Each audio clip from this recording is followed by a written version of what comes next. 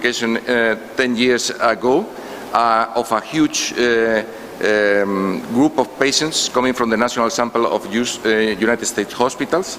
And you can see that the survival rate of large hospitals, in this case the mortality of the big hospitals, is lower and significantly lower than the mortality in the small hospitals and mainly in the rural hospitals, because all the comparisons, all the odds ratios here are comparing with local hospitals or rural hospitals. So there is something. If you have a cardiac arrest and you are treated in a large hospital, you have a better chance of survival.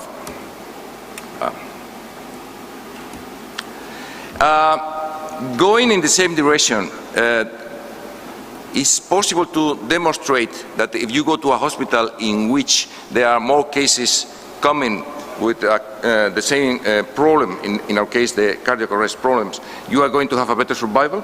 And this can be responded with a more recent publication that looks to the return to spontaneous circulated patients who arrive to 150 hospitals in North America, including Canada and the United States.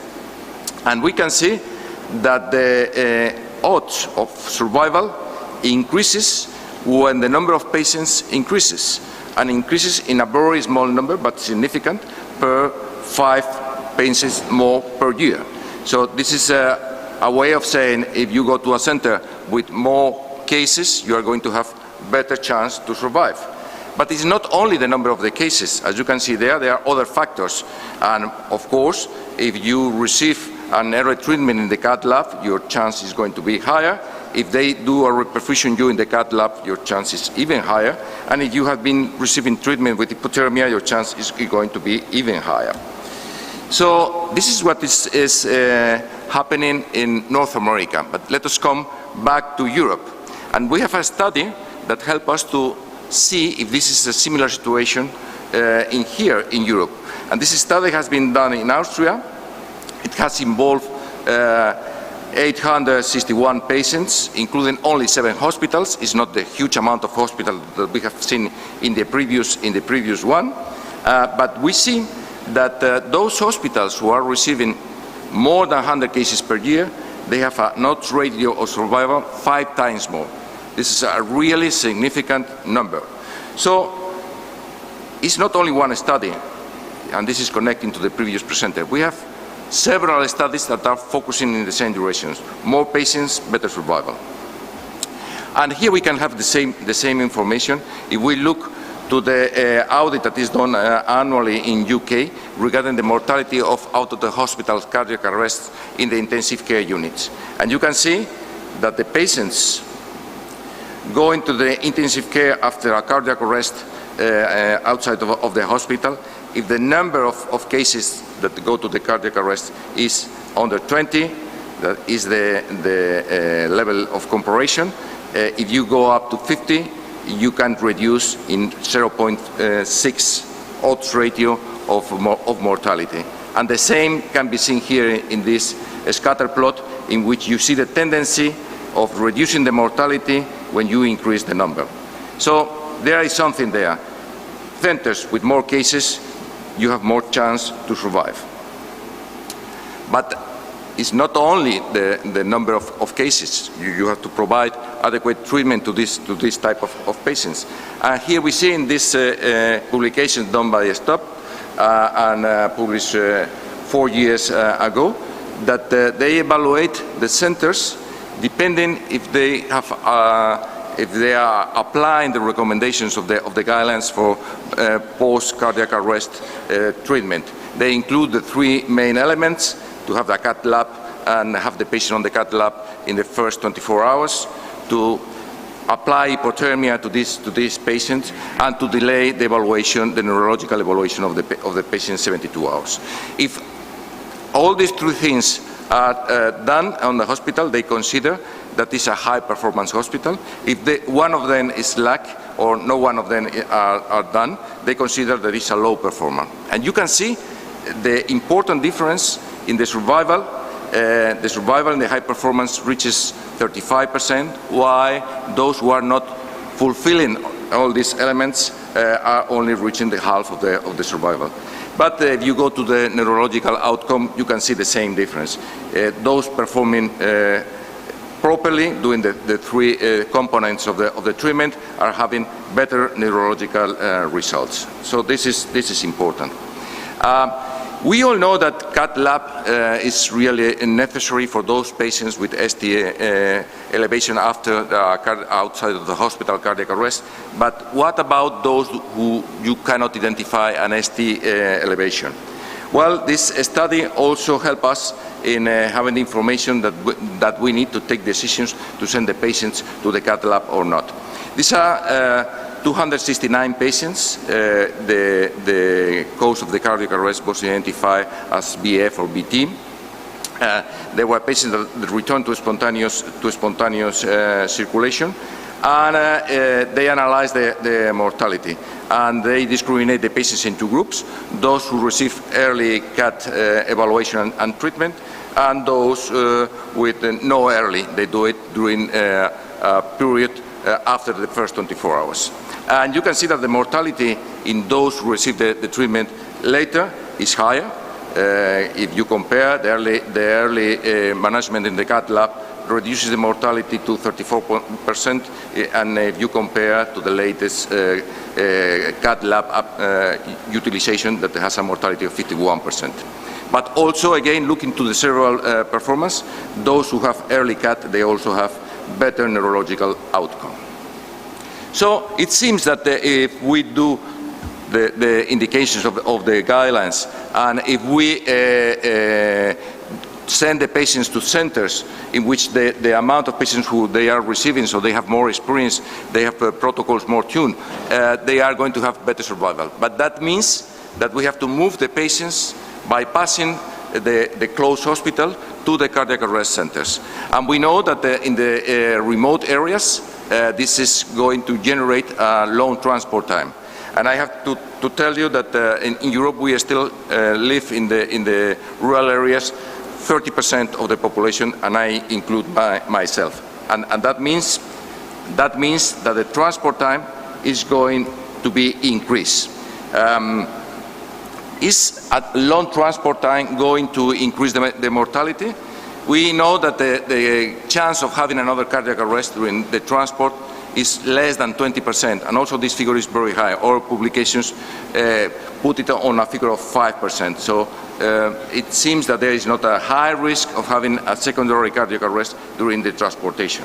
But luckily, we have this publication from Turnik that tell us that if you take a look, or as he has done, to close to 7,500 patients that have returned to spontaneous circulation, and you see if they have been sent into distant hospitals or closer hospitals, he found, surprisingly, that those who go to distant hospitals, they have better survival. And if you take in consideration the distance, you see that the odds ratio of modifying the survival is not considered at all. It is not significant. So to move the patient longer distance is not going to affect the survival. And then we have the idea that other activities like a stroke, trauma, have received a benefit for centralizing the patients in specific centers.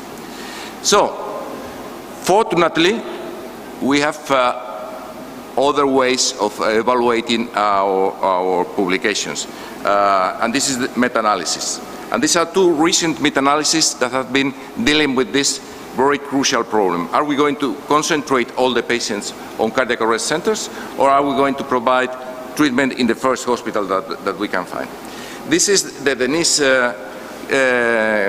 meta-analysis. It has been published one year ago. And yes, you can see it from there. In this first slide, you can see the result of the neurological outcome immediately after the discharge from the hospital and 30 days later. And you can see that it's in favor of taking the patients to cardiac arrest centers. But if you take a look to the survival, it is not so clear. It is not so clear. the cardiac arrest center is not improving the survival at 30 days. There are some problems with the meta-analysis. There is a lot of variability in the publications that have been included, but this is the information that actually we have. And the next one and the last publication that I am going to comment here is the last meta-analysis that has appeared this year in resuscitation, is the young meta-analysis. It has less number of publications. And you can see here that the survival to hospital discharge is favorable if you go to a cardiac arrest center. But when you take a look to the survival at 30 days, you cannot see that effect. So this information put us in a situation that is very similar to what the guidelines say. It seems that it's reasonable to implement cardiac arrest centers, defining a catching area for the cardiac arrest. But we need more information, more oriented design, because actually it is not clear, or we don't have enough evidence to support this decision. To decide to create cardiac arrest centers has also other implications, not only on the EMS, generating longer transport times, but also in the hospitals that are going to be deprived from this type of patients. So we need to clarify this. This is important. The other thing that we know is that the transport time is not going to affect negatively the survival rate of these patients. So I thank you for your time. We are out of time now, but I don't want to let the stage without inviting you to our Congress in Prague, and also to invite you to our Southeast European Congress that is going to take place next June, and it's also going to be organized by EPAT and EMAT, so I really encourage you to go there. Thank you very much for your attention. I am ready for your questions. Thank you, Dr. Garcia. That was a fascinating summary of making a great argument for cardiac arrest centers. Is there any questions for Dr. Garcia? And we can open the floor for any of the past speakers. Any questions?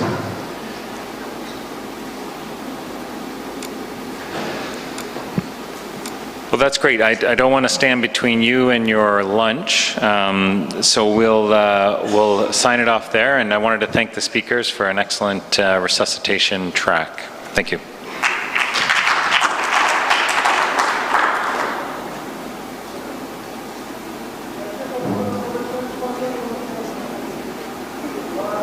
Gold standard up until recently.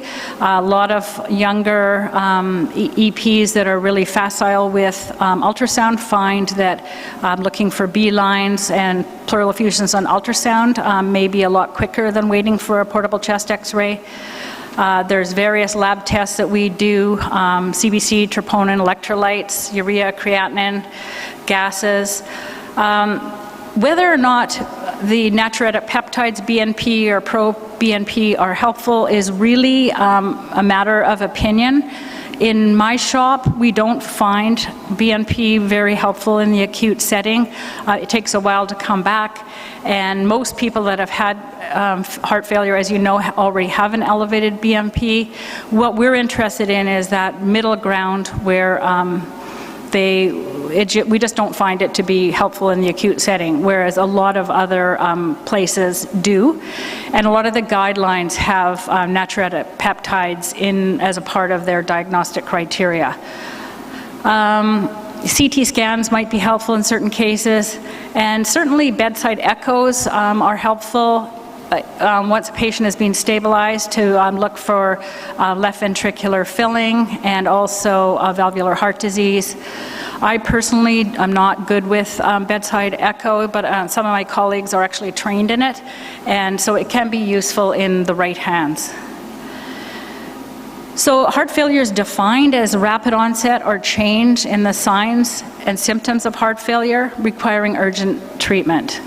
And as I mentioned, the symptoms are primarily due to pulmonary congestion, due to increased left ventricular filling pressures and low cardiac output with forward failure. And the ejection fraction, as you know, can be either preserved or reduced. So in the emergency department, there's kind of a distribution of what types of patients we see. So most patients in our setting are about 70 to 80% of them already have chronic heart failure, and they come in with an acute exacerbation for a number of different reasons. About 20% of those we see are having their first episode of acute heart failure, and an increasing number we see are palliative and they're basically in the end stage heart failure situation. And of course, this percentage is going to vary from country to country. I've got down 3% are in shock, and that could be higher, up to 8%, depending on what center you're in. But those are the real tricky ones that that are the most difficult to manage. So just to go again into the two different types of acute heart failure syndromes. So the preserved ejection fraction type has a left ventricular ejection fraction of over 50%. Typically, there's normal left ventricular volumes in these people, and it's called diastolic heart failure. Now, there is some cardiologists find that those distinctions are a little bit arbitrary because it's not always black and white, but that's generally accepted classification. So the treatment of this in terms of, not in the acute setting, but in more of the chronic setting, or the treatment of the contributing factors and comorbidities. So things like managing hypertension, lung disease, coronary artery disease, atrial fib, obesity to get the body mass index down, anemia, diabetes, kidney disease, all those things, and even sleep disorder breathing are helpful in reducing acute heart failure incidence in those with preserved ejection fraction. Then there's those with the reduced ejection fraction, and they're generally classified as an ejection fraction of less than 40%. So there is some middle ground in there that is not defined in these two types, between 40 and 50%. And we know that the measurement of ejection fraction is not 100% accurate, so there's a little bit of error between measurements. So this reduced ejection fraction type is also called systolic heart failure. And the management in that case, in terms of chronic disease, the chronic process is to treat the symptoms and essentially slow or reverse the decreased myocardial function, and thus to reduce the mortality. And clinical trials have showed that neurohormonal antagonists such as beta blockers, angiotensin-converting enzymes, ARBs, as well as cardiac resynchronization are effective in reducing the mortality from heart failure with reduced ejection fraction. Yet those same treatments don't particularly help those patients that have a preserved ejection fraction. And this is just a ultrasound showing, an echo showing the measurement of an ejection fraction, how it's calculated. And of course, we don't have the luxury, in most cases, of knowing the patient's ejection fraction when they present to the emergency department. So the other way of looking at heart failure in the emergency is whether they have adequate perfusion or inadequate perfusion, or essentially shock.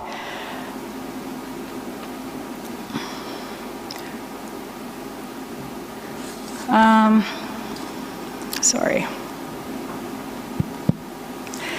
So there are a lot of different causes or precipitants of heart failure, and I like to think of the cardiovascular system in parallel with a water system. So the heart is the pump, the vasculature are the pipes, and the tank is our intravascular volume.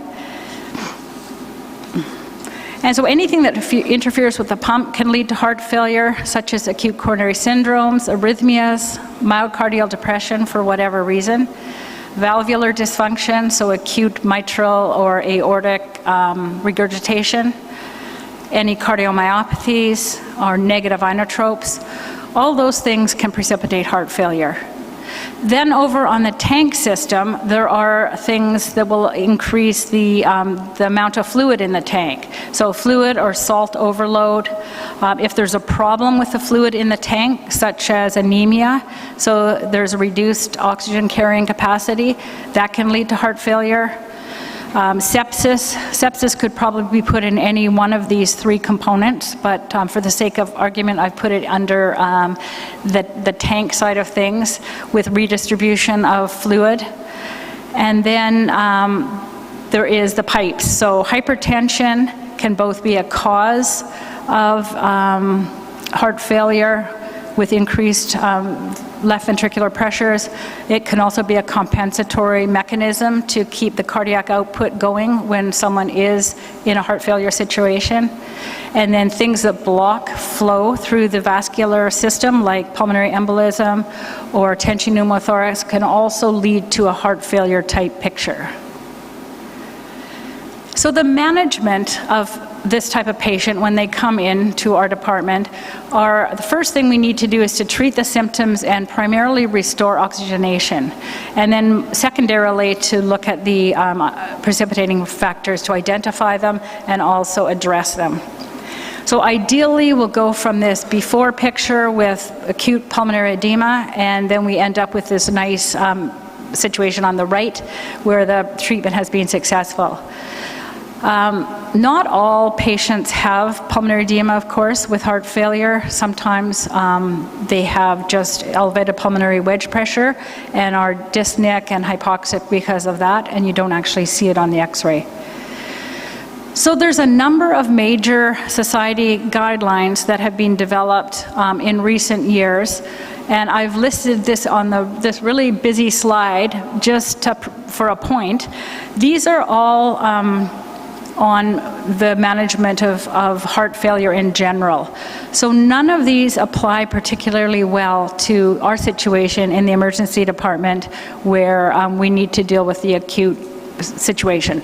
Some of the guidelines touch on it, but as I said before, there's no real good evidence-based guidelines on all the components of acute heart failure. So the first one is the UK, the NICE guidelines. They did an update on the diagnosis and management of chronic heart failure. Then there's the New Zealand, Australian one. In 2017, the Canadian Cardiovascular Society produced I think it's a 75-page document. None of it really that applies to us. American College of Cardiology, there's the European Primary Care Cardiovascular Society, European Society of Cardiology. All of these have produced detailed guidelines. What I'm going to talk today about is taking all those guidelines into consideration, but a lot of it is expert consensus, and it does vary our treatment from country to country slightly. But we all agree that the objectives of management are to restore oxygenation, resolve dyspnea, resolve pulmonary edema, restore tissue perfusion, and then identify those precipitating factors. So regardless of the ejection fraction, whether it's reduced or preserved, regardless of whether there is shock or not, the first step in treatment is to restore oxygenation to an oxygen saturation of over 90%. Generally, the guidelines are all in agreement that there's no point in giving oxygen if the O2 sat is over 90% because it can cause vasoconstriction and actually have a paradoxically negative effect. So we just want to get it over 90. So stepwise, first with oxygen nasal cannulas, and if that doesn't work, next by face mask. And if the patient is still hypoxic in that situation, then by non-invasive ventilation, so by PAP. And that is a lifesaver in my experience for treating patients with congestive heart failure. I noticed a couple of the guidelines are not recommending non-invasive ventilation. And of course, as a last-ditch effort, if non-invasive ventilation fails or if it's contraindicated, then endotracheal intubation would be the next step. The person remains hypoxic, or if they're have a decreased level of consciousness and cannot tolerate a BiPAP mask, then we would have to go to intubation. But that doesn't happen very often. So in those with heart failure that have adequate perfusion, so a pretty robust blood pressure, first step would be to sit the patient upright. And then if the patient is hypertensive, which happens in most cases that we see, then vasodilators are a very great next step. And nitroglycerin is the best option here unless it's contraindicated. And while the patient comes in and is getting an IV line and everything is getting set up, they can just have sublingual nitroglycerin or a transdermal patch, and to be quite generous with it, followed by a quickly escalating intravenous infusion of nitroglycerin. So 5 to 10 mics per minute to start, but that would rapidly be increased to lower the blood pressure and lower the left ventricular filling pressures, the preload and the afterload. I just put in here two things that are not recommended because they are mentioned in some of the guidelines. So both opiates and nicerotide are not recommended in the guidelines at this point in time. So of course, loop diuretics are our next go-to, and particularly in those patients that are fluid overloaded. For a while, diuretics fell out of favor a bit because they're not as good a venodilator as nitroglycerin. But recently, Matsui et al. Did a study showing that the mortality in patients was reduced substantially from 2.3% from 6% to 2.3% in patients that received diuretics within 6 hours. Now that seems like a long time, but the quicker that they get their loop diuretics in, the better the outcome is for them.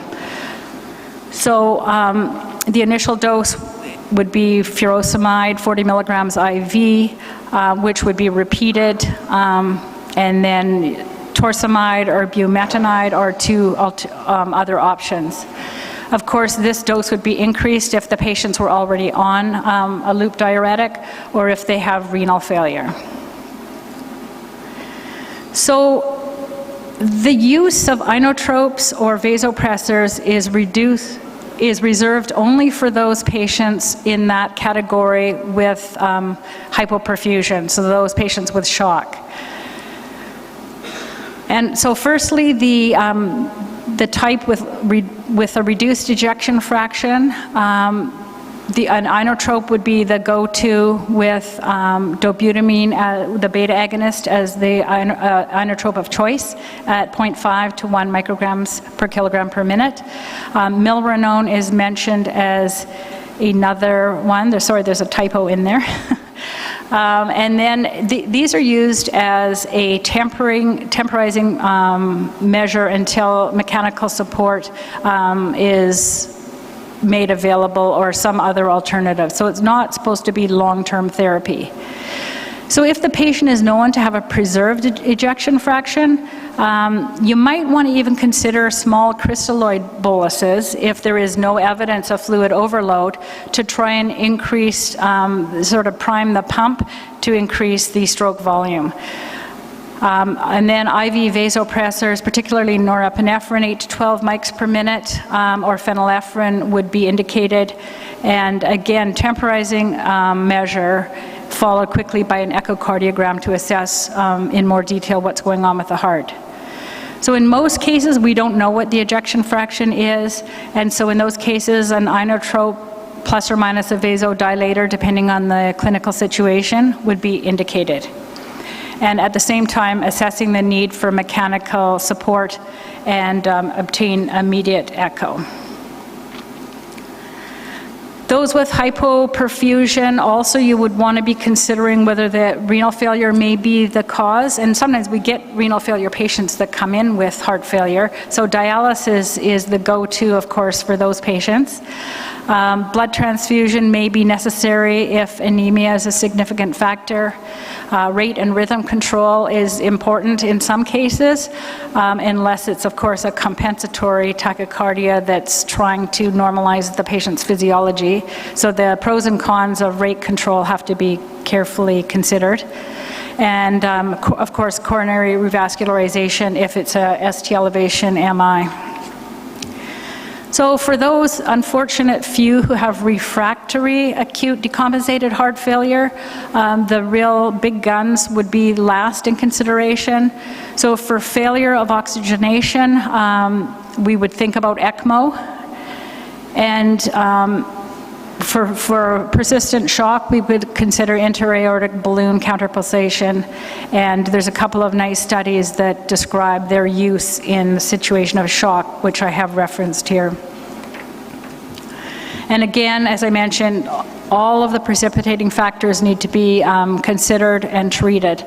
A lot of them, hypertension, sepsis, renal failure, drugs, things like acute aortic or mitral insufficiency could be seen on an echo and hopefully on clinical exam if you're good at your murmurs, and aortic dissection in the right clinical situation. Of course, those things would need urgent cardiac surgery consultation. So then our next, once we've got this patient treated, then our next, or last thing that the emergency physician needs to consider is what to do with the patient. So are they safe to be discharged, or do they need to be hospitalized? And of course, that's not going to be evident an hour or two after they present. Generally, they need a period of time in our observation unit, if we're lucky enough to have one, and determine after 12 to 24 hours if they're able to go home or not. And also to identify this group of higher-risk patients who may benefit from CCU admission. So Lai and al. Did a study in 2016 which showed a group of patients in Canada versus the United States. The Canadian were in Ottawa, and the US center was in the Mayo Clinic in Rochester. And the admission rate in the Mayo Clinic was 95%, in Canada was 50%, yet the outcomes were similar. So outcomes were, like the adverse outcomes were relapse to the emergency department, myocardial infarctions, and death within 30 days. So these findings really question the need for admission of patients with heart failure. So just recently, 2016, the European Society of Cardiology did a paper on safe discharge of acute heart failure patients from the emergency department. And this group referenced a couple of Canadian studies, really the only evidence-based information that's out there. So the first is the heart failure risk score that was developed by my colleague, Dr. Ian Steele in Ottawa. And so this group wanted to identify a risk scoring system to identify which patients were at high risk for serious adverse events. And they came up with a number of items with a score of 0 to 15 that could predict which patients would be at higher risk if they were discharged. So they found out that if they had 0 of these factors with 95% sensitivity, they would not end up with an adverse event. So these people, they felt were safe to go home. If they had a score of 2, there was 81% likely that they wouldn't have an adverse event, or if they had 2, it was 65%. So then a decision would have to be made on the level of risk that would be acceptable to tolerate for discharge. And the reason why discharge is so important is because of the cost of hospital admission and the burden on the entire healthcare system. So then another group, Doug Lee and al., did another study to try and predict the mortality of heart failure in emergent care. Whoops, sorry. And they looked at absolute 7-day mortality rates and with 95% confidence intervals by something called the EMERGE score, so EHMRG. and there's a couple of graphs. So this is basically the factors for the EMERGE score, Emergency Heart Failure Mortality Risk Guide. And there's a really nice calculator online that you can use, and the link to it is here, where you can input all of these factors about your patient and get the risk of mortality online. And I mean, it's not perfect. It's something to use in conjunction with clinical judgment, but it's something that is ongoing work on this. So basically, if there was 1 to 3 of these factors, the mortality was 0.3%. If there was 4 to 7, it was 3.5, and 8 to 10 is 8.2. So then, Raslin, Brown, and all did a study on hemodynamically stable acute heart failure patients requiring a critical care unit admission. So basically, they wondered which patients needed to go to an ICU or a CCU. So these are some of the factors that they found, and I'm not going to go through it in detail. I think all of these presentations are going to be posted if you would like to look it up. But essentially, this is the receiver operating curve for their tool for the baseline and their refined clinical prediction models for their data. And so the refined one used BMP as another factor in determining which patients needed ICU admission. And they found that a very small number of patients actually needed to be admitted to a critical care unit.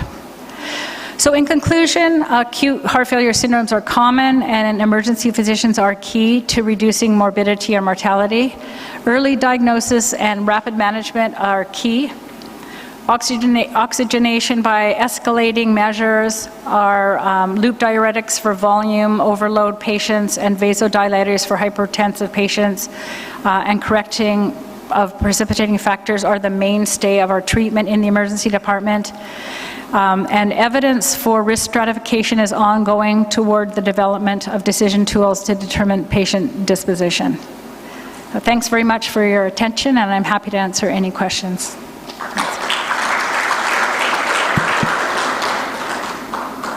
Does anybody have any questions for Dr. McEwen?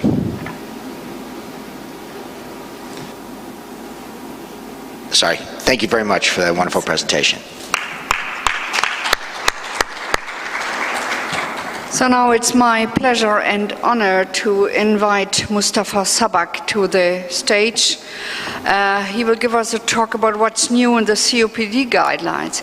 And I worked really hard to find something in the internet about him, and I found some very interesting thing. On his Twitter account, he presents himself as emergency physician, brain drain, and forever student. So welcome on the stage, Mustafa Sabak.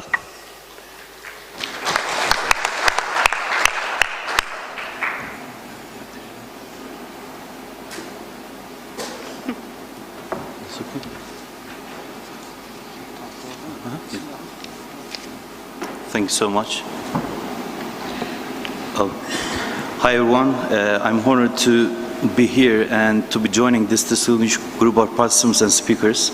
My name is Mustafa Sabak, and I'm an emergency physician in Nizip at Nizip State Hospital, close to the Syrian border, east of Turkey. And I'm very happy to be here today to talk about recent updates in COPD. I have no financial disclosure to report it. The objective is to discuss the new recommendations of the GOLD 2019 GOLD report.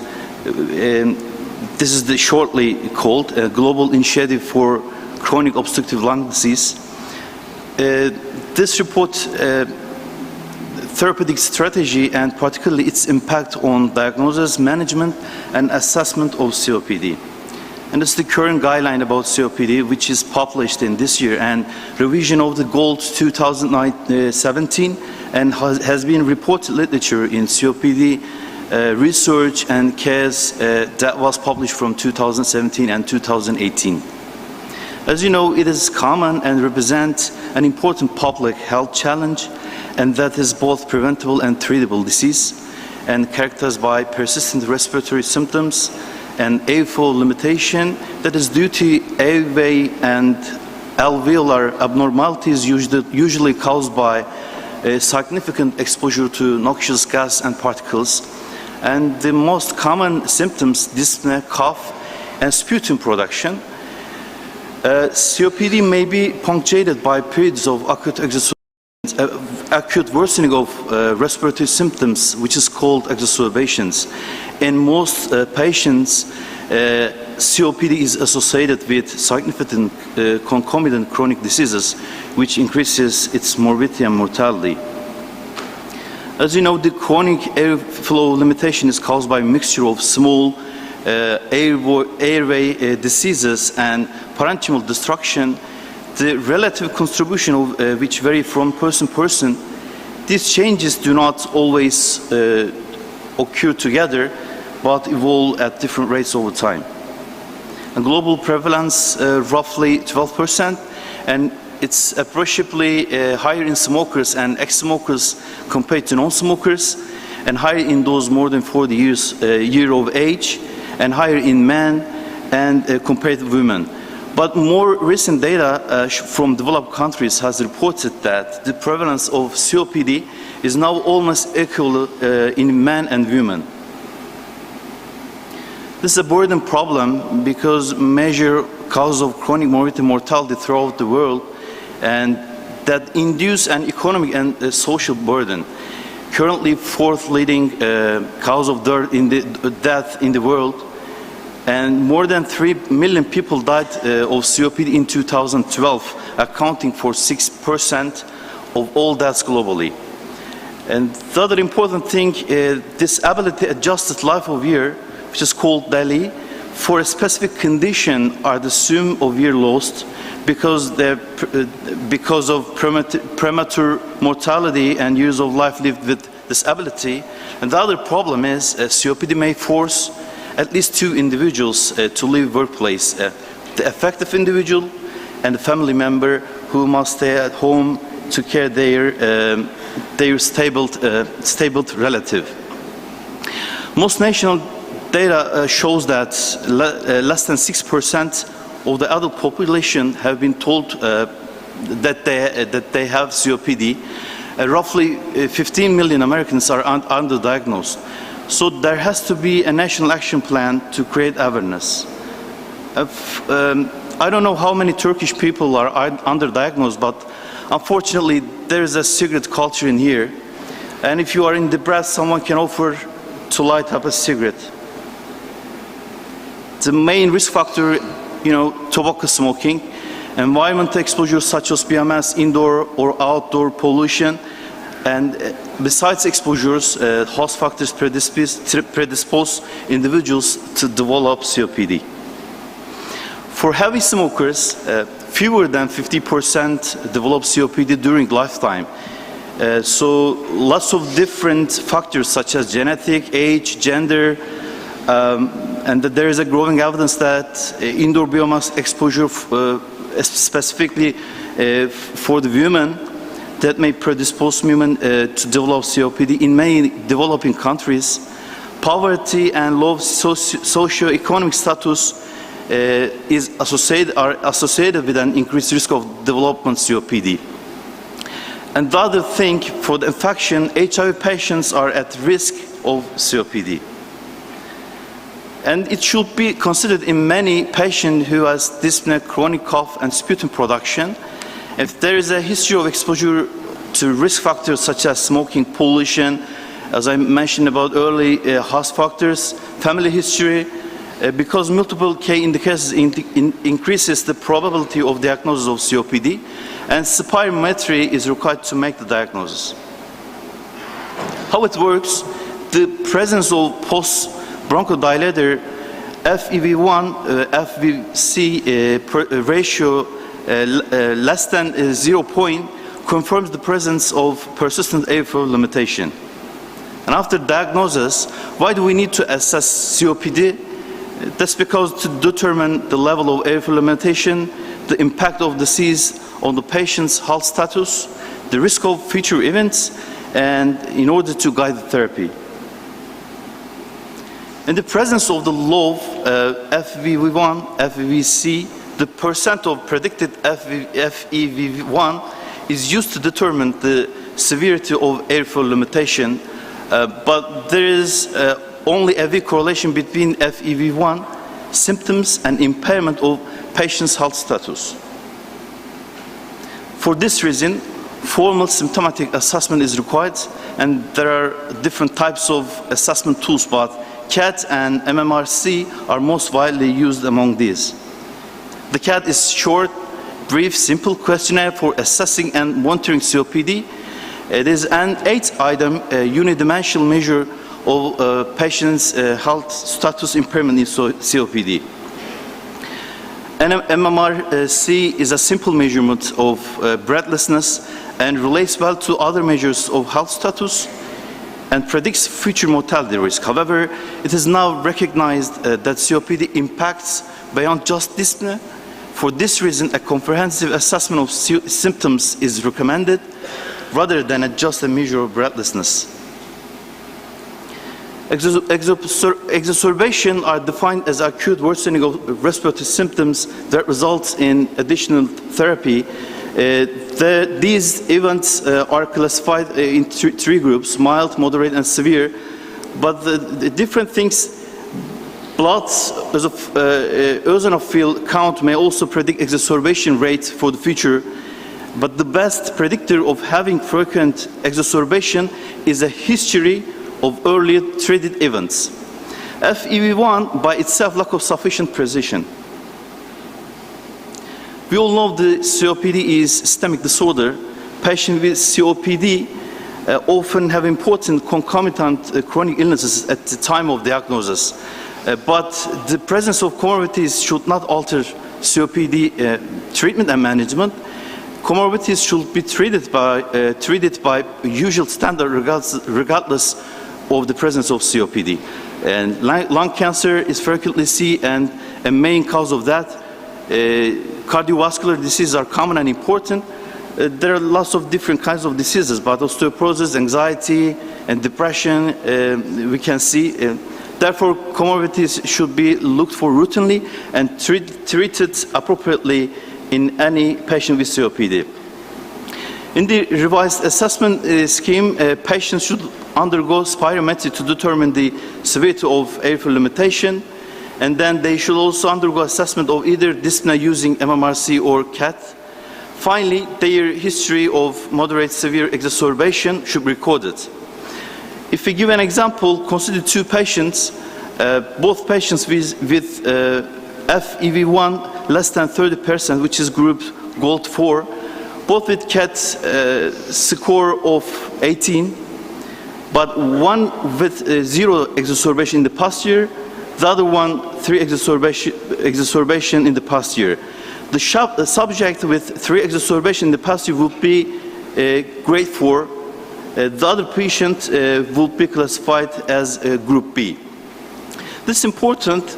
Furthermore, in some circumstances, such as urgent presentation to emergency department, the ability to assess patients based on symptoms and exacerbation history independent of spirometry volume, because lots of emergency departments don't have spirometry. This is important for us. Allows clinician to initiate a treatment plan based on revised ABCD scheme alone. If we look at the clinical course, during exacerbation, the peripheral airway limitation progressively traps gas during expiration, resulting in hyperinflation and leads to increased dyspnea and limitation of exercise capacity and disconditioning. As a result, the patient's quality of life is affected because of these reasons. I would like to talk about the treatment models that is suggested by the guideline. Smoking cessation is a key. The effectiveness and safety of e-cigarettes is very common, but it's not uncertain at present. Inhaler technique needs to be assessed regularly. Vaccination is really important, especially influenza and pneumococcal vaccination decreases lower respiratory tract infections. Pulmonary rehabilitation, we don't know enough information about that, but improves symptoms and quality of life. Usually pulmonologists care about that. In patients with severe resting chronic hypoxemia, long-term oxygen therapy improves the life, survive. And patients with severe chronic hypercapnia and history of hospitalization for acute respiratory failure, long-term non-invasive ventilation may decrease mortality. And in selected patients with advanced emphysema refractory to the optimized therapy, surgical interventions can be considered. Palliative approach is effective for the symptoms. If we look at the pharmacology therapy, we aim to reduce symptoms and frequency, severity of exacerbation, but at the same time improve health status and exercise tolerance. But each treatment regime needs to be individualized as the relation between severity of symptoms and airflow limitation. The choice within each class depends on availability and cost of medication and favorable clinical response balanced against side effects. This shows you the current therapy that we have pharmacologically. Beta-2 agonists and anticholinergic, which are bronchodilators, short-acting and long-acting, methylxanthines, double combination and triple combination, and the phosphodiesterase 4 inhibitors, which is anti-inflammatory drug, mucolytic agents. Bronchodilators, especially they recommended long-acting beta agonist and long-acting anti-muscarinic agents are preferred over short-acting agents, except for patients with only occasional dyspnea. Inhaled bronchodilators are recommended over oral bronchodilators because some of the physicians usually use oral bronchodilators. Specifically in our department, some of the pediatrics use it for the kids. Theophylline is not recommended because of the side effects. Long-term monotherapy with inhaled corticosteroids not recommended, but if a patient with long-acting beta-2 agonist for patients with a history of exacerbations, you can use it inhaled corticosteroids. Long-term therapy with oral corticosteroid is not recommended. In former smokers with exacerbation, despite appropriate therapy, macrolides, specifically azithromycin, can be considered. Statin therapy is not recommended. Antioxidant mucolytic are recommended only in selected patients. Antitussive cannot be recommended, and low-dose, long-acting oral or parenteral opioids we can't prescribe in the emergency room. So maybe consider it for the improve the patient's breathlessness. This chart is very important because we can decide initial therapy for this ABCD assessment tool.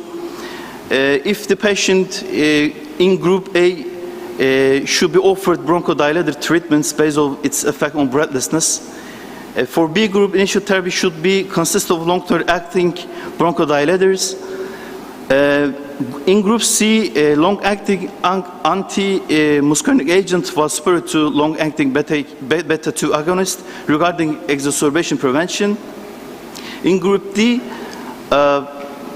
long-acting agents as initial treatment should be guided by level of symptoms. You know, some of COPD patients are particularly susceptible of frequent exacerbations, and these patients have been shown to have worse health status and morbidity. The exact reason for an individual's increased susceptibility to exacerbations symptoms remains largely unknown, but the strongest predictor is the number of exacerbations they have had in prior years. Most common reason triggered by respiratory viral infection, which is rhinovirus, although bacterial infection and environmental factors such as pollution can affect patients. The goal to minimize the negative impact of the current exacerbation and to prevent subsequent events. When the patient with exacerbation comes to ER, they should be provided by supplemented oxygen, and we can decide this is life-threatening condition or not. Do patients need invasive ventilation or not? So if so, healthcare providers should consider admission to the respiratory or intensive care units of the hospital.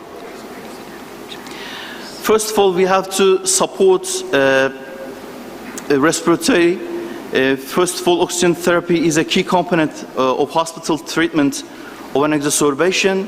We can use oxygen by venturi mask or high flow oxygen therapy by nasal cannula, but high flow oxygen cannula reduce the need of intubation and mortality, hypercapnia, but still there is a need for well-designed randomized multi-center trial to study for its effect. If the patient has a persistent respiratory alostosis and hypoxemia and severe dyspnea with clinical signs suggestive of respiratory muscle fatigue, increased work of breath, we should consider non-invasive mechanical ventilation. When do we need the weaning from non-invasive ventilation? If the patient's clinical status improve and tolerate at least 4 hours of unassisted breathing, then can be directly discontinued without any need for weaning period.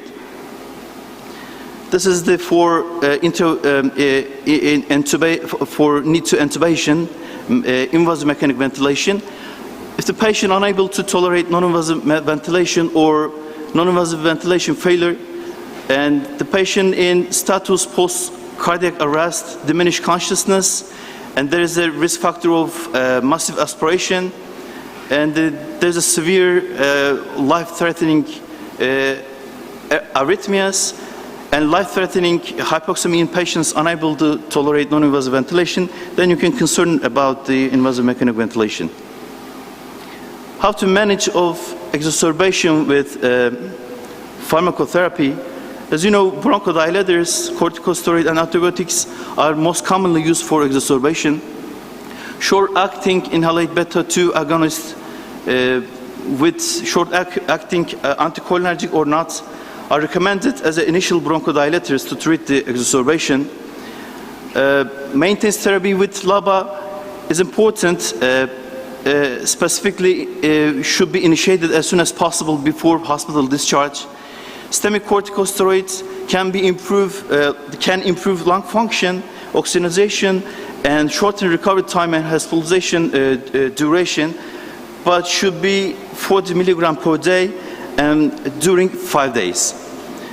The use of antibiotic exacerbation remains controversial, but if the patient's symptoms increase in dyspnea, sputum volume, and sputum purulence, then you're concerned about antibiotics. There is no clear evidence to guide CRP and procalcitonin for the ER, so we can decide for the patient's clinical status. Methylzanides are not recommended due to increased side effects. Non-invasive mechanical ventilation is very important because it's increased patients, it improves gas exchange, reduce work of breathing, and the need for intubation, decrease hospitalization during, and improve survive. Some of the factors that impact the patient's outcome: if the patient's older age and lower body mass index, previous hospitalization for exacerbation, and after discharge need for long-term oxygen therapy, that means patient's mortality is high.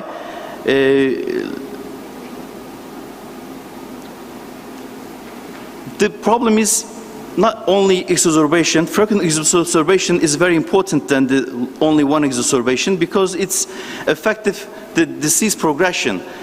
The patients decrease quality of life and increase inflammation, faster disease progression, increase hospitalization, and the risk of recurrent exacerbation and increased mortality rate. So we need to decrease frequent exacerbation, that's why. The intervention is important to reduce the frequency of it. Those are bronchodilators, corticosteroid-containing regimes, double and triple regimes, anti-inflammatory drugs, anti-infectives such as vaccinations and long-term macrolides for the smokers, regulators, and smoking cessation program, rehabilitation, and some surgical procedures. Depending on severity on exacerbation and the severity of underlying disease, an exacerbation can be managed either the outpatient or inpatient setting. More than 80% of exacerbation are managed on outpatient basis with pharmacological therapies, including bronchodilators, corticosteroid, and antibiotics, but local resources need to be considered for that. This is the indications for the ICU admission. If the patient has severe dyspnea that responds inadequately to initial emergency therapy, patients change in mental status such as confusion and coma, persistence of worsening hypoxemia, respiratory acidosis, and despite the supplemental oxygen and non-invasive mechanical ventilation, hemodynamic instability and the patient need for vasopressor and fluids, patient need to immediate admission to the intensive care unit. And at the same time, local resources need to be considered for that. The cause, severity, impact, treatment, and time of course of exacerbations varies from patient to patient, and facilities in the community and the healthcare system differ from country. Accordingly, there are no standards that can be applied to timing and nature of the discharge. These measures all seem sensible. There is insufficient data that they influence either readmission rates or short-term or mortality, and there is little evidence of cost-effectiveness. But early follow-up following discharge should be undertaken when possible and has been related to less exacerbation-related readmissions. Thank you so much. Thank you very much indeed, Mr. Dr. Sabak, for your impressive presentation. So I think we all have a good overview now. And are there any questions in the auditorium? Yes, please. Bejek.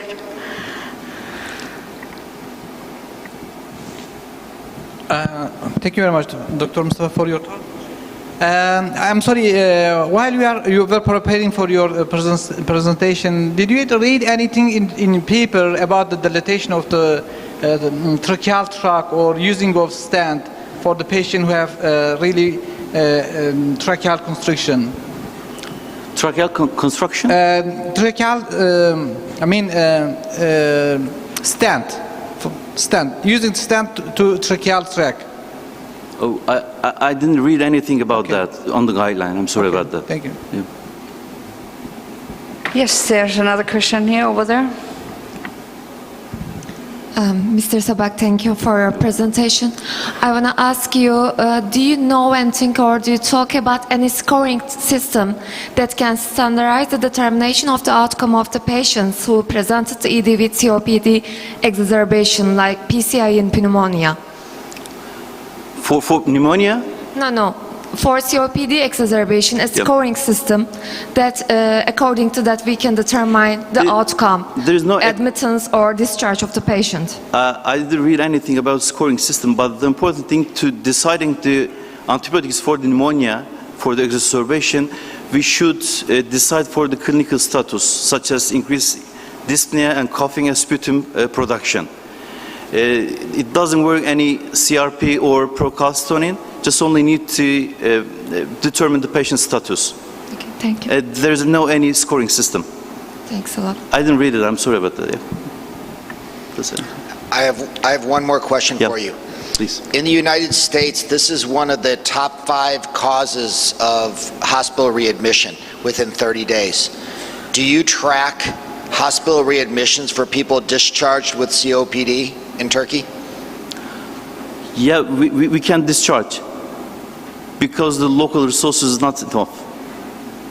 And most of the time we decided by laboratory results and the patient status, some of them are not good enough for the discharge. but try to keep them care. I'm really sorry, but we don't have enough opportunity to admit hospital or ICU. Yeah, unfortunately. So thank you very much, Dr. Sabak, and we would give you a big applause again. Thank you. Thanks so much. Now we are looking forward to the presentation about traditional Chinese medicine from Professor Wang Zong. He will be kindly replaced by Professor Mai Ji, Vice President of the Chinese International Exchange and Promotion Association for Medical and Healthcare of Emergency Medicine. So welcome, Professor Mai Ji.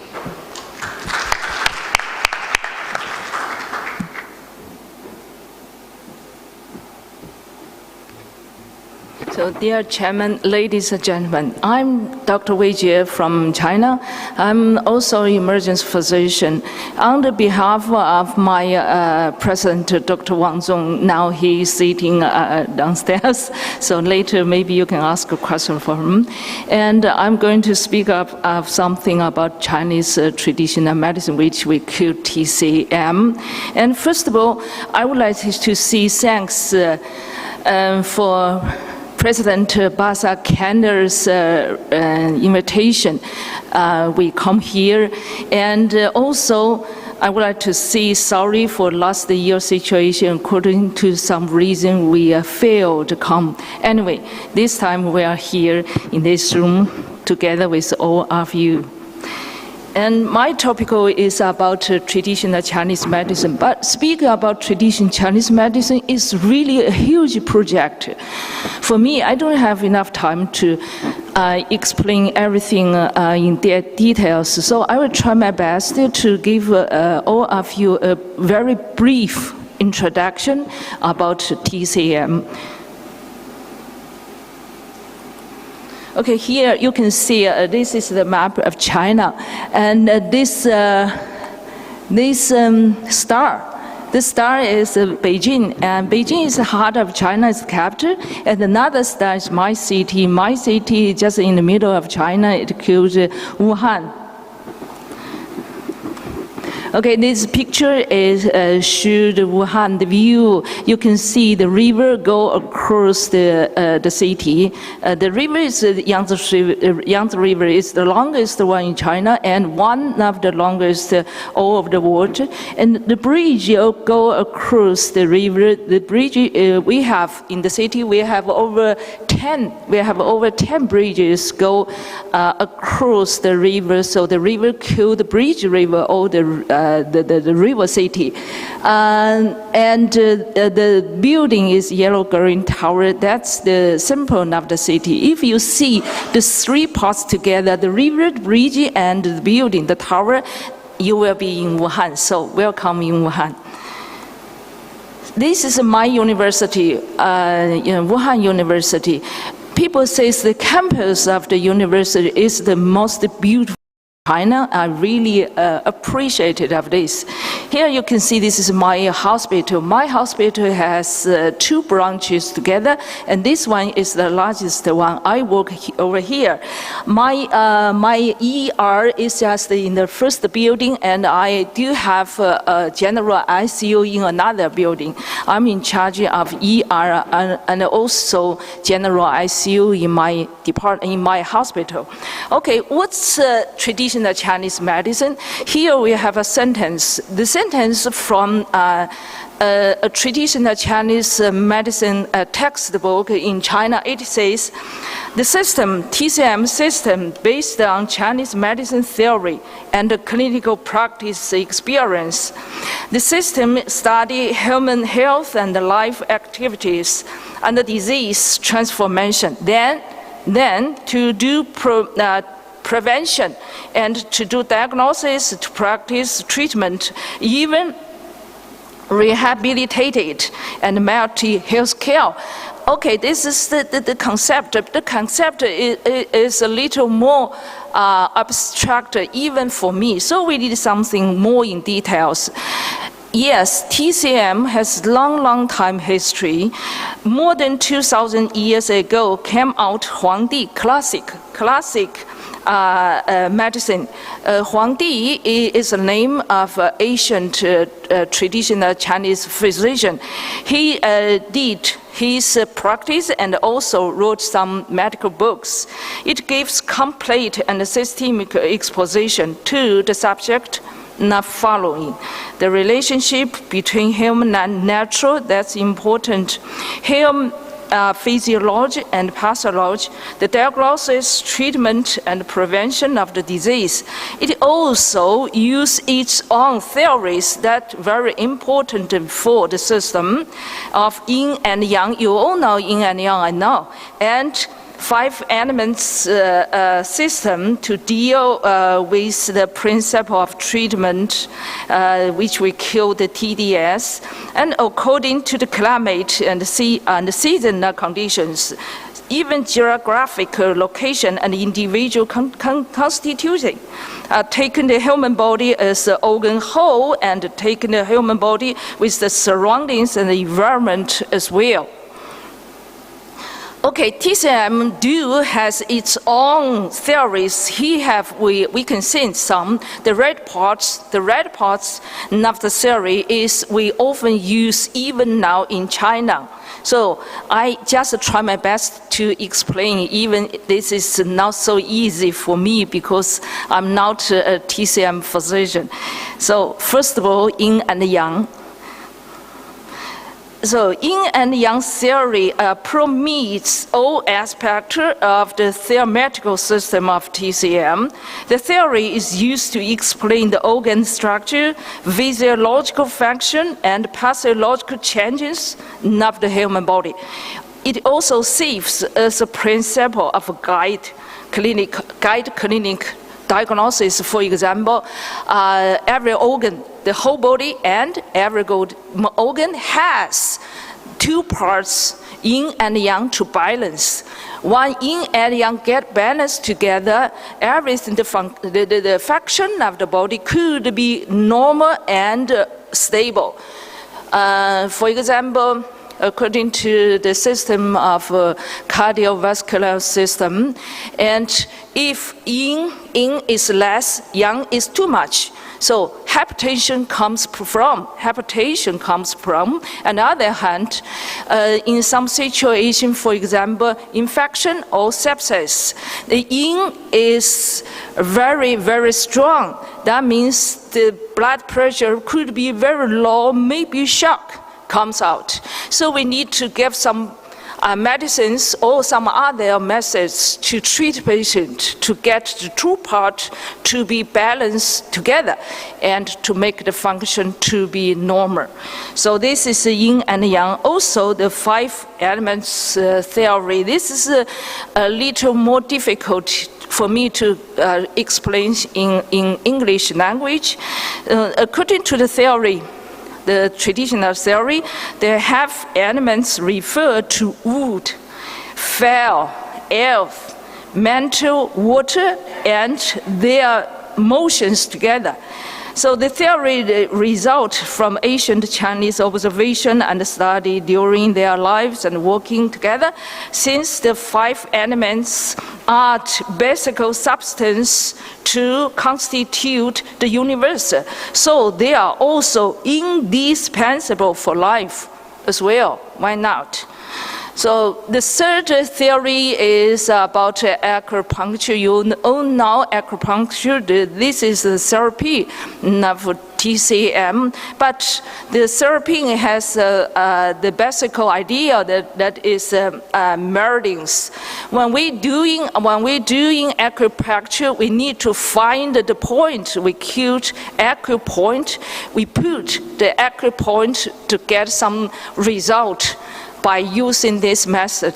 When we linked every point together, that is meridians. So this is a meridian map. In China, if you go to office of TCM physician, you can see everywhere this map. The TCM, in the past, the physician wrote some books and to explain something, even some basic idea. For example, 黄帝内经, this one is the oldest one. So refer these old books to the modern theory. They could be this. Autonomy and this, even difficult cases sharing. So we can contact everything happened in the past and with the modern society system right here. And also, this is a philosophy of traditional Chinese medicine. There are 3 sentences now is common used even outside of China. It says, 上医医未病治病. That means if you are the doctor, but in the top level, you can treat a patient who is not really sick. So that means you can hold back the sick happen. So you are very clever. That means you need a smart mind, you need a sharp vision, you need very good experience in the past. So that's the top level doctors. But if you are a doctor, but in the middle level, you treat the patient who's going to sick. You cannot hold the program back, but you can get ready, waiting for the program. The last one, the third level of doctor only treat patient who has already get sick. So this is our philosophy. I do think this is very useful for the modern system, for the young doctors to do something. Okay, we have the theory, and then how do we do? Just follow the theory. How do you do when you doing medical practice diagnosis first? Yes, TCM. We also need to make the diagnosis first. How do we do? We just follow the four steps sequence to do diagnosis. First is one. One means to look. To do, not just look, to realize something by looking. So that's observation. The second is wen. Wen means to listen, to listen and to smell. And by listening and smell, you will realize something. And the third one is a question to make the history of the program and to know the cause and the reason. And finally, that's very important, very useful, very unique in the TCM, just by touch the puzzle to realize something and finally make the diagnosis. They need very serious training. Even I couldn't do this. And after the diagnosis, we have to do the treatment, of course. We have 3 parts to do traditional Chinese medicine treatment. First of all is physical therapy. The second, by using some medicine. And third one is traditional Chinese medicine, surgical. And I just want to explain the 2 parts of this because I really don't know the theory and practice of surgical department. Surgical part of this system. So the therapy, the physical therapy, we have a lot of ways: acupuncture and moxibustion. And this is the whole one. And fire cupping, massage, and scraping. The last one now is very.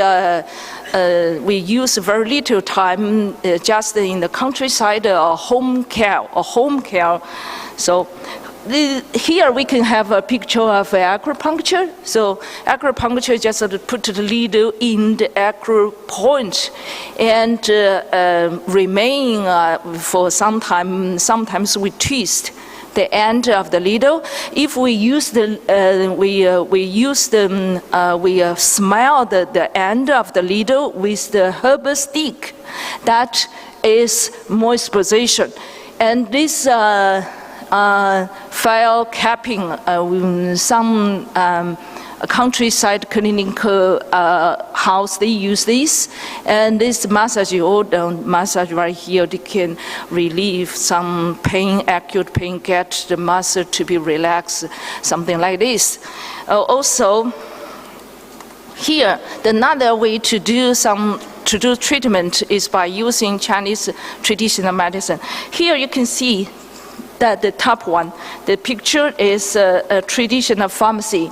So we keep every medicine, every Chinese traditional medicine in the single boxes. And this one is a typical Chinese prescription by a physician writing. So the patient hold this prescription to the pharmacy, and the staff will, according to this prescription, to choose the medicine and to weight how much and make them together to be mixed one. So here you can see this is the medicine. This is how much. This is the medicine, how much, medicine, how much. So they choose everyone together to make a mixed one to put this medicine sorry.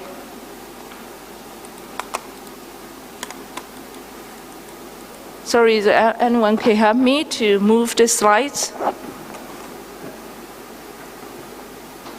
Some problem. Put the medicine into a container, add some water to boil it for hours, and then the medical soap we called decoction comes out. And take certain dose of the soap 1 or 2 times a day. That's normal treat. That's normal treat.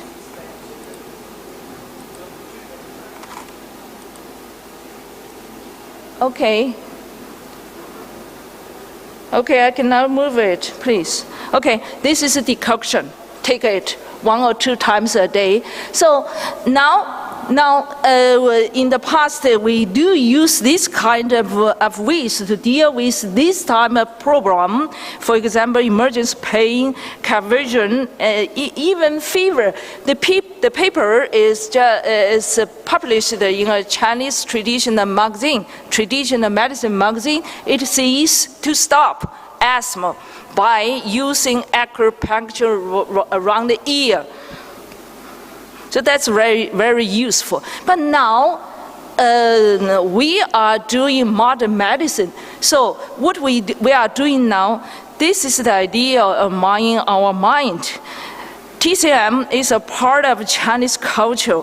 General medicine education also involves in TCM. For example, when I was a medical student in the college, I took about 60 in China, 60 hours to study traditional Chinese medicine, even to play Tai Chi, because they do believe that Tai Chi could make persons to be inner pins, to get inner pins together.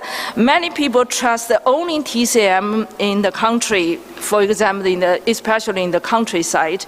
And almost every city has a TCM hospital. My city has 2, and almost every general hospital has a TCM department. My hospital has 1. In China, we have 16 Chinese medicine university. So in Beijing, Chengdu, the city, the last one is my region. In my region, we have 1. This picture shows the greeting from Beijing Chinese Medicine University. So this is the principle. When we use the Chinese medicine, this is the principle. Just combine Chinese and the Western medicine together, first of all, and deal with the emergency syndrome first, and then with the basic course later. This is the philosophy for us as me as well. Get instant result and step by step. And 立竿见影, 立竿见影, it's a Chinese idiom. It goes when you put a bamboo stick under the sun, under the sunshine, you will get the shadow immediately. So that means if the situation of the patient is more serious, so you need to make the situation to be stable immediately. So you need to use maybe Western medicine, not just the Chinese one. Okay, these are some mental prescription. Even now we are using in ER or ED. The red one is we are often used. So especially the sinful injection, yes, in China we have some manufacturers, some pharmacy manufacturers, they do make the medicine to be an injection. This one is a famous one and common use in emergency department. Of course, TCM physicians, they do some research. There are fundamental researches published outside of China. The last one is a clinical research. So, and sinful 注射液 also, the sinful injection also has this multi-center clinical study.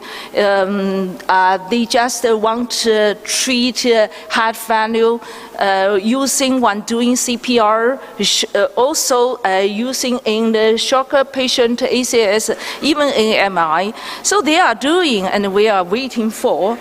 Of course, the system has some questions as well, just like modern medicine. Yeah, we also have some questions, some programs as well.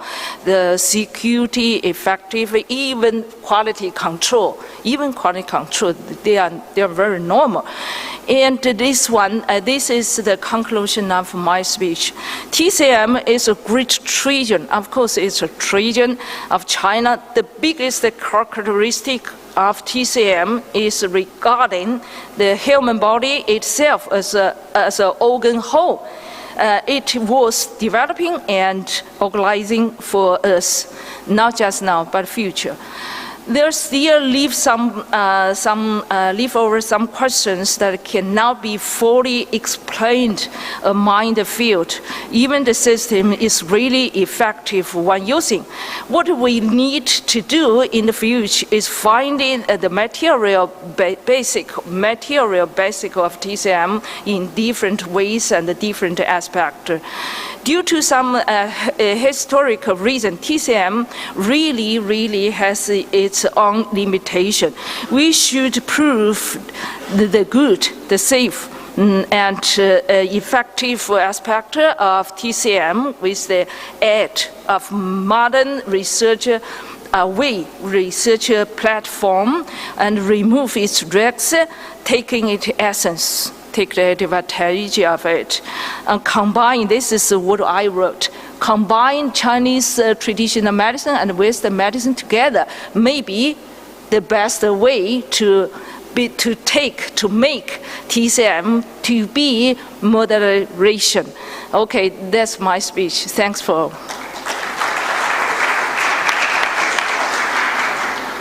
Do we have any questions for Dr. Wenxi? Quite a few questions.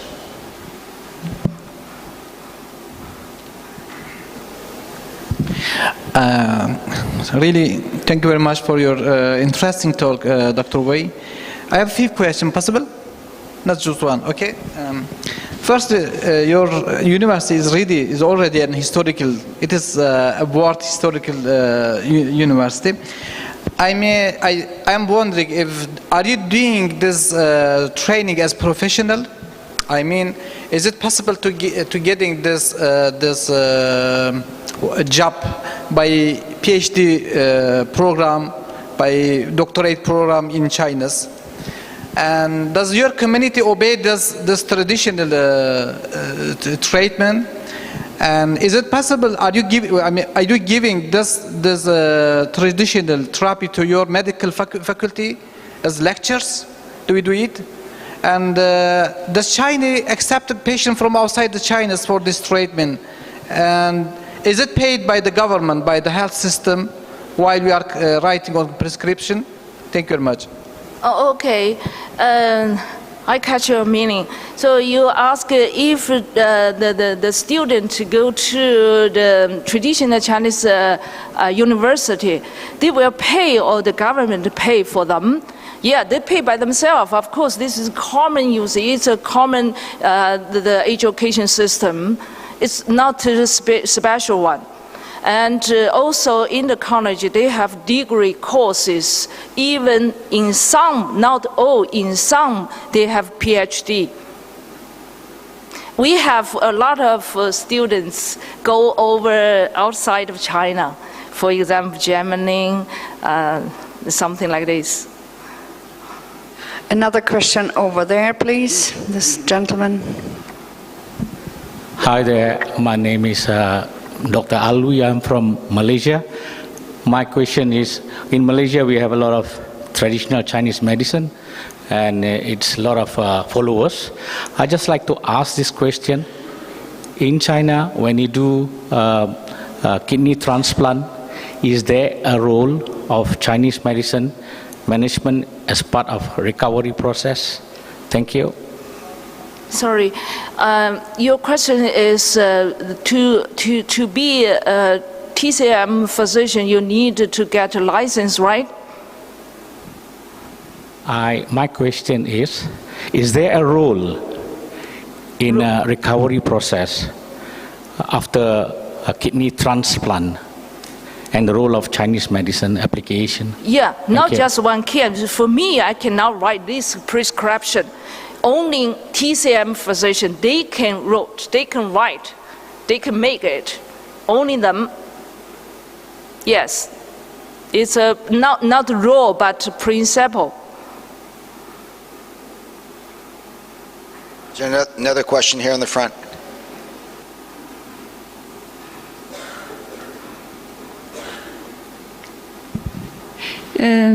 I am an acupuncture practitioner here in Turkey, and also I am an emergency physician, and I do in my practice in emergency acupuncture therapies too. But Really? I want to ask you, how do your practice in a real emergency case? Also, when a case needs an operation, do you give them an emergency traditional medicine or the acupuncture too behind the other process, or give you this patient only to the surgeons? Go back 20 years ago, we did in this way. At that time, I'm very young, but now we never. In the past, we had, actually, but now we don't have, because the modern medicine is very effective, more quickly. Thanks for the question. I think we'll move the questions to the end. I know Dr. Kandar, did you want to say something?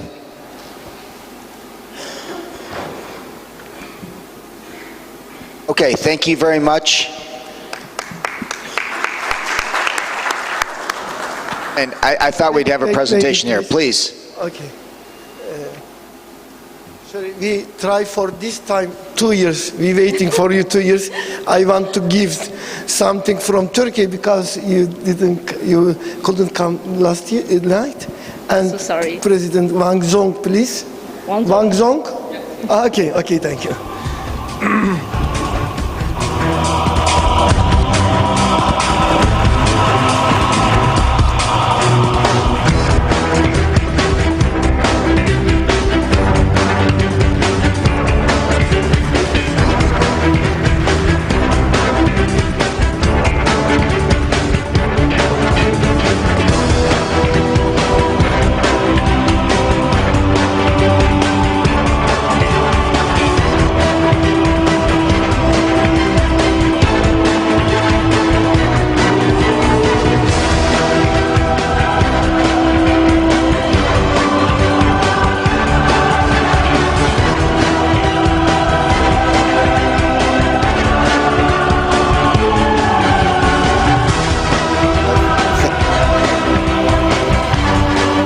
Thank you, everybody. I know there's going to be a short break here, and they'll come back in about 10 minutes for another set of presentations. Thank you again, everyone. You've been a great audience, and thank you again for our wonderful speakers.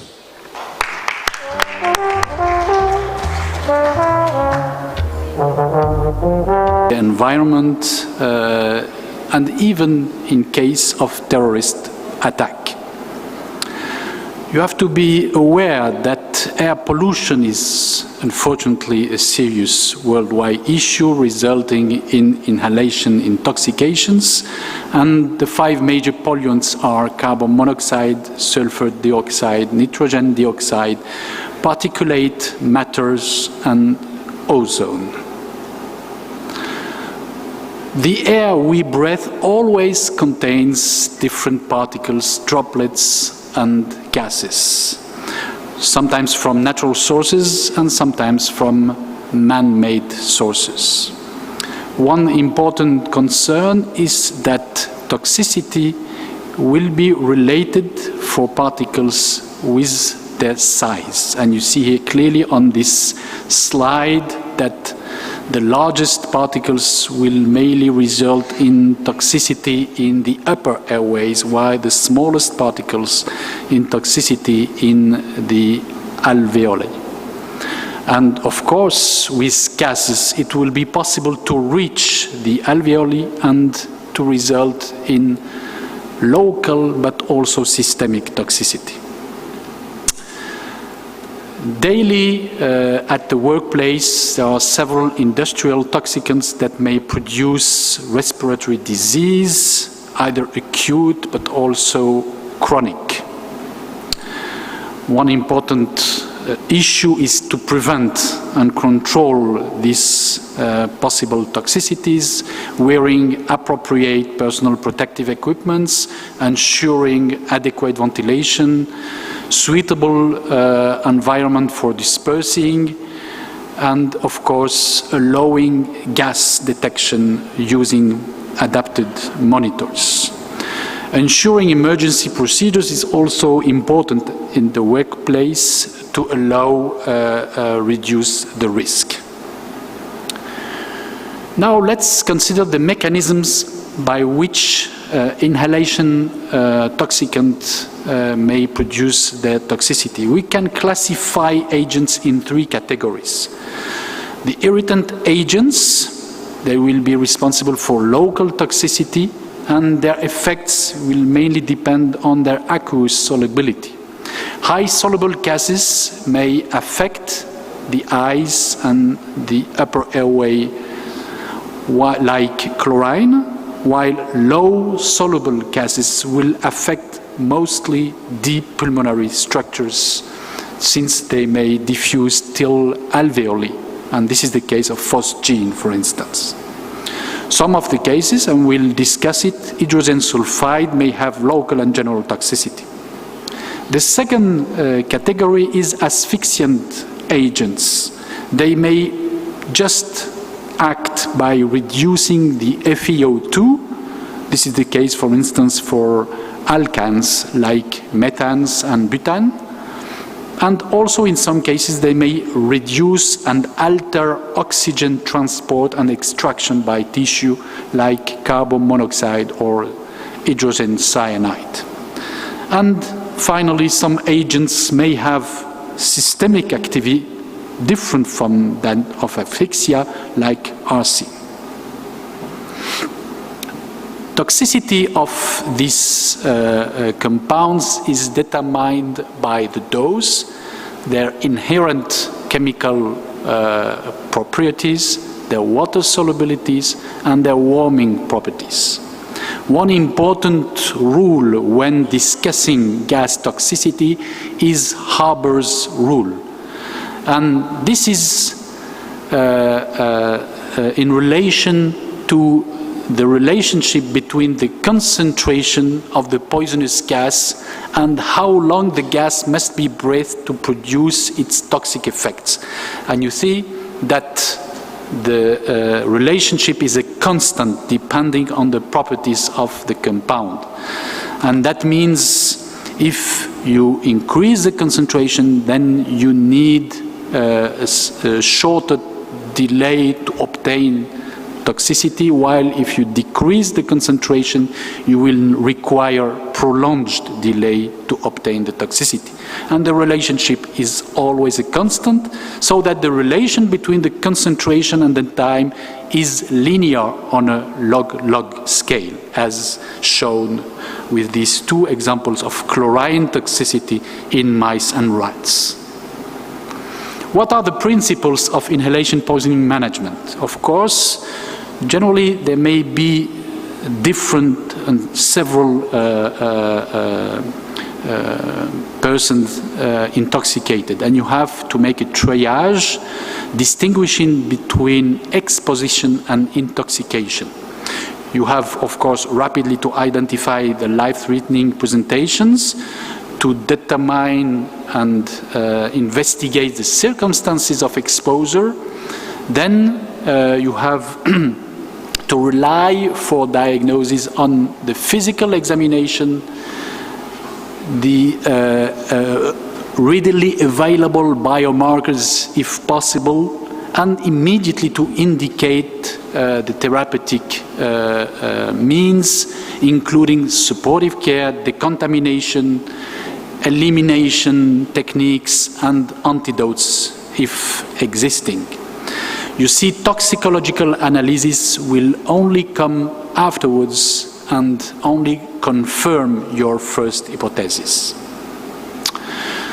So we'll take 3 examples and discuss management. 3 examples taken from different situations that may result in a consultant in the emergency department.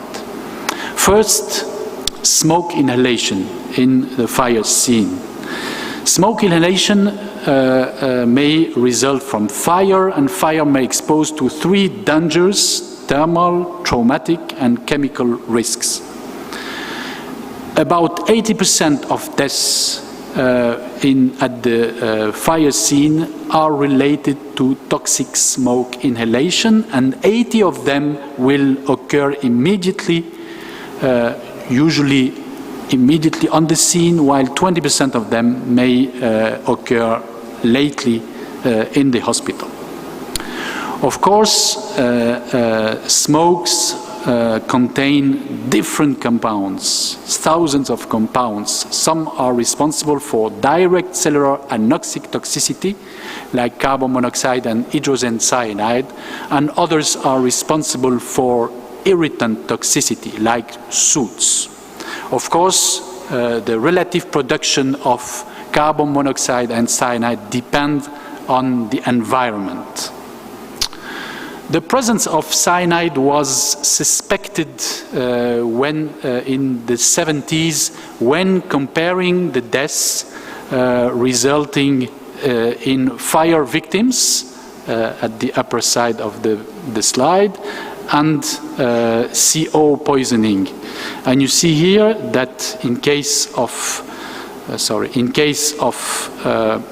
smoke inhalation victims, there is a risk of death whatever the carboxyhemoglobin is, while in case of pure CO poisoning, only deaths are observed with elevated carboxyhemoglobin of more than 50%.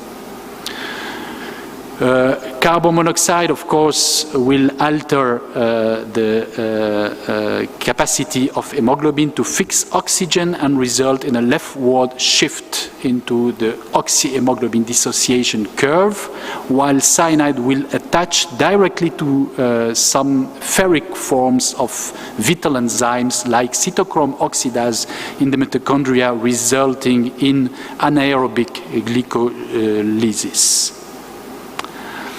How to make the diagnosis immediately?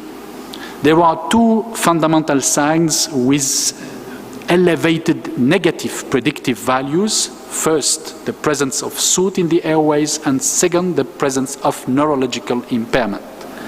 In the absence of both signs, there is no smoke inhalation toxicity. In pure carbon monoxide, you should know that vital signs, except Glasgow Coma Score, are generally strictly normal, including lactates, which are generally very mildly elevated. Whatever, as you see on this slide, the severity of carbon monoxide poisoning is, and whatever the neurological impairment is.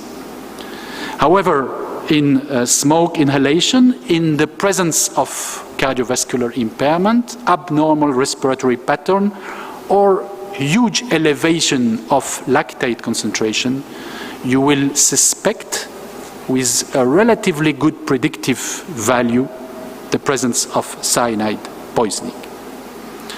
You see here that lactate is a good biomarker for cyanide poisoning, and there is a relatively good relationship between the elevation in lactate concentration and the elevation of cyanide concentration, even though lactate is not so specific even in these circumstances. These slides show you some differences between cyanide and carbon monoxide poisoning related symptoms, and you see that headaches, dizziness, gastrointestinal symptoms, loss of consciousness are more related to carbon monoxide, while coma, dilated pupils, abnormal respiratory pattern, and hypotension are related to cyanide poisoning. The second kind of toxicants that will be inhaled are those who will result in irritations. They will irritate the eyes and the respiratory airways. In the eyes, you may have red eyes, burns of cornea, conjunctivitis, and those are predictive of associated respiratory injuries. Respiratory symptoms will vary according to the localization of the injury. You may have obstructive laryngitis, bronchospasm, and of course, chemical bronchopneumonia. The presence and the emergency department admission of dysphonia or rhonchi are associated with a longer hospital stay. The tracheal and the tracheobronchial injuries will involve complicated pathways. Chemicals will activate epithelial cells, chemokine release, alveolar macrophage, resulting in the production of superoxide species and increasing the exudative injury and the bronchoconstriction.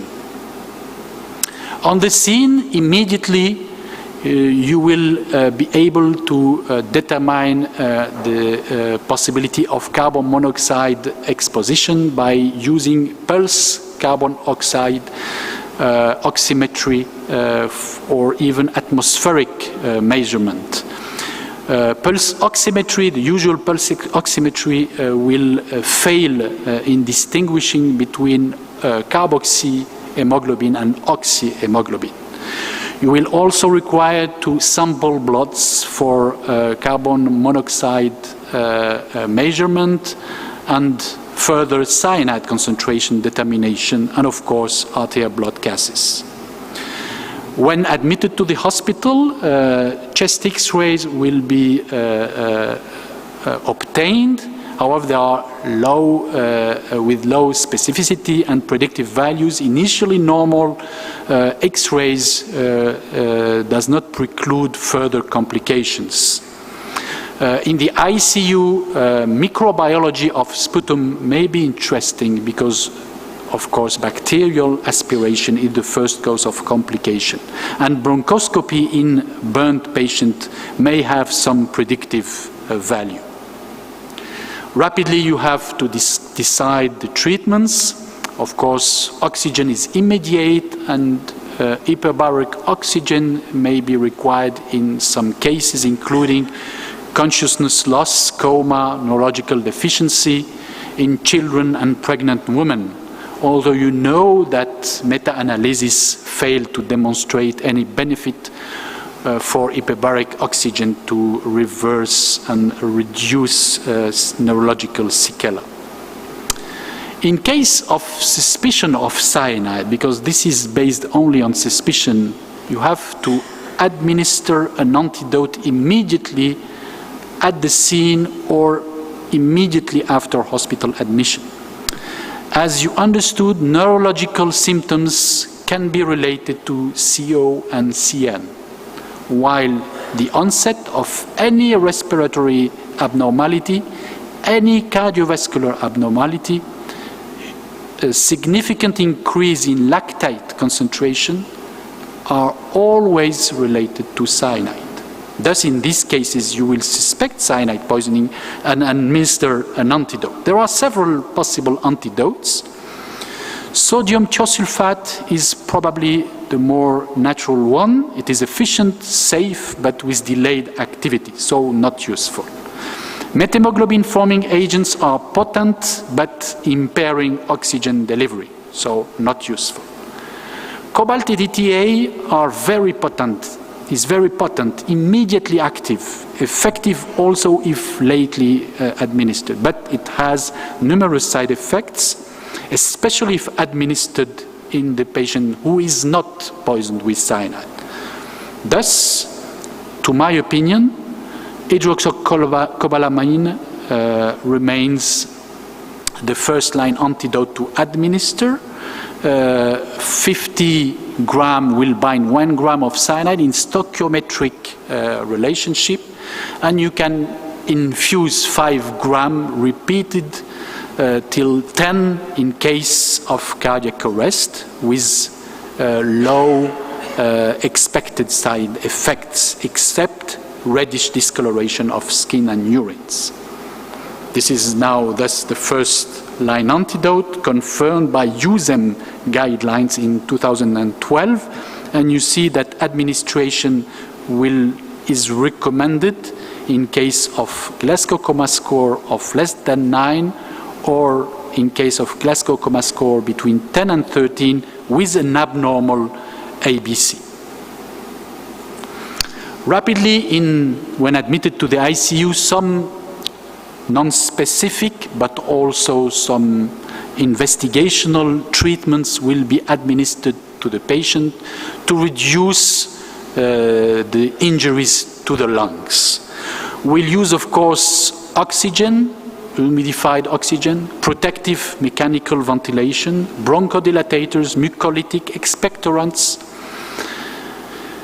We will limit the fluid therapies to reduce the risk of pulmonary edema and rapidly give some antibiotics. Corticosteroids are not recommended, and several investigational drugs are currently used, including aerosolized heparin, Exoserv as surfactant inactivation, exogenous antiprotease, and of course VV ECMO is probably one supportive important therapy today for these most severely intoxicated patients.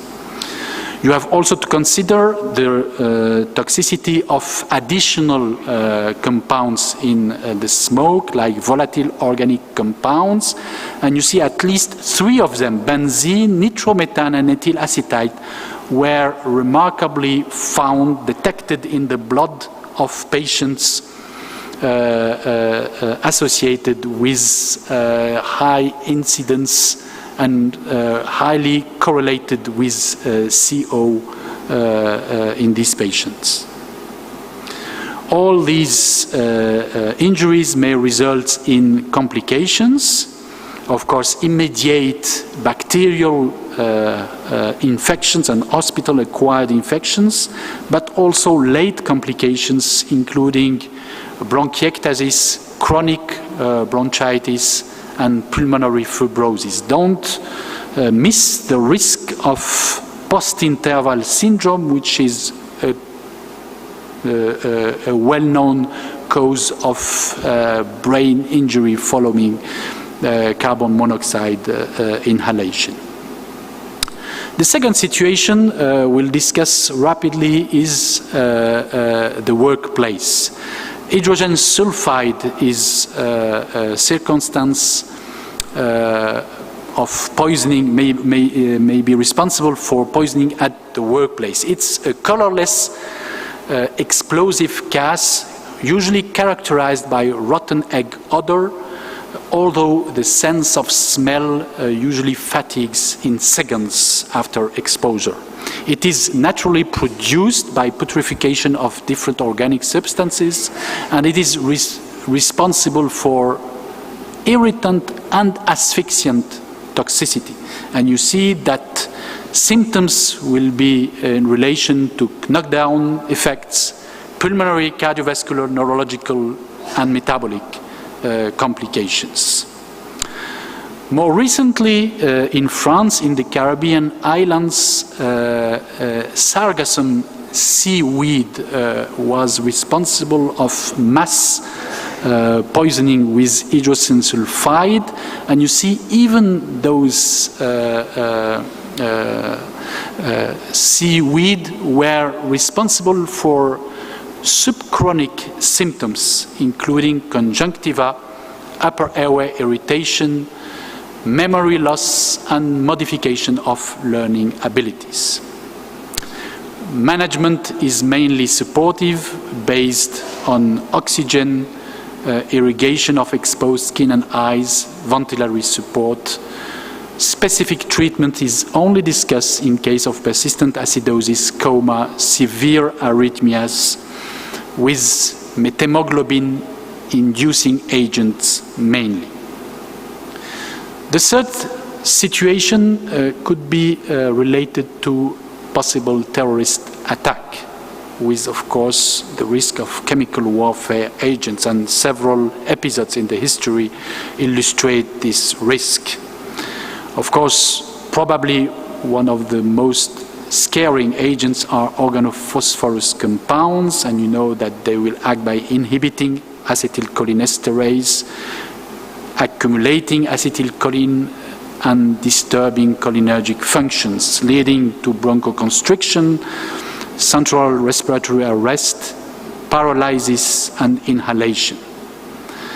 Clinical diagnosis is generally relatively easy, and to date, several readily available techniques could be used to allow immediate confirmation based on the measurement of cholinesterase activity in the plasma, or even the detection of the presence of organophosphorus compounds. Of course, you have to administer treatments, and one important issue is the administration of oxime, because as you know, the organophosphorus compound will immediately interact with acetylcholine esterase, and according to the organophosphorus compounds, leading to a covalent link with an aging enzyme, and thus a non-active oxime. Thus, the treatment rely on atropine administration to reverse muscarinic syndrome, benzodiazepines to prevent seizures, and of course, oximes that are required to reactivate the inhibited cholinesterase. And of course, as you see with the chemical warfare, probably prolonged oxime treatment is expected to be mandatory in the most patients.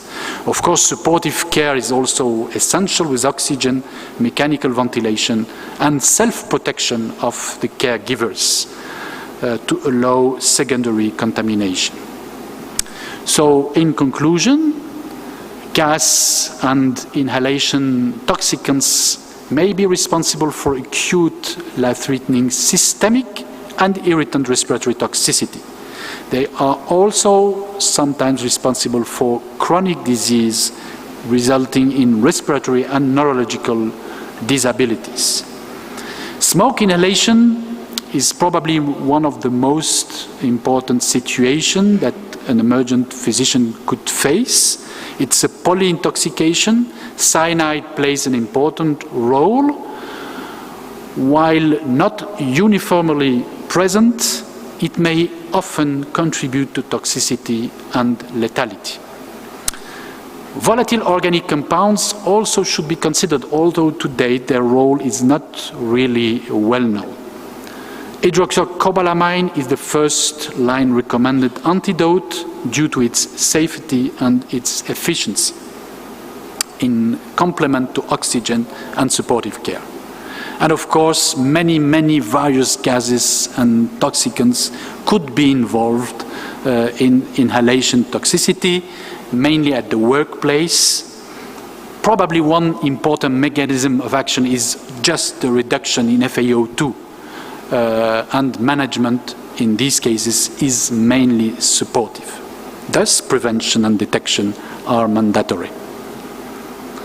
So before ending, if you're interested, and I'm sure about that, in toxicology, I would like to invite you to our EAPCCT Congress, the Congress of the European Association of Poison Centers and Clinical Toxicologists, that will be held soon in Naples, in Italy, during May. Thank you very much.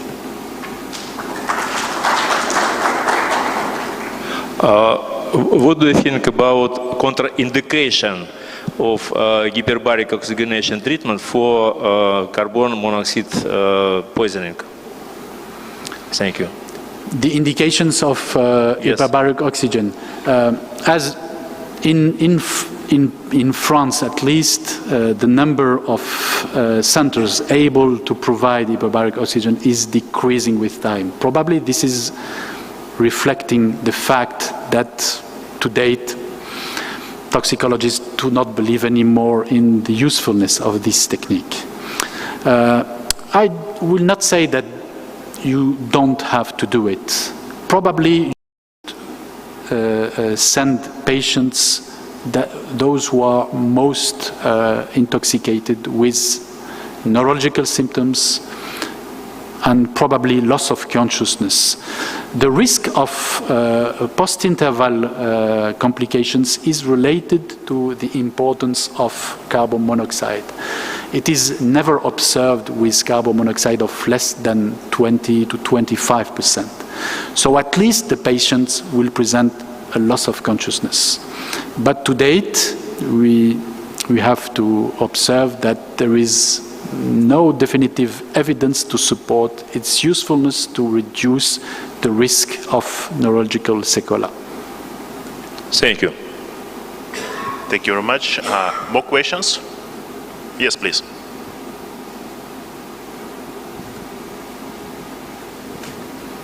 Thank you.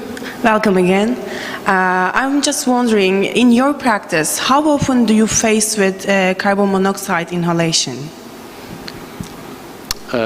In my practice, I'm an intensivist. I work in the intensive care unit.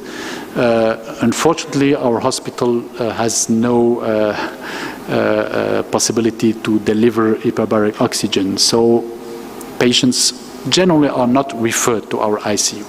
But this problem is now decreasing in France because of prevention. Although it remains relatively elevated, but it is decreasing.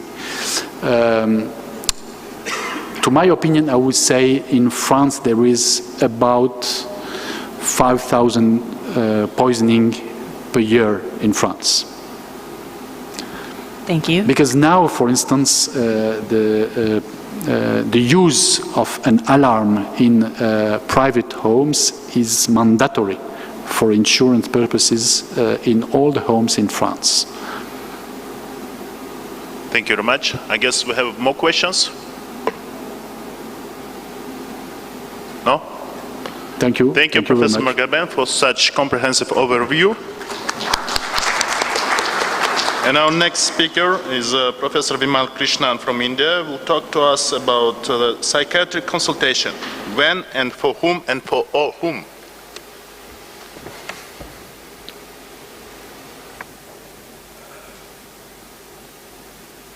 Yeah. Hello. Thank you. Am I audible? Am I audible? In the back? Yeah. Thank you, sir, for the introduction. I'd like to thank the organizers. I'd like to thank EPAT, especially Professor Bausa, for having us here. The topic that has been allotted is psychiatric consultation for who, whom, and when. I think it's a very soft topic. When you look into the other topics that you've heard all through the day, we've had riboas and open thoracotomies in the ER and ARDS, and all those sexy topics have been taken on. So I guess what's left is the softness of certain topics which require a lot of decision making from our side as acute care clinicians. Show of hands, how many emergency medicine clinicians here, emergency clinicians here on the floor? Right. So the rest of you guys are critical care, is it? All right, we've got a mixed population here. I'm Dr. Vimal. I represent Emergency Medicine Association India, which is the largest association for Government of India approved emergency medicine specialists in our country. I come from a mission hospital. I work in a 2,000-bedded mission hospital in India. We cater to around 100,000 cases of 100,000 emergencies cases per year on an annual basis, an annual intake of 300 to around 500 cases per day. We do get quite a lot of infective cases in snake bites and inhalation injuries. CO, carbon monoxide poisoning is pretty common at our place. Right. With regards to the topic, I'd say dissecting psychiatric consultations in the ER requires a lot of effort from the acute clinician's side, because we tend to negate that they aren't a true emergency. You tend to feel that your emergency is run with trauma, with chest pain, with pediatric emergencies, with seizures, with pregnancy. You tend to overlook the fact that psychiatric patients need care too. Those patients who come to the ER, present to you in front of you, they need to be looked after in a different sense. But then we don't have that mindset, do we? We have a different mindset. Are we ready to tackle those in the ER? That's a big challenge. The question is this topic worth talking about?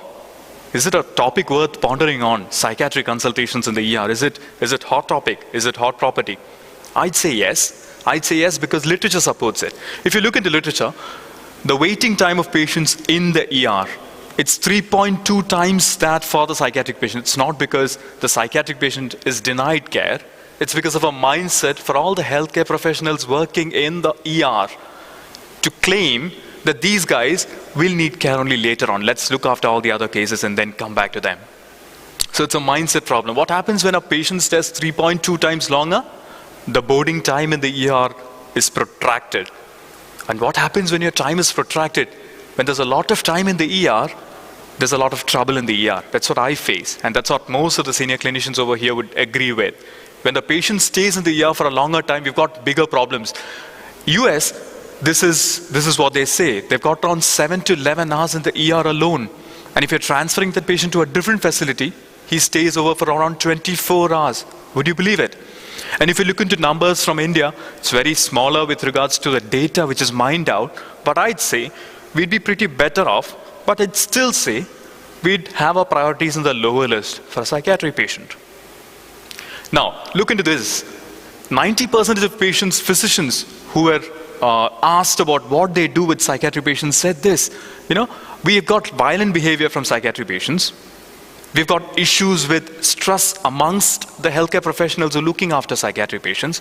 We've got the whole flow pattern in the ED disrupted because of psychiatric patients. So we're not very happy dealing with psychiatric patients. The decision making takes a toll on the healthcare professional. They're not happy taking decisions on the flow.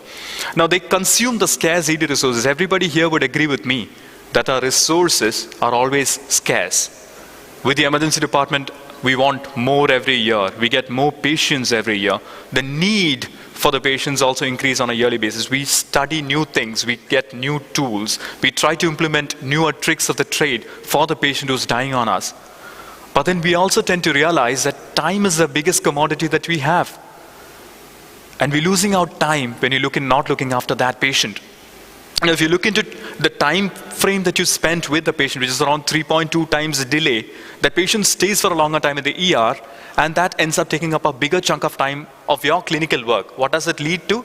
It leads to this. It leads to delayed attention to undifferentiated, chaotic patients who are waiting for you, who are really sick. Do you realize that there are patients who present to us as generalists in the emergency department, they're basically undifferentiated? They basically do come at 3 a.m. in the morning, very chaotic, in a chaotic environment when the world is sleeping, we're working. It's tough taking decisions then. So patients with undifferentiated medical issues would be denied timely care because our focus is elsewhere. Our focus has been distorted due to the problems in the ER, the stress in the ER. Now I've established the fact that this is important. We need to take into consideration the patient in the in the ER. Now I'll start with a case scenario. Case scenario is pretty simple, the case scenario that would come to you any time of the day. An 80-year-old male who's a known schizophrenic, who comes to you with acutely altered sensorium, and the biggest problem that we face, vague historians. The patient doesn't give you a good history. The caregiver doesn't give you a good history. The only strong part is that he's hemodynamically stable. So you're comfortable. Oh, I'm comfortable. He's a hemodynamically stable patient, but he's schizophrenic. Now what happens next? You see the patient, and he looks like this. What next? So you'd say, let him wait there. I'll look after all the other cases, and I'll come back and take a look at him. But remember, any case that presents to the ER wouldn't be like this. Wouldn't be like the Mad Hatter from Alice in Wonderland. It's a very different game because patients don't present in black or white. Patients don't present with either being totally crazy or being completely actively good in the ER. They present in a chaotic sense. What do they present with? They present in the gray zone. They present as patients who are not either really good nor really bad. What do you deal with? You deal with triage in the ER. Is it a good tool? We've known earlier itself. In the hospital, there's no ideal tool. Professor Alvi has told about that yesterday too. It's not an ideal tool in the ER. What do you do next? You believe on your subjective feel. Okay, I don't feel that patient is good.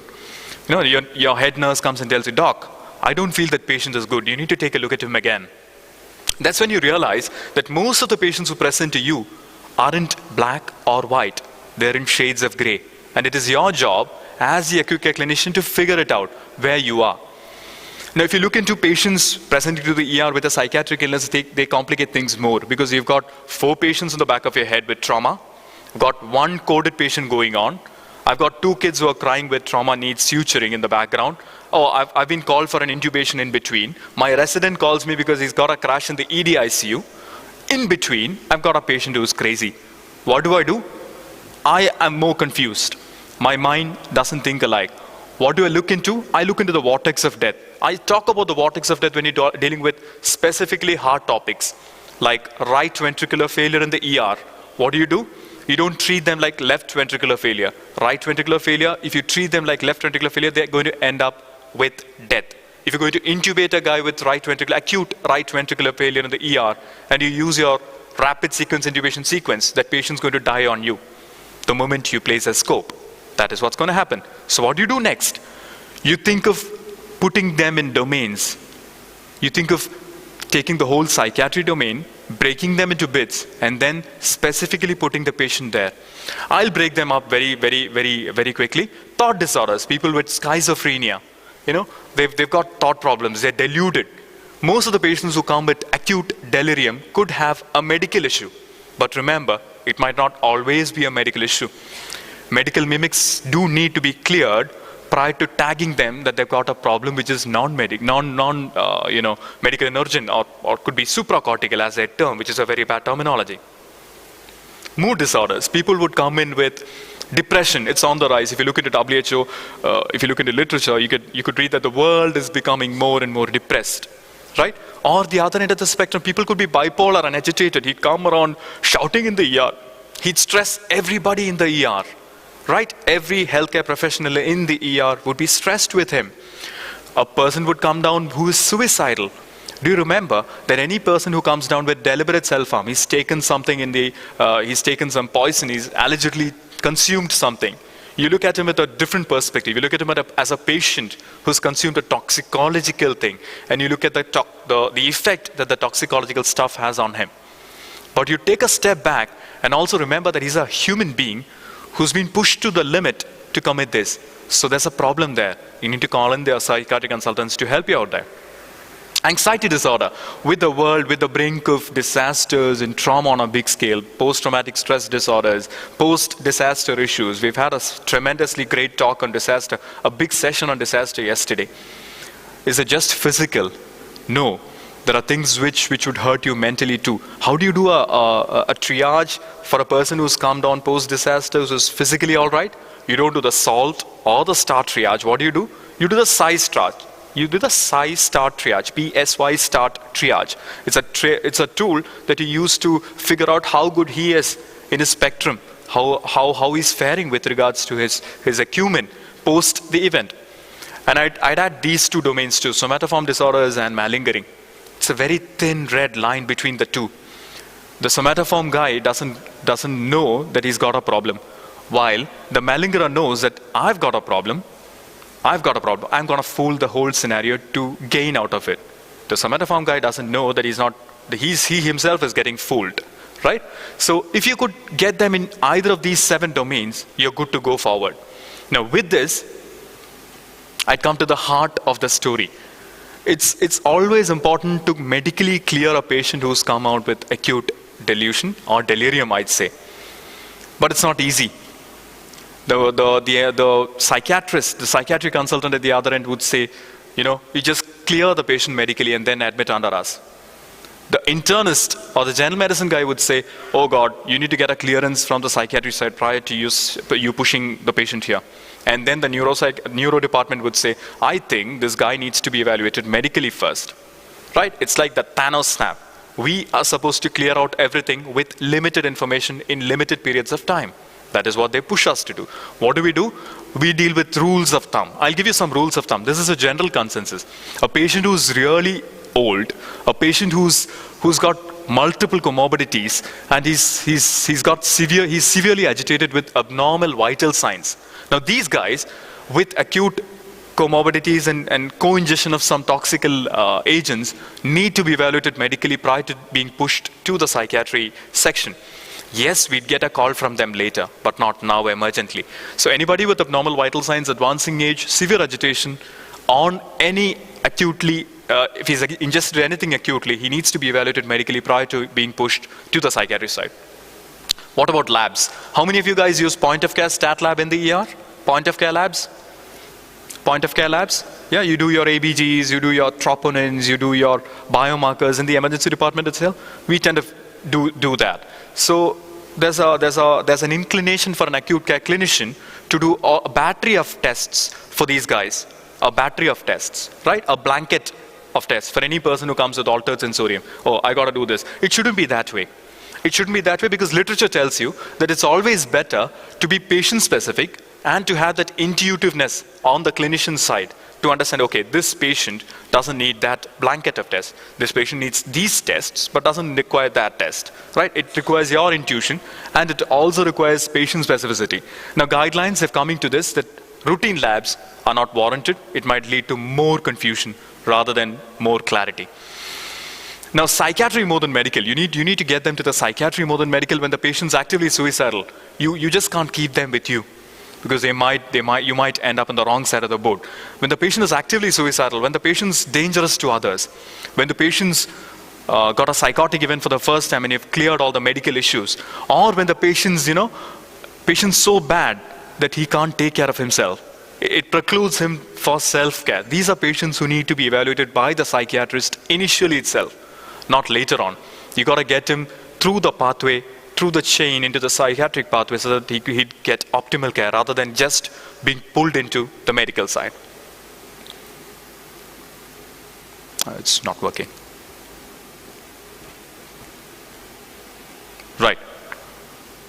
Now, if you just objectivity. We as acute care clinicians, we tend to be more objective. I've got pain in the ankle. I'll do the Ottawa angle rule and then think whether I need to do an X-ray, right? We got a patient post-trauma with altered sensory, we try to do a GCS. We got a small child with head injury, we try to do a Pecan rule to make sure whether you need to do a CT in this child or not. right? We tend to risk stratify them, we tend to objectify them. Now DSM-5 criteria, it gives that objectivity that you need when you're looking after patients who are coming from the psychiatry realm, who've got acutely delirious, who've got a history of psychiatric issues. You need to do the DSM-5 criteria. You need to, for suicidal ideation, for patients with suicidal ideation, you think of using scoring systems. Again, there are different universities with different scoring systems. Columbia is one of the scoring systems that you can use. The safety triage system, which is suicide assessment and 5-step evaluation method. It's an excellent tool which universities do use to risk stratify guys with suicidal tendencies. So they do end up with the psychiatry department only after these tools are used, and they're stratified that these guys need to go into the pathway with psychiatry friends rather than with the internist in the department. To summarize, when and whom would you call for a psychiatric consultation? I'd say a person with substance abuse definitely needs to be evaluated by the psychiatrist, a combative patient after he's medically stable, a patient with deliberate self-harm who's got suicidal ideation, a person post-disaster who's traumatized post a disaster or traumatized post a traumatic incident needs to be evaluated by the psychiatrist. But I'd say it's not just them. What about us? We're always talking about the patient. I think there's a lot of focus on wellness today. There's a lot of focus on the clinician who's taking care of them. We've seen yesterday fantastic lectures from Dr. Alvi, Dr. Casio. We've got stalwarts in the field of disaster medicine coming and telling us that we've been there all around the globe helping people in disasters. But when we come back, a part of us stays there. We come back as a different person. So like he reiterated in his lecture, we need to talk to the right person, to make us feel whole again. Healthcare professionals, nurses, doctors, paramedics, technicians, people who are there in the forefront at war zones, they need to have that sort of connection with the psychologist to just extract what's burning them from inside. Let's not push healthcare professionals to burnout. So stress and the impaired healthcare professional needs to have an evaluation from the psychology side, which again comes under the bigger umbrella of a psychiatry department. Beyond the medical issue, or summarizing why we need consultation, why do we need it? My first 2 slides focused on the literature review on why we need decision making in the ER for psychiatry patients. System problems, EM systems, overholding the emergency department, staying too much in the department, leading to more of morbidity, mortality in the department, too much stress for the healthcare professional in the department. It all adds up. You need an optimal disposition plan for a patient with psychiatric ailment, and beyond the realm of medicine, you're going into the realm of psychiatry. So it's always optimal for that patient to walk into your clinic or your ER, find out whether he's got a medically relevant problem which has pushed him to this, and then get a clearance from your side and move towards the realm of psychiatry. The future, I don't know, I don't think so that anybody can predict the future. There aren't any Nostradamuses around. It's very difficult to predict the future. But what we'd say is we'd extrapolate the little information that we have today to draw lines on what could happen in the future. So if you ask me, there is no pill that can be given that can tell you that you could take this pathway and that's going to happen in the future, or that pathway and that could happen in the future. It is never going to happen that way. It's more complex than that, and science is evolving at a different pace. What I can tell you is we have telemedicine. We had a fantastic take on digitalization in the emergency room by Dr. Barbara Hogan, and she spoke on how telemedicine could help us. Telepsychiatry, there are umpteen articles which are coming up on telepsychiatry, how that could help overcome the problems of psychiatry patients holding in the emergency room, how overcome the problems of not having psychiatrist support in my institute if there isn't any. So you could have that. Observation units are taking the world by storm. There's a lot of controversy to observation medicine. There are people who claim that insurance guys do save a lot of money, but then it's not that good for the patient. It adds a whole lot of load for the emergency department, about the staffing in the emergency department. So OUs, psychiatric OUs, it's been studied now that POUs, or psychiatric observation units, do help decompress the pressure which is there in the emergency room. Push the back pressure for not admitting these patients and those patients holding up in the ER could be relieved by having psychiatry observation units. And I'd say the most important part would be risk stratification tools and algorithms. We're not coming together and developing consensus guidelines on risk stratification tools for the psychiatry patient, because that is not hot property.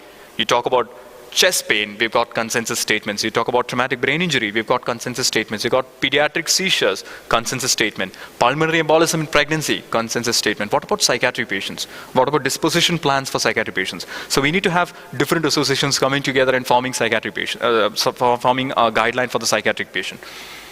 The case scenario, the 80-year-old male, schizophrenic, altered sensorium, vague historian, hemodynamically stable. I still know that it's not easy. I still know that that patient would look like this wolf hiding behind the herd of cattle. It still isn't easy. But then it is your intuition as a clinician, it is your duty as a person who could integrate multi-department and could facilitate dialogue to form a protocol which could help you to take a better decision in your institute. You could be the end of the puzzle. You could be that piece which could help fit in a complete plaque for the betterment of patient care. And I'd say our role is to integrate between different specialties. We are interfacing with the public, we are interfacing with the psychiatrist, we are interfacing with the intensivist, with the surgeon, with the hospital administrator, with the police force. We are interfacing with almost everyone. So I guess we have a role like this, the guy in the center. And I'd end my talk with this quote by Napoleon. Because Napoleon once said, the world is suffering a lot. And it is not due to the violence of bad people. It's due to the fact that we are more silent. The silence of good people. Let's keep on talking. Let's initiate dialogue. Let's get more people in the room and form consensus statement for the betterment of patient care. Thank you, ladies and gentlemen. These are my references. I'd like to invite you to the national conference which is happening in India. It is happening at the end of July, beginning of August. We're having it in the beautiful capital, New Delhi. So you could fly down during this time. We'd be happy to host you guys for our national conference. I'd also invite you, because I'm the board member for the World Academic Congress in Dubai. I'm part of the board for the World Academic Council. We've got multiple leaders here from the World Academic Council. So the World Academic Congress for Emergency Medicine specifically focuses on a TED Talk format pattern with speakers from all around the globe in Dubai this year. So do come for that. That's coming up in October, and it's going to be a fantastic time. We're going to have a fantastic time there. Thank you for your patient listening. Thank you very much, Professor Vinam. So please, your questions. If I may, I have a question. So please. In ideal situation, in the end of the day, for your opinion, what should be first, the primary psychiatrist background for this kind of patient, or primarily ER background? The ER. What we've done is we've had written statements in collaboration with the psychiatry department and the internal medicine department. The internist in the hospital, the psychiatrist, and the emergency medicine guys have sit down, they troubleshoot, brainstorm, and form a guideline on what we should do with a patient who's got a mood disorder, what we should do with a patient who's got a thought disorder, what we should do with a somatoform disorder. So we get a guideline which is down, and then we stick to that. We revise that guideline every time with a morbidity audit that we have in the emergency room. So I think the way forward would be integrating those basic sciences together, and to regularly do audits so that you could correct and evolve at a better pace. Thank you. Thank you. Thank you very much. And dear participants, our final presenter for this session is Professor Polat Durukan from Kayseri, Turkey, which will highlight us the topics: which patients should be in ICU.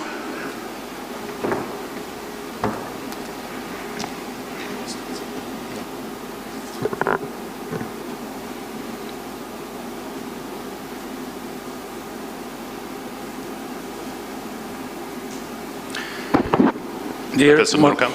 Yeah.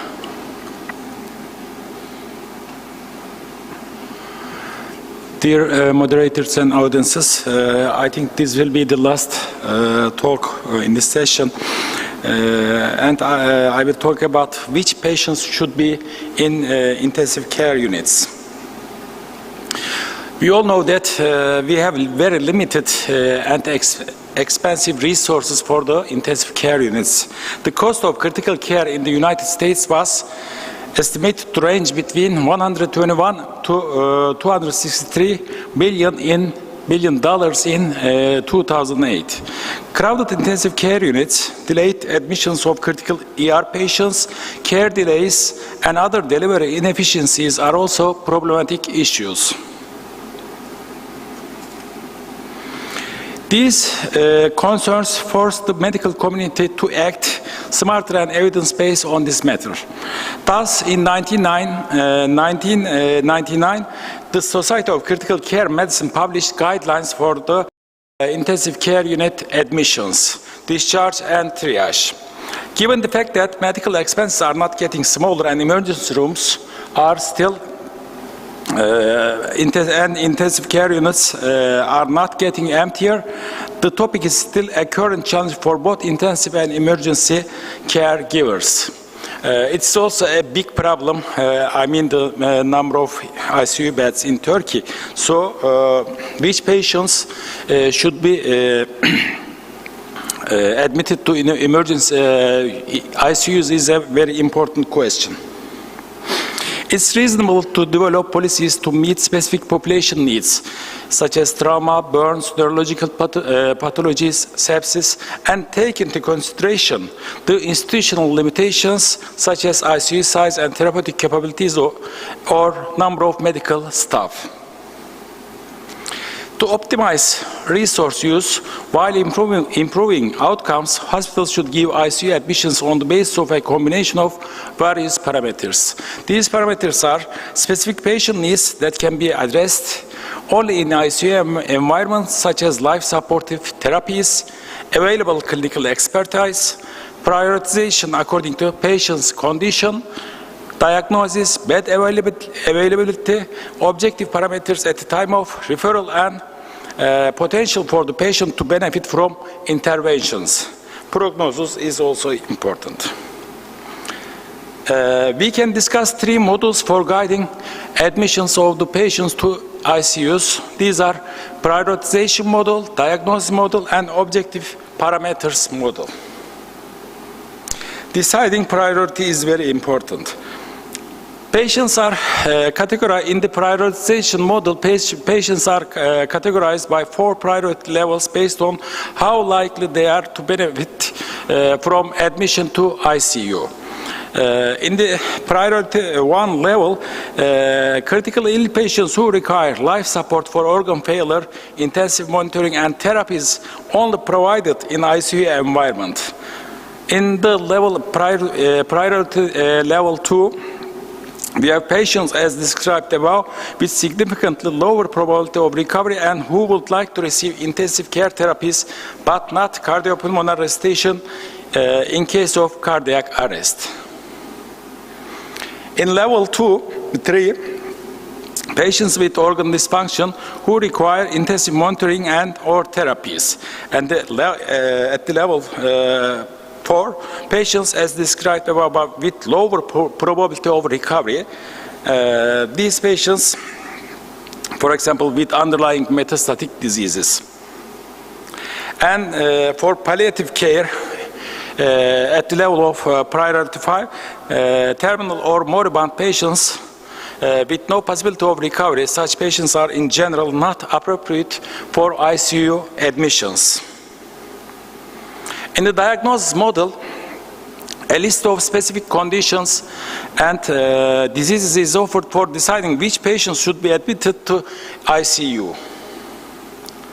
For example, some cardiac system abnormalities like acute myocardial infarction with complications, cardiogenic shock, some pulmonary system diseases, acute respiratory failure requiring ventilatory support, pulmonary embolia with hemodynamic instability, some endocrine disorders, some neurological disorders, acute stroke with altered mental status or coma, maybe examples. Some endocrine disorders, for example, diabetic ketoacidosis. Some maybe life-threatening gastrointestinal bleedings may cause ICU admission, or drug ingestion or drug overdose may cause ICU admission. Some postoperative patients requiring hemodynamic monitoring or ventilator support they also may need ICU. And we have some miscellaneous causes, for example, septic shock with hemodynamic instability, clinical conditions requiring ICU level nursing care. They may also need ICU admission. In the objective parameters model, the last model, the specific vital signs, laboratory values, imaging or electrocardiogram findings, and physical findings are offered for deciding which patients should be admitted. But unfortunately, all these models have limitations and none have been properly validated. If we look at the literature about the admissions, in a study, they suggest that admissions to the ICU should be based on functional impairment rather than just severity of illness. They showed that functional impairment at the time of intensivist evaluation was the determining factor influencing ICU acceptance. Patients were less likely to be admitted if their functional status was poor or they had a do not resuscitate order. In another study, their data, after studying a program in which abnormal vital signs were used as criteria to trigger patients to be admitted to ICU until their conditions improved or stabilized. Another study here, you see, they suggest that respiratory rate alone should be a major determinant for ICU admissions, but there is not a reliable list of objective indicators or their respective specific thresholds for identifying candidates for ICU admissions. On the other hand, in another study, we see that they showed that the sensitivity and specificity of abnormal vital signs to predict death or ICU admission at triage were only 73% and 50% respectively. In another study, we see that they investigated the feasibility of using a triage score to assist in deciding about ICU admissions. The score is incorporated with age, diagnosis, vital signs of the patients, was a procedure use, or operative status, chronic disorders. These are all related issues. What about QSOFA? In 2016, a task force have described an assessment score for patients outside the intensive care unit as a way to facilitate the identifications of patients potentially at risk of dying from sepsis. This score is a modified version of sequential organ failure assessment score called QSOFA or QSOFA. A score 2 or more than 2 is associated with poor outcome due to sepsis. QSOFA score is easy to calculate since it only has 3 components. You see, we have respiratory rate, altered mental status, and systolic blood pressure. In 1999, a group of experts appointed by the Department of Health in the UK suggested that patients in hospital should be assigned a level of care based on an assessment of their clinical needs, regardless of their care locations. In their review of critical care services published in 2000, they described these levels as level 0, regular hospitalized patients with no intensive monitoring or care requirements. Level 1, patients requiring additional monitoring such as continuous electrocardiographic monitoring. At level 2, patients requiring more frequent monitoring and interventions such as those with single organ dysfunction which cannot be provided in previous level. Level 3 patients, these are requiring life supportive therapies such as those with single or multi-organ failure which can only be provided in the ICU. In Turkey, we also use this leveling process. It is used by Ministry of Health for the assessment of intensive care units in Turkey. So we need some guidelines. Recently, Society of Critical Care Medicine published guidelines which also questioned ICU admission criteria. These guidelines are, for example, avoiding admitting patients to a specialized ICU those primary diagnosis is not associated with that specialty. We should admit neurocritically ill patients to neuro-ICU, especially those with a diagnosis of intracerebral hemorrhage or head trauma. Each institute should develop individual methods for prioritizing and triaging patients. Triage decisions should be made explicitly and without bias. Ethnic origin, race, sex, social status, sexual preference, or financial status should never be considered in triage decisions. Under ideal conditions, patients should be admitted or discharged strictly on their potential to benefit from ICU care. So, these patients, in general, patients admitted to the ICU should meet one or more of the following criteria. For example, patients requiring care involving specialized competence of ICU staff that is not widely available elsewhere in the hospital, and patients having clinical instability, and patients being at high risk of imminent decline, they should be admitted to ICUs. Who should make the decision? It is reasonable to have a designated person or service with control over resources and active involvement to be responsible for making ICU triage decisions during normal or emergency conditions. What about terminal cancer patients? In particular, cancer patients with advanced disease, it is reasonable to discuss care options with the patient next of kin, legal representative, or power of attorney. Oncologist or hematologist opinion regarding life expectancy and palliative solutions should be taken into consideration. ICU triage in epidemics, it's an important issue. Non-traditional settings should be considered and utilized for the care of critically ill patients. Using routine laboratory studies or scoring systems alone in determining the nature of illness during an epidemic might be misguiding. All hospitals and regional areas should develop a coordinated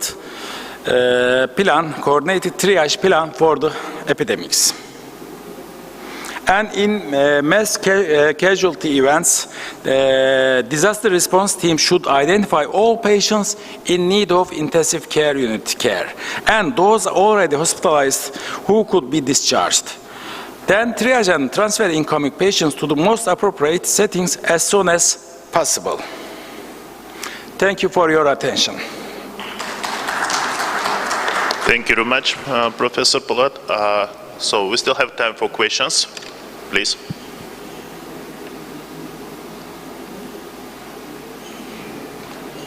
So no questions. Nevertheless, thank you very much again for a fantastic presentation. Thank you. So dear ladies and gentlemen, the agenda is over for this session. We have been delighted to hear so during this session, the highlights of the management of inhalation intoxications, the tricks in psychiatric consultations, and very comprehensive overview about the patients who should be in the ICU. So thank you very much and enjoy your evening. So clear to me, it's where I need to be. Değerli arkadaşlar, bu 4 günlük 9 salonda olan, gece 9'a 10'a kadar süren, her anını değerlendirmeye çalıştığımız kongreyi hep birlikte başardık. Son ana kadar yanımızda kaldığınız için, son ana kadar bizimle birlikte olduğunuz için çok teşekkür ediyorum. Biz büyük bir enerjiyle bunu yapıyoruz. Bakın dün gece Zeynep Hanım'la gece 1'e doğru kongrenin çalışmalarını planlamaya başladık. Çünkü yönetim kurulu toplantımız 12.30'da bitti gece. Sadece yönetim kurulu değil, dergi toplanıyor bir tarafa, yeterlilik kurulu bir tarafta toplanıyor. Dolayısıyla bu kadar yoğun bir tempoda geçirdik kongreyi ve biz hedeflerimize ulaştık. Yapmak istediğimiz şeyleri gerçekleştirdik. Ama biz hep daha yukarıya gitmeye çalışıyoruz. Bir sonraki kongrede bu yüksek atlama. Hep çıtayı daha yükseğe, rekoru daha yukarıya taşımaya çalışıyoruz. Bir aile gibi olduk. Özellikle International aile. Roger Dickerson sürekli yanımızda. Eric Revel sürekli yanımızda. Şimdi bunlara Meksika'dan Carlos eklendi. Kanada'dan Jim McEwen hep yanımızda. Biz büyük bir global aile haline gelmeye devam ediyoruz. Burada yaptığımız her işlem uluslararası arenada ses getiriyor. Biz sadece lokal bir organizasyon yapmıyoruz. Kıtalar arası bir yapıya bürünmüş durumdayız. Yıl boyunca 300'ü aşkın aktivasyonumuz var. Gerçekten bunu birçok kişi duyduğunda bunun ne kadar yani inanılamayacak bir şey olduğunu söylüyor. Şimdi sizden beklentimiz şu, lütfen bu dev yapının altına girerek siz de omuzlarınıza alın. Herkes o bir şey alıyor, daha fazla girin. Biz de yükün altına ne kadar çok girersen o kadar çok değerlisin.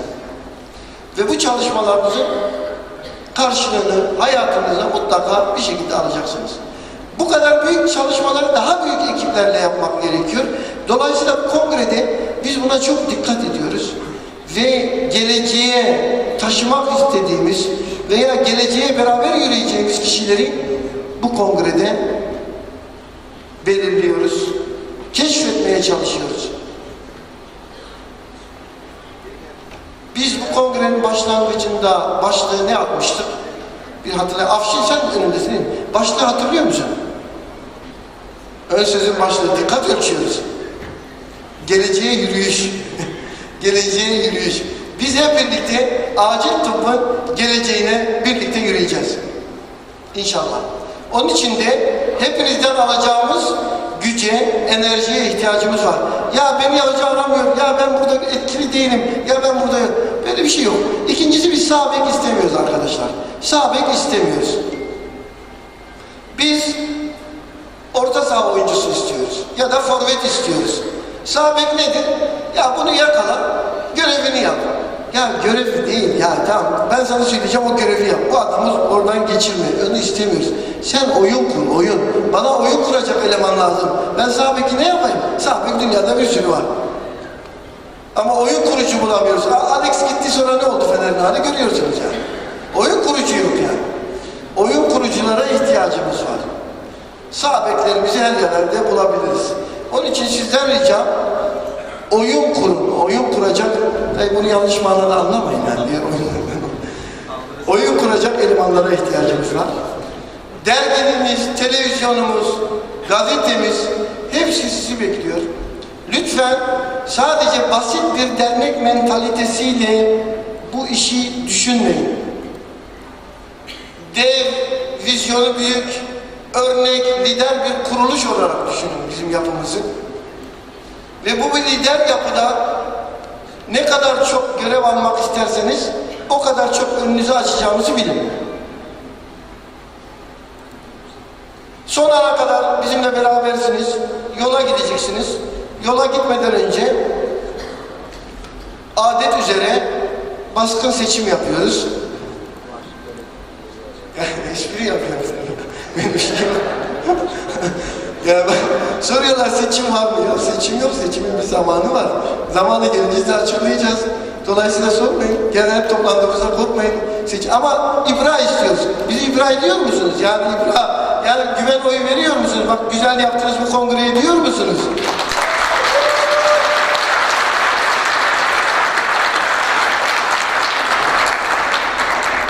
Biz hep birlikte bu kongreyi çok güzel yaptık. Hepinize çok teşekkür ediyorum ama şunu istiyorum. Lütfen şöyle bak biz burada diyorum ya gece başladık. Ben şimdi eve gideceğim belki yarın, bu bilmiyorum, dönüş uçağımı daha onu bile ayarlayamadım ama şey var. Cuma günü yoğun bakım kursumuz var Ankara Şehir Hastanesi'nde. Oraya gideceğiz. Cuma, cumartesi. Yani bizim 3 gün dinlenme, 4 gün boş kalma gibi bir şeyimiz yok. Şansımız yok. Burada şunu da söylemek istiyorum. Özellikle yabancı dinleyici arkadaşlarımız da var. Biz uluslararası üye de kabul ediyoruz. ERİK'in son dersini kaçırmayacaktınız. Atüder'e yaptığı çok güzel bir jest vardı değil mi? Atüder görenler oldu. Sosyal medyada göreceksiniz.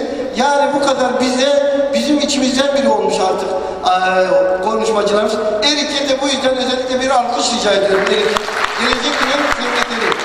Biz bu ERİK. And Roger Dickerson. Biliyorsunuz en renkli sunum herhalde Roger Dickerson'ı da bu yüzden alkışlayalım.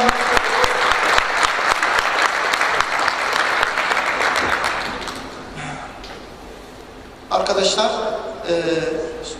hepinize başarılı, güzel bir gelecek, uzun, başarılı, sağlıklı bir ömür dilerim. Yolunuz açık olsun. Dışarıdan geçerken kitap alabilirsiniz. Kitap almayanlar kitap alsınlar. Bu büyük ailenin fertleri olarak hepimiz daha ileriye birlikte yürümeye devam edeceğiz.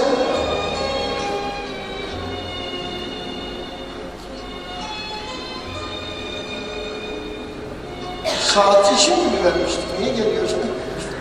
Yok devam edin. Arkadaşlar buyurun, hepiniz gelenler oldu da onun için söylüyorum, ben bitirmek üzereyim. Hepinize iyi yolculuklar diliyorum. Bana her zaman ulaşabilirsiniz. Yönetim kurulumuza her zaman ulaşabilirsiniz. Büyük bir ailenin ferdi olmaktan, sizinle birlikte çalışmaktan, sizinle aldığımız bu enerjiyi büyük bir hizmete dönüştürmekten çok mutluyuz. Hepinize iyi günler, ve emanet olun.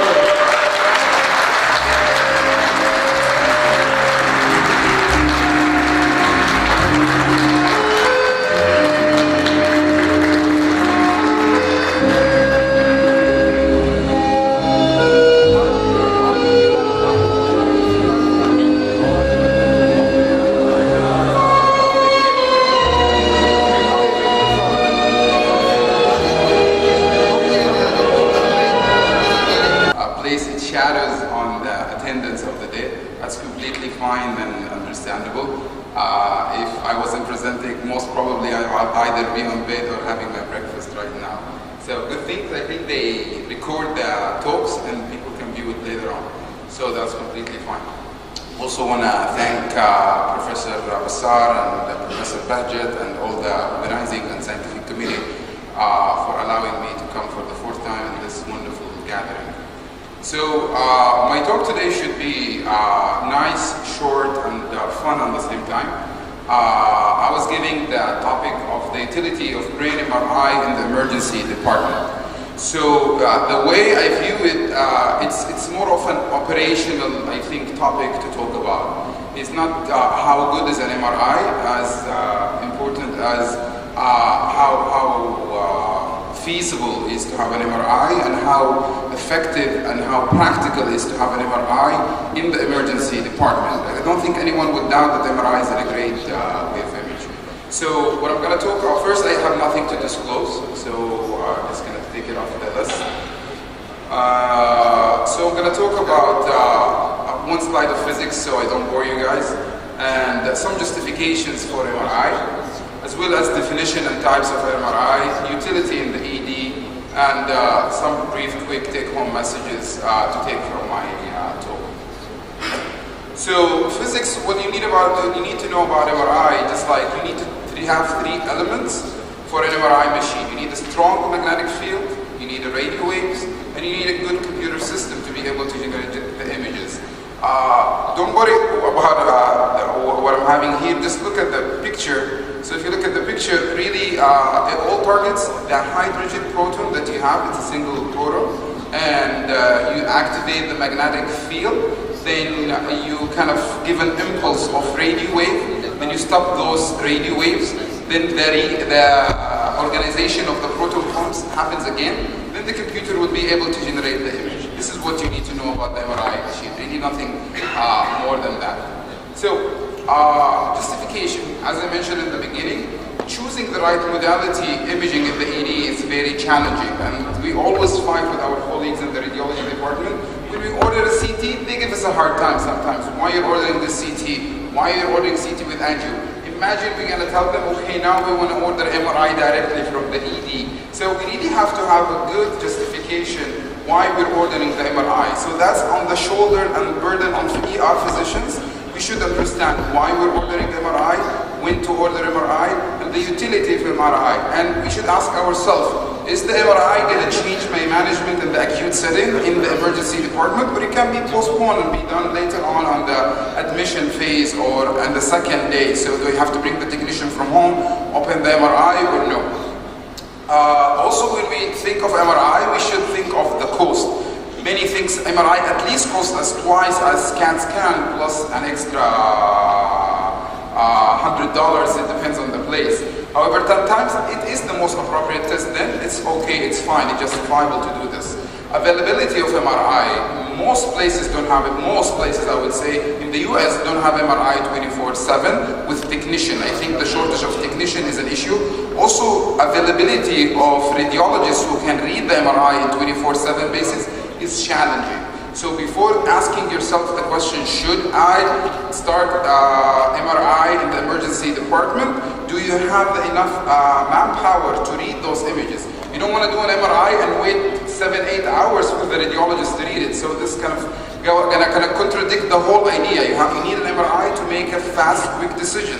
If you're going to read it the next day, then why bother even with getting an MRI in the ED? Caution and contraindications, we're going to speak about them of MRI, also impact your flow and your operational value of getting an MRI. So, funny enough, my colleague, he's a radiologist, he's the head of the department. He sent me an image on WhatsApp yesterday. So I thought it was hilarious. He didn't know what I'm talking about. So you should start with seeing the patient, then obtain some history, then get some physical examination, then order a CAT scan. But like, they make fun of us and emergency doctors, but just go ahead and get the CAT scan. And I think one of our colleagues today is going to speak about history and physical examination. Should we quit doing history and physical examination? So imagine if I showed this and send it back to my friend, adding, okay, don't even bother with CAT scan. We're just going to start with our eye and our patients. So that was going to be kind of, this is going to give them stroke if we do it. So, common ER MRI indications. So I was asked to speak about brain MRI only, but common, like usually most of the time it's used in the neuroimaging. You can scan the brain, the spinal cord, arterial dissection for infectious processes, also for pregnant patients, basically for the abdomen, also children, and MSK, especially orthopedic sports related injury, all the athletic know that that's the best way of modalities.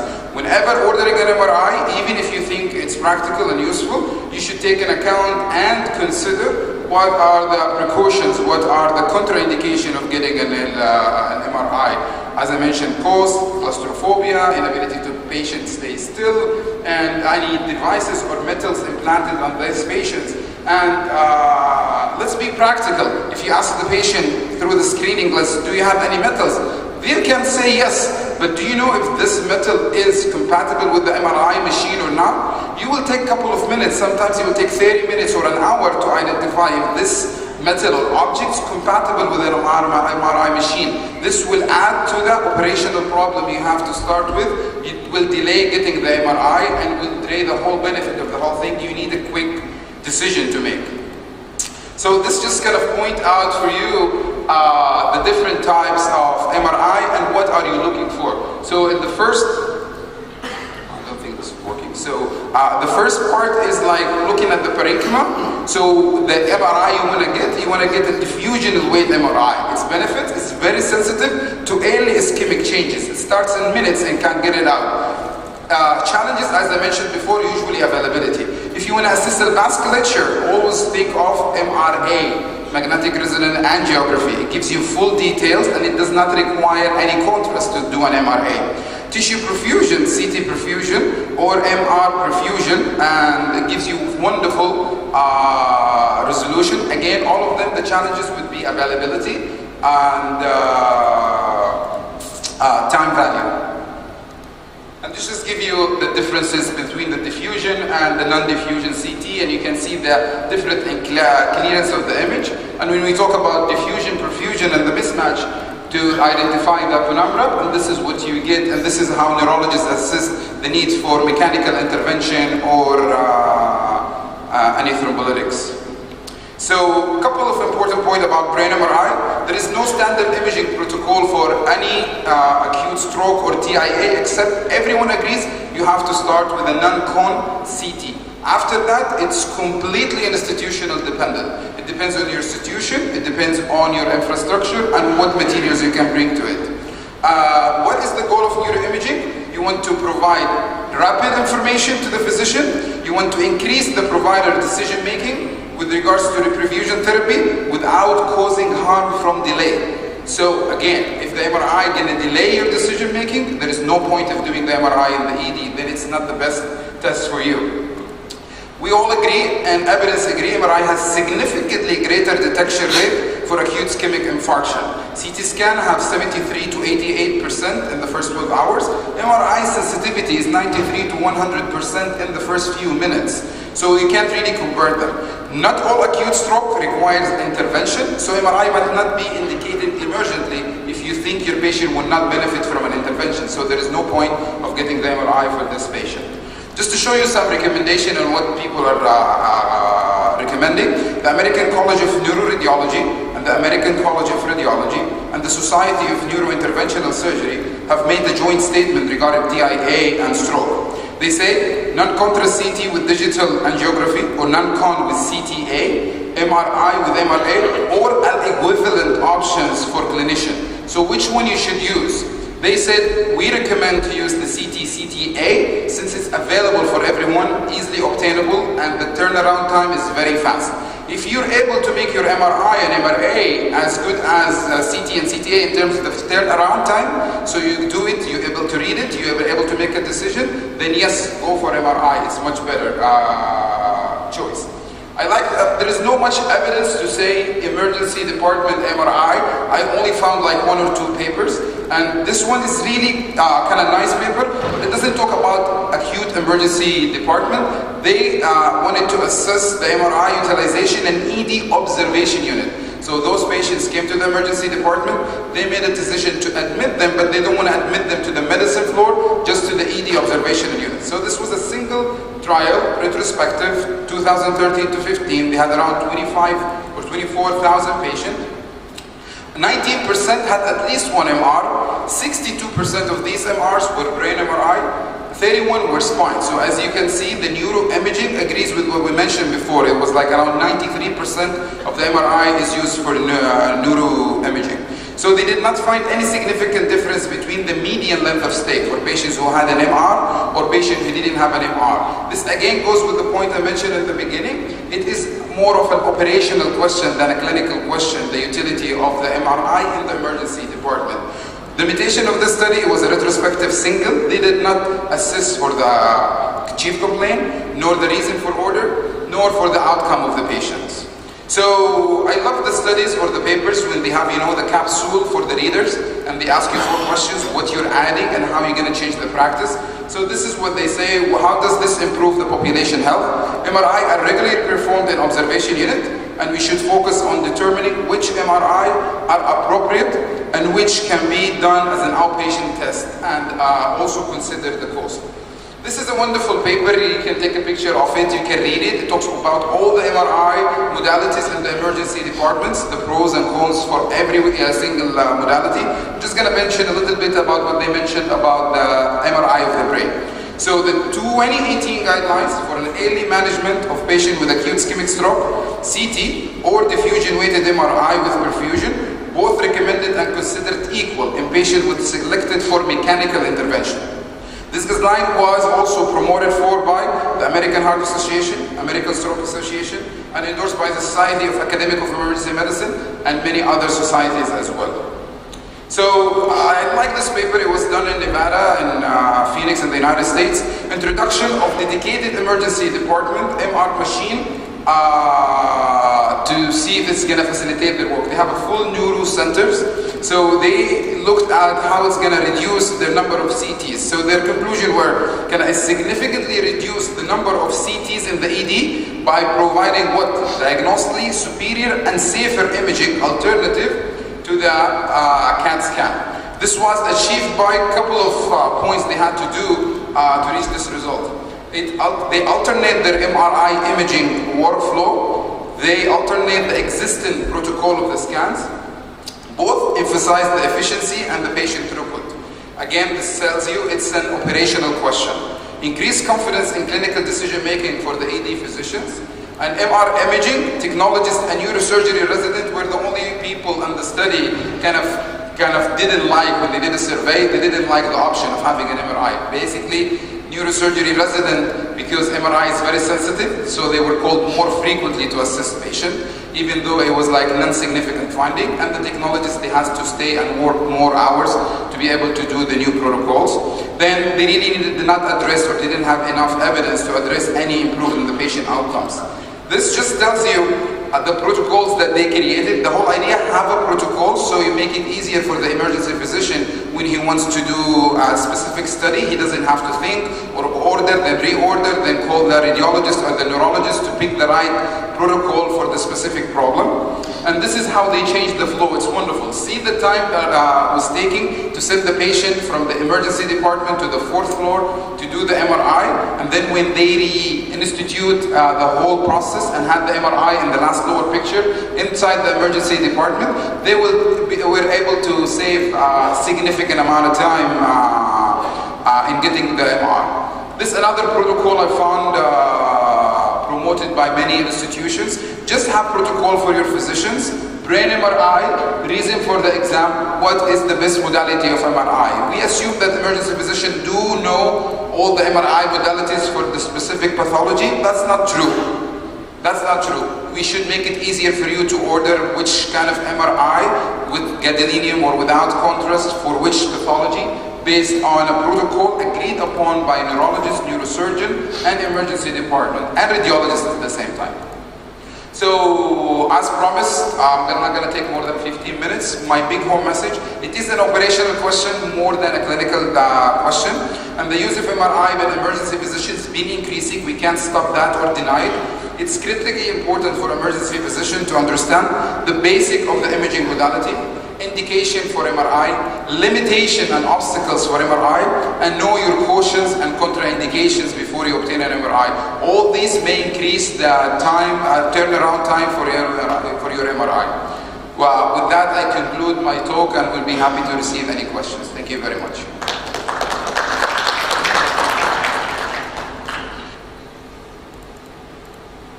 Thank you very much for this excellent talk, Dr. Jamil. Is there any question or any collaboration? Please.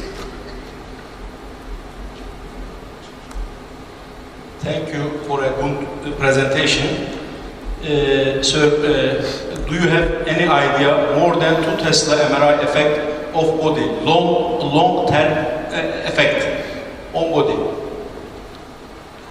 So that's a wonderful question. I put slide in the beginning. There is no evidence that says it causes harm so far. Even they did it in a pregnant lady. They had 2 big, large group, I don't recall the number, around 2,000. They couldn't find any long-term effect. However, the problem is usually with the contrast, the gadolinium. So the gadolinium does cause some nephrotoxicity, but now they're using different modality of the contrast that really doesn't cause much harm. So that is the evidence-proven problem with the MR. But the MRI per se by itself, even for pediatrics or for pregnancy, there is no any evidence until now that I'm aware of that says. If you have any ideas, I'll be more than happy to hear from you. Thank you.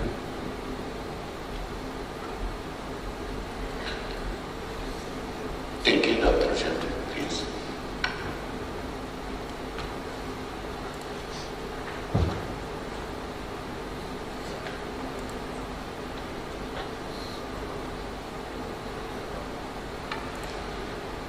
Hello everyone, now I'm using a different hat and becoming the moderator.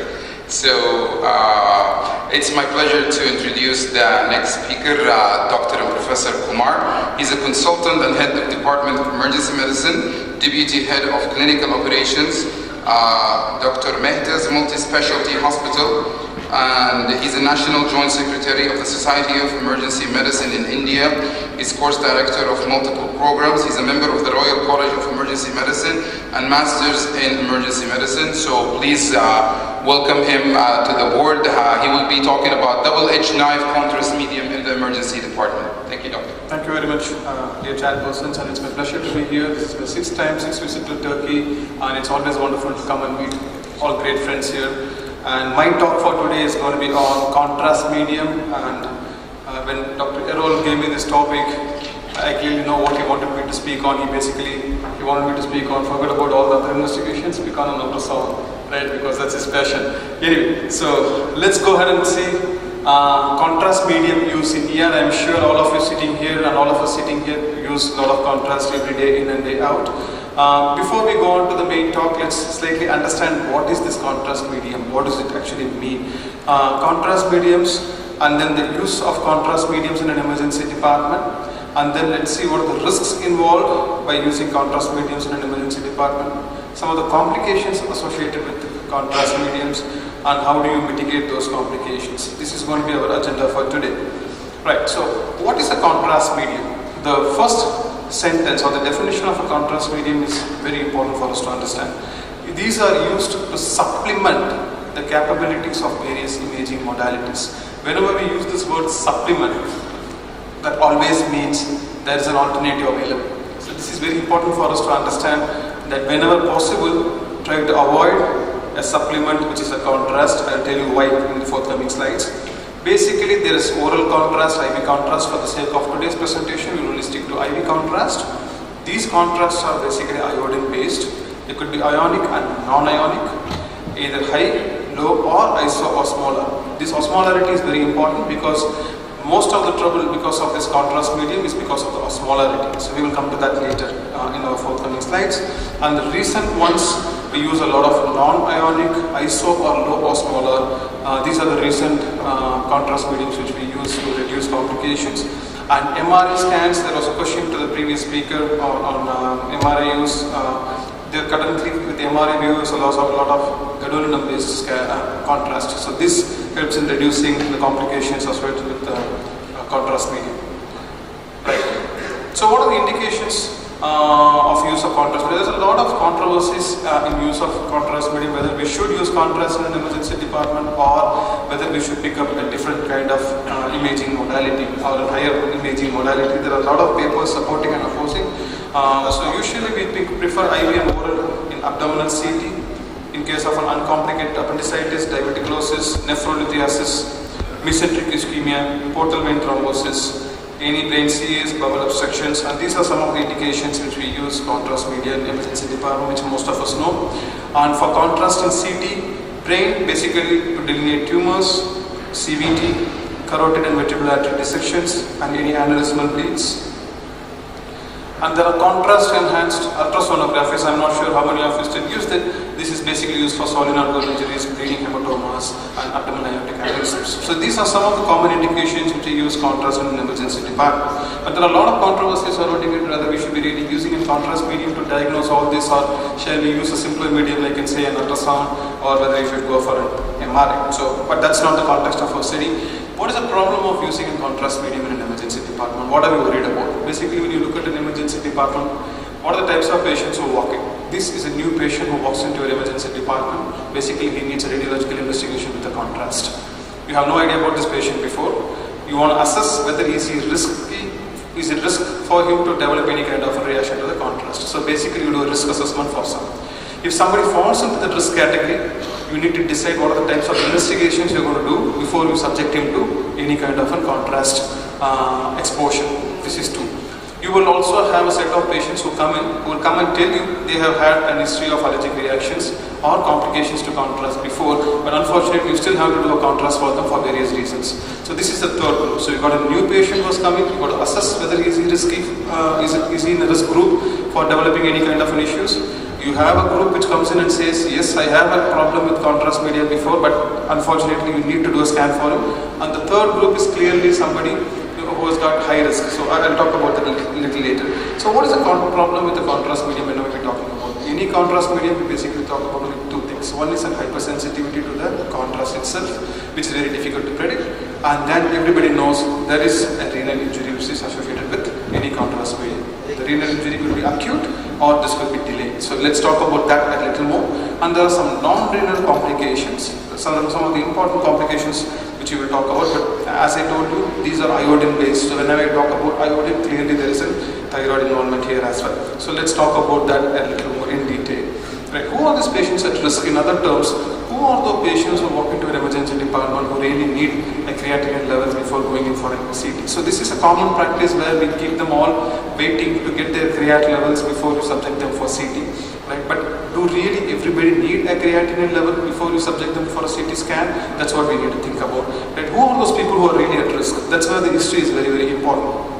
Anybody gives you a previous history of allergy, not just to allergy to contrast medium, but anybody who has got more allergy prone tendency, frequently comes in with an allergy for anything, be it for footstep, be it for hay fever, for example, they are at high risk for developing contrast allergy as well. Anybody who has got an atopic tendency. Somebody who is severely dehydrated, they are more prone for renal injury, so you need to hydrate them well. Extremes of age, somebody who is less than 5 years of old or more than 60 years are clearly at high risk group, so clearly these are the populations where you need to screen their creats. Somebody who has got a serious illness and chronic debilitating, any kind of nephropathies, diabetic nephropathy for example, these are the people who are at very high risk. Those with anemia, anybody with co-medications, for example metformin, which usually impairs your renal excretion, and anybody with malignancies. Typically this is your high risk group, and this is exactly what you need to elicit from the history to see whether this patient needs a creat or not. A young healthy patient, say a 25-33-year-old, walks into the emergency department, you want to do a contrast for him, he doesn't fall into the risk group, do you really have to keep him waiting for a creat? That's a big question mark. There is no indications for him to actually get a creatinine before you subject him for a contrast CT. All you have to do is take some precautions. Right. So who are those people who are going to get creatinine pre-screening? These are the indications clearly. Those who have got history of anatomical variations in the kidney, like horseshoe kidney, those who have undergone renal surgeries before, those who are in renal endangering medications like be it NSAIDs, those with nephropathy prior, like diabetic nephropathy, hypertension nephropathy, those who are in prior renal dialysis or malignancies, nephropathy associated chronic diseases, and drug interfering with renal excretions like metformin. So these are the people clearly you have to get a creatinine levels before you subject them for contrast exposure. Right. Alright, so here is a patient who needs an urgent CT. He has got a known history of allergic reactions. Right. We're talking about adult patients here, not pediatrics. What is the best way to manage a contrast reaction? The best way is to avoid contrast in the first place. Look at an alternative options if available, either an MRI or an ultrasound scan which can give you an equal sensitivity and specificity. On those diagnoses, try to prefer that. Try to avoid contrast medium. But unfortunately, if you cannot, these are the medications which you will prefer before subjecting them for CT scan. Before subjecting them for contrast exposure, be it MRI or CT, where usually you give steroids, hydrocortisone 50 mg IV every 4:30 until the procedure is complete, plus diphenhydramine 50 mg per oral or 25 mg IV 1 hour prior to the procedure. If allergy or contraindication to steroids, it's still possible because these are the people who have atopic tendencies. Pre-medicate with diphenhydramine 50 mg per oral or 25 mg IV 30 to 60 minutes prior to the procedure. So these are the people who needs pre-medication before subjected to CT. Right? What is the problem with contrast media? Why are we worried about renal injuries? What is the mechanism behind this renal injury? What is the problem statement? This is the osmolarity, as I briefed you some time back. There is an ionized contrast media was postulated to cause this extracellular fluid shift in the renal cells, leading to the cell rehydration, and there is increased intracellular fluid viscosity, which precipitates the cellular dysfunction. This is exactly the mechanism behind renal injuries in use of contrast. So, because of the high osmolarity of the contrast medium. So how do we mitigate this? So ensure that the patient is well hydrated. I'm not talking about somebody who's already in a renal failure. This is about a normal patient who's at high risk group. Clearly make sure you hydrate them well, the urine output is adequate.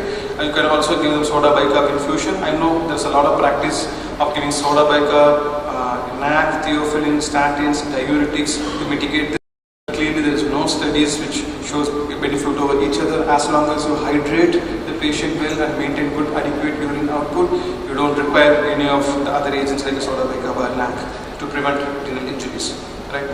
So when you come to the non-renal injuries, so what are the possible complications you might get? You might get mild, moderate and severe symptoms. Like mild symptoms might range anywhere from anxiety, chills, cough, dizziness, flushing, headache, itching, nasal stuffiness. The moderate symptoms, the bronchospasm, wheezing, hypotension, dyspnea, laryngeal edema, severe anaphylaxis. And the severe symptoms includes convulsion, arrhythmias and profound laryngeal edema as well. So how do you manage any mild symptoms which originate with the use of contrast media? Clearly, you use diphenhydramine, 25 milligrams, either as per oral, IM or IV route, and you might repeat or increase the dose of 50 milligram. And hydrocortisone steroids, usually 100 milligrams, I will push over a minute. And adrenaline in case you think the patient is landing up in severe anaphylaxis and IM. That's a standard treatment for any anaphylaxis as such. Right. If it's a moderate symptoms, remember the patient might exhibit both sympathetic as well as parasympathetic symptoms as well. If there is a vagal involvement, clearly the patient might show bradycardia. So in these patients, you actually require atropine. And anybody with hypotension and tachycardia, so clearly it's an anaphylactic kind of reaction. So put them on adrenaline IM. And anybody with a respiratory distress, clearly beta-2 agonist, and as well as anybody can even develop seizures, so lorazepam is the standard treatment of choice.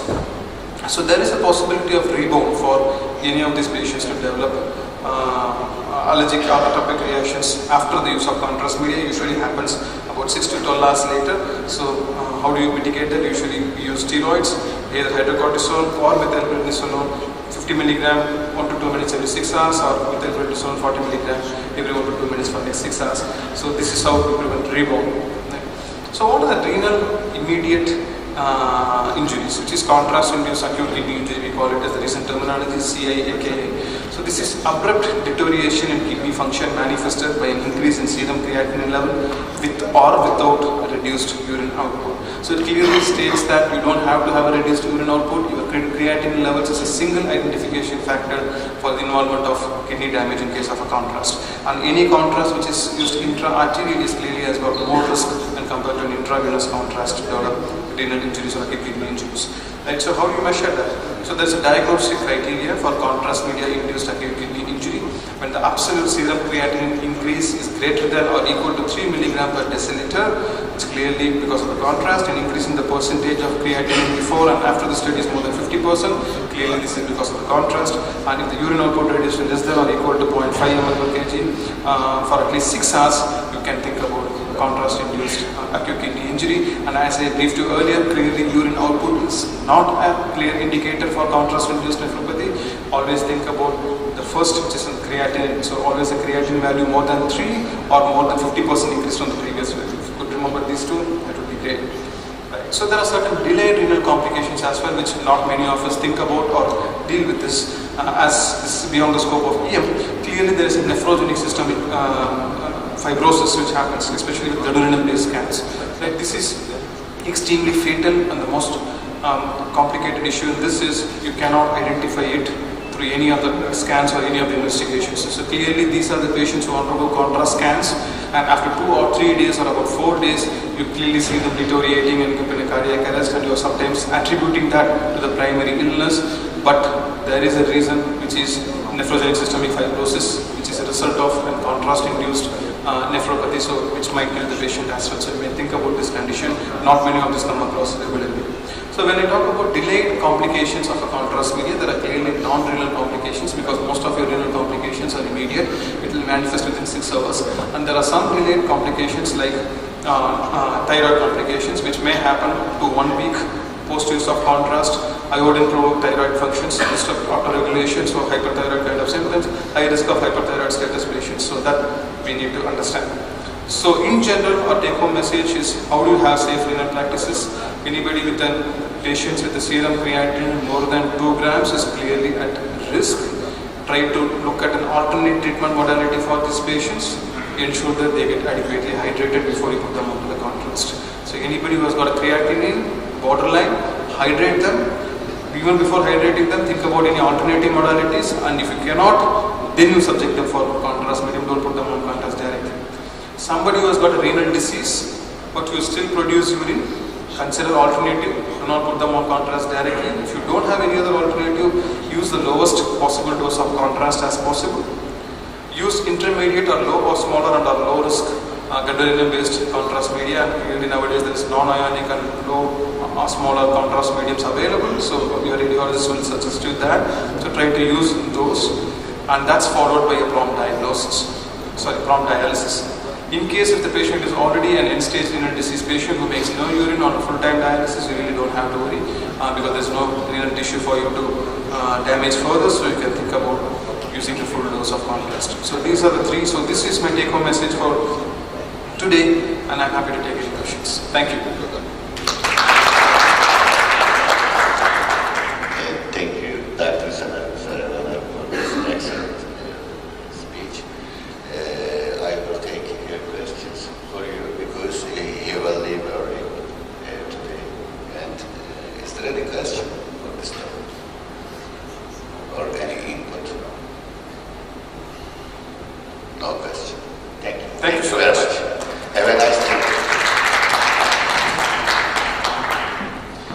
Now, as a third speaker, I want to introduce Dr. Mustafa Kesap from Antalya Research and Training Hospital, and he will talk about the perspectives of abdominal computerized tomography. Good morning, everyone. My name is Mustafa Kesap, living and working in Antalya City Center, Training and Research Hospital. My speech is about abdominality today, the personal pitfalls and advantage and disadvantage. Also, I want to speak about why we are using. I will give you some epidemiological features of the CT and what is the indications, advantage and disadvantage, my objectives, and end of the presentation I will speak about the future of the abdominal CT and some of the special groups I want to explain to you today. And there are some numbers on the presentation. As you see, that approximately 20 years, the CT or total CT is growing almost 10 times. But at this period, for 20 years, just the patient flow is approximately 5 times is growing. So that's why we are using abdominal CT in our department so spread. And in Turkey, just 11 million people, 11 million CT scan in all of our hospitals we are using also in Turkey. These of them, the CTs, when you look to the abdominal CT is 10 times more, according to the others. The other is thorax CT is 5 times much more. And 25% CT is, we are evaluating our emergency department. So we are using spread also. And there was a meta-analysis also here. We are using approximately for adult people 17% around of, for children 5% around of, and for the older people almost 1 over the 4 older people we are using CT in any way. That was huge numbers also. And which indications we are using, especially first of all lower quadrant pain, first of all. The second one is flank pain. The third one is abdominal, non-specific abdominal pain. And the fourth one, we are using left side of the abdominal pain. We are using in our departments, my friends.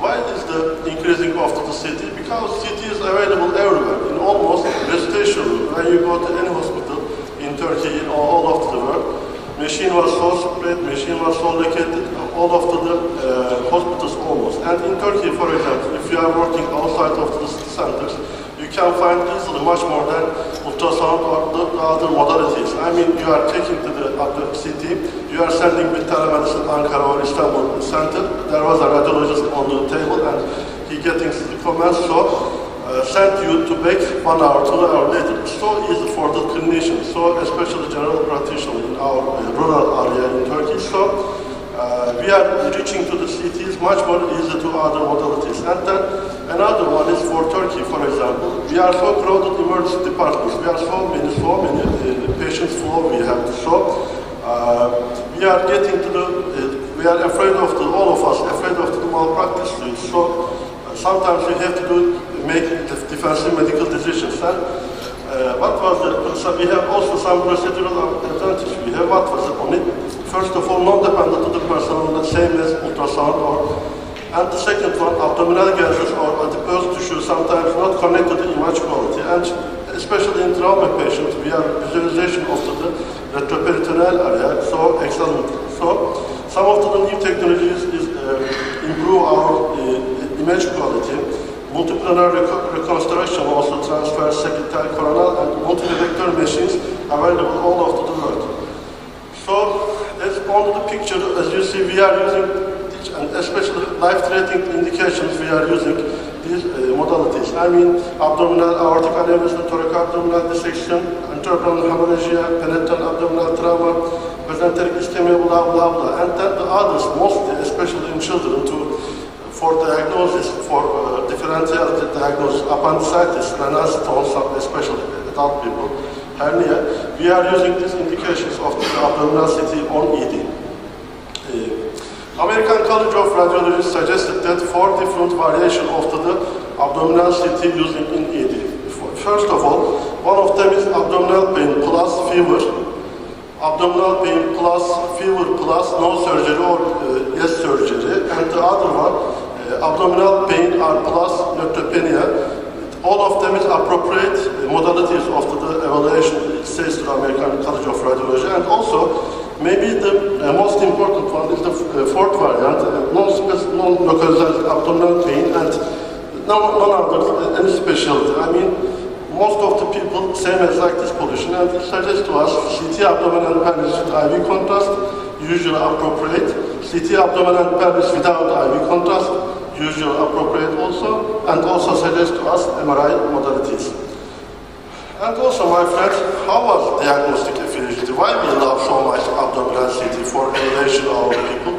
Because it changed our management of the patients. I mean, approximately 50% to admitting rates to changing our diagnosis. So we are loving. You see some of the papers here, approximately 50% changing to the diagnosis, 25% changing to the surgical plans. Also, there was a review article also, you saw that there was a changed modalities also, you see that here, at this column, you saw that almost 40% to 60% changing our management of the patients. So we are using so much, so we are loving abdominal CT in our departments. And also, we are using penetrant abdominal trauma, also it says to us, FAST plus selective cases of the abdominal CT is gold standard also, especially trauma people, it suggests to us also gold standard.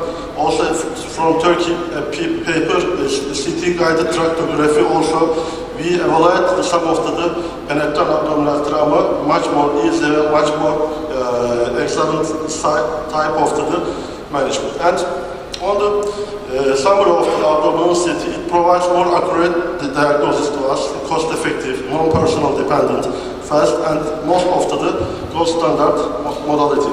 And then what was the disadvantage of the abdominal CT? First, radiation exposure. Approximately 10 millisievert, according to your machines, approximately 10 millisievert radiation exposure is one of after the one of abdominal CT. I am speaking about the adult people and speak later on children. And then 10 millisievert, what it means, I will try to explain to you. And if you get 100 millisievert effective radiation dose, 100,000 people, one of them is getting triggering to the solid cancer. So, especially if you are using on brain, you are approximately, especially in children, 2 or 3 times leukemia and glioblastoma, you are triggering also.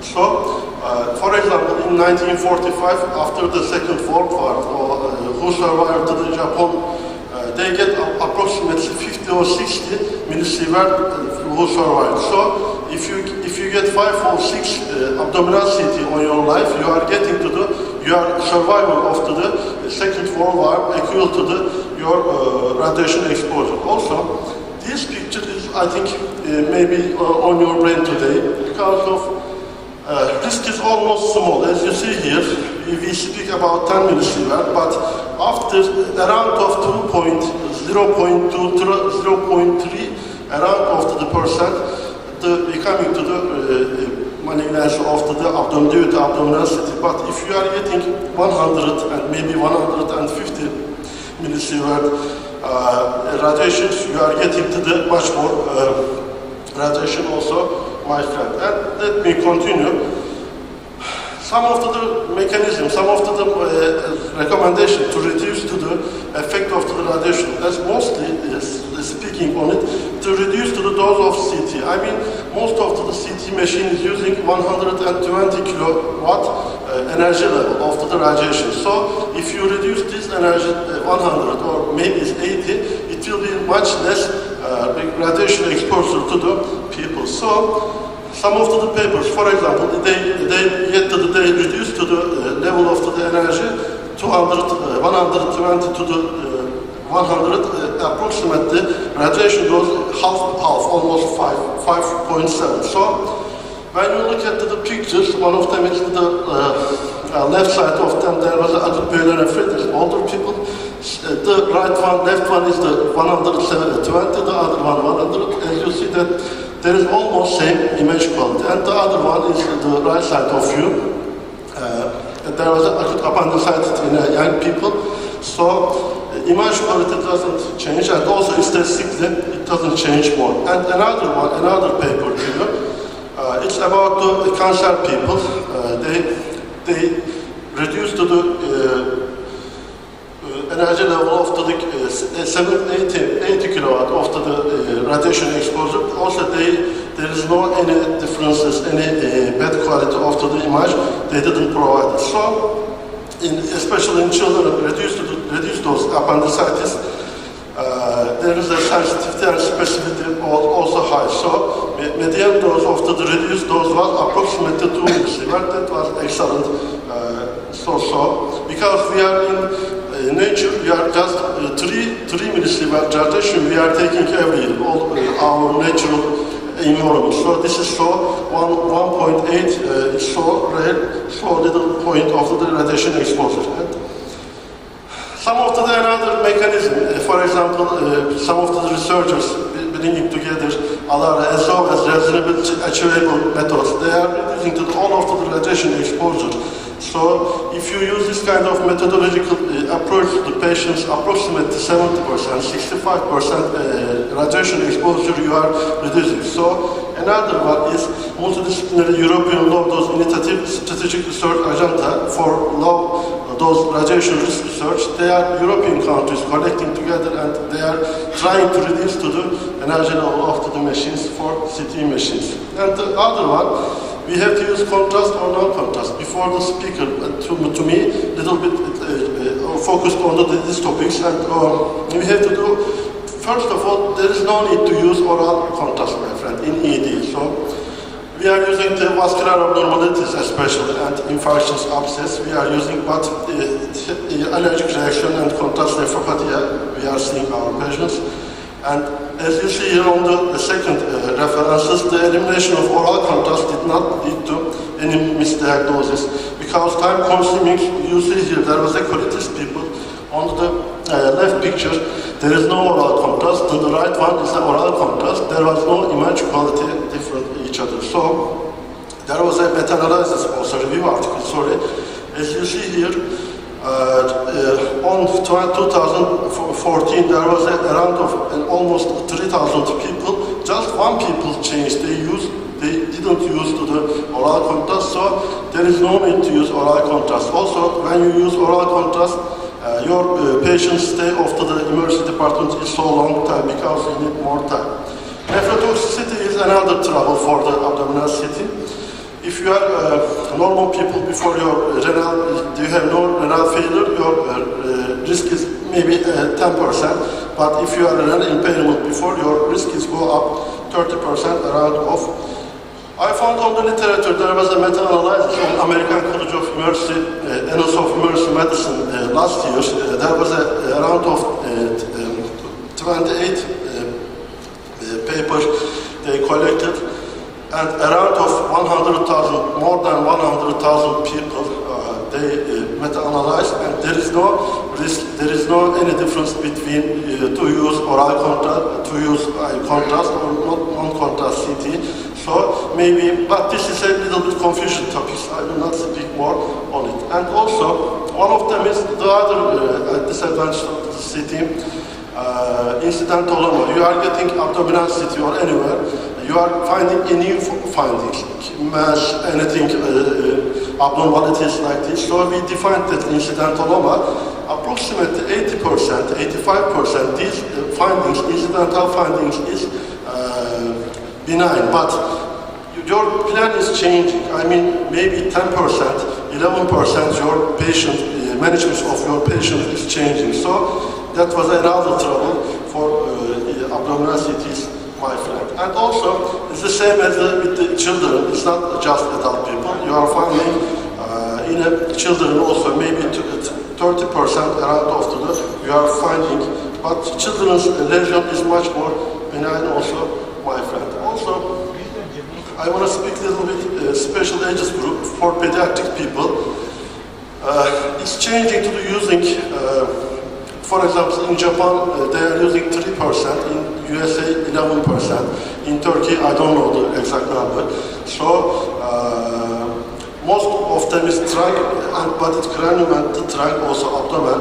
Why is the radiation is sensitive for the children? Because their life of expectancy is so high. So, if you meet to the early of their life with the radiation, they are getting to the proliferating cell is affecting their sensitivity of the radiation is affected the more dividing proliferative cells, so becoming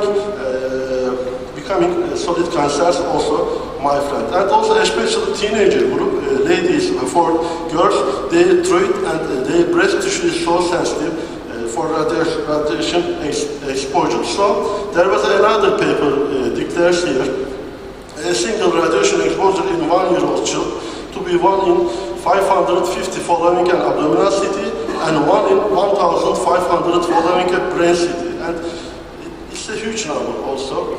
But I will show you another presentation. Also, this picture shows to us if you meet on your life, in the beginning of your life, your risk is so much. For female, and female is more sensitive according to the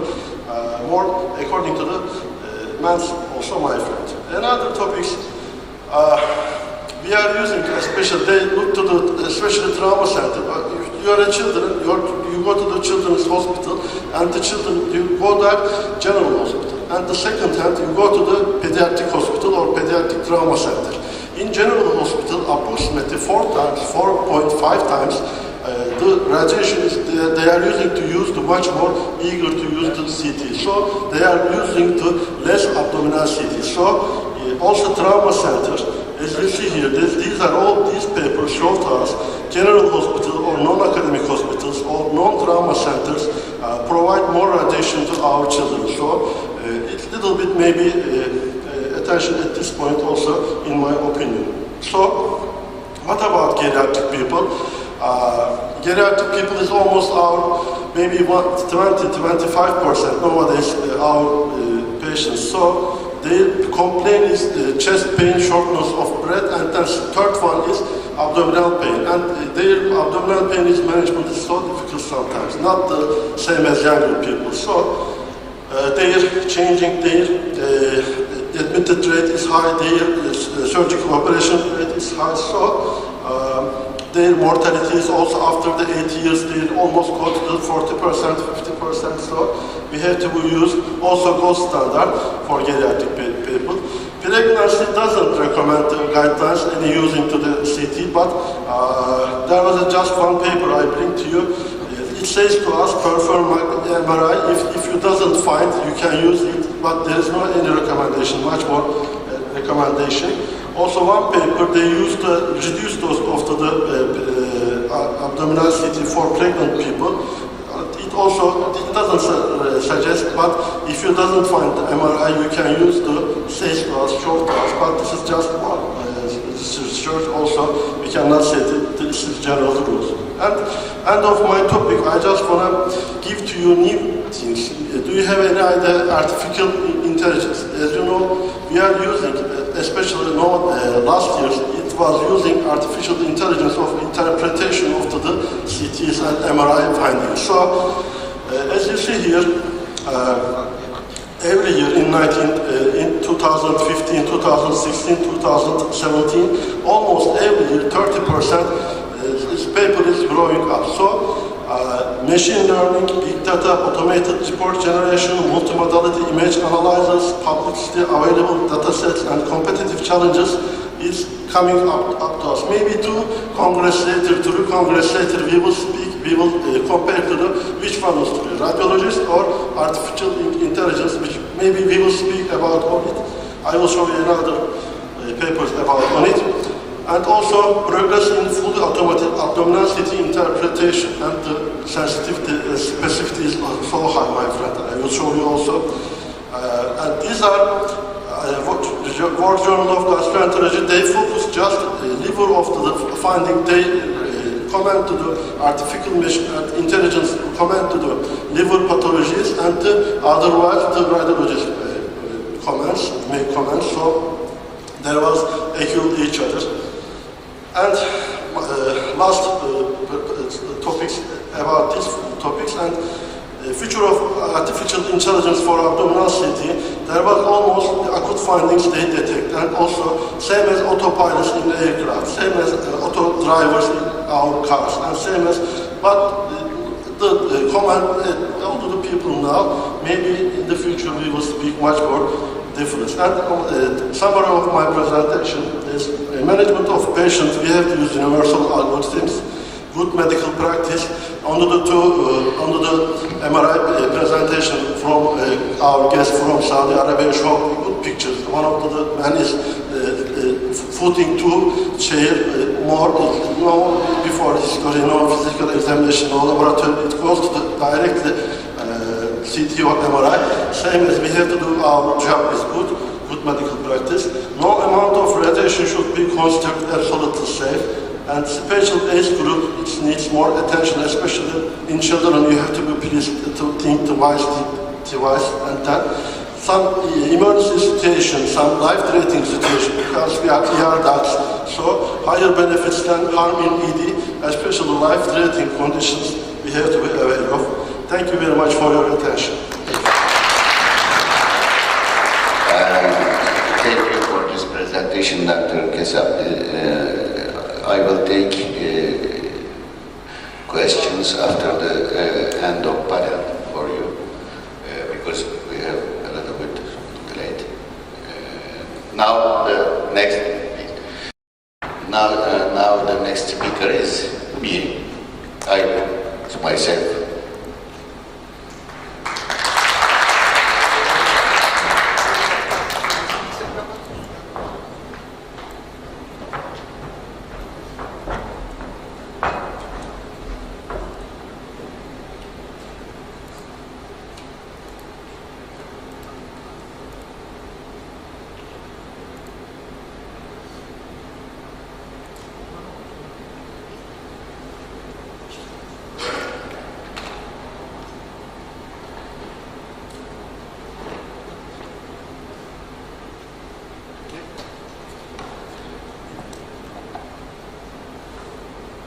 Yes.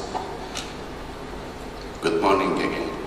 And we have changed the program a little bit because some of the speakers should go earlier than expected. So I take the last presentation last rank. I am professor of emergency medicine, and my name is Erol Ünler. Most of them know me, but I will briefly introduce myself.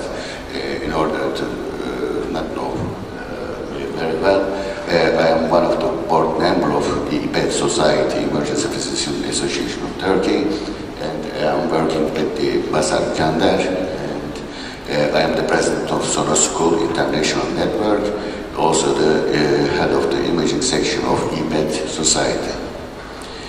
And today's topic is stethoscope or ultrasound. Most of you know me as an ultrasound face of the Turkey, and nationally and internationally. And I will discuss which is better, in this presentation. And my lecture wrote like that. First we will begin with the history, and after that we will go with the physical examination, which is composed of inspection, percussion, palpation, and the use of sound waves, either by your ear or by your eye. And we will go over with the diagnosis and management, and at the end we will see the result of our patients. These steps is totally represent our clinical practice.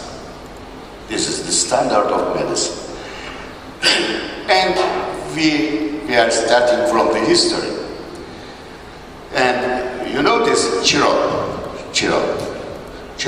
is the teacher of the several pupils, several students, including Apollo. Apollo was the father of healing, was the initiator of healing, and in Greek mythology. And don't be scared, because I will not talk about the history so long. I will pass very quick.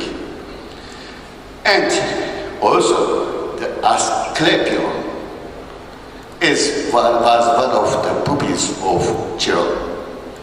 And it is called the god of the medicine, father of the medicine in the Greek mythology.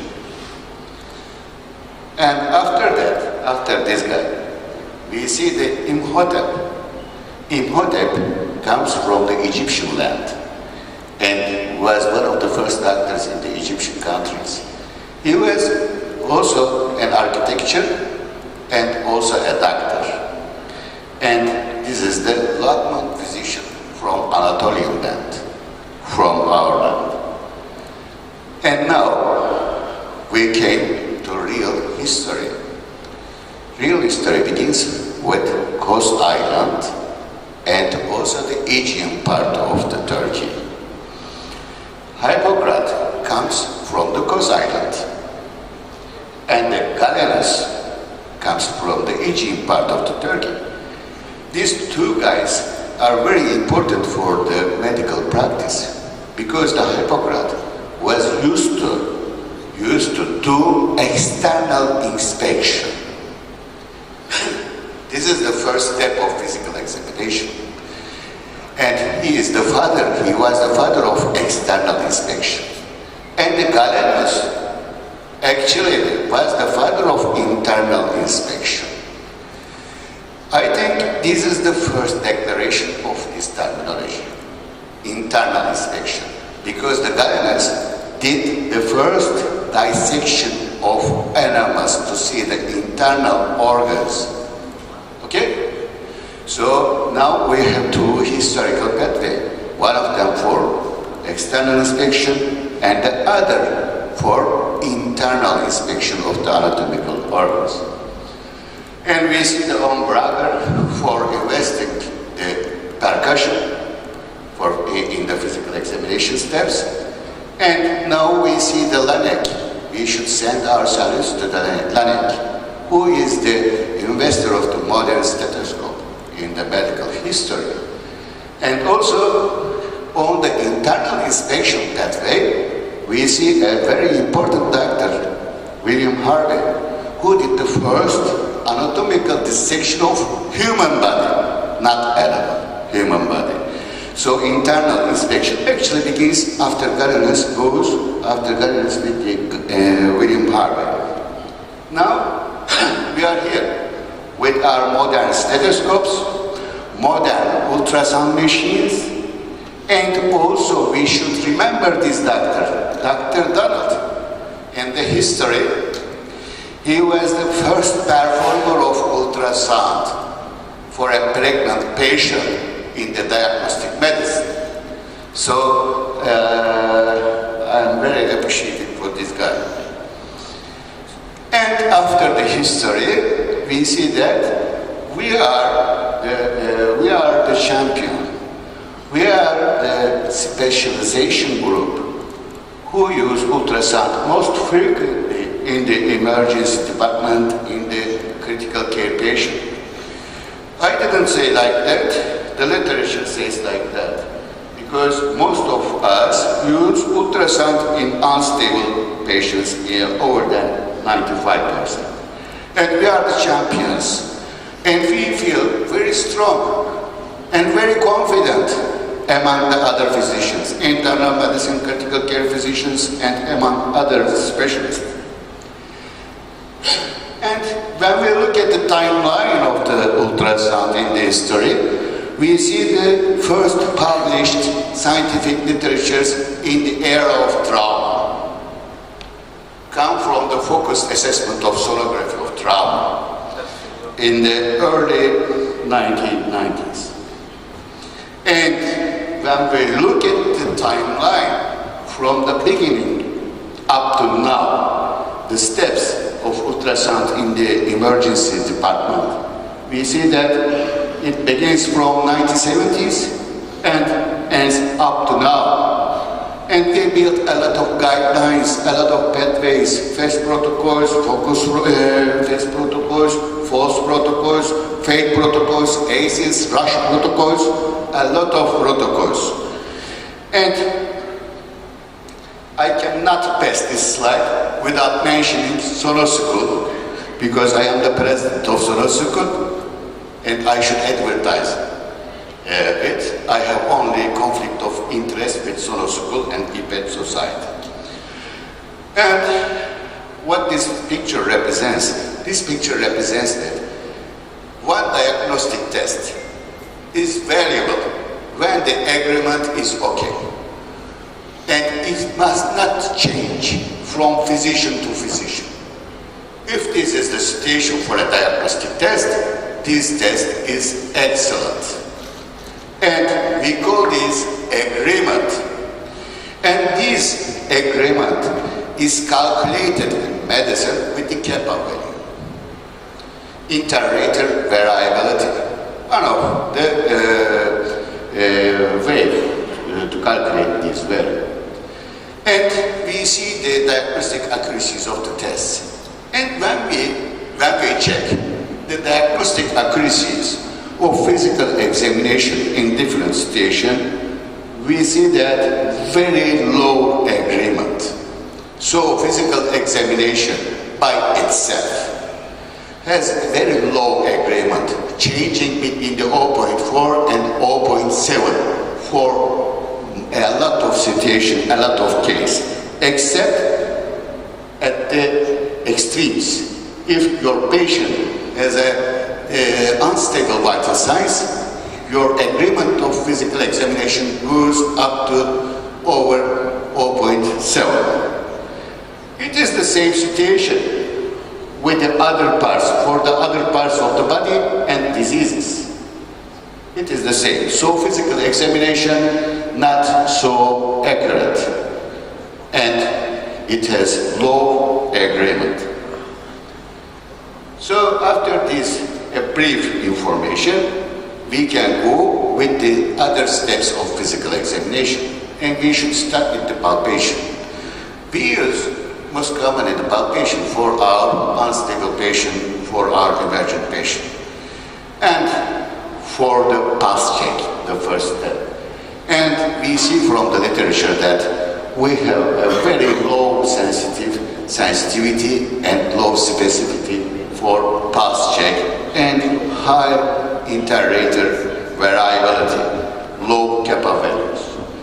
And in the literature, we see that very low sensitivity for pulse check with our hands. Even the specificity is lower than the sensitivity, up to 60%. And why this is the situation? Because your patient may be obese, your patient may be big, you have a big body mass index, and it can decrease your sensitivity for pulse check and specificity. But it is the same for ultrasound machine also. If your patient is obese and big, you have a low sensitivity and specificity for this pulse check. But in any case, focus is much more sensitive and reliable compared to the hands of a physician. Also, we can use our ultrasound machine for palpation and for abdominal pain pathologies or abdominal diseases, such as right lower quadrant pain or right upper quadrant pain. And when we check the literature, we see that if you find a sonographic burning sign with your probe, you increase your diagnostic accuracy for diagnosing the acute appendicitis. Also, it is the same for diagnosing acute cholecystitis. If you find a sonographic Murphy sign in your patient, you increased your diagnostic chance of acute cholecystitis in your patient. So we can use our ultrasound probes instead of your hands, physician hands. Also, we can use our ultrasound machine for auscultation steps of physical examination. How? For example, to determine the correct location of double lumen endotracheal tube with a high accuracy over than 8% compared to the stethoscope. Stethoscope has an accuracy of 60%. Also, we can use our ultrasound for determining the one lumen endotracheal tube. And we see that with a high sensitivity and specificity with ultrasound, over than 90% comparing to the stethoscope, which is approximately 60%. And also we can use our ultrasound machine for diagnosing pneumonia of the patient. Here we have conducted a study in 2011 to diagnose the community-acquired pneumonia with our team, and we have compared the ultrasound, chest X-ray, and tomography together diagnostic accuracies. And we see that, we concluded that diagnostic accuracy of ultrasound was approximately 90% with a high diagnostic accuracy. Also, we can use our ultrasound machine instead of stethoscope in the heart evaluation. This literature is very important because as emergency physician, we have used to do ultrasound in unstable patients. But they did this study in stable patients. And the physicians showed that if you do your point of care ultrasound on stable patients admitted to emergency room, you find new information in 1/3 of your patient and change your management decisions. And summary, you should do ultrasound, point of care ultrasound to the cardiac patients, not only for unstable, but also for your stable patients, routinely. Okay? So, we can also use our ultrasound in auscultation step for diagnosing the abdominal pathology. Again, we have conducted a study for small bowel obstruction with our team, and we see that if we use ultrasound, we can correctly diagnose our small bowel obstruction with a high accuracy with a kappa value of 0.8. So after percussion, palpation, auscultation step, the next step is the diagnosing and management step of your patient. And we can use our ultrasound machine in this area in a lot of application. For example, pneumonia. diagnosis of pneumonia, low ejection fraction, RV enlargement, pericardial effusion, wall motion abnormality, and also RV pressure overload. So even we can use our ultrasound machine to differentiate our shock types, our patients' shock types. Hypovolemic, cardiogenic, obstructive, and distributive shock, with a high agreement, of course, with a high agreement over than 0.8. Also, we can diagnose a lot of cardiac pathologies with our ultrasound probe, with a high sensitivity and specificity percentages. And now, after this, a lot of plenty of scientific literature, there are a lot of questions. And where am I? Should I need a stethoscope? Should I use ultrasound instead of stethoscope? Should I use my eyes instead of stethoscope? Should I change the archaic steps of physical examination? This is the question. So this is the study of our team again. And the name is like that, stethoscope versus point-of-care ultrasound in the differential diagnosis of dyspnea.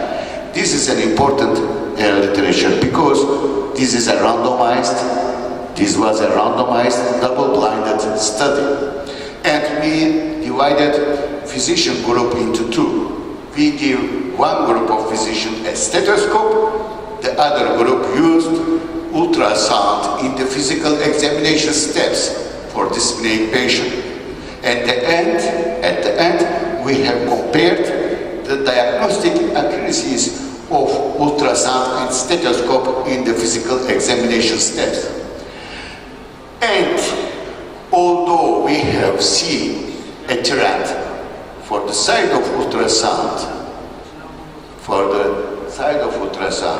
although we see that ultrasound use is better than the stethoscope use in diagnostic accuracy, after controlling the results carefully, we see that there was no statistically significant difference between ultrasound and stethoscope use.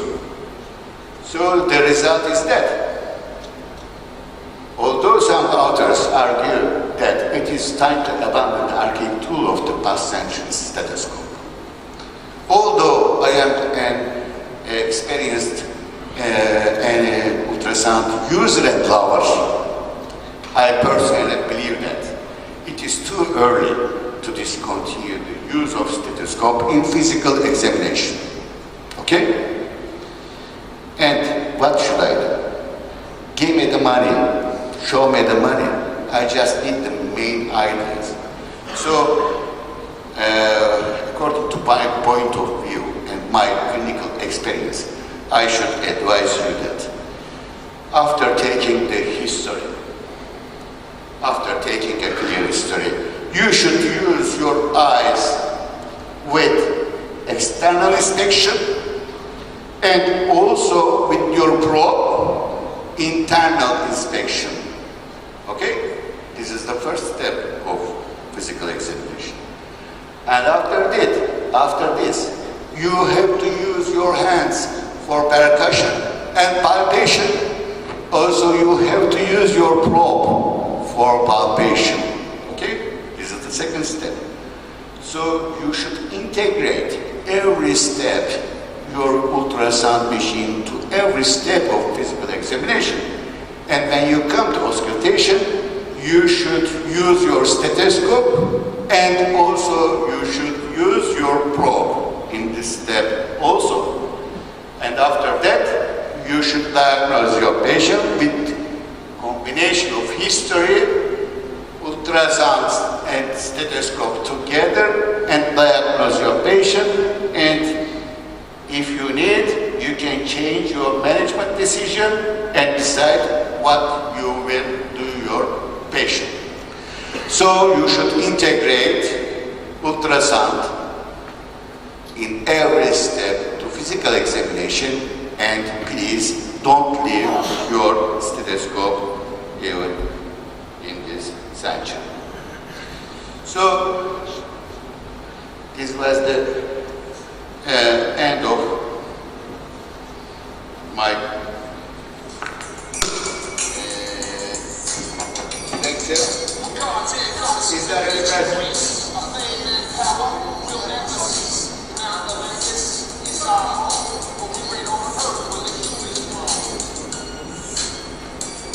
Is there any questions and collaboration?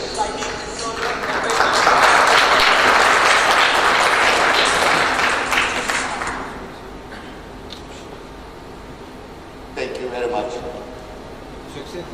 Is there any question for the last speaker, Mustafa Kesapli, Canlı tomography?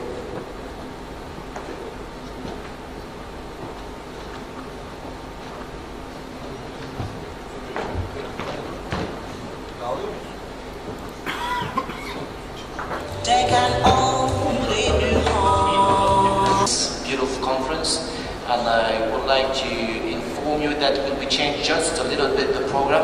I'm waiting for Bashar Tender he should come now, so we can start not to get late. And we changed the program, so the first speaker will be Dr. Harun Gunes from the Dutch University, and he's an associate professor. And thank you, Doctor, because he's got a plane to catch. We fully understand that. Thank you.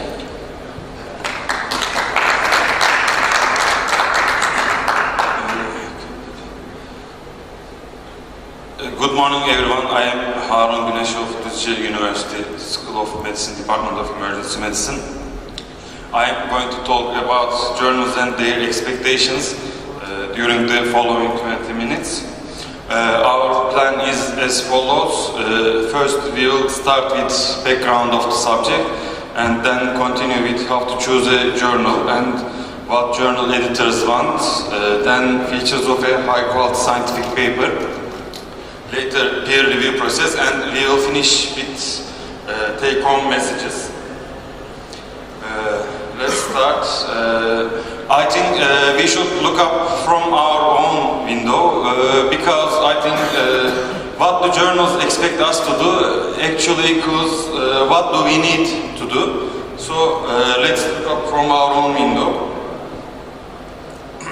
There are approximately 30,000 scholarly peer-reviewed journals in the world, and they collectively publish about 2 million articles per year. The Philosophical Transactions is the first scientific article. It was first published in 1665, and the scientific article has become the only way science is systematically represented in the world. At the beginning, it had not been important where you published, but Ben Levin changed everything in 1974. He was the editor of Cell. He prized long, rigorous papers that answered big questions and rejected far more papers than he published. Then suddenly where you published became immensely important. Most prestigious scientists have sent their papers to Cell, and other editors took a similar approach to replicate Cell's success. Then the publishers adopted a new metric called impact factor. It was actually invented in 1960s. The New Look journals shot to the top of the rankings, and scientists who published in high-impact journals were rewarded with jobs and funding. So in general, journals prize new and spectacular results, and scientists waste approximately 15 million person-hours on unpublished submissions to scientific journals every year. Publishing is the expression of our work.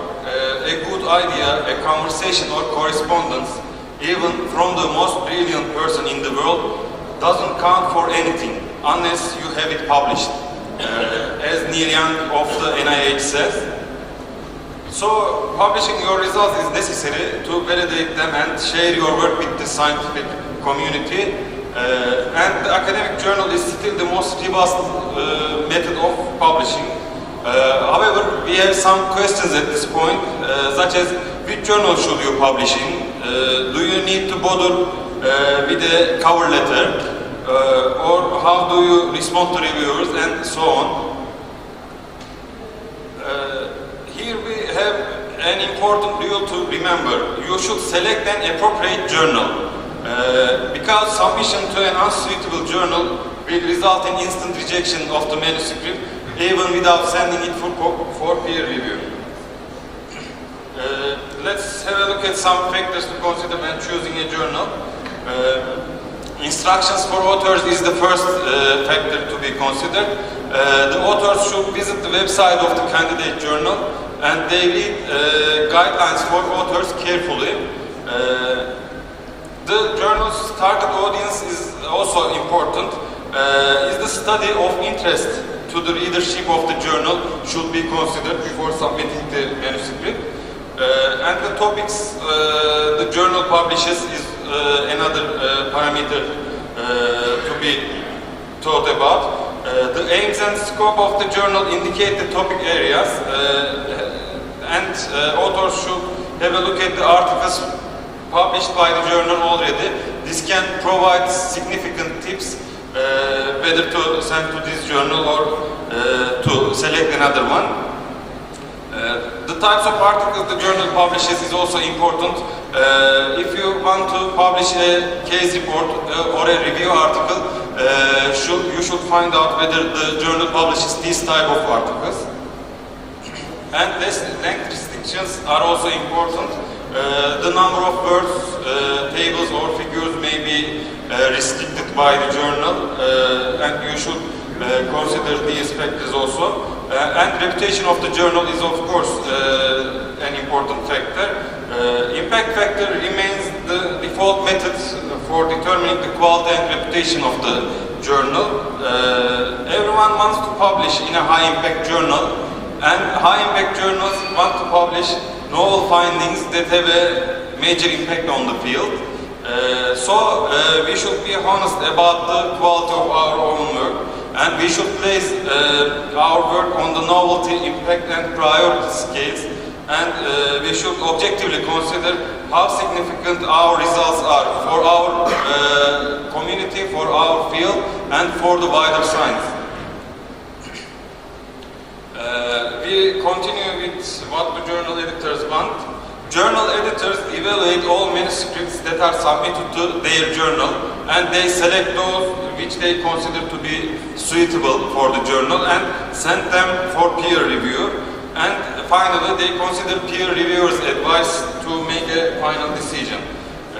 They are busy and they usually have to make an initial decision on the suitability of a paper quickly. They usually look at the cover letter, abstract, conclusion and references, and they decide whether the submission is in scope for the journal and of sufficient impact.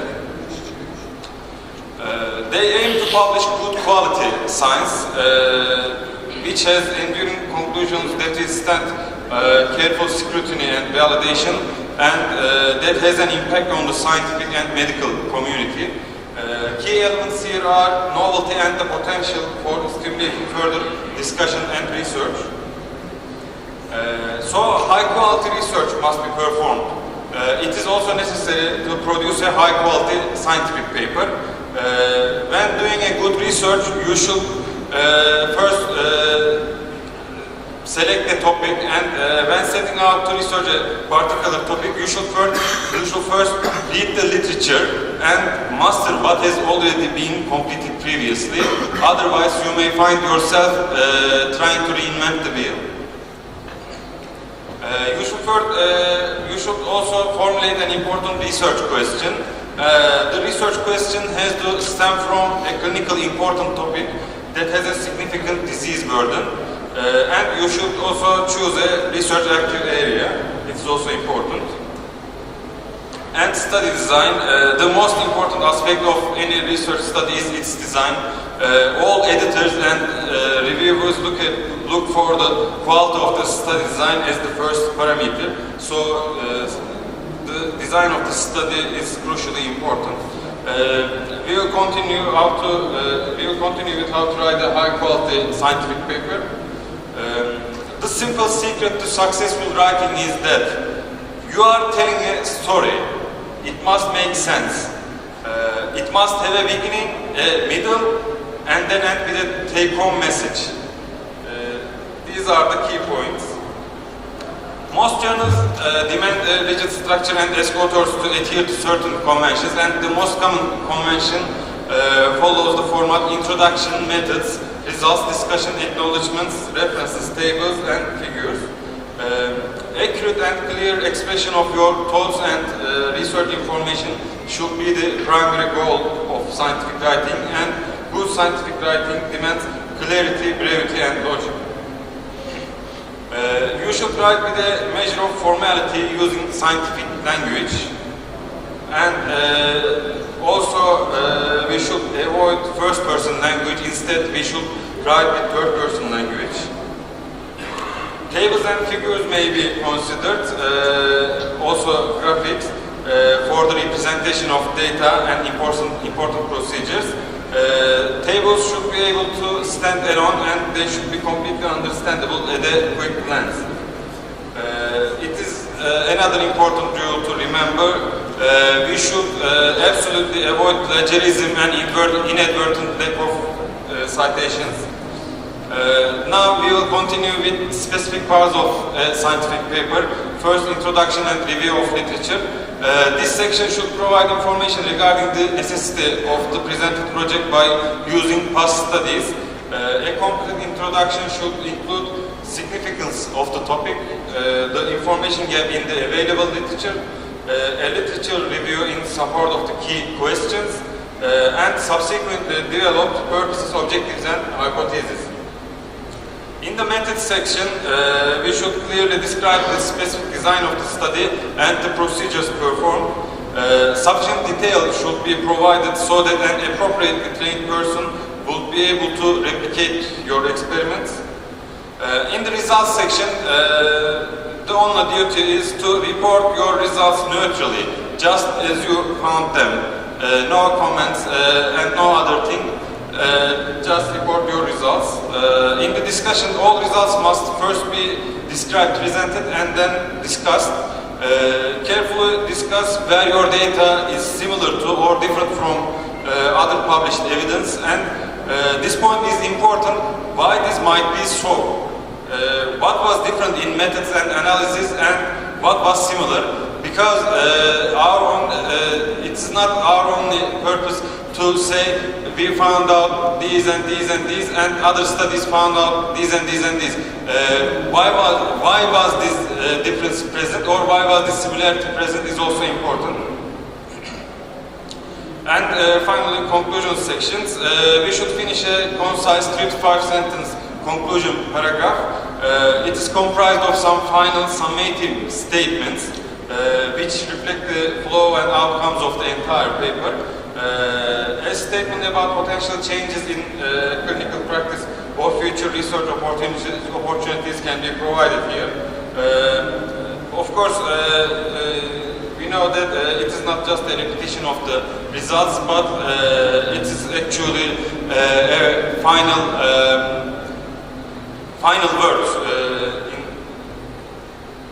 We can say final word. And once you have written your manuscript, get a colleague to read it and provide feedback on how manuscript flows. If necessary, rewrite it so it reads well and grabs the attention of the editor. For novice writers, it is more important. They should seek a reading mentor that will help them pre-read their submission. And again, before submitting the manuscript, we should evaluate it critically, and we should consider whether anything can be done better. And we should be sure about the manuscript follows the instructions for authors. All files are in the correct format and of the appropriate resolution and size, and the spelling and grammar are correct. And again, before submitting the manuscript, serious consideration has to be given to the title of the manuscript, the abstract and the cover letter. Title is the first window for readers to look at your work, so you should select a title that catches their attention and makes them want to read further. And this title should also accurately describe the contents of your manuscript. And abstract is the second important part of the manuscript. Many readers and also editors will only read the abstract and determine if the remainder is worth reading. So an abstract has to be able to stand alone. And an abstract can answer the following questions. What was done? Why was it done? What was found? Why are these findings useful and important? And what is the take-home message? Cover letters are also important. We said your aim is to sell your paper to the journal in cover letter. So you should take care to attract the editor's attention. As well as introducing your work to the editor, you should explain why the manuscript will be of interest to the journal's audience and why the editor would want to publish it. And all cover letters should include the following two sentences. The first one is, we confirm this manuscript has not been published elsewhere and is not under consideration by another journal. And the second sentence is, all authors have approved the manuscript and agree with its submission to the journal. These two sentences should be present in all cover letters. We continue with peer review process. We should keep in mind that revisions are part of the publication process and they help raise the quality of our manuscripts. So, and peer reviewers are experts who volunteer their time to improve the journal manuscripts. They offer authors free advice.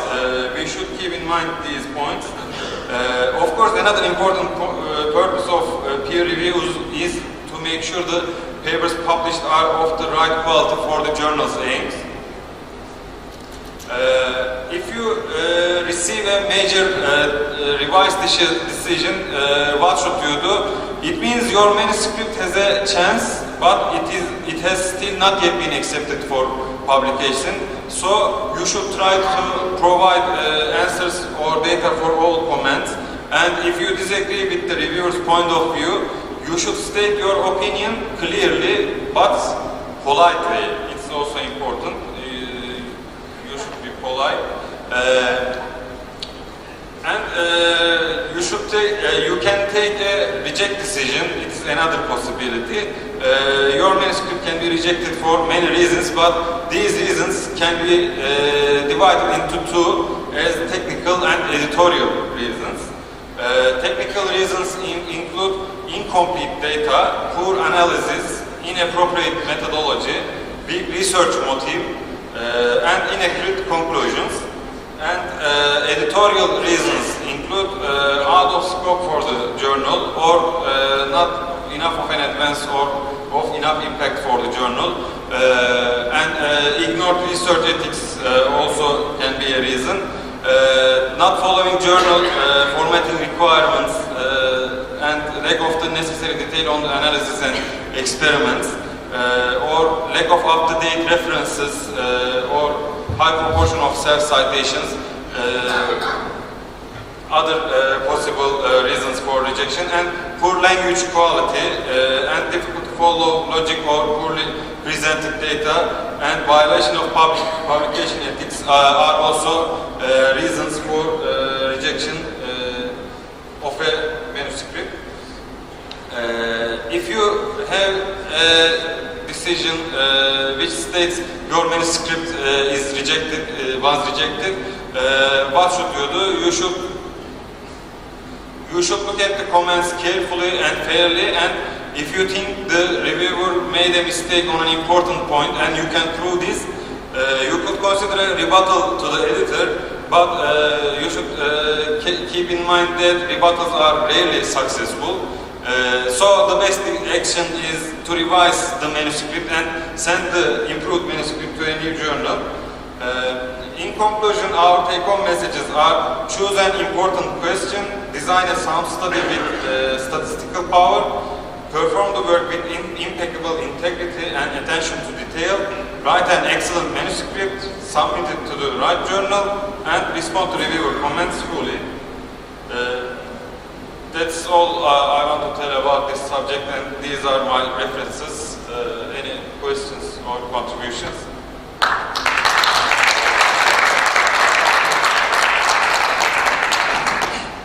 Thank you. Do we have any comments in the audience? Thank you for your very kind presentation. I know you have a plane to catch. Thank you. Thank you.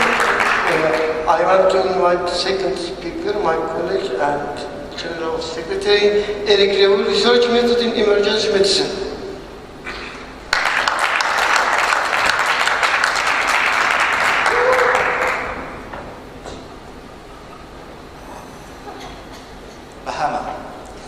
I would like to thank Bashar, and you were not there because I would like to thank you officially for this incredible meeting that you're organizing. It's better and better each year. It's a real pleasure to be here.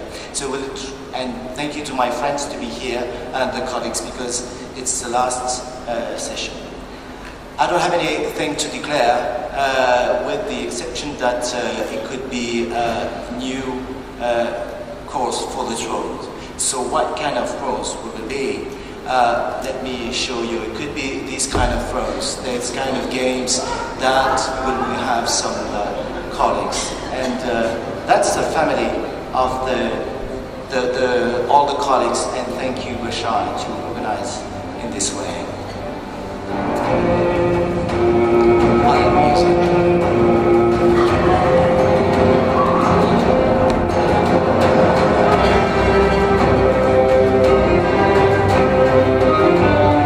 So, who will be on the throne, you will see.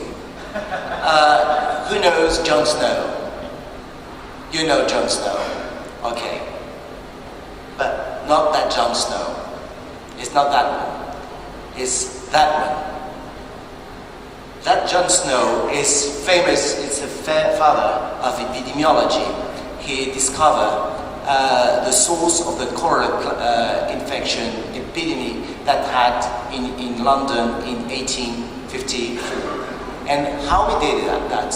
Because he was a physician, he had a lot of patients with this kind of disease. And the thing he has done is just observing, putting a map, putting dots on the map, just to search where were the patients. And he made a fantastic job to know where were the patients. And he worked a lot to know where. He had the feeling, he had a very good idea, he had the feeling that the source was a disease. The source of cholera disease was in the plain. And the source was where in a water pump that you can find in the center of London. And when he decided that, because he saw that a woman just put all the dirty trousers of this kid, he was sick, on the water and using this water pump. And that's the way, analyzing all the dots, he had found the source of this infection. So that Just Know was really impressive. The problem in emergency medicine, so it's very hard to make a research because we had to have a lot of patients. We had a lot of not very safe environments where people are quite aggressive. We do have a lot of patients. It's very hard to find doctors who have time to do that. And maybe sometime, with the exception maybe from Bashar, he's very active for that. But sometime in your hospital, it's very, very hard to develop a research program in your hospital. Funding is hard to find many times. The ethical problems, it's very hard to have also. And we have some feeling that maybe emergency medicine research can benefit for the patient. Not always, because it can help for development of the emergency medicine specialty in our country. because we have a research program very active. It could help for diagnosis, for new technology, for new devices, new biomarkers. For instance, we are doing a lot to analyze if it's a good way to treat the patient an acute MI or not. It can help in the procedures for treatment of patients. It could be a very good way, like John Snow did, for prevention and to analyze the cause of a disease. The thing is, it could be harmful for the patient. It's a risk for the patient if you are not doing the good research. So we have to work on the research program in safety. So what are the scientific methods to analyze research when you want to start a problem? First, you have to give the question, answer this quite very important question. What is the research question? What do we know? We have to know.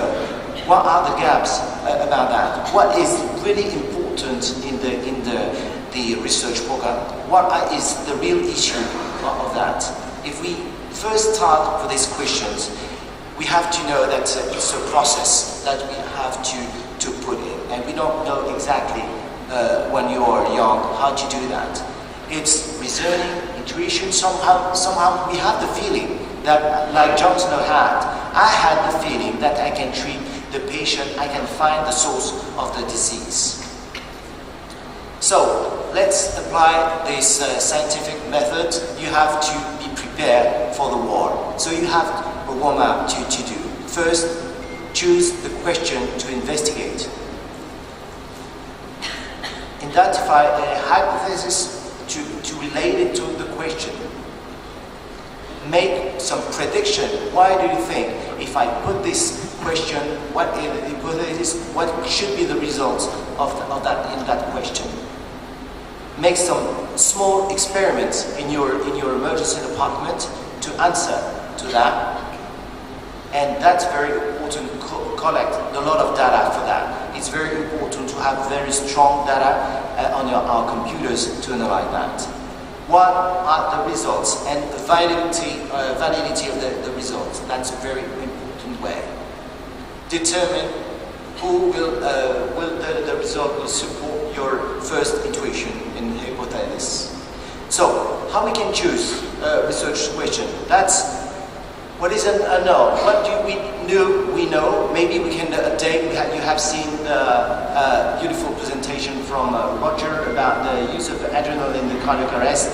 That's the thing we have been doing a lot for a long time. But maybe we need to update that. Are we sure that we have to use again adrenaline in the cardiac arrest? Well, the other thing that you want to know, we have a lot of colleagues, they have a lot of ideas, beautiful ideas to implement in your emergency. I've got an idea, I want to test a new device, I want to test a new biomarker. What is in common? Maybe in your clinical experience, you have a very specific experience for that. As we have seen in ECMO team that we have from different countries, we do use ECMO now in a pre-hospital system in France and in other countries. That could be very helpful to experiment new study. But it have to be a descriptive or analytic research. Define this population you are analyzing, be that men, women, others, or all the patients, and we need to have those strong data first. So it's the example of the 10 top research priorities in emergency medicine.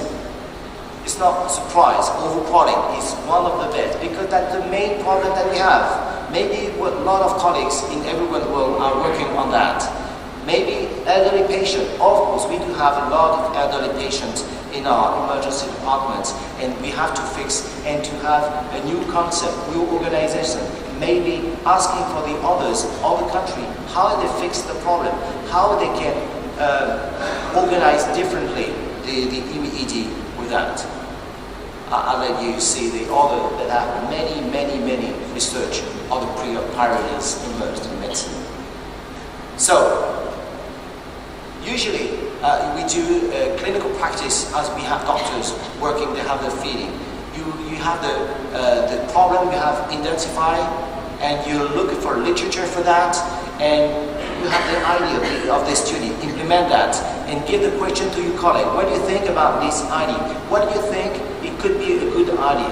For instance, we have, I've seen in my hospital, that's very near of my hospital, we have 50 meters away from the hospital, we have a railway station, and we have a main cardiac arrest, and we succeed to treat the cardiac arrest in that.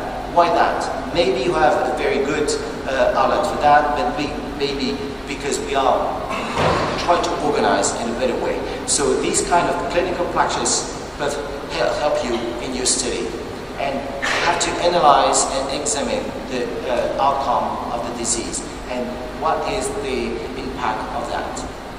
Of course, we need to observe with the lab research or text to know how we can implement that, and asking for our colleagues. Some colleagues are really experts and help us, particularly for statistical data.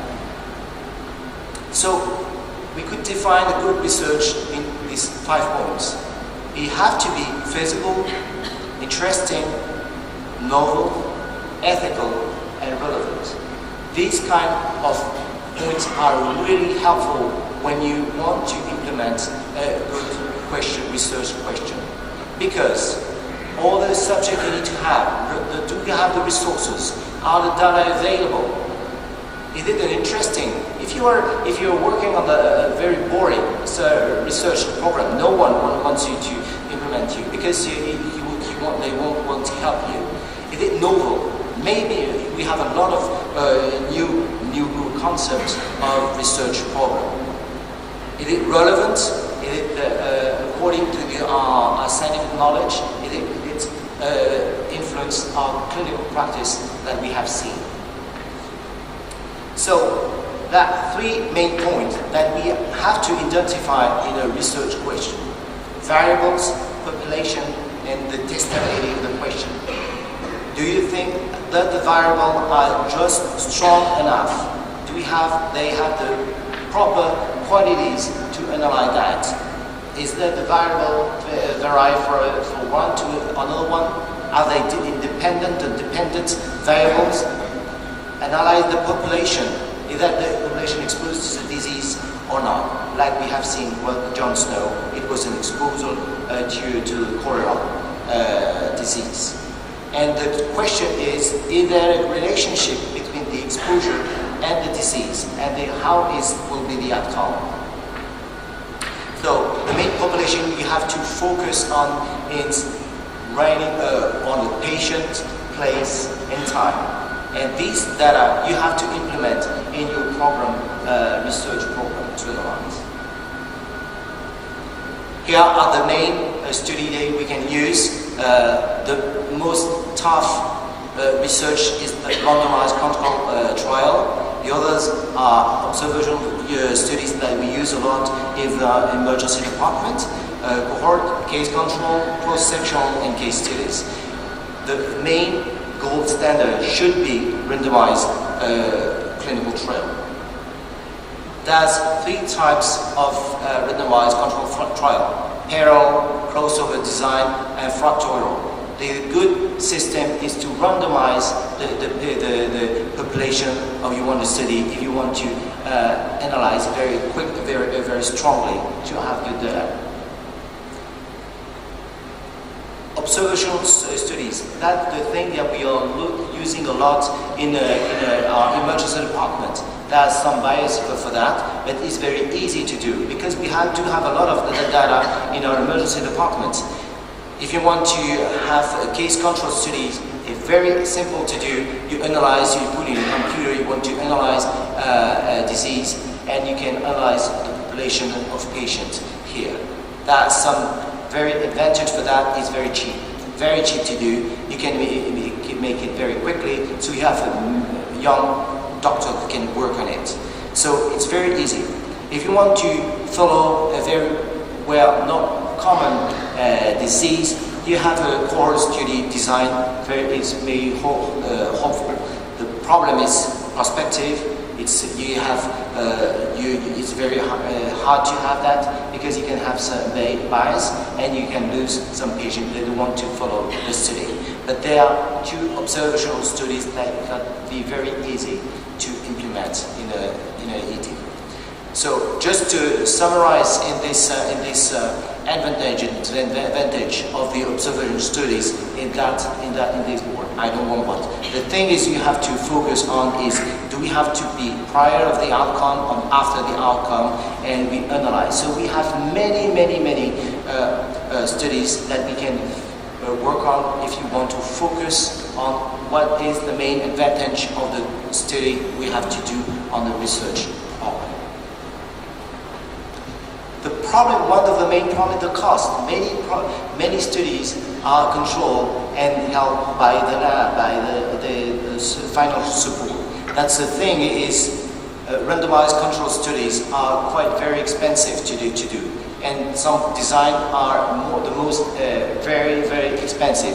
How many studies we had to stop because we didn't have enough money to control that? So it's a very tough job to find financial support, because as soon as you have the money for that, the problem is when you have got your paper published, they will say, yeah, but the research program was paid by a company. That's the main objective that we have to focus on. We have the results. Okay, finally we do have the results. What we have learned for that research. Are you sure that the finding will change our practice? That's exactly what we have seen with the user adrenaline for the cardiac arrest. The result, can you have the same result in another hospital, in another country, in another system? And then does it open in all the problems? The thing is, it's very important because the result had to answer to the first question. So the take-home message for that is firms and Atula. Firms test the question, put in a hypothesis for that, replication of that, objectivity, is it predictable or not predictable, and is there any empirical evidence. The other thing is you want to implement the Atula methods, algorithm, timeline, understand the research program, that the work has been already published or not? Is it the experimental methods or research, and what kind of research area? So this acronym is thanks to you for my colleagues from Turkey to help you. I will enjoy to do that. So, I have not finished. There is no best study design. It will have to be feasible, the cost and the time. And don't forget the first targets. What we have to do, improve health and population. We treat patients, that's not for us. We have to improve for our patient. And last but not least, I would like to thank our Jon Snow. We have a Jon Snow. The Jon Snow is here. It's our Bashar. So I would like to thank you again for what.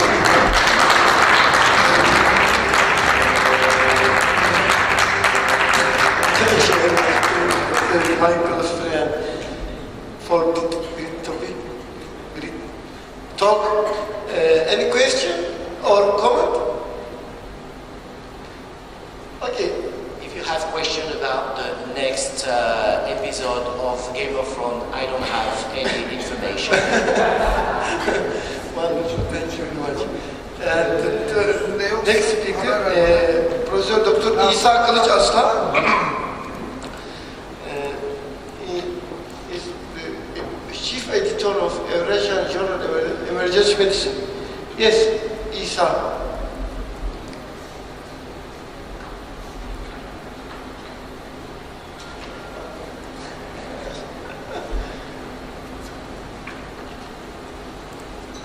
Sesi de bağladın mı? Şu an ses geliyor mu? Şu an ne geliyor bu şekilde?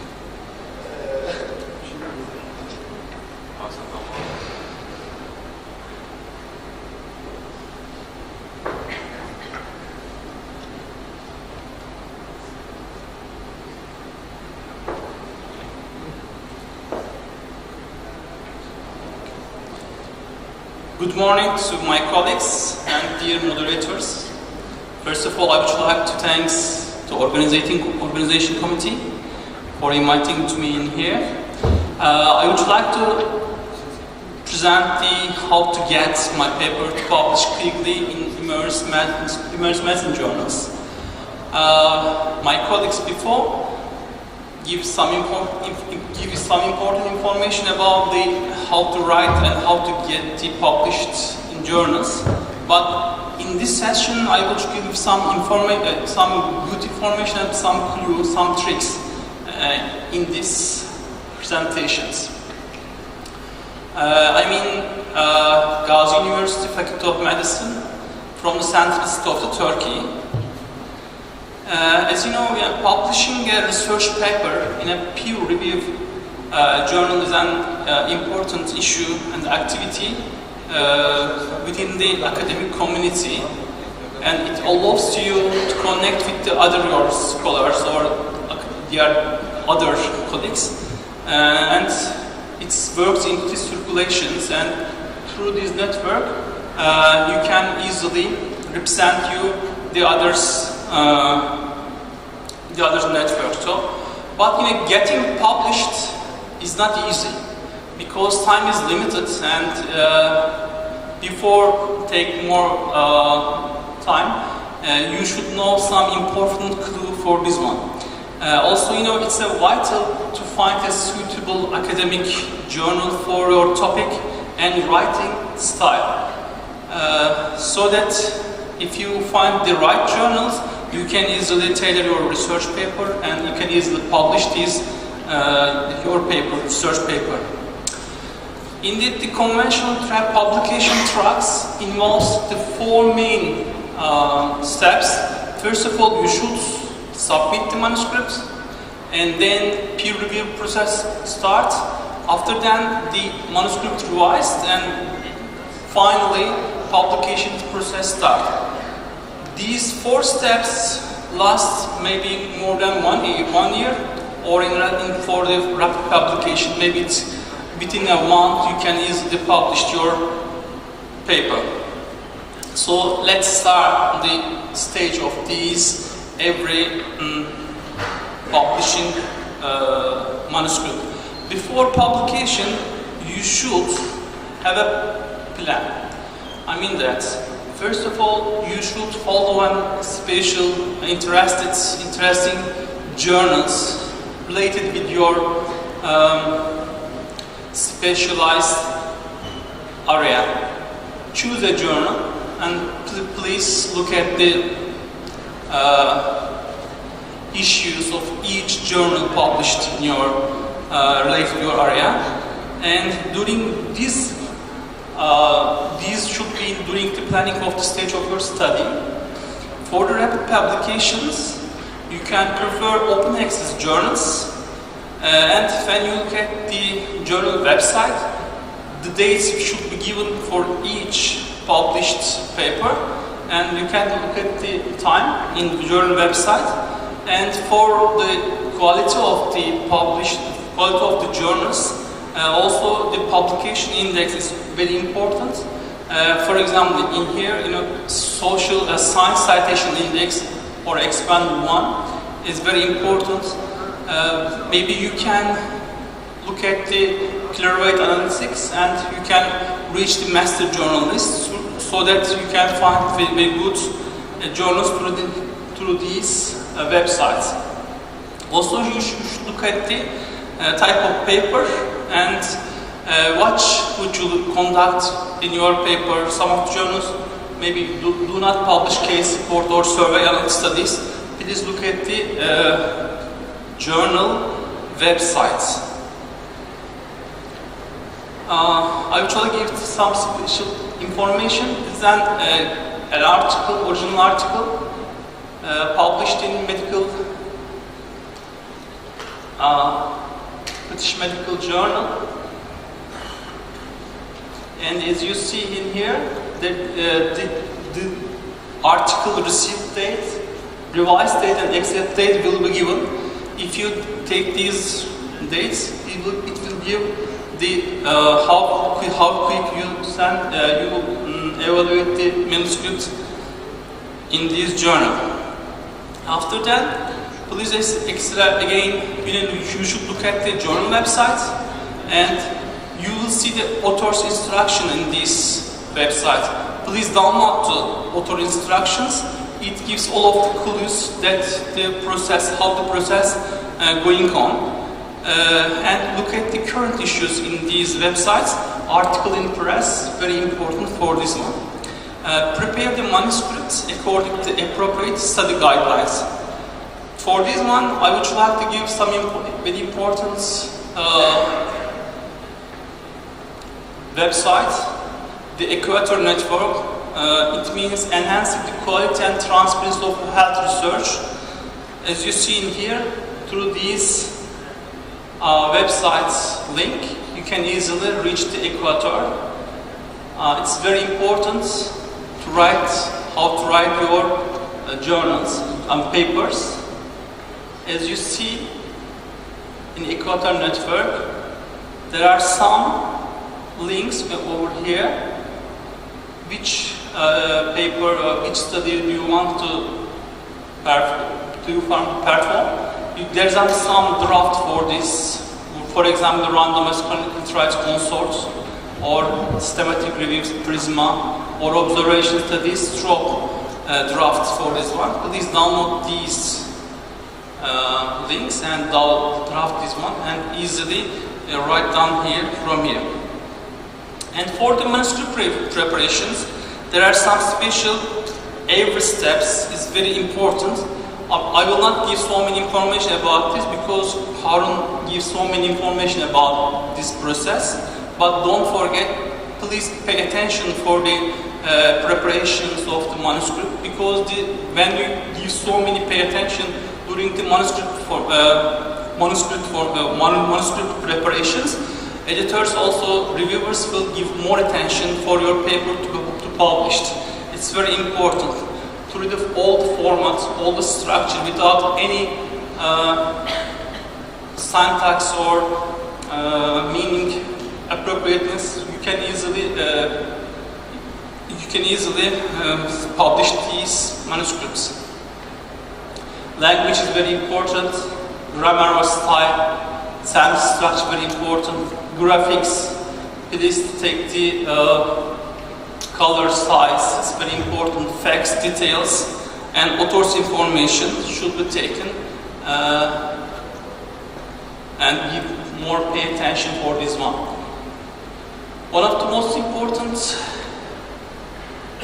steps in here, the cover letter. The cover letter should be complete and make a strong pitch. Please look at the website and look at the editors. Directly write down the name of the editors, and also give very important information, and also ethical, without any ethical conflicts and compliance. These are, the manuscript submission checklists. You can easily download in here. It's very easy. Before submission, before submitting a manuscript, you can take this one and check all of these one. In stage 2, there are 3 steps also. You submit your paper, and also you choose the right journal for the submission, and strengthening your submission is very important. During the submission of your paper, I mean that you prepare all of the manuscript without any problems. You have pen and pen to publish in this journal. But later, maybe you can change your mind, and also you should also look at what the other journals alternatives. At that time point, please, very important, ask a colleague or professor to review your research paper. It's very important. Your professor or your colleagues can edit your paper for grammatical errors or spelling errors or typos, clarity and the coincidence of your manuscript.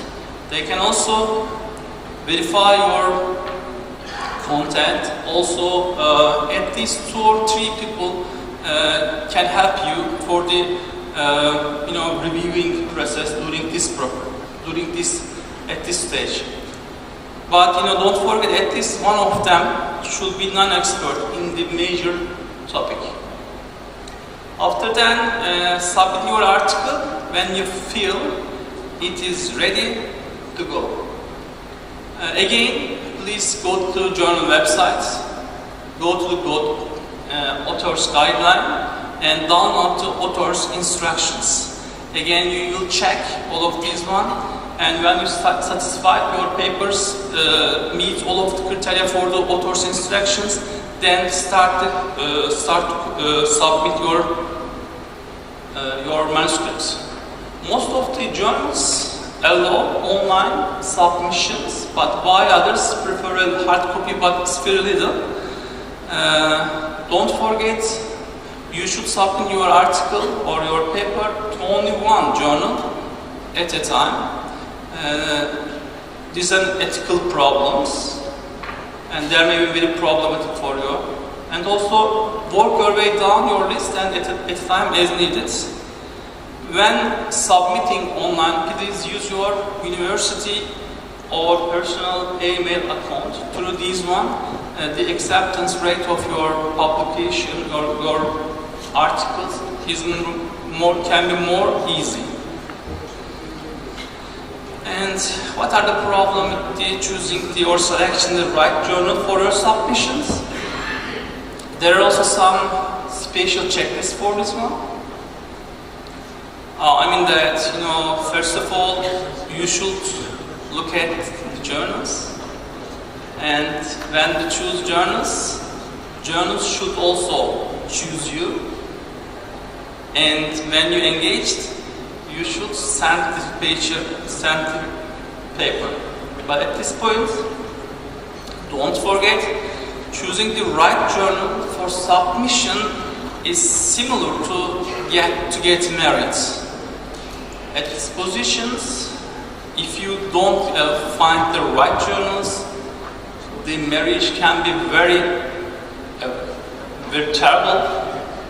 So please, at this position, I will give some recommendation for you. Be aware of predator or bogus publishers. I think Professor Özgür will give more information about the predators and bogus publishers. So I will pass this one, but I would like to recommend two important internet websites for this one. The Director of Open Access Journals, also the Open Access Scholarly Publisher Associations. Please look at this one. Also, we have two more journal suggestions to find the right journal for your articles. The first one and most popular one is from the Elsevier. When you go to the Elsevier websites, you can easily find this web page, a journal finder in here. I gave a sample for this one, geriatric neglect and abuse in university departments, and these websites offer some special journals from their databases and Journal of American Medical Associations, and you can easily follow the impact factor, speed, site score, option, everything. You can, what you want, which is important for you, you can choose the right journal for at that point. Similar one from Springer, journal suggestion, suggestor program in here. You can also find through the Springer.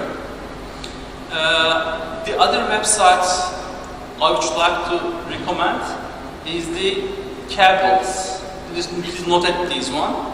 In this cables.com, there are some lists in here, white list and black lists.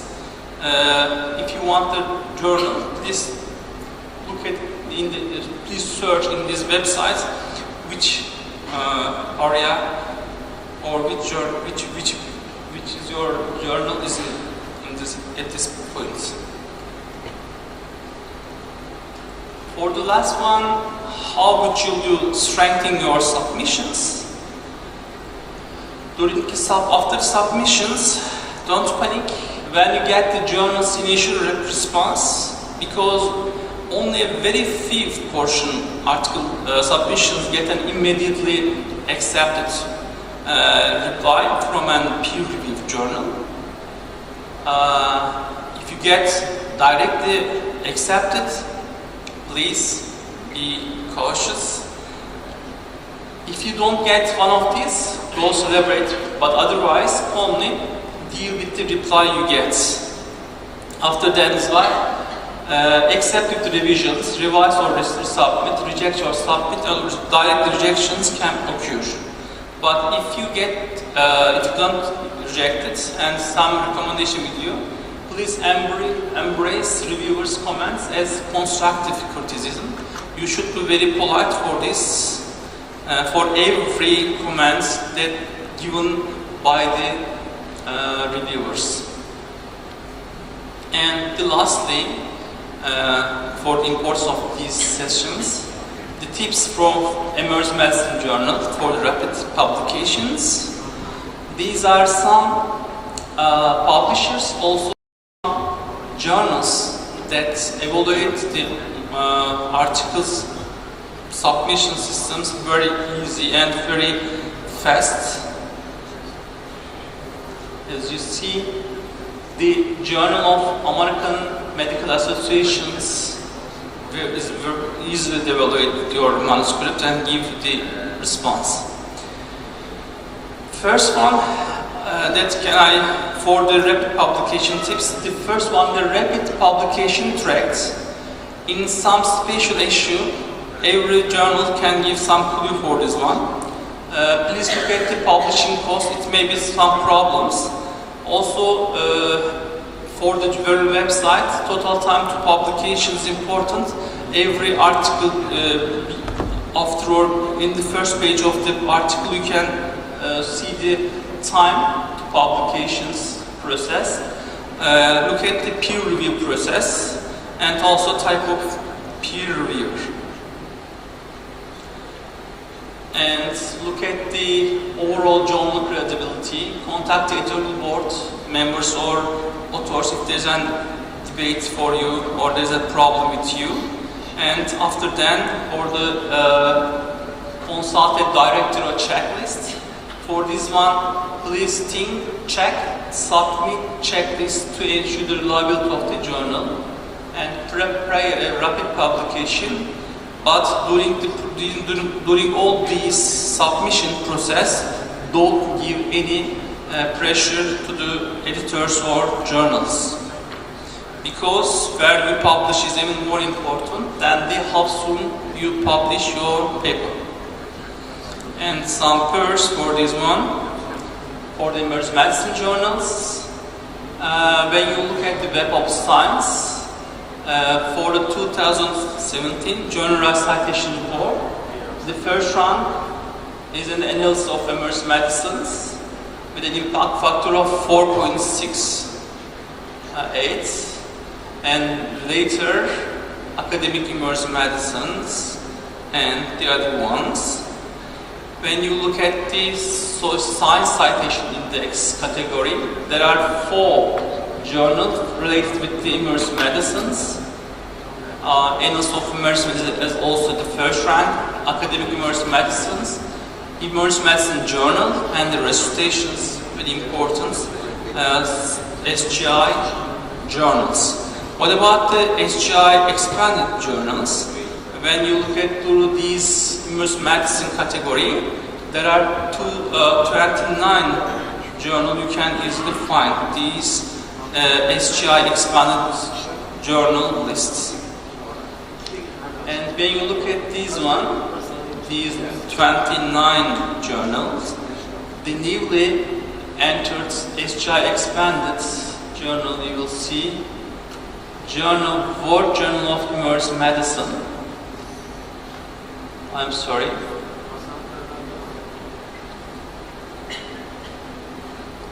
In the 28th rank.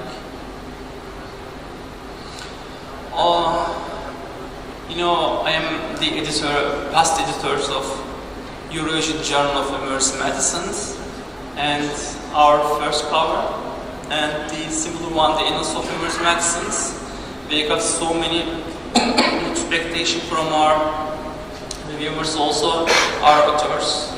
Thank you very much. There are some samples of the articles published in these special journals in here. You can see what you realize that the dates, submission dates, all of them can come. You can see in here.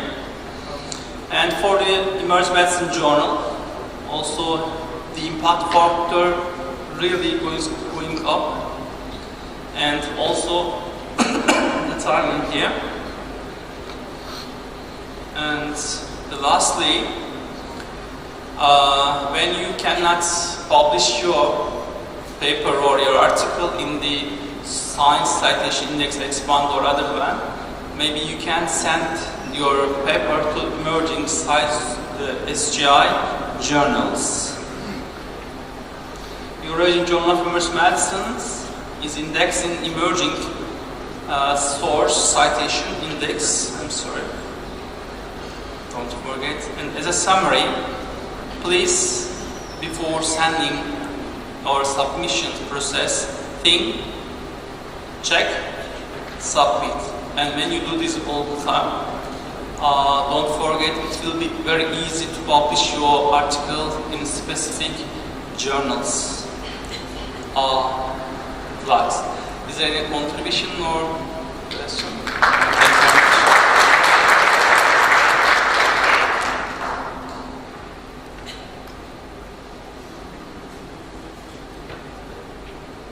Do we have any question? Yeah, please take a microphone.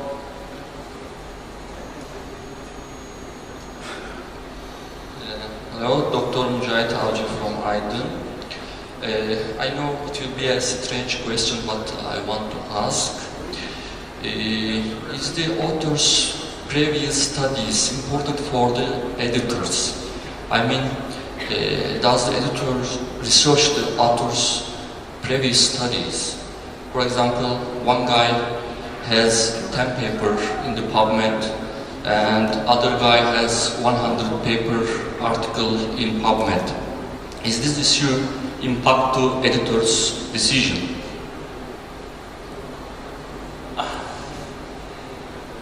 Indeed, for me, I want to be totally blind all of the authors. I am totally blind. Will read all of the papers without looking the authors' names. So it's not important, but when the authors publish more than 100 papers, he or she knows very well how to write the article. So you can easily understand this is well designed or well presented articles. So I think there's a positive discrimination for this one. But I think for the first authors that you cannot publish before, you can easily accept your article in a very high range of impact factor journals. It depends how you prepare your manuscript or your articles well. Okay. Thank you. Thank you. And maybe you can attribute. Yeah, I would like to add a comment. It's a very, very good question. To be exactly the same reply, we have a lot of colleagues where they are really well specialized how to write an article. And I have seen a colleague very young, she was just published her sore throat in the New England Journal of Medicine, but she does have understood exactly how we can write a good paper. That's the only thing. And that's the thing we have to learn. Thank you.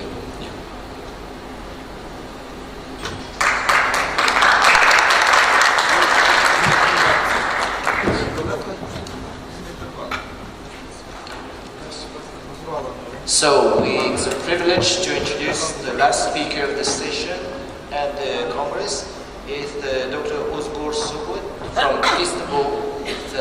He's an associate professor of emergency medicine.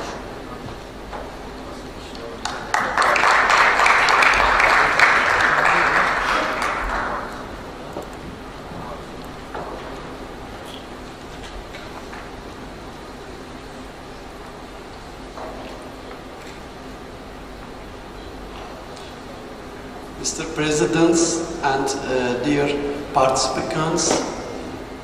Firstly, I want to thank to valuable citation to Professor Isa about my topic. I would like to present the topic regarding is broadcasting the main purpose. In the beginning, I want to mention the importance of this issue because it is important for academics, for us, for researchers. Publishing original research is critical to academic and professional achievement, as you know. When selecting this journal to which you will submit your work, it is important to consider the options very carefully. It's estimated that around 10,000 journals within 13,000 academic journals employ predatory journals. Predatory journals, what does it mean, predatory journals? Predatory journals, also known as incredible journals, fake journals, and pseudo journals, or shooter journals. It's a lot of names. And the researchers should be avoided from such journals at all costs. A longitudinal study of article volumes and publishing market characteristic estimated 8,000 active predatory journals with total articles increasing from 53,000 in 2010 to 420,000 in 2014. This is estimated, it has been stated in this study, 3/4 of authors were from Asia and Africa countries. Yes, I tried to consider how we think is broadcasting the main purpose.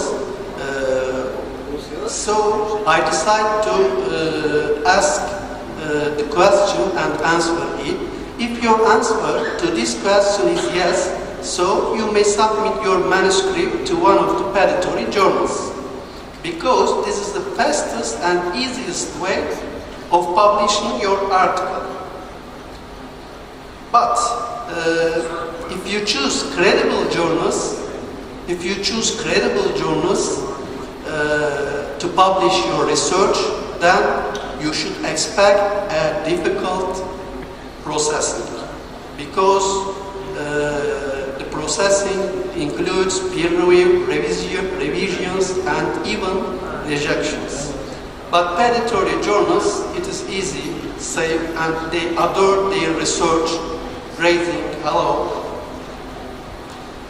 Over the past decade, a group of scholarly journals have proliferated that have become known as predatory journals, produced by predatory publishers. Predatory refers to the fact that these entities prey on academics for financial profit via article processing charts or open access articles, but without meeting scientific publishing standard. In example, peer review, clinical and copy editing, quality assurance, correction, retractions, and archiving. Predatory journals exploit the need for academics and research to publish their work. As you know, they use questionable business tactics such as charging the author to publish, but they do not provide the professional services of a reputable academic journal. This means legitimate academic journal. The purpose of predatory journals is solely to make money for the owners from author fees. In summary, these journals achieve most of the process in place that legitimate journals use to meet scholarly meeting publishing standards. If your answer is no to this question, so definitely, exactly, choose legitimate journals to submit your article. Most academics want their work to be published in legitimate journals because legitimate journals are credible journals, are reputable journals. Unfortunately, the tremendous proliferation of journals, both legitimate and predatory, makes it increasingly difficult to identify predatory journals. It is hard to identify the predatory journals or distinguish the predatory journals from the legitimate journals. A journal that an author has never heard of might be a legitimate journal, a legitimate new journal.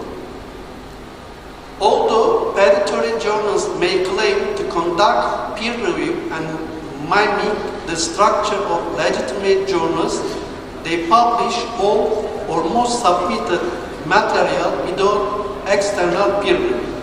They do not follow, as I mentioned, standard policies advocated by organizations such as here listed, World Association of Medical Editors. It is important to verify the journal, Committee on Publication Ethics, International Committee of Medical Journal Editors, and Council of Science Editors.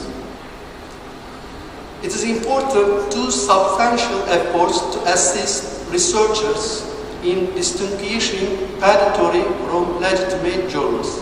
These include, firstly, Bill's list. The second one is Directory of Open Access Journals. Bill list of potential predatory journals, open access publisher or journals can be accessed from these websites. The Bills is a librarian. The name of Bill is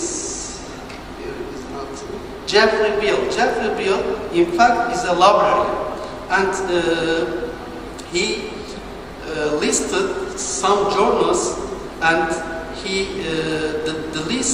these lists were alarmingly lengthy, with 1,155 predatory publishers and 1,294 predatory journals being listed as January 3, 2017. You can access this original list from this website. While the purpose of Bill list was to identify predatory journals, the Directory of Open Access Journals has the converse purpose of identifying legitimate open access journals. The directory aims to be comprehensive and cover all open access academic journals that use an appropriate quality control system. As of January 5, 2017, DOAG included 9,456 journals from 128 countries. However, the DOAG is not a comprehensive list of all legitimate open access journals. If your work is published in the Directory of Open Access Journals, you can trust it is a legitimate journal. But the journals, a journal that is not listed, it does not mean it should not be assumed to be illegitimate or predatory. This is the important issue. There is a list of signs that a journal may be predatory. Firstly, many predatory journals are open access and require fees. Quality is of substantial concern, poor or no editing, and poor or no peer review. Unethical business practices such as offering services not as advertised, making false claims about impact factors of indexing, and failure to adhere to accepted standards of scholarly publishing and aggressive solicitation of manuscripts. Why should we avoid publishing our research in a predatory journals? There are a number of possible consequences to publishing in a predatory journals. These include: firstly, your published work is not protected. The second one, your work will receive poor or no peer review. And also work could disappear, or you could lose access if the journal is dissolved. It may be difficult for others or other researchers to find your work, and if it is found, academics may be reluctant to cite it. How can we protect ourselves? How can you protect yourself and your research from the predatory journals? There is a number of items. Firstly, be very careful of emails from unknown source that invite manuscript submission and promise you rapid publication for a fee. Check out Bill's list of suspected open access publishers and journals.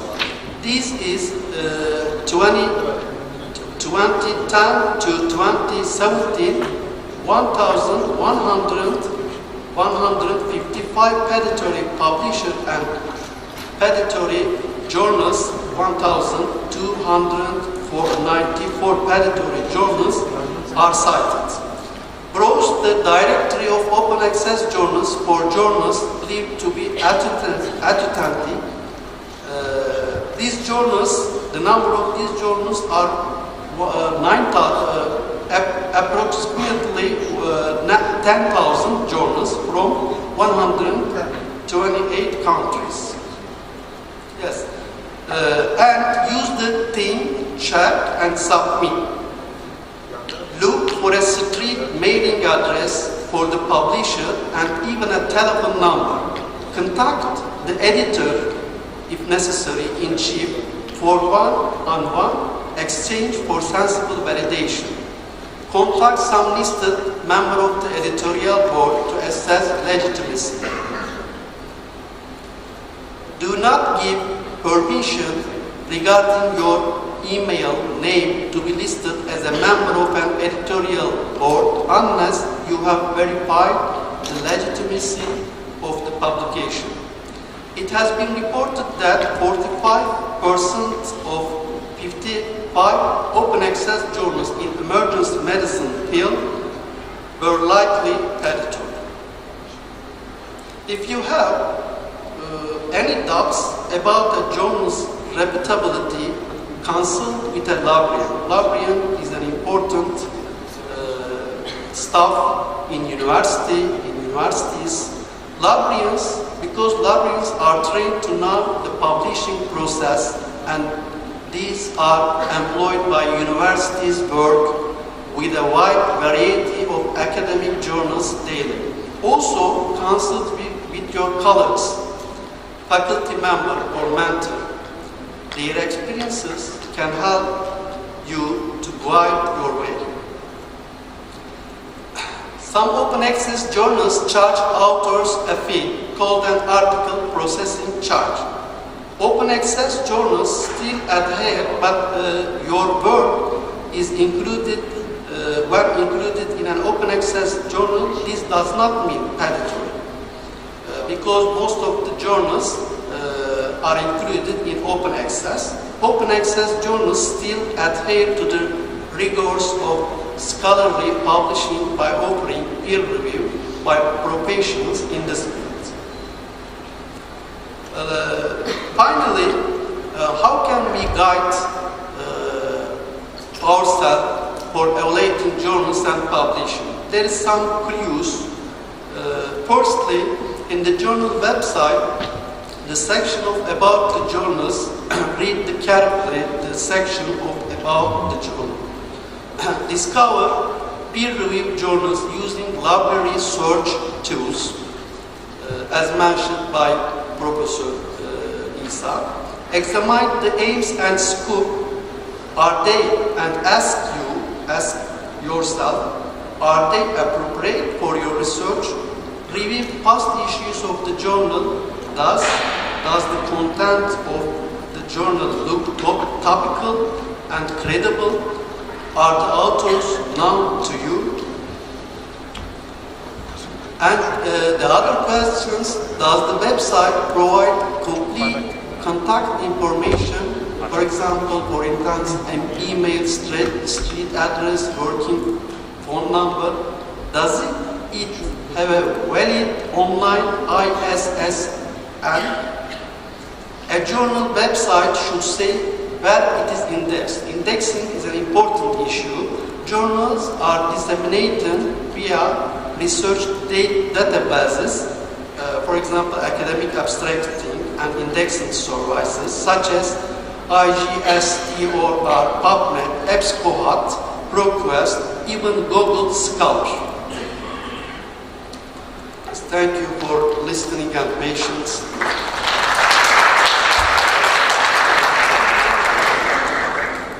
Thank you. Very interesting presentation. Do we have any question? I've got a question for the audience. How many of you did receive this kind of mail asking you to publish your research? Yeah? No?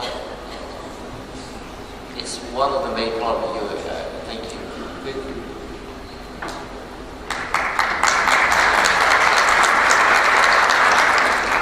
Thank you for everybody. Finish the whole section, all Congress. We will start the closing ceremony after 1 or 2 minutes. Okay? Thank you very much for all.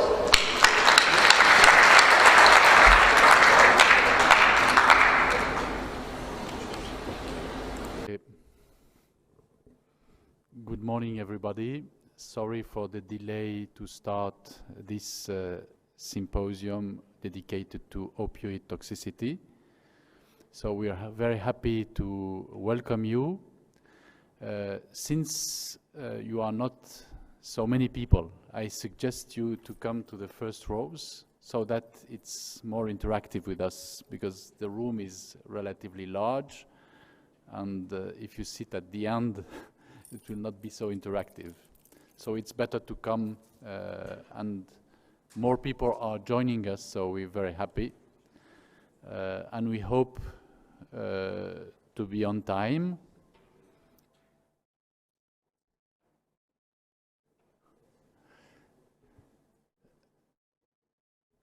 Is English okay for you? Okay, so our English is not so good, so we'll be able to understand each other's. We have modified a little bit the program, but the content will be the same, because we have 1 hour. The first hour will be in connection with also Oman, because we have to give a conference to the residents in Oman. So we will start with an overview on opioid toxicity, so that it will be also dedicated to Omani residents. And then we'll do the tract as it was previously scheduled. Unfortunately, Dr. Rebecca MacDonald is unable to come today, so we'll try to do also her presentations.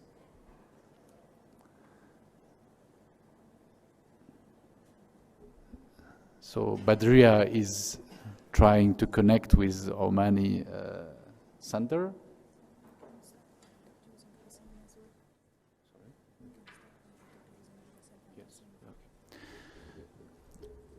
Okay, so today there will be mainly 2 speakers. So the first will be Dr. Hossein Hassanian from Tehran. He's responsible for probably the largest emergency medicine department dedicated to poisoning in the world. I think about how many patients per day, Hossein? 70 patients, poisoned patients per day in his emergency department. And of course, in Iran, you will see that opioid toxicity is a major issue. So they have many opioid poisoned patients. Hossein is also the chair of the scientific committee of the ASEAN Pacific Society of Clinical Toxicology. So we're very happy that he accepted to participate to this tract. And myself, my name is Bruno Megarban. I am the head of the intensive care unit in Paris, which is dedicated to poisonings. So we have less poisoned patients. We have approximately 600 poisoned patients per year.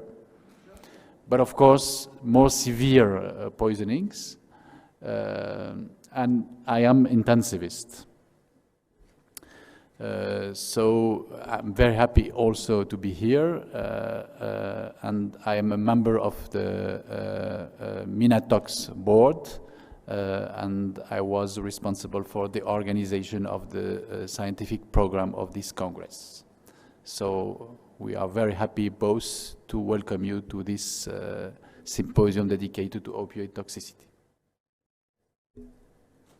So now we are in connection with Omani residents, and we will start. So good morning, everybody. Good morning to Omani residents in Muscat. And we'll start with an overview on opioid toxicity, and we'll talk about the opioid overdose crisis. And you are aware that this crisis is mainly in the US, but you will see that it is also, unfortunately, worldwide. So, as you know, today, opioids represent the first cause of toxic deaths in the US.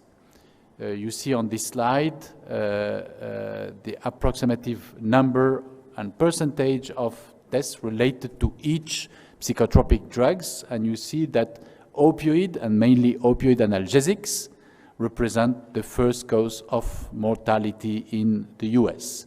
And this issue was recently popularized by the deaths of very important people and singers in the US, like Prince. This is also the case in Europe, but probably with less impressive figures. However, you have to know that in Europe, about 1.3 million high-risk opioid users exist, and it has been estimated that about in 85% of fatal poisonings, an opioid play a certain role in toxicity. So opioids are really importantly represented in the most severe and the fatal overdoses, even in Europe. When you look at the emergency department, and this is a study from Euroden work group, and this study reports all the drugs, illicit, mainly illicit drugs, that are responsible for the reference of a patient to the emergency department in relation to the use of a recreational drug. And you see that opioids in red are well represented among these 20 most commonly reported drugs to the emergency department in Europe. And of course, heroin is probably the most dangerous and is in the first place. You have also methadone and also buprenorphine and all other opioids. So why? Why there is such a problem with opioid toxicity? The first reason is that opioids are more and more available in the world. And you see here, based on the figures from the US, there is a quite good parallelism between the amount of opioids sold on the market, the number of opioid poisonings, and the number of opioid-related fatalities. And you see that all these lines are going up in a very impressive way during the first 20 years of our recent century. This is also the case in Europe, and you know that since the banning of dextropropoxifen from the market, there was an increase in the number of codeine and tramadol prescriptions. And you see here also there is a quite good parallelism between the increase in the prescriptions of these two opioids and the increase in the number of fatalities attributed to tramadol and codeine. So all over the world there is an increase in the number of deaths related to opioids. Although there is a debate regarding the real consequences of the banning of propoxifen from the market. Of course, this slide shows you the evolution of the number of deaths in the UK following the banning of propoxifen. You see that, of course, here is the banning in 2005, and you see the decrease in the number of deaths attributed to propoxifen, but it doesn't seem in this study that there is a consequence on the overall number of opioid-related fatalities in the UK. So probably it's not a direct effect of the banning of propoxifen from the market. Because in Europe, things are more complicated. I don't know exactly the situation in Turkey, but we'll have a presentation later on this issue. You see that according to each country, the kind of analgesic opioids used is quite different. You see in France, for instance, we have mainly the prescription of tramadol and codeine. But you see here in Germany, in Italy, in Spain, in the UK, the situation is quite different. So each country, each European country has its own uses and prescribes different opioids for analgesia. So that complicates the epidemiology and the figures of the opioid-related fatalities. But one important issue is that when you prescribe an opioid analgesic and when this opioid analgesic become available at home, then clearly there is an increase of the risk of overdose and of fatality among the individuals living at this home. And you see that this increase will also regards the individuals who do not receive opioid prescriptions because of misuse and because of the possibility of the family members to use these opioids that have been made available at home. So, first reason, opioids availability is increasing. So, second reason, opioids are responsible for addiction. It seems obvious today, but this was not the case 30 years ago. And you see that in the US, the physicians were taught that prescription of opioid analgesics is not responsible for the development of dependence and addiction. And this was based on a simple letter of 5 sentences published in the New England Journal of Medicine in 1980, and which was uncritically cited as an evidence to support that analgesic opioid therapy is not responsible for addiction development. And you see on this slide the number of citations of this simple letter, which was based on an observational study among 1,000 patients, saying that there is no opioid dependence development. And of course, this information was wrong. And the physicians in the US were taught, based on this study, during years, that they are allowed to prescribe opioid analgesics without any risk. And this was, of course, false. And based on such studies, the physicians started to prescribe analgesic opioids. And you see, the emergency physicians play also a deleterious role.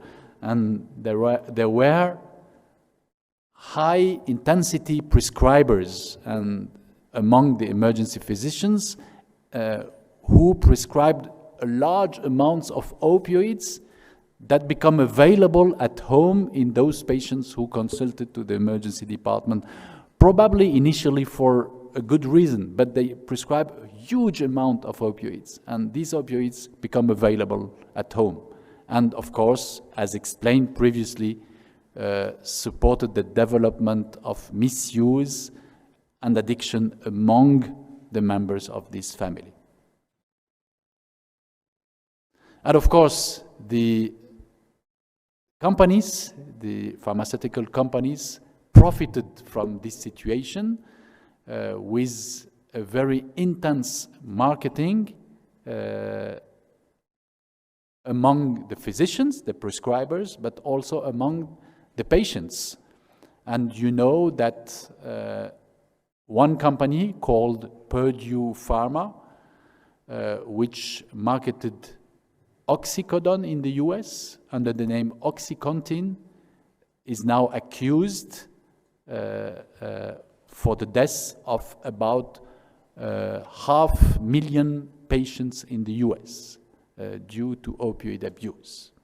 And this is the members of this family, and they became, based on this only compound, probably one of the healthiest family in the world.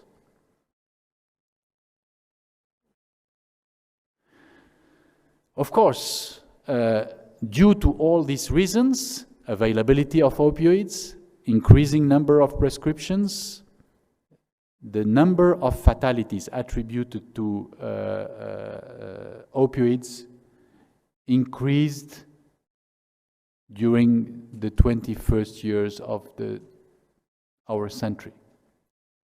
They increased till about 2010. And you see here, there was a plateau in the number of opioid fatalities, just related to the fact that the American health authorities decided at that time in 2010 to ban from the American market just one product, which was the oxycodone that is able to be crushed and injected intravenously. So just at that time in 2010, just the banning of one compound from the market allowed to plateau and to stop the increase in the number of fatalities attributed to opioids. But what was the problem? Immediately, you observed here in red a decrease in the number of fatalities attributed to oxycodone, you see, but concomitantly, an increase in the number of fatalities attributed to heroin. So what was the problem?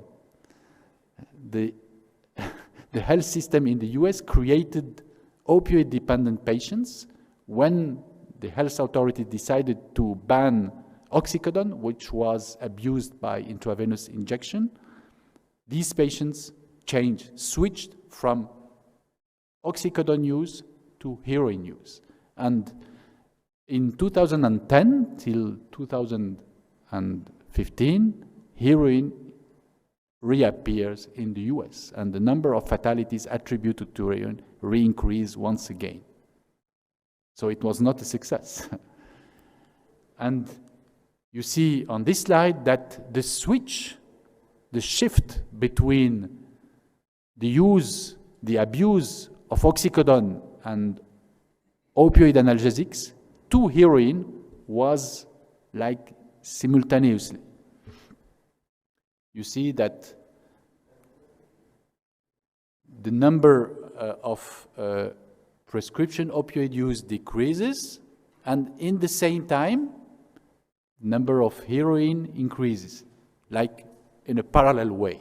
So this really supports the fact that the development of opioid use in the US was only related to the development of addiction.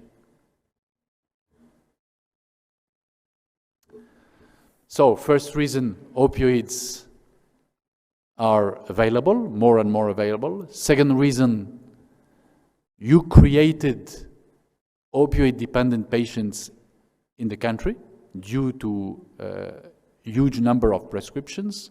And even if you modify the kind of molecules that are available, patients are dependent, so they will change from one opioid to another according to availability.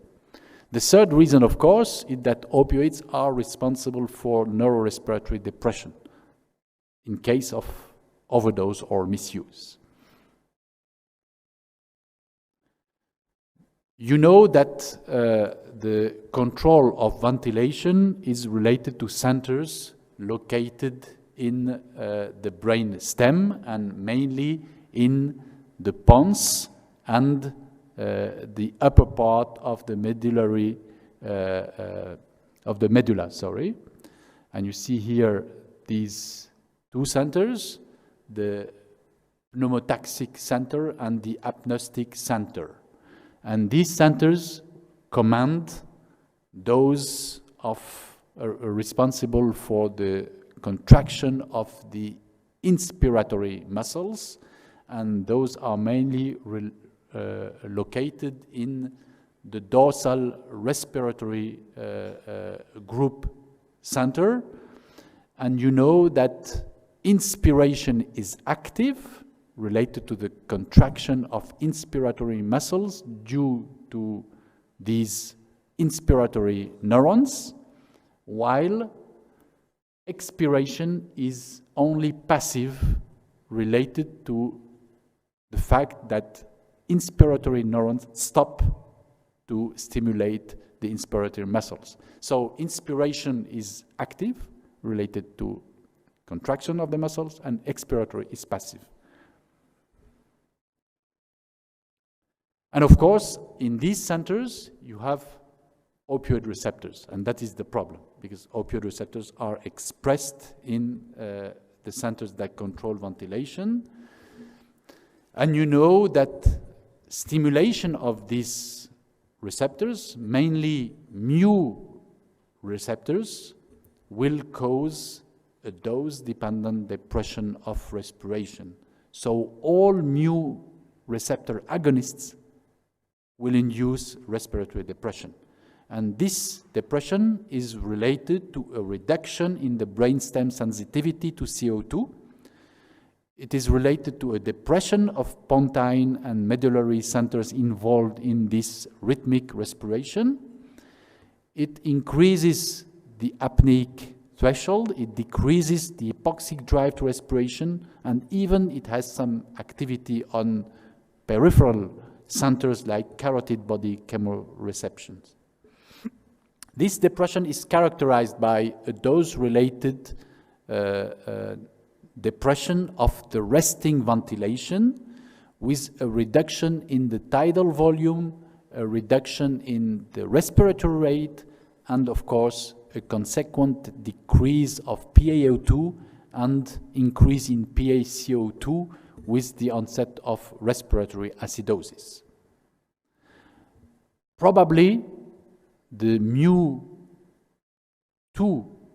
receptors and some of the delta receptors are responsible of these side effects, while kappa receptors seems not involved or even protective in some models. So the centers of respiration are in the brainstem, and you have opioid receptors in the brainstem. So opioids are able to depress respiration, and that is the reason for the danger. And this is clearly demonstrated that when you use an opioid, even at therapeutic dose, you may develop respiratory depression. And you see on this slide, in relation to the dose of your opioid, and here morphine equivalent dose, you have an increase in the number of apnea during your sleep. So if you are treated with an opioid, you may develop apnea episodes, mainly during your sleep, and you may die, of course, if this apnea is prolonged. And this is related to the dose. And this apnea, these apneic episodes may, in case of an overdose, goes till the onset of an opioid syndrome, which is the usual presentation of an opioid overdose. And you know that opioid overdose presentations includes impairment in consciousness, meiosis, and bradypnea. And these three symptoms are characteristics of the opioid toxicity. And SpO2 and respiratory rate are surrogate indicators of ventilatory drive, although they provide rather limited information on the drug effects on ventilatory control, while the minute volume and the PaCO2 are the best markers to measure the ventilation, but unfortunately they are more difficult to access directly at the bedside. When you prescribe an opioid, you have to know that you increase the risk of fatality in your patient. And you see here, if you prescribe an opioid to a patient during 1 year, you will increase his risk of death by 50 times.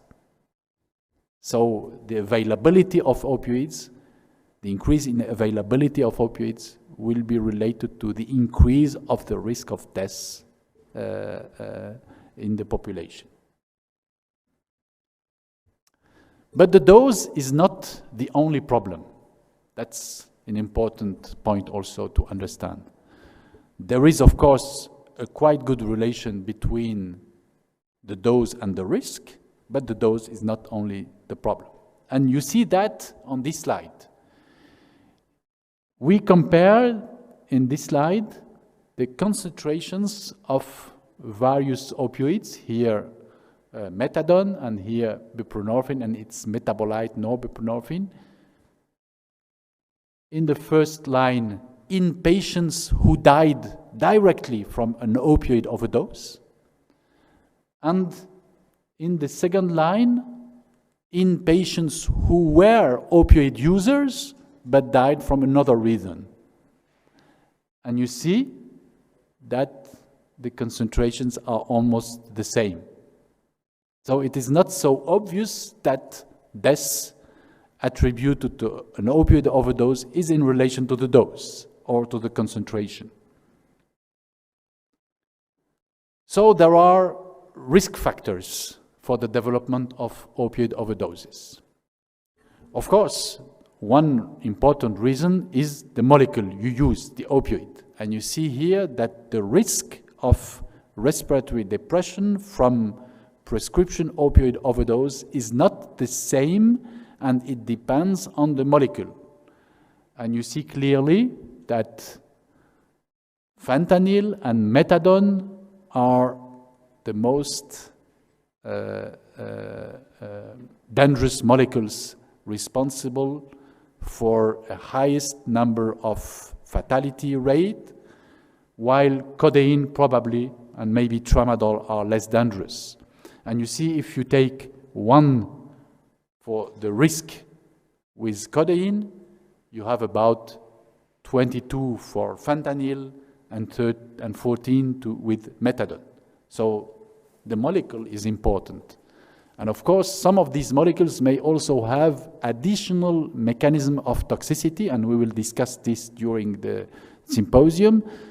Like, for instance, tramadol is also a serotoninergic molecule. So all these additional activities on different receptors will contribute to the toxicity in relation to opioids and will increase the risk of complications and side effects. And fentanyl is very well known in this area because fentanyl may be responsible also for chest wall rigidity that contributes to the toxicity. And this complication is relatively well known and was suspected based on several observations from fentanyl-related fatalities. With fentanyl, death occurs in the therapeutic range in apparent non-naive opiate abusers. And that clearly questions the onset of dose-dependent respiratory arrest as a mechanism of the death. But also when you analyze these cases, there is a lack of measurable metabolite, norfentanyl, in almost half of the cases.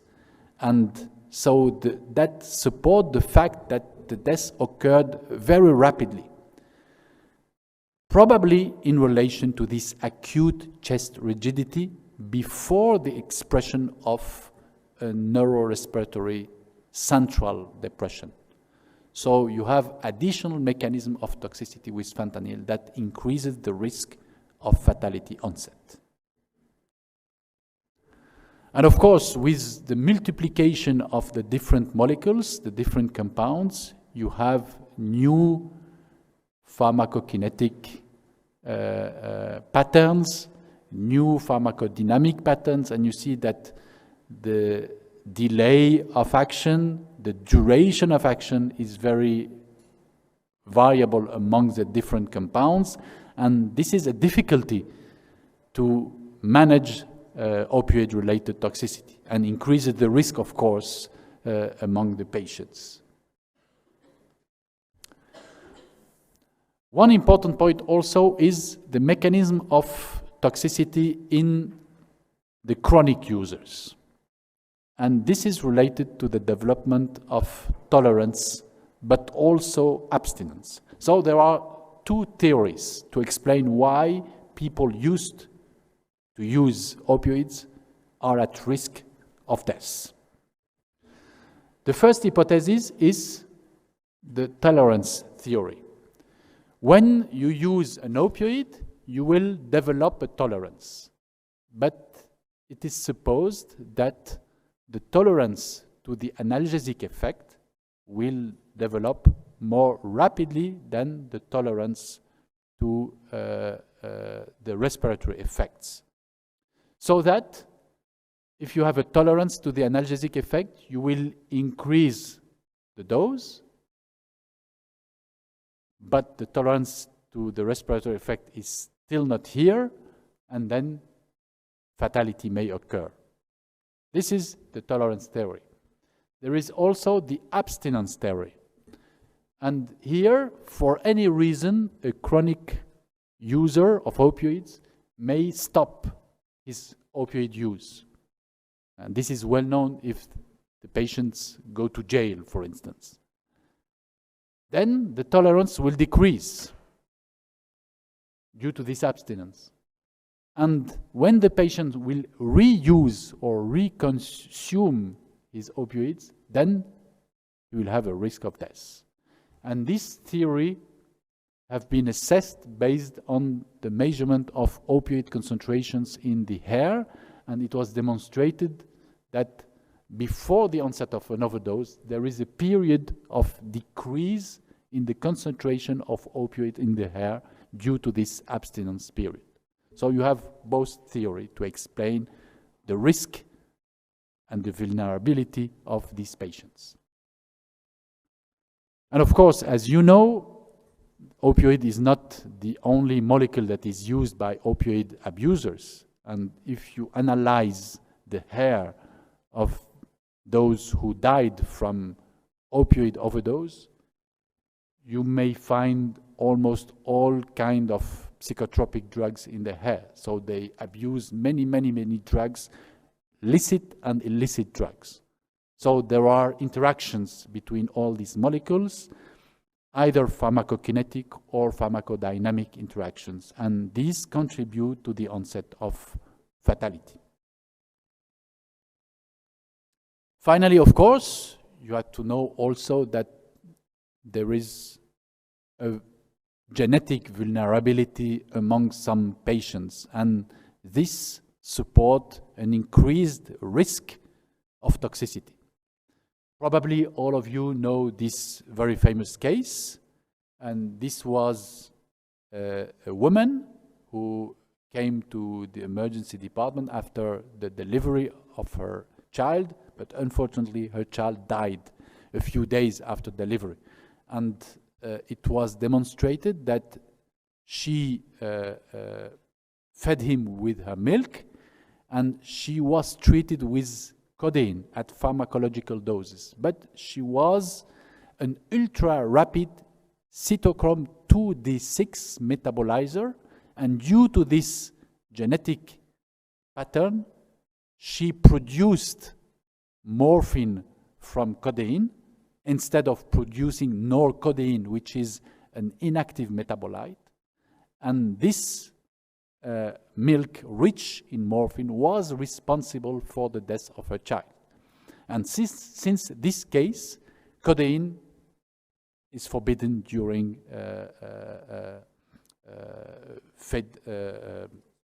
during lactation, during breastfeeding in women.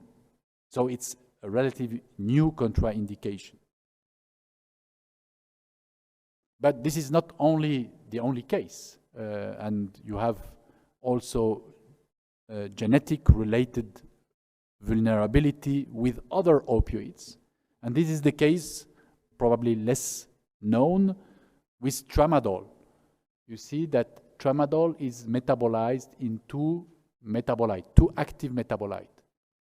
M1 with cytochrome 2D6 pathway, and M2 with cytochrome 3A4 pathway.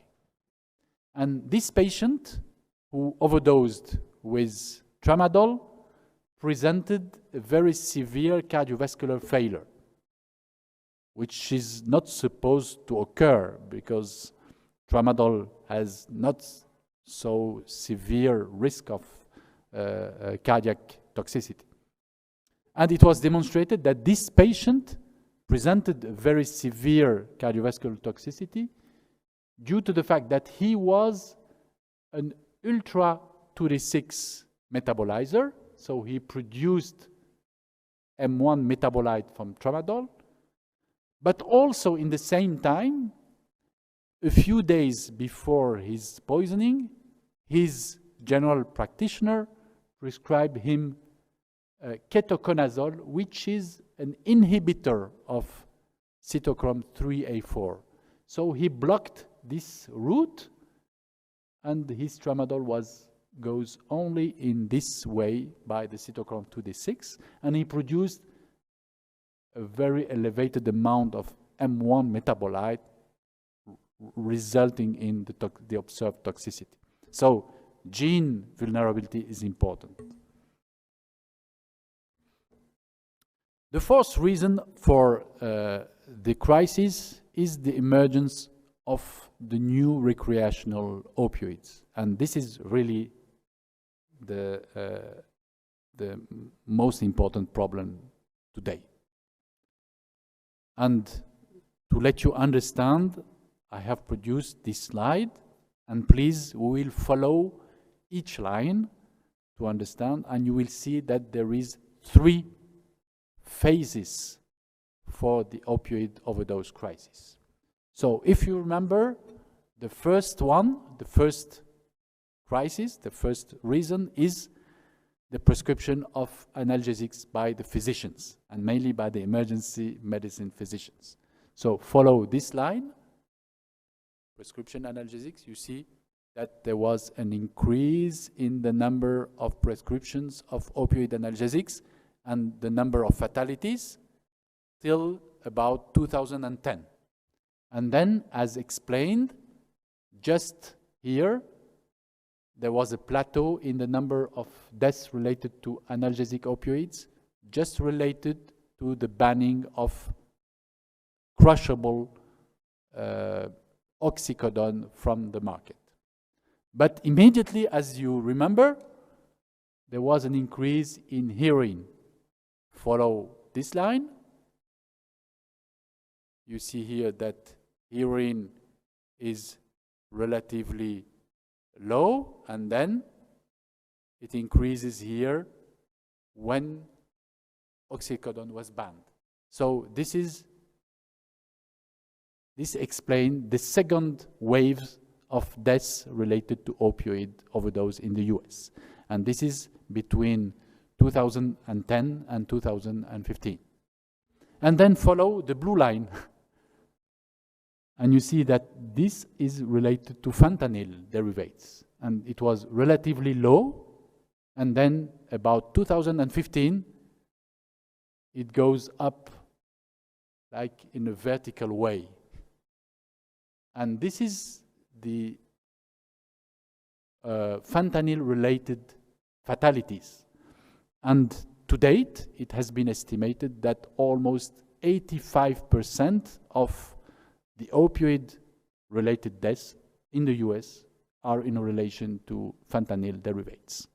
So now, the physicians created the patients, the dependent patients, and now the patients change from analgesic opioids to heroin, and from heroin to fentanyl, because of availability and cost, of course, because heroin, you have to bring it from Afghanistan, and it's expensive, while fentanyl, it's produced in the US territory, and it's like a pharmaceutical presentation, so it's more safe, you know exactly what you have inside, and it's much more available in the market. You can buy it from internet, from the darknet, without prescription.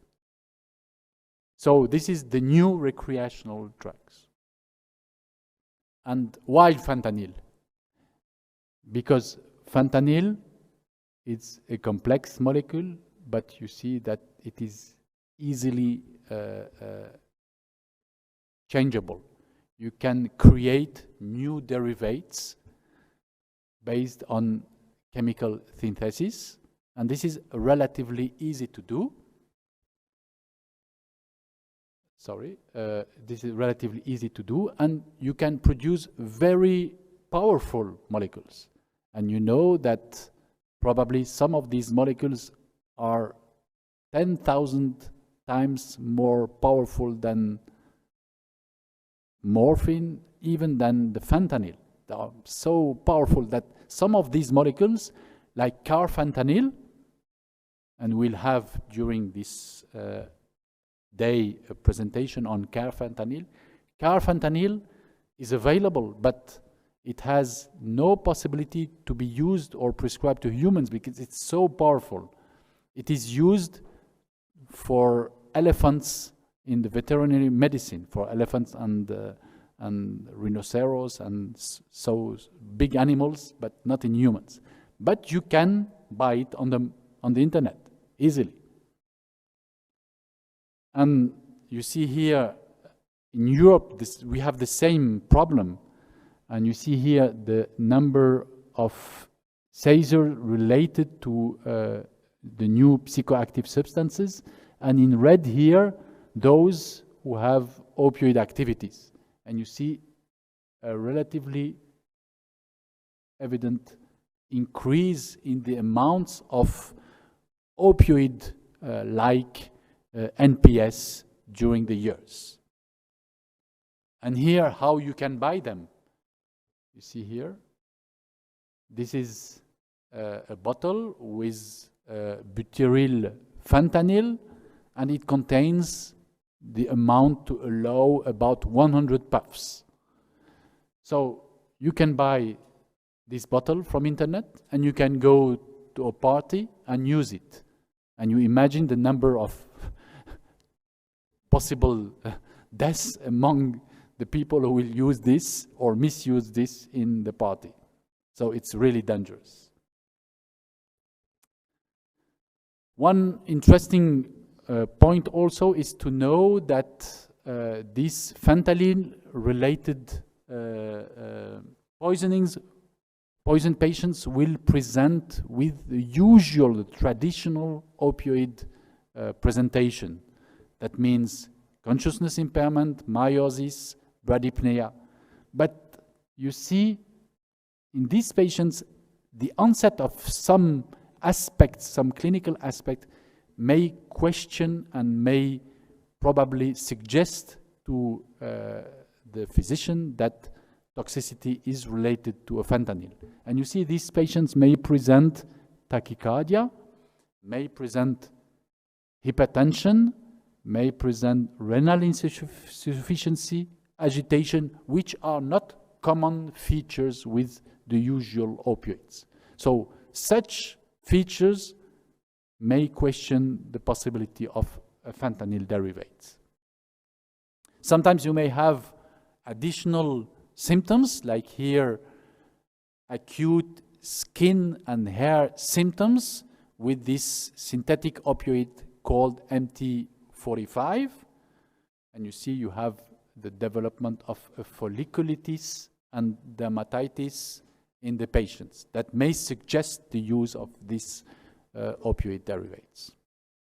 But of course, one important issue is the toxicological analysis, because to really know which compound is responsible for the toxicity, you will require an analysis, a solid analysis, based on the use of complicated technologies, including liquid chromatography coupled to mass spectrometry. And you see that you have to probably use mass spectrometry in tandem or very sensitive spectrometry.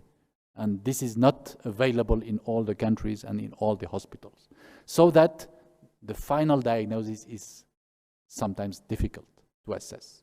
And that's why in many countries you have no figures, no statistics, because you have no solid and pertinent possibility to make these analyses. So what to do, finally, what to do, last chapter. Of course, it is important that the physicians have to be aware about the risk of opioids with reasonable prescriptions, supervised dosing with long-acting opioids, and of course, the health authorities have to limit the access to the market of the most dangerous opioid molecules and to support the spread of opioids with better therapeutic ratios. They have to regulate the market of illicit opioids, and we will discuss this during the symposium to allow a multidisciplinary approach of opioid addiction, and this is important, with maintenance treatments, with different policies like supervised injection sites or needle exchanges. But this is not enough. Hopefully we have an antidote, and this is a very efficient antidote. It is naloxone, which is a pure opioid antagonist at the mu, kappa, and delta receptors without any agonist properties. And this antidote is available worldwide. It has been widely used to reverse opioid toxicity, is efficient. It is responsible for a dose-dependent reversal of opioid agonist effects. And it is relatively easy to use, although there are some inconveniences. We'll have time to discuss about this, because it may precipitate acute opioid withdrawal syndrome if not well used in the patients. But anyway, it is efficient, so we have a real efficient antidote. And it has demonstrated that in the majority of the cases, almost 80% of opioid fatalities, the death occurs at home 1 or 3 hours after the exposure and in the presence of a bystander. But this bystander do not do anything that is useful for the patient. He just observes the patient. So BCLS by bystanders are usually ineffective, not sufficient. And there was in the US and now in many European countries the development of a policy of preventing opioid overdose deaths with take-home naloxone.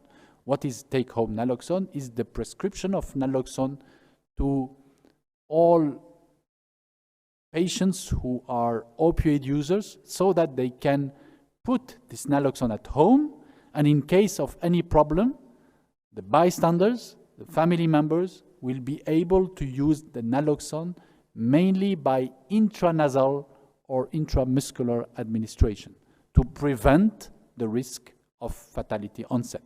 And you see here that this policy allows in the US the prevention of about 25,000 fatal overdoses in the last years. So it is really effective. And it's now developed in the European countries. I don't know if it's available in Turkey, but you will tell us. So in conclusion of all this overview, opioid-related toxicity represents a challenging health concern worldwide. There are several reasons. The first reason is the increase in prescriptions with the increase in availability. And of course, this was based on inadequate prescriptions in the majority of the situations. The second reason is the development of dependence. If you use an opioid, then you will develop dependence, tolerance, and there are risks related to tolerance and, of course, abstinence if you stop using opioid during a certain period of time. The third reason is the individual vulnerability, and this vulnerability is related to gene, but also to non-gene explanations and reasons. And the fourth problem, of course, is the emergence of opioid new psychoactive substances on the market. So all these reasons explain why we are facing now a crisis of opioid overdoses in the US, but also in the whole world. And in Europe, for sure. I don't know in Turkey the situation. So preventing opioid overdose deaths appears as mandatory. It could be achieved with some policies like maintenance treatments, take-home naloxones, but of course for the future, new strategies based on preclinical findings have to be developed, but of course with more uncertain timelines for such developments. So thank you very much. We were in connection with Omani resident staff. And now my presentation is open to questions from you, from the audience, and maybe from the residents from Oman. Thank you very much.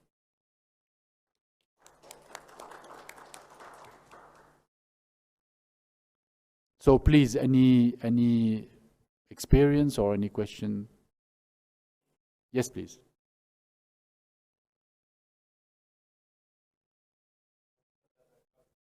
Maybe with the micro, because...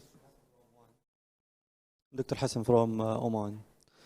In the hospital that I practice in, we have a lot of sickle cell disease patients, who most of them are dependent on opioids. What we use there, or what have been used since the last more than 15 years, they used pethidine to control their pains. So then they became dependent to pethidine. Like per day, they are coming, each one of them is coming around 3 times per day because he is dependent on pethidine. And each visit, he will take around 200 to 300 mg of pethidine. So I don't know if there's any alternative to that, how to solve this issue, and like if we can shift them to something else, and how easy it will be. Because they continued on that, because it was started by hematology since more than 15 years back. That's a good question, if I understood everything. That's a good question. I think we'll discuss this later on, because we'll have different presentations on how to allow the treatment of dependence with different policies, with maintenance treatments, and you will have different approaches, because you will have the Iranian approach, which is quite different from the French approach, and you have different possibilities. But it's a complicated problem, and there is not one solution for that problem, of course. But as you understood, really, if you prescribe once an opioid, then you expose your patient to the development of dependence, and then the problem is difficult, and you expose him to the risk of respiratory depression if he misuse his opioid or if he overdose. Another question?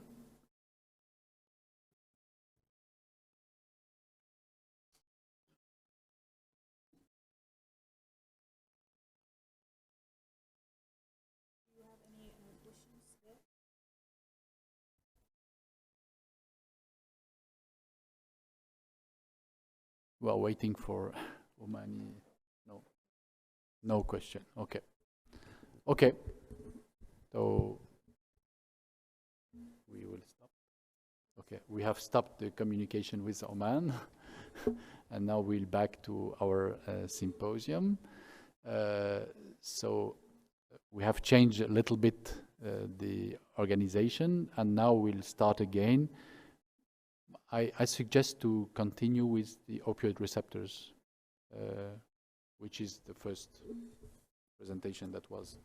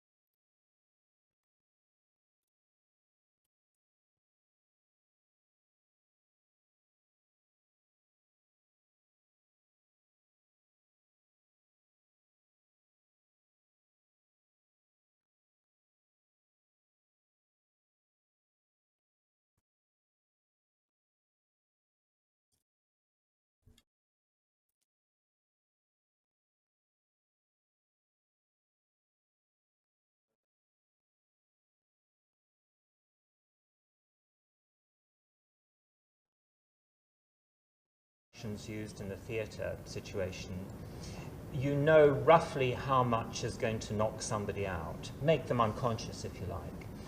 But what you're trying to avoid is giving people too much of the agent that will kill them. And the difference between how much will knock a person out and what will kill them is called the safety factor. And there isn't any agent that we know of that has a large enough safety factor to ensure that you can release it and just knock people out without running the risk of killing them. And that goes to the, the cardinal principle of poisoning and toxicology, that the dose makes the poison. And when I teach my residents and students, we talk about a variety of different drugs and chemicals. If you look at ethanol itself, a typical one drink has 12,000 milligrams or 12 grams of ethanol, and that's just one drink. So to become intoxicated or impaired by ethanol, it's tens of thousands of milligrams. And yet other drugs, like digoxin, for instance, is used therapeutically at less than a milligram, of 0.25 milligrams, a very, very small amount. So when you think about opioids, for instance, if we use morphine, we use typically 4 milligrams of morphine.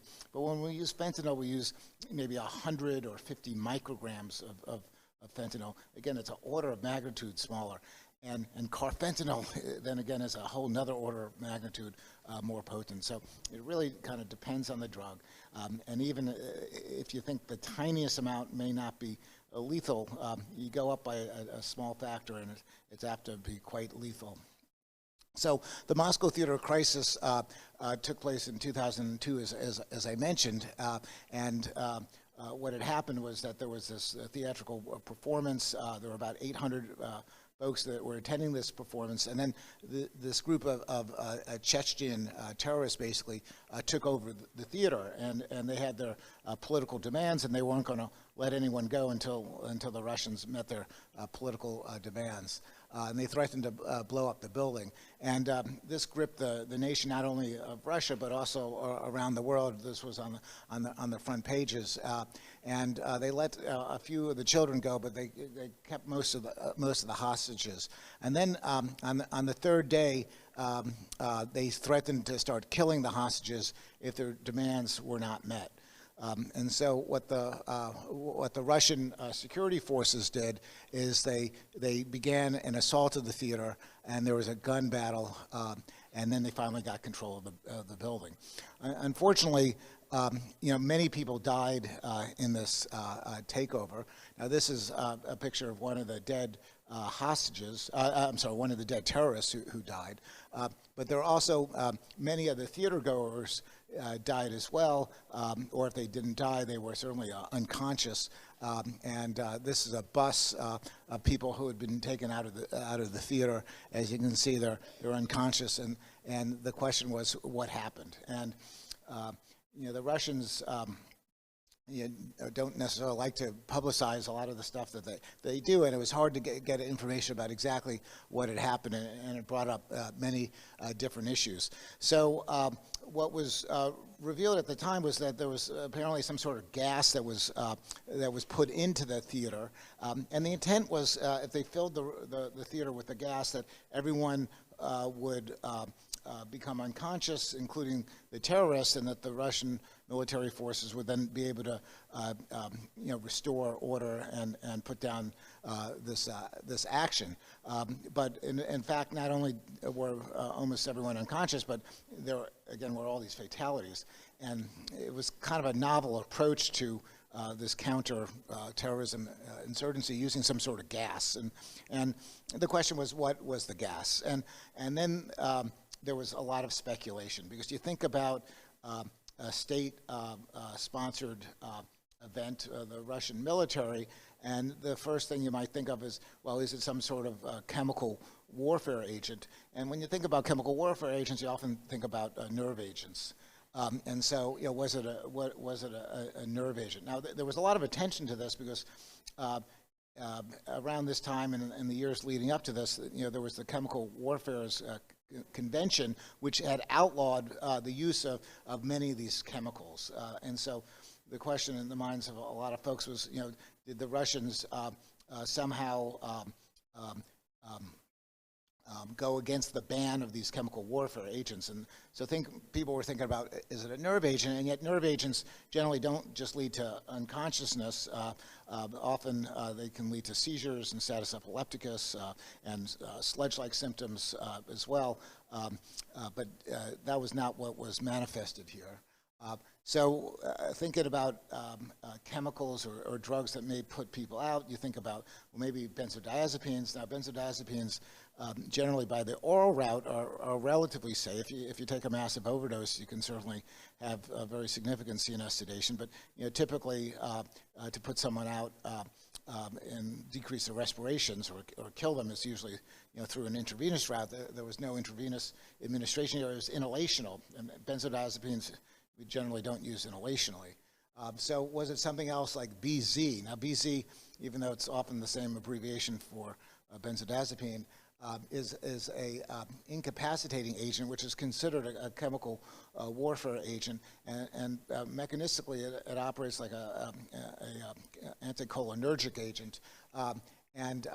Again, the symptoms were not really consistent with BZ. BZ it has only been used by militaries. Not a lot of public reports about the use of BZ, but there's the long name of BC. And of interest, militaries across the world have looked at a number of incapacitating agents to be used on the warfare that may not kill, but may disable the adversary. And in this case, it would work through probably the confusion that one might generate through the use of an anticholinergic, because anticholinergics do cause a delirium. But that was not, again, the manifestation in these patients. And so when you think about patients that become unconscious, comatose, and then have respiratory depressions and may die from respiratory arrest, you think at the top of one's list about opioids. Although opioids as an inhalational agent, there really was very little experience about that. Although it sounded like the toxidrome that was associated with all these people from the theater sounded like an opioid toxidrome. So the Russians at that time said that they had used some sort of anesthetic gas and that it was something potentially with fentanyl. So that was the information that they publicly released, although a gas, fentanyl is not usually a gas. It's used as a parenteral agent. So again, there are a lot of missing points. Now, there was a German toxicologist who had the chance of examining a couple of these patients in the ensuing days, and he thought that there was some sort of anesthetic gas. He wasn't exactly sure what it might have been, maybe a halogenated anesthetic. Certainly, it sounded like some sort of inhaled gas that would put people down, but he was unable to do any sort of laboratory determination specifically. So I particularly got interested in this case because I had just come back from Russia about a month before this event, and I was over in Russia actually at this demilitarization conference. It was actually quite interesting. I've been to Russia twice. The first time I'd been to Russia, I spent some time in Yekaterinburg, which is a city in the Urals, and it was a fascinating place. I spent this time at this toxicology hospital, saw a lot of interesting poisonings there, and it happened to be the same city that the Tsar was killed back at the time of the revolution. But when I went to this conference in 2002, I got to speak to a Soviet scientist, an ex-Soviet scientist, and I asked him, what sort of novel drugs had they investigated during Soviet times.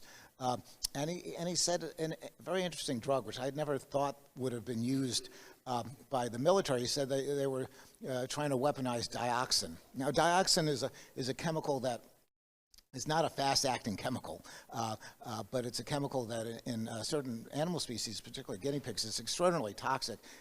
Although in humans, its toxicity is not quite like it is in guinea pigs. It may potentially be a carcinogen. That remains somewhat unclear, but it's known to cause chloracne, which is this very disfiguring dermatologic process. And what was so interesting was, now this, fast forward about 2 years, but the prime minister candidate in the Ukrainian elections in 2004 was Yushchenko, and during the midst of this election, he broke out with this very disfiguring eruption on his face, and before anyone pinpointed what it certainly was suggestive of chloracne, and I thought to myself, wow, the Russians or the Soviets had potentially militarized dioxin, and here we have a prime minister candidate who is very anti-Russian breaking out with this chloracne. And as it turns out, he was poisoned with dioxin, and he had the second highest dioxin level that had been recorded up to that date. So the Russians were very interested in a variety of different poisons, and this goes back years before that with Georgy Markov, who was a Bulgarian journalist dissident who, on a London bridge, was stabbed with an umbrella that had introduced a tiny bit of ricin, which is a very, very potent mitochondrial inhibitor, and he died. At the time, they thought he died of septic shock, but subsequent investigation revealed that he died from ricin. Very novel, intriguing, and the Russians have a whole legacy of using poisons, even as recently as in the last year or so. But this was Alexander Litvinenko back in 2006, who died from polonium 2010. So by putting all this together, I'm thinking, there's the use of ricin, there's the polonium, there's the dioxin, and now we have this strange gas, which is not quite clear what exactly happened. So if you go back a few years before the Moscow event, there were a series of reports that were in the public domain. Subsequently, they've been removed from the public domain, but they were public domain about chemicals that were used for incapacitation and so-called less than lethal technologies.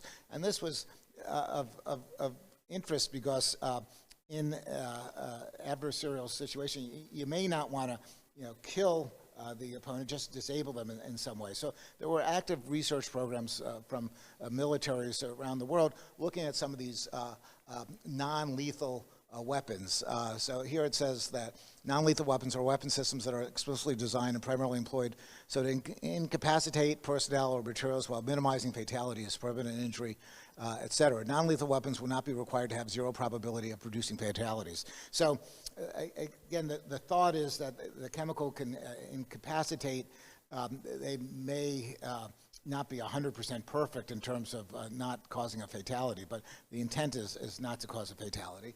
And there are a number of different approaches, some chemicals, but of interest, and this is kind of off the subject, but certainly of interesting, is some acoustic technologies. And you might have read over the last few years about various folks that have had these disabling neurological conditions thought to be from noise. This happened at the Cuban embassy in Cuba and elsewhere. I think there have been some European events as well, using noise that may incapacitate, not chemicals, but again, this kind of less than lethal technology. So in 2000, which was right before the Moscow event, there was this report that came out about the advantages and limitations of combatives for use as a non-lethal technique. And what's on the front page but fentanyl? So I thought, wow, this is really fascinating that, that fentanyl itself, which was known as this very, very potent opioid, was being investigated as a non-lethal technique, because we think, oh my God, fentanyl is so potent that it can easily kill.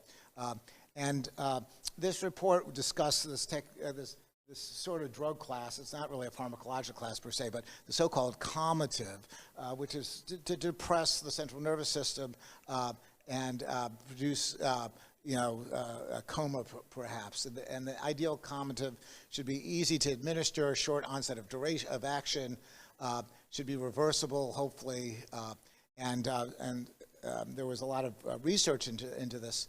And not only did they discuss calmatives per se, but they also discussed inhaled calmatives in terms of aerosolized opioids. Now, looking back then, you know, no one had really, at least in the medical community, had been thinking about aerosolized opioids. It wasn't any sort of a pharmacopoeia approach to the treatment of pain, although in general anesthesia, you know, one uses inhaled agents. They're not opioids. They're the hydrocarbon-based agents, but that's, you know, what's, you know, conventionally used in general anesthesia. So going back to this report with fentanyl on the front cover is actually a paragraph about carfentanil. And you know, before this time, I mean, I'd never heard of carfentanil before, but it says carfentanil has gained new interest because of the recent pursuit of novel combinative agents capable of unconventional administration. Although not yet used in the human population, this drug offers the potential advantage of being administered to non-compliant or violent patients in situations requiring only indirect contacts. So you think, you know, why did the Russians utilize such a strategy to try to put down this terrorist uprising? You know, there was literature to support the fact that a opioid, a fentanyl derivative like carfentanil may be, you know, an agent that would serve that purpose. I still couldn't get, still wasn't clear to me about the aerosolization of this. I did an extensive literature search at the time, and there certainly wasn't anything in the medical literature, but there was this one report from this company, this drug monitoring company called Cross, and they were conducting a number of studies, and one of the studies they were conducting was on aerosolized carfentanil. I said, oh my God, we have a company that's monitoring a study using aerosolized carfentanil. All these people just went down in the theater. The Russians, although they wouldn't say exactly what they use, probably use aerosolized carfentanil. Now it's all kind of coming together. And so carfentanil was produced by Janssen Pharmaceuticals, the same fellow that developed fentanyl, and it's a fentanyl derivative. Its mechanism of action is similar to fentanyl. It works, you know, through the opioid receptors, but it just happens to be much more potent, as you'll see. And at this time, it was actually available as a pharmaceutical, but not for people, but for big animals. And it was marketed under the trade name of Wild Nil, which was used to immobilize large mammal species, usually to move them from place to place, not to kill them. And in the package insert, it talks about how it had been demonstrated in deer and moose and elk and other sorts of large animals. And I have this one video here. Could you just tap, there's one more video here. Matthew Mutinda is standing by with a tranquilizer. That's in 10:45. It'll be a few minutes before Wendy goes to sleep. So this is a good situation. She's not too panicked. She hasn't given alarm calls, so the rest of the family are relatively secure. She can't quite figure out what's happened to her. She's been stung by something that really hurt, but she's okay. So this carfentanil is not meant for people. It's meant for big animals like big elephants, and you get the right dose. It's used not to kill the elephant, but to sedate the elephant so they can move the elephant from place to place. And that was the intent of Wild Nil. So wild African elephants, an animal that carfentanil is used on, weigh between 5,000 to 14,000 pounds, which is roughly 26 to 72 times the weight of your average adult male. And we'll get into why carfentanil over the next few slides. So this was a table I put together. You know, soon after the Moscow Theater event, I got interested in the whole thing. I wasn't savvy to any data that was not in the public domain, but by piecing together what I've described, we wrote this paper. And I put together this table looking at the potency of carfentanil versus fentanyl versus morphine. And versus morphine, it's 10,000 times more potent, which is just extraordinary. Even versus fentanyl, it's 30 times more potent. So it's a very, very potent analog of fentanyl, as are a number of the other fentanyl analogs as well. fast forward to 2012, this is the first paper, the first and I think only paper, that analyzed clothing and urine from the Moscow theater casualties and revealed both carfentanil and ramifentanil. So this is the only literature in the public domain that confirms the exposure, but what the Russians had used back then to try to, sedate the folks in the theater, but not kill them, although they ended up killing many of them, was carfentanil. So if carfentanil is used to sedate elephants, why is it showing up in heroin? And that was the question that's come up in the last several years. Now, if you go onto some of these drug sites, so there's a number of drug sites where drug-using people share their experiences. There was this dialogue, this was back in 2011, about carfentanil. And one of the guys says, the last one says, "Oh guys, I just found this on another forum. A guy says he went down to Mexico, bought carfentanil from a pharmacy down there. This is the only report I've stumbled upon for Wildnil, which is the trade name, as I mentioned. And I haven't found any for Immobiline. This stuff, it seems like that the stuff is safe for use as long as you take extremely small amounts of it at a time." So it was even discussed among the drug-using community as this really powerful opioid, although warnings that you have to take a very, very small amount. If you go onto the internet, you can find recipes to synthesize the carfentanil. And then the first reports starting in late 2016 about heroin being laced with this carfentanil at the same time that you could actually buy the carfentanil back then over the internet. So why carfentanil?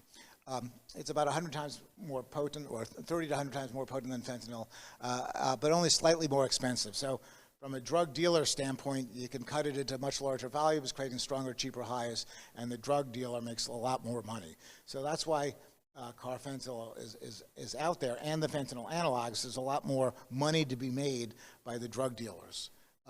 And comments from users. One user was so distressed when he received a package labeled carfentanil, a free sample from his supplier, that he asked for advice on Reddit about how to dispose of it safely. Another user stated, "The only use I could think of it would be to kill people."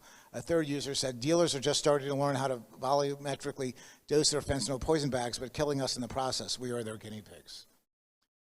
So this is further data from that CDC article just showing that so much of the fentanyl, at least in this report, was now contaminated with the carfentanil. And it's only gotten worse, and it's not just carfentanil, but it's also a number of other fentanyl derivatives. Which leads me to the last slide in terms of how do you treat these patients. They're suffering from the effects of opioid poisoning, you want to try to reverse the effect. Now, we use naloxone routinely in the setting of any opioid overdose. Different people have different thresholds for use of naloxone. If you go by the textbook and those who are most experienced with it, we tend to want to reserve the use of naloxone for those who are having respiratory depression, because this is where it can really make a very dramatic difference and reverse the potent effects of the opioid on the respiratory depressive centers.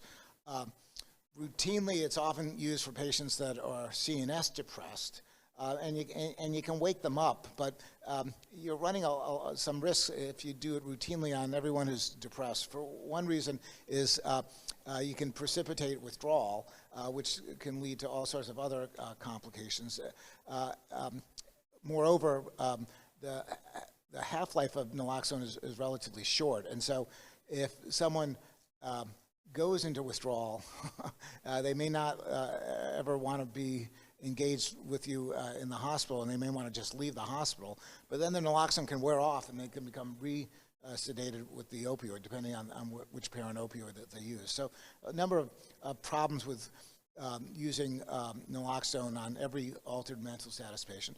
In another situation, if they've taken a combination of sedating drugs, you may reverse the opioid and not reverse the other drug. For instance, as I've had personal experience treating patients who've taken both opioids and benzodiazepines, and they're sedated, and you think, okay, well, it looks like an opioid, their pupils are miotic, let's use some naloxone. You use the naloxone, and they don't wake up, but you put them into withdrawal, and one of the manifestations of opioid withdrawal is nausea and vomiting, but they're still sedated because of the benzodiazepine, and now they're vomiting and have a significant aspiration risk because they're vomiting in a sedated state. So naloxone is not to be used injudiciously. It's best used in patients that are manifesting evidence of respiratory depression. In terms of the dosing of the naloxone, it's not clear how much you need with some of these fentanyl analogs. What we've heard is that for some of these cases, they may not be responding to the usual small doses, and they may require larger doses. Now, naloxone typically is usually provided in ampules of either 0.4 milligrams or 2 milligrams. In the opioid-dependent patient who's suffering from respiratory depression, a very small dose is apt to reverse the respiratory depression, even less than 0.4 milligrams, like 0.04 milligrams. A very small amount may reverse the respiratory depression. It may not totally wake them up, but it may reverse the respiratory depression. It works at the small dose best with morphine or heroin, which is metabolized to morphine. With some of the synthetic opioids, there tends to be a need for a larger dose, like with methadone or sometimes with fentanyl or with some of the fentanyl derivatives. And so if they're presenting like an opioid toxidrome, they're depressed, and you don't think, although it's hard to know for sure, but you don't think that they've had a mixed ingestion, you would start off with a small dose of naloxone, like maybe 0.4 milligrams or even smaller, 0.1 milligram, and then you'd go up on the dose if they're not responding. If they don't respond, ultimately it may be because it's some other exposure, it's not even an opioid, or it's a mixed ingestion with the opioid is not reversing the concomitant ingestion. Typically the maximum dose of naloxone is upwards of about 10 milligrams or so, and sometimes you do get a better response with a larger dose. The biggest downside, again, is the downside of withdrawal. But unlike benzodiazepine withdrawal or alcohol withdrawal, which can lead to seizures and other potential life-threatening manifestations, opioid withdrawal is usually a more benign presentation, with the caveat that if they're having significant GI distress when they're concomitantly CNS depressed, that may lead to aspiration. So one last concern about carfentanil and some of the fentanyl analogs is the risk of secondary exposure for the healthcare provider.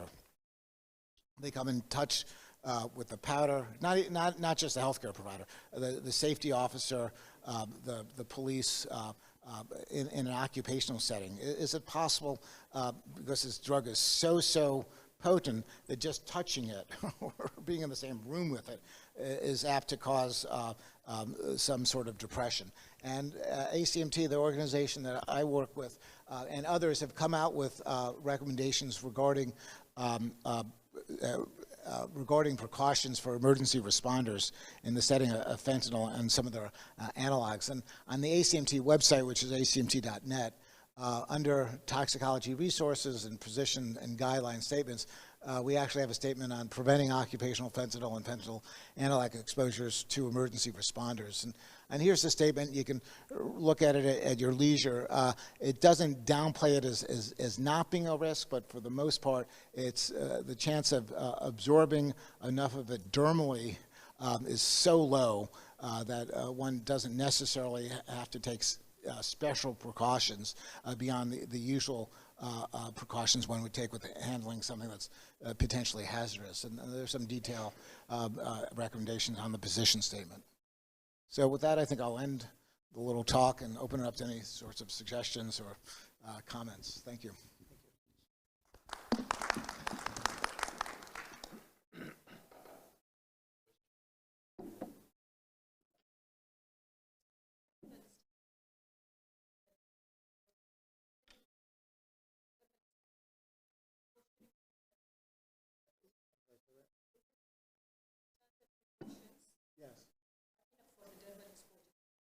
Yeah, the standard precautions, I mean, universal precautions and whatnot, but the concern by some folks in the occupational sector is you have to start wearing special gear, getting onto the whole get up that you would with a potential sarin gas exposure or something like that. And one does not need to do that. There are still those who do get geared up, but we feel that's an overreaction. May I ask a question? Sure, of course. Let's back to Moscow theater attack. We are facing. I said let's back to Moscow attack. We are facing a lot of people that are coming out of the theater with respiratory depression, probably myotic pupil, and loss of consciousness. And we have not enough time to intubate all of the patients together. That's why the mortality was so high. So, in my experience, any comatose patients should get naloxone. And I'm not sure why their medical team didn't prescribe that. Well, I agree with you. So in the case of Moscow, though, the authorities didn't tell anyone what they were using.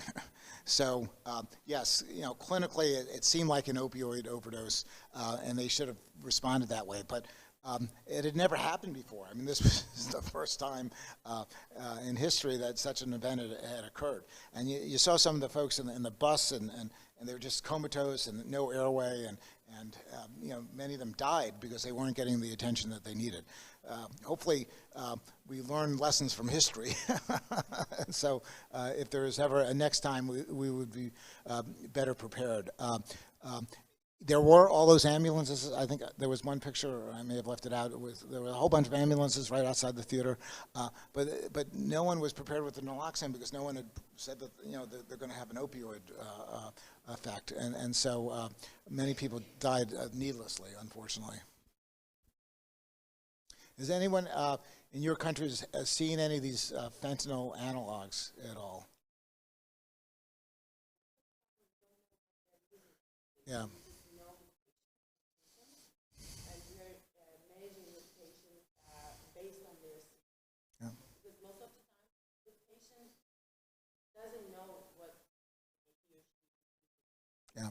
Yeah, and that's true in the U.S. as well. And one of the limitations of the analytical laboratory is that it often doesn't really provide this sort of information, as I think most of you recognize. Not to say that it's going to necessarily change the management of the patient either, for that matter, because you have to manage them based on your clinical intuition and acumen. But from a public health standpoint, from an epidemiological standpoint, it would be much more useful if we had that degree of granularity in terms of what they were using. We're currently, have applied for a research grant to study this further. But beyond the research setting, in just the clinical setting, we often have no idea what we're using. And the other thing, particularly with fentanyl, for instance, depending on the laboratories, is most standard, at least in the U.S. hospital laboratories, don't have fancy technology. Even in some of the best hospitals, what they use is simple immunoassays, which for opioids look for the analyte morphine as the analyte, and things that are metabolized to morphine. So codeine and heroin are metabolized to morphine, and so if someone's been using heroin or been using codeine or morphine, it's going to trip it positive. But particularly with the synthetics, like the fentanyls, it's not going to cross-react at all. And so if they were using pure fentanyl or carfentanil or one of these analogs, you'd get a negative test for opioids. And so that can be very misleading, particularly to the less experienced physician who says, oh, the drug test is negative and you tell me he has an opioid overdose. It doesn't make any sense, but when it needs to understand the laboratory and its limitations. This was a good point, actually. So to sum up, it means that if we face someone with the symptoms of opioid overdose and we couldn't find anything in lab exams, including morphine, codeine, or the other routine opioids, we should be suspicious for fentanyl or the other alternatives. Do you have any sort of these patients in Turkey? What's the most opiate that they are using and they are overdosed? Morphine.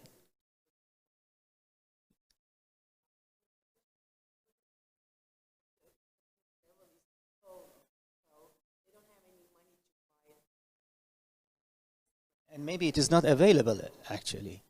And maybe it is not available.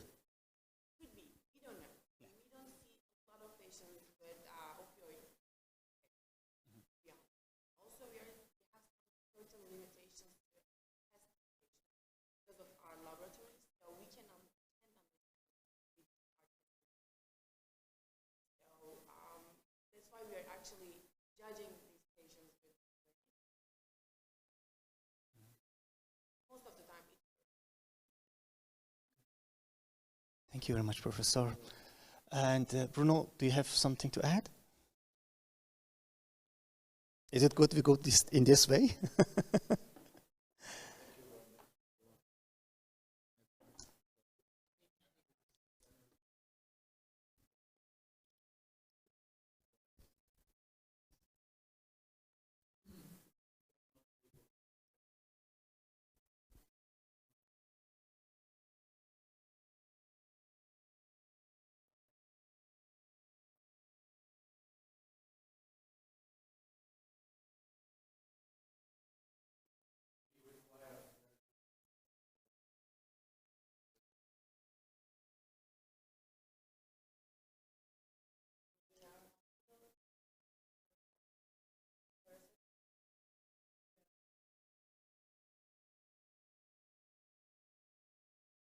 Most of the time, actually, lab exam don't change your management.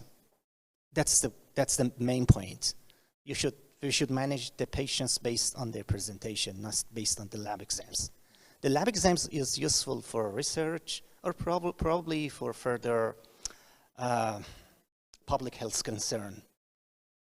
Yeah, but for us as a clinician, it's not very useful. Not you want to add something?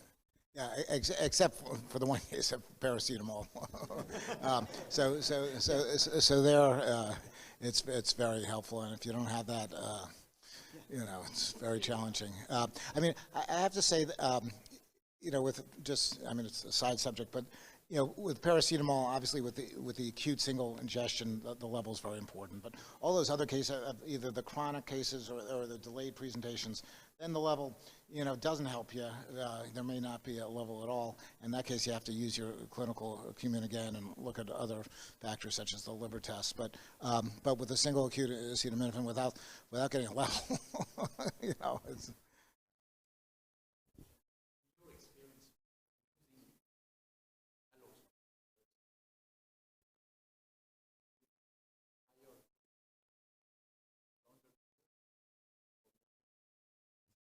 Well, yeah.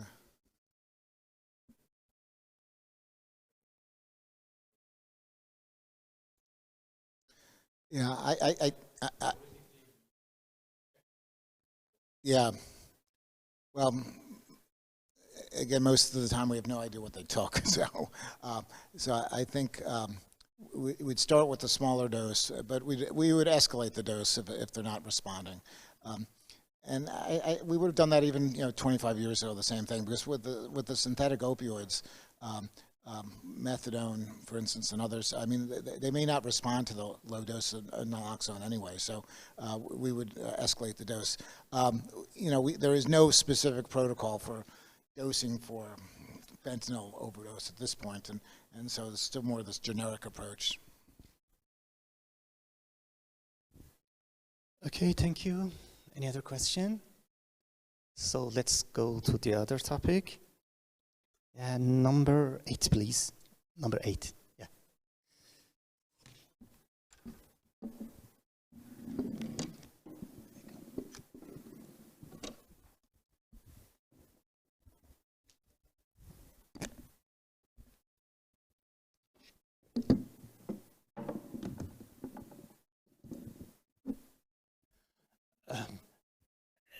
Actually, opioid overdose is not just treating the patients, but also it has some effects on the public health. And nowadays, the statistics shows that the opioid overdose is rising. So and most of the time, those who are to be killed by opioids, most of them are not in the hospital. They are out of the hospital. So it came to the mind of the public health experts that they should do something out of the hospital to prevent deaths from the opioids. So actually healthcare facilities all together gathered, and they offered by WHO to prevent opioid overdose in the society. They called it SOS initiative. Next slide, please. Yeah. As you can see here, they aim to cover 90% of each level together. It means that they are intended to target the relevant groups that they may face the opioid overdose. They are not just professionals in the healthcare facilities. They might be their peers, they might be their friends, they might be their communities that they are living in them. So actually in this program, they are going to educate these people how is the opioid overdose and how they should act against the opioid overdose in order to save more life. And you can see that they are intended to cover 90% of those trained people to have access to a supply of antidotes. We mean naloxone at the top. So if they face opioid overdose, and if they have naloxone supply available, they could be able to save the lives. And finally, they wish that of those who have been given a naloxone supply with carrying naloxone under them, it should be in their hand. It should be available.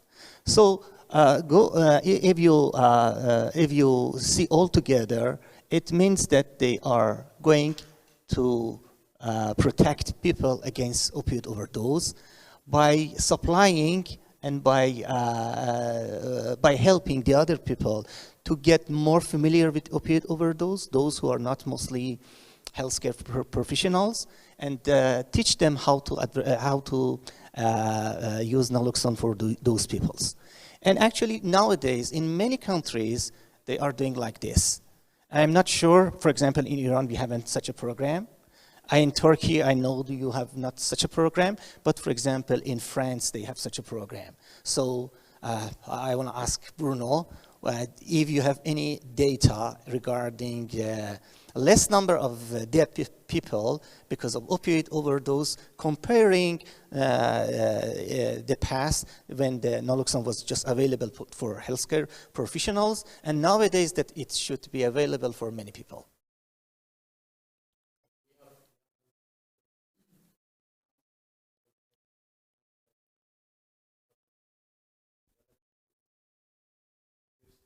Mm-hmm.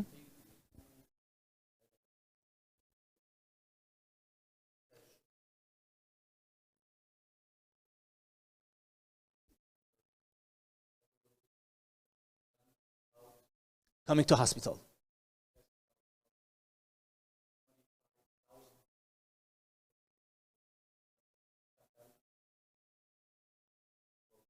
Mm-hmm.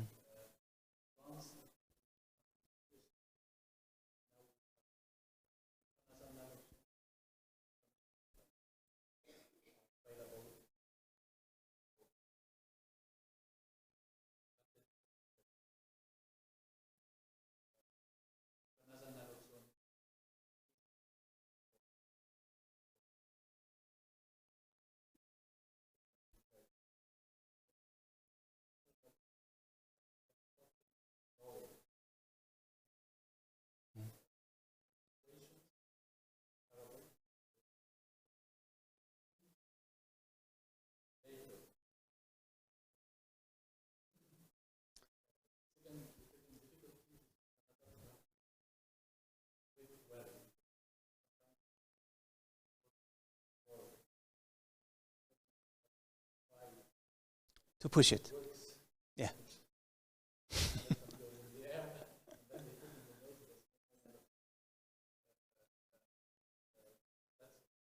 Yeah.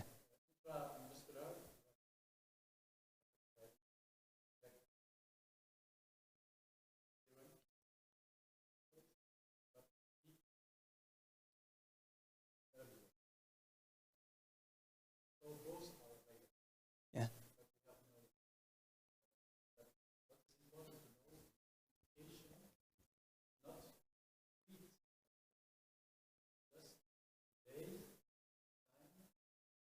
Respirators.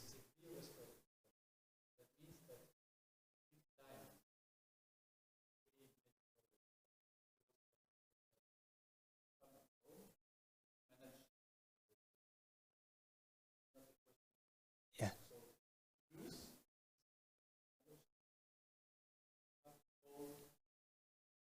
The ambulance.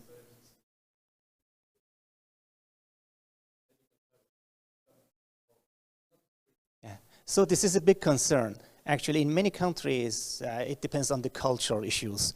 That when they are using naloxone intranasally, it means that probably they are going to treat the patients and they don't call the emergency and the other ambulances to save the patients. So it should run some research in different countries. But nowadays, the statistics shows that it was successful in those countries that were using it, and we should rely on them. Anyway, maybe they were advising that these people should call the medical facilities and ambulances again, and they may not follow. So it should be in the programs of the public health that actually educate more people on the consequences of these behavior in order to prevent further overdose.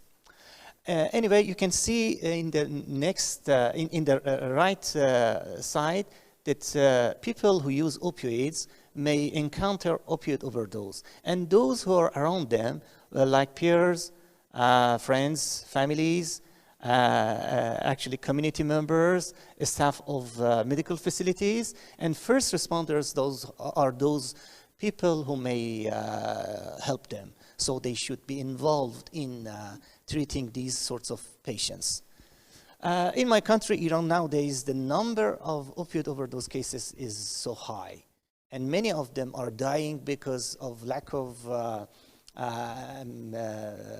on-time management of these patients. For example, when the professor was talking about the difficulty in recognizing the opioid overdose in Moscow theater, it came in my mind that I had a patient that was poisoned by a carrot, and the other patient by a kiwi. And the presentation was like an opioid overdose.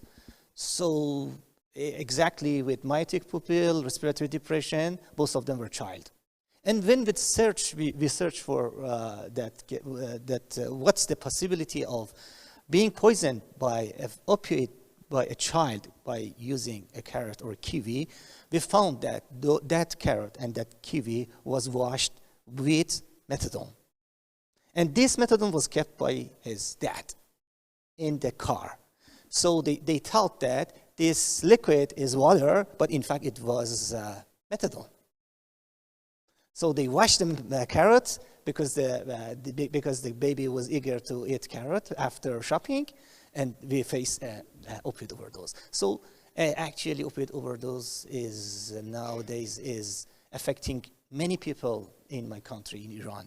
And almost 10 million people are involved dealing with opioid and opioid overdose-related deaths. Because it is not just the patient himself or herself. It's the community that is involving. It's their families, the other member of the family.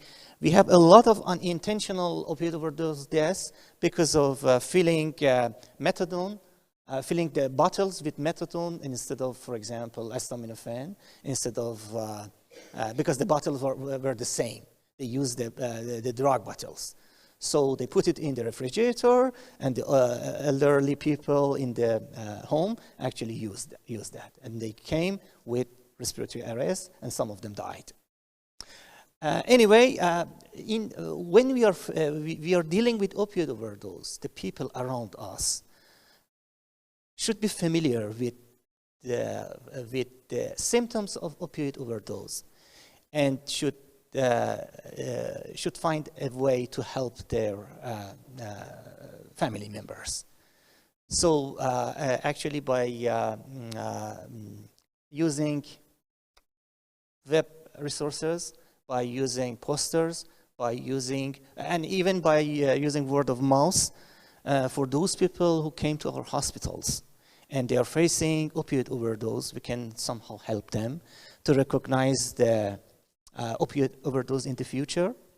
And you know, one of the main points that people get overdose is after our intervention. When you use naloxone for people, actually you're going to crave them for next usage of opioid, because somehow they go to withdrawal. And when they go to withdrawal and come back to home, they are seeking for opioids, and they come again and again and again, and sometimes they don't come again because they died. So the community should be prepared in order to fight against these situations, and this is not possible without public health interventions. But our talk, I expect you get some impression when you leave this hall, and when you see an overdose patient. Just you are not visiting a patient. You are facing a public health concern. So you should get ready. You should aware the family and relatives that these patients may come again, and you are responsible to manage further overdose by going to somewhere. I don't know if there is some institutions, for example, in Turkey or not, and sitting somewhere and get some information, get some knowledge in order to fight against further opioid overdose. And also, our facility is a good area if we organize some programs for our patients who are hospitalized. We can ask psychiatrists, psychologists, and the other teams in order to have family stressing programs. Because most of the time they are not in a good family, and as you mentioned, many of them are poor people with bad connection inside each other, and they don't care about themselves. So the community and the public health should intervene somehow. And this is not possible without any previous arrangements. We cannot treat the patients and leave them alone, as they will come again and again. And probably they will advertise, they act to the other people that nothing happened to me. So you can use opioid as well. So as I said, the healthcare facilities is a good area that we can intervene, because we can see more persons that at higher risks because they are overdose. And we can visit the family members and peers at the same time. You cannot convince them to go somewhere as a whole with the other family members. This is exactly a good area that we can put our net and get all people together. Patients, peers, and family members. Those essentials that are useful to prevent opioid overdose again and again. And so if you have established something in your country, you can find a network of support and linking the patients to those maintenance therapies. And unfortunately, in my experience, those maintenance therapies, if you get them be free, sometimes they provide bad opioid maintenance treatments for the people. In my country, we have almost 7,000 treatment centers for opioid overdose. So that's a lot. And many of them are just distributing methadone. Methadone as a maintenance treatment for those who are overdosed with, for example, heroin or the other stuff. And unfortunately, after a while, they are still prescribing methadone for weak opioids like tramadol. I am sure you have the same thing in Turkey. You have a lot of tramadol poison patients that they are addicted to tramadol, probably 2, 3, 4, 7 pills per day. And sometimes they come to you with seizure. That's a huge problem in Iran. And nowadays, the number one of the seizure in the community is tramadol overdose. So when a young man come to us with seizure, and sometimes presentation of opioid overdose, I mean respiratory depression, something like that, and myotic pupil, we assume that he or she is a tramadol overdose patient. Anyway, tramadol is a weak opioid, so it's not wisely, for example, to get tramadol from one patient and prescribe methadone to him as a maintenance therapy. If we are using maintenance therapy in our community, we should stratify it. We should, for example, use methadone for heroin overdose patients because they are at risk of HIV, they are at risk of the other infection disease-related, substance-related diseases.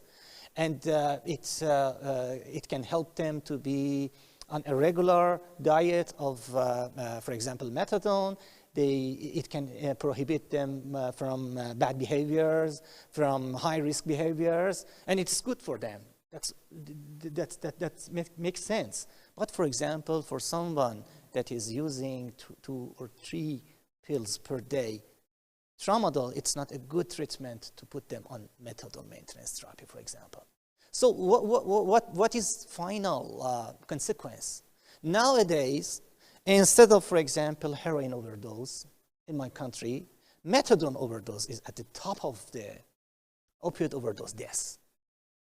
And unfortunately, many of them unintentional, like in the elder patients or in the kids, because they are at risk.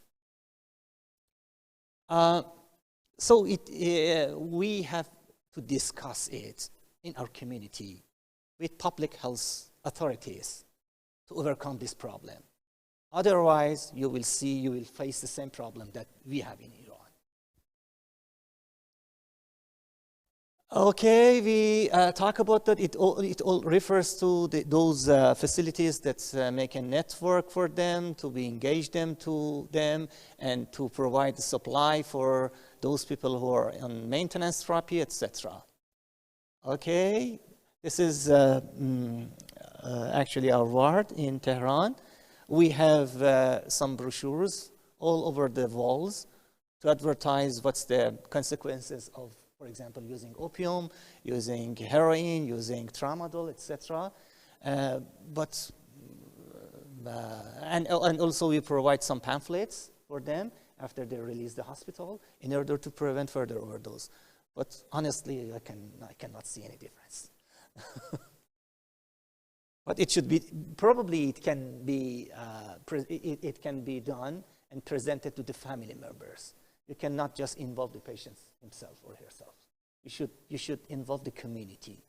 And most of the time, they are not care about themselves. So the other people who are caring, who are living with them should be involved. Okay, thank you. If you have any question, please ask. Otherwise, I can go to the next presentation regarding overdose. Yeah.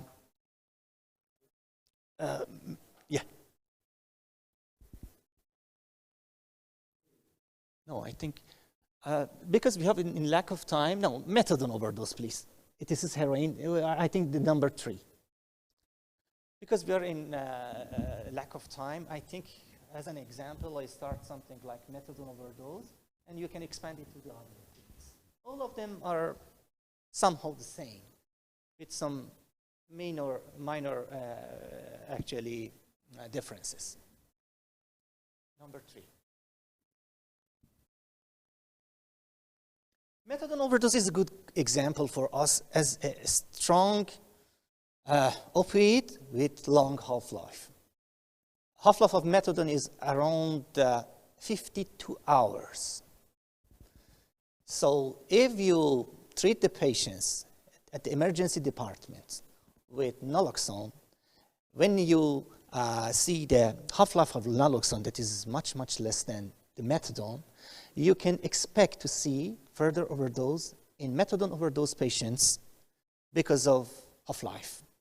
After a period of time, for example, the half-life of how long is the half-life of naloxone? Less than 1 hour, 60 to 90 minutes, still the same. You can consider even 90 minutes.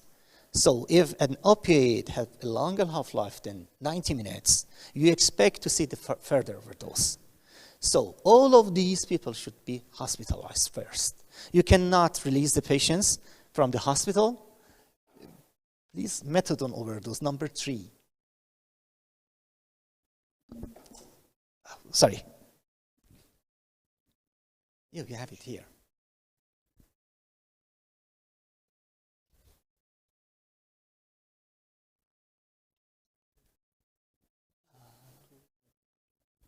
Okay, I can update receptors.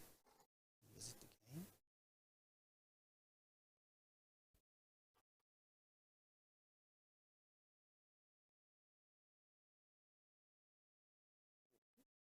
Yes, go to Menatox.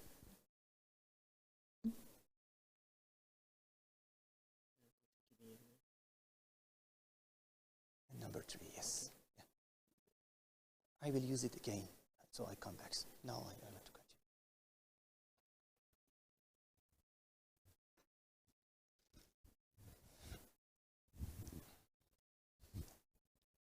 Thank you.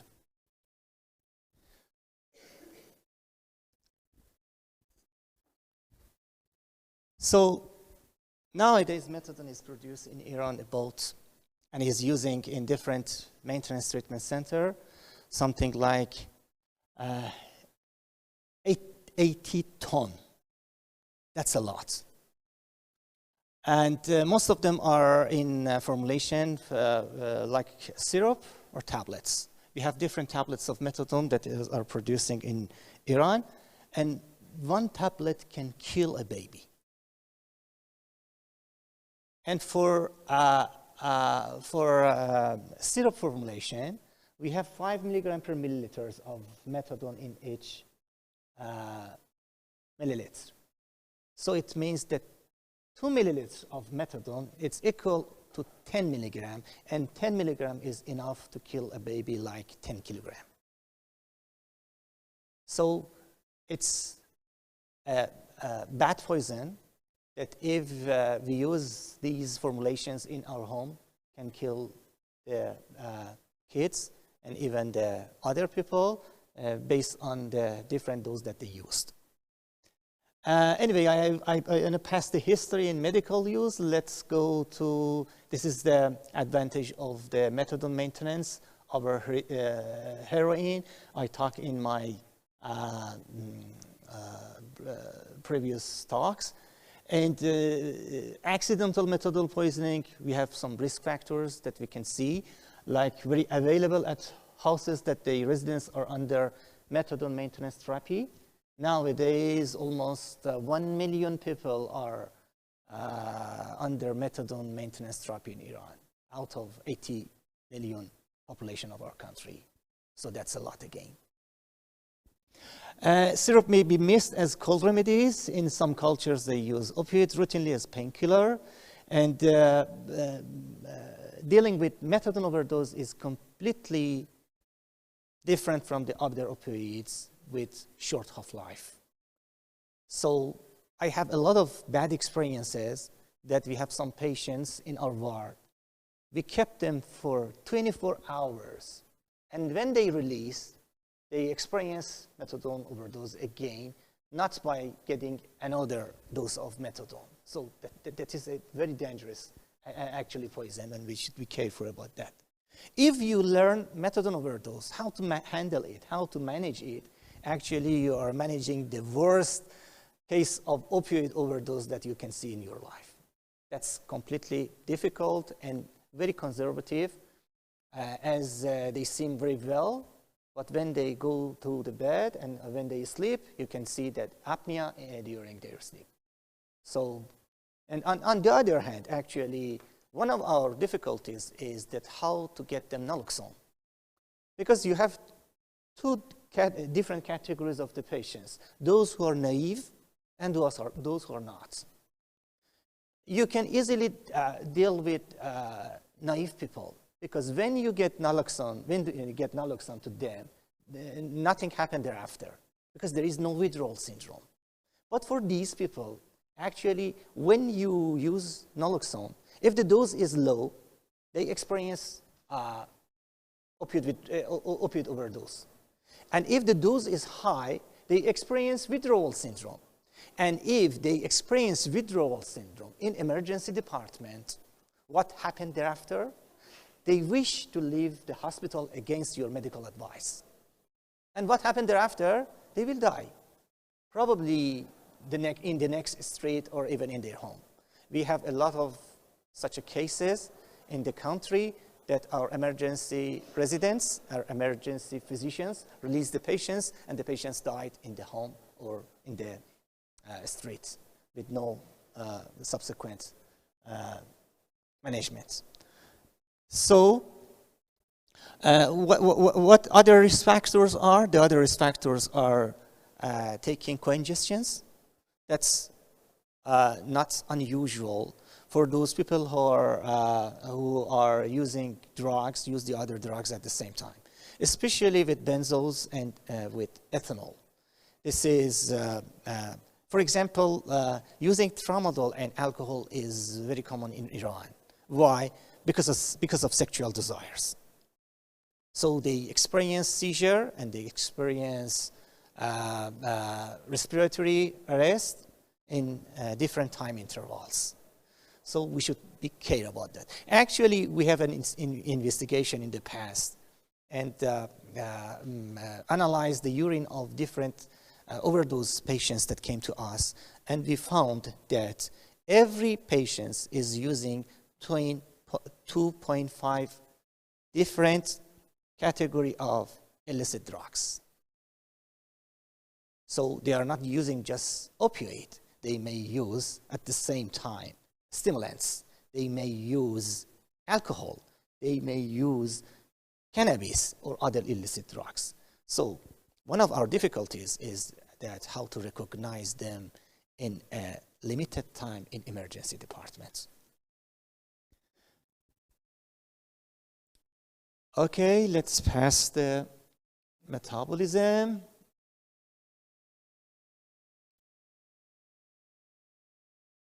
You know, like the other opioids, methadone have the same presentations. Almost all the opioids have the same presentation, unless by some points. All of them have a triad, respiratory depression, myotic pupils, and loss of consciousness. But do you think that this existed in all opioid poison patients? No. In our experience, we have some data. It shows that only 25% have shown triad of opioid overdose. And the other patients were in lack of some clinical manifestations. For example, when somebody is using tramadol and experience seizure, you don't expect to see myotic pupils in him or her because of seizure. So, but by the way, pinpoint pupils, CNS depression, respiratory depression, hypotension, bradycardia, and decreased bowel sounds are most clinical pictures that can be seen in opioid overdose patients.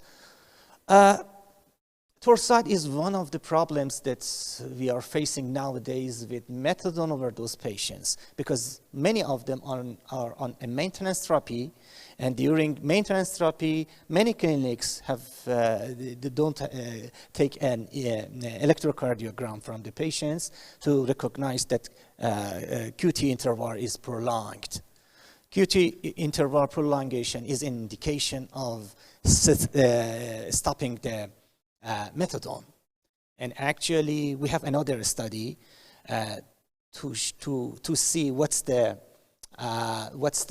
cause of death in methadone overdose patients.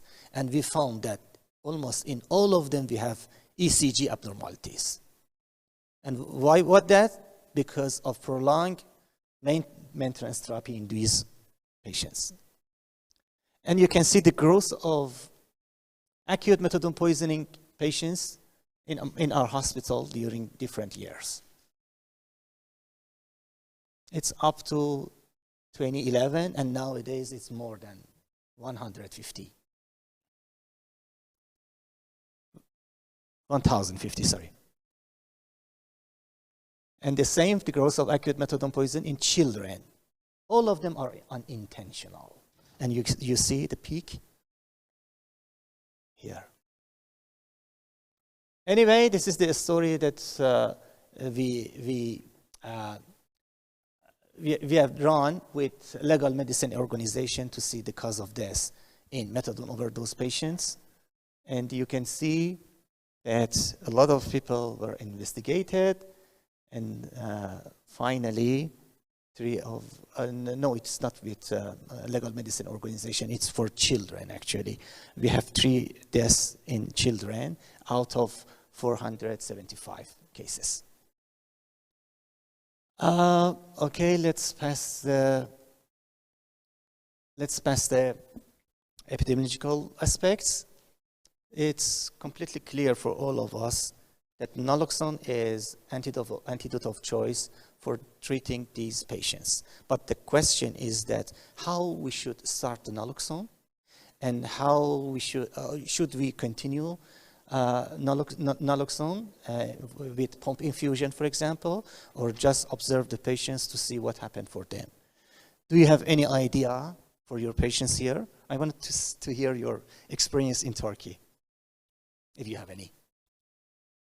How you treat the patients with prolonged opioid overdose. Do you have methadone overdose here or not?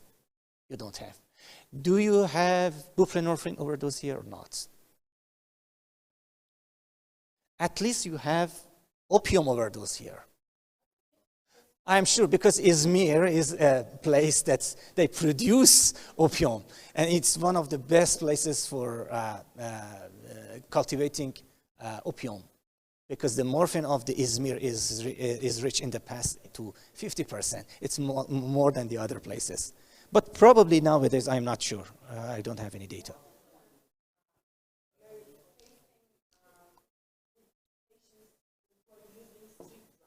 Okay.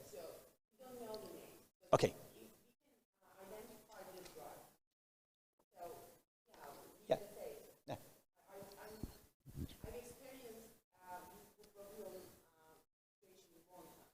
Buprenorphine.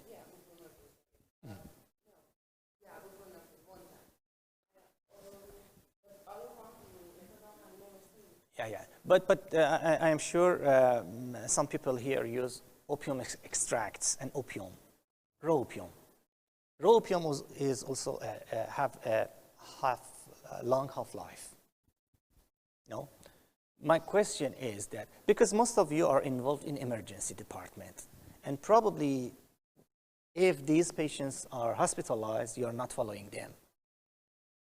Am I right? Okay, so let's start in this way. Imagine that someone with opioid syndrome come to you in emergency department. These cases may encounter respiratory depression or may not encounter this respiratory depression. I mean, he or she may come to you with apnea or without apnea, just with respiratory, just with loss of consciousness and myotic pupil. Do your prescription differ for these two categories of opioid overdose patients or not? They are the same. Because in apnea patients, you have no time, you know? Just you should do your best at the first step. But for the other patients, you have enough time. So you can go by escalating dose of naloxone one by one. So what would be your recommendation? What do you do? For us, there, EMS will bring the patient. Yeah. So they have the 2 mg. Yeah. Ampoules of naloxone is, they have different. Yeah. Yeah, there's 0.4 and 2 milligrams. But you have 2 milligrams. Yeah? Yeah? 2 milligram instantly at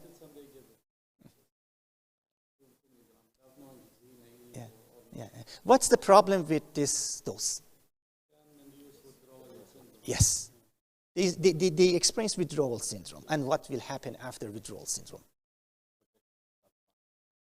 Yes. Yeah. You cannot work anymore in that emergency department with an agitated patients. Yeah. And again, that's a good point. If you encounter withdrawal syndrome because of using naloxone, what do you do? Do you use, again, opioid to reverse withdrawal syndrome, or you use something else? You use benzos. And the other, why you don't use opioid? Because it doesn't work. Because your actually sites of action are occupied already by naloxone. Naloxone has a good affinity to mu receptors, so you cannot use it unless very stressful opioids like fentanyl. Otherwise, you cannot reverse agitation by using that one. Anyway, that's not a good point, that you precipitate withdrawal in those patients. You should do something else. So many actually people and many experts use little dose of naloxone. Yeah, yeah, yeah. We usually ask the patients and see the patient if they are using opioid or not. If they are naive, there is no worries about the dose of naloxone. But if they are not naive and they are dependent on opioid, the little dose should be the best. And usually we use 0.05 milligrams for the start. And see and observe the patients for a period of time. And if they need more opioids, yeah. But if you see your text, there in different texts, there are different strategies. And actually we found that there are 32 algorithm for naloxone administration. Usually we use Goldfrank emergency toxicology. Some people use the Tintinelli, for example, emergency medicine, and they have different advice. And yes, we have already talked about that. Let's pass it. And what about the infusion of naloxone?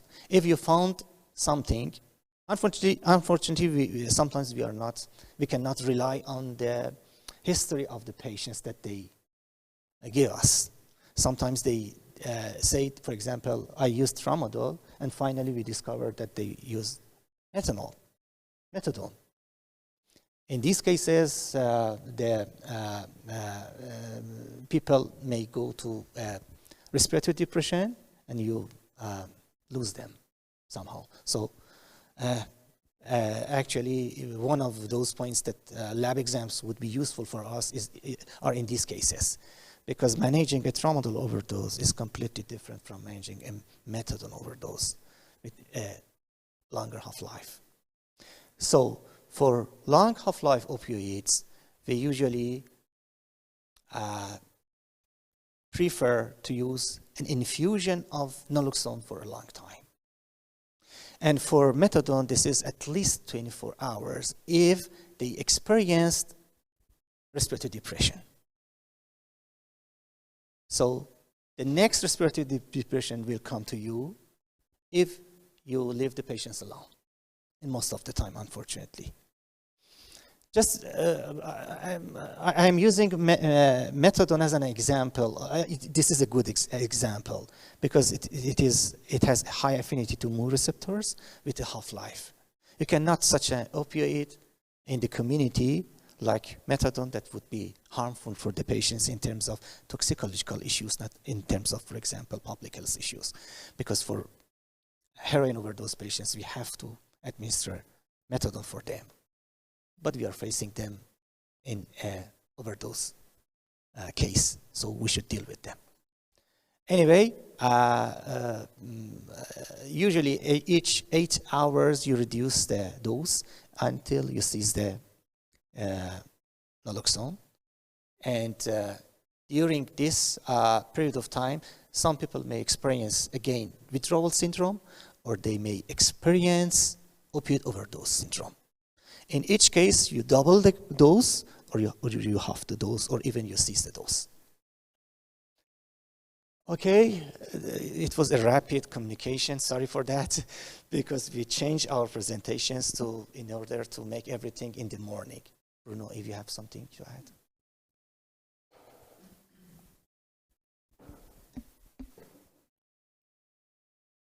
Sorry. Do you have any experience in Turkey? Because we have somebody who, but I don't know her, was supposed to present on opioid toxicity in Turkey. I will tell you the name, if you know her.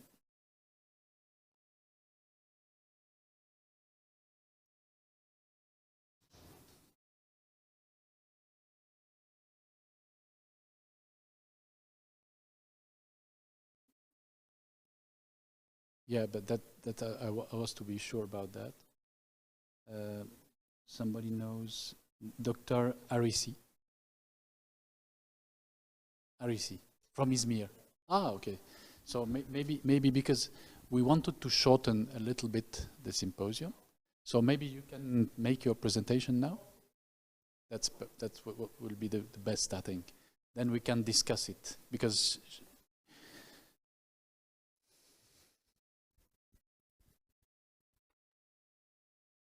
We'll talk about the situation in Turkey. Best.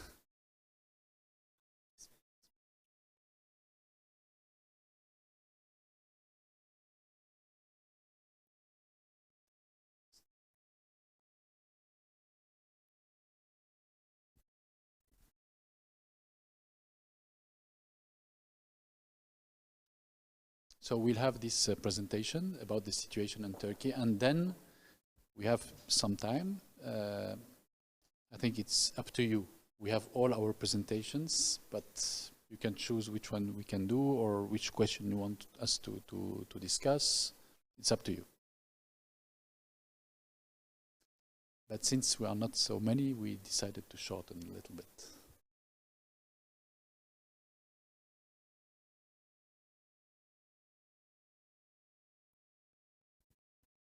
Thank you very much. Thank you. Tamam. Tamam, sağ sol. Tamam.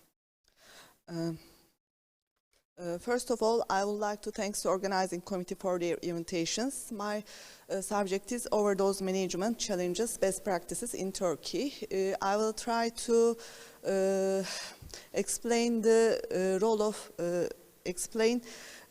of Turkey for the world opioid supplementation, epidemiology of drug use and opioid overdose in Turkey, and the opioid overdose challenges in management in emergency services in Turkey, suggestions for problem solving. And it's also stated, I think, in previous presentations, opioids is the largest proportion of harms related illicit drug use in the world. worldwide, and it has a high mortality and morbidity rates. And Turkey represents a large consumer market in terms of illicit drugs.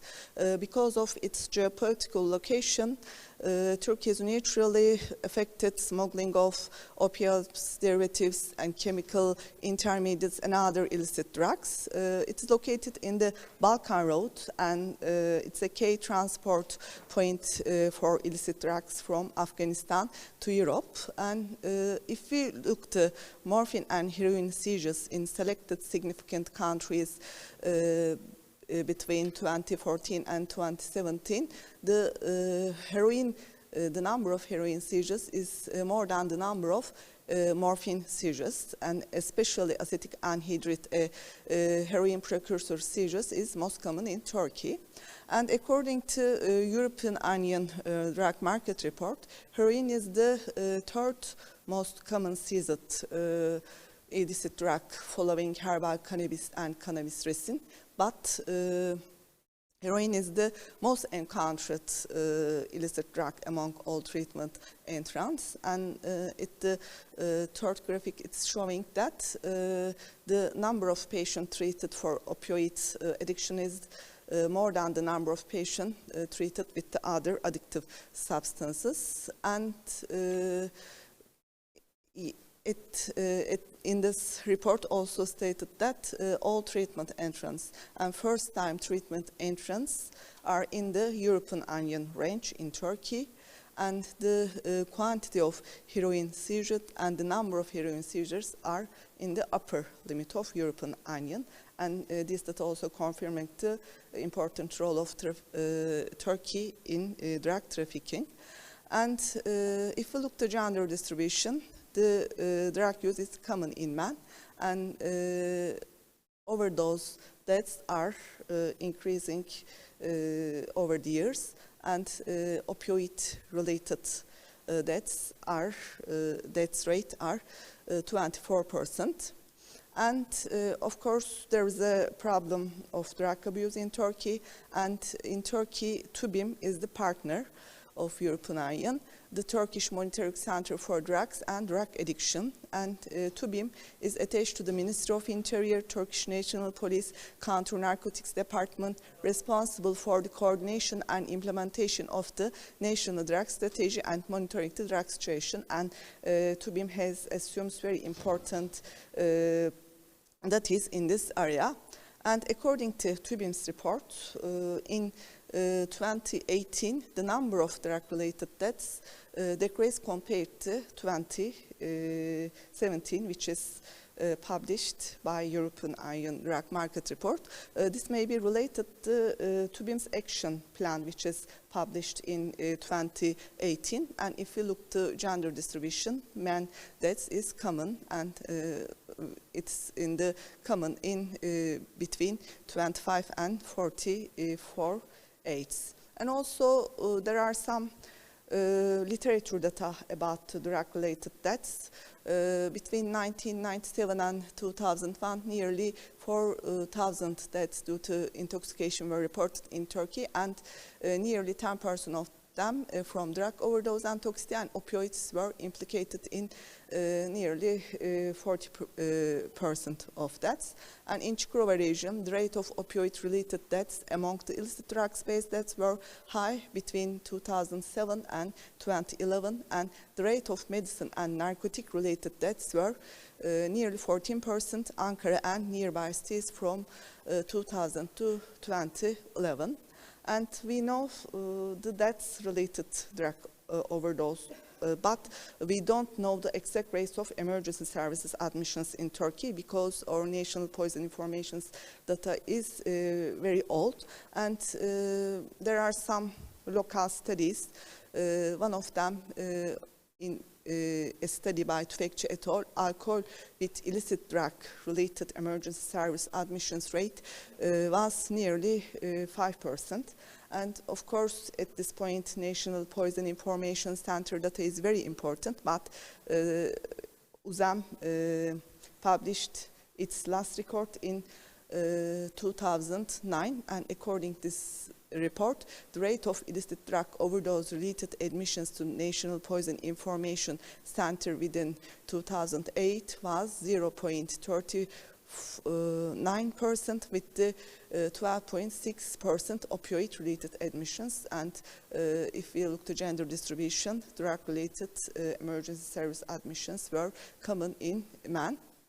And if we look to age distribution, the most admission age was between 20 and 29 years. And another study from Ege University, they reported that the opiate-related emergency service admissions rate is 2% among teenagers, and all of these teenagers had families, have low education level, high levels of smoking and or alcohol consumption, and live in deprived areas and divorced. And the data about emergency service admissions is very weak at this point. And of course, these are pinpoint pupils, unconsciousness, respiratory depressions are the main clinical findings of opioid overdose. And in the treatment, of course, basic life support is very important, and timely administration of naloxone is life-saving, and it has intravenous, intramuscular, subcutaneous, and intranasal formulations. But in Turkey, sometimes to find naloxone is very difficult. There are two formulations, intravenous formulations for emergency use and sublingual oral formulation for the use of addictive person. But naloxone is in the abroad active ingredient list. It isn't in the located National Poison Information Center's antidote list. And sometimes there are some problems of importing the naloxone because it is brought from abroad via Turkish Medicines and Medical Devices Agency. And sometimes it can't find in emergency services or ambulances. And also, I think it's a common problem in the world. It is only used for healthcare professionals, and some relatives of opioid users who can witness an opioid overdose can find naloxone. Of course, there is no inhalational form in Turkey. And of course, for prevention is very important. And the patient who are opioid user who injects, restarting opioid use after a period of abstinence are under the opioid overdose risks. And of course, World Health Organization have some recommendation for preventing opioid overdose. And one of these, naloxone be made available to people likely to witness an opioid overdose, training of the opioid users' relatives about opioid overdose, and psychosocial support, opioid maintenance treatments, treatment with opioid antagonists such as naltrexone is very important. And with the World Health Organization recommendations to be published an action report. The report's name is 2018-2023 Drug Enforcement National Strategy Document and Action Plan. And there are 4 main points in this plan. One is prevention of drug supply, one is prevention of drug demand, one is protective and preventive services, and the other is communication in the fight against drugs. And in the protective and preventive services, of course, consultancy services, drug first support line is very important, but organizing emergency rescue teams and emergency services as a part of fight against drug is very important. At this point, to training emergency service physicians is very important, and emergency service physicians may encounter opioid overdose patients in emergency services, and they must know how to manage opioid overdose, and of course they must determine the necessities of emergency services. As a summary and as a conclusion, opioid poisoning is a major problem in worldwide, also in Turkey, and the most limitation for us is we don't have we don't have the exact data related to emergency service admissions related to opioid overdose. If we don't know the problem, we can take precautions.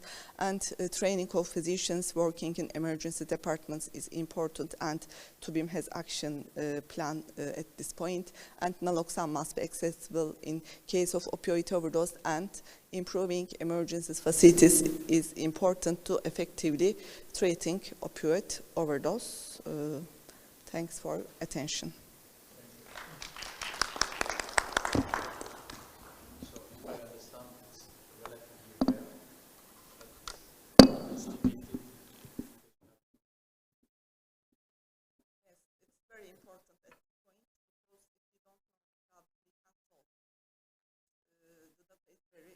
President of the Middle East, North Africa Clinical Toxicology Association. And I'm also a board member of the American College of Medical Toxicology and an associate professor of emergency medicine and medical toxicology at Emory University in Atlanta, Georgia, and at the American University of Beirut in Lebanon. It is my honor to welcome you to the beautiful city of Istanbul. I also want to share with you that I am one more affiliation, that I'm also the assistant medical director of the Georgia Poison Center. So not to forget, I have many affiliations, so please apologize for forgetting one. And Georgia, Tbilisi, Georgia. So welcome to the beautiful city of Istanbul.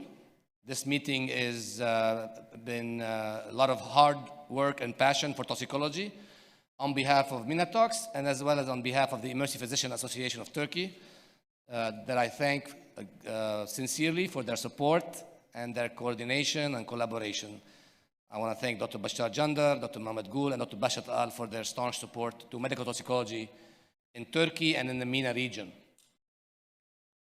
Today you are participating in a course that is very dear to my heart. The course is titled Bridges Between Clinical Toxicology and Public Health. I selected the title very carefully because Istanbul is the sign and symbol of bridges between different cultures, between different continents. And I could not find a better title for this course today to really embody what we believe in as toxicologists. Medical toxicologists are also bridges. We are bridges with clinical medicine. We are bridges with public health. And I belong to a training school through my mentor, Dr. Ed Kilborn at the CDC, and others as well at the ACMT and then the Georgia Poison Center, that really believe strongly that medical toxicologists are essential in the public health response system or the public health structure. So you are going to hear about all of these various aspects today in this program that we put together carefully. We are short on time a little bit. We are also going to be joined by the World Health Organization Center for Environmental Health Action from Jordan via webinar, as well as by a colleague from New York City, New York in the afternoon. So we will have some online juggling to do, but we already tested it out this morning, and I think it's going to work out. I want to thank our sponsors, Toxins, which is represented by Ms. Lucy Schiffelbein here, Randox, as well as Response System International, and Integral Global Consulting. Please make sure you stop by their booth and say hello to them and thank them for their support. Without any further ado, I would like to move on to the next, our first presentation by Dr. Edwin Kilborn. Dr. Edwin Kilborn is my mentor. I met him in 2003 when I joined the fellowship at CDC Emory Georgia Poison Center. Dr. Kilborn is the one that really instilled in my heart the importance and love for public health and injury prevention. He taught me a lot of public health principles that I use every day in my practice and in my career. I've asked him to talk about his career, his journey. Dr. Kilborn, before retiring in 2005 from the CDC, had spent around almost 25 years at the United States Centers for Disease Control and Prevention as a Public Health Service Corps member. He is probably the pioneer of clinical toxicologist in public health. And his career is illustrious and marked by several key investigations that he led that really prevented thousands of injuries and death. He is going to share with us today his experience. He's speaking today as an adjunct professor at Emory University, Department of Emergency Medicine, although he also works currently with another company called Leidos. Dr. Kilborn, thank you again for being here with us, and we look forward to your presentation.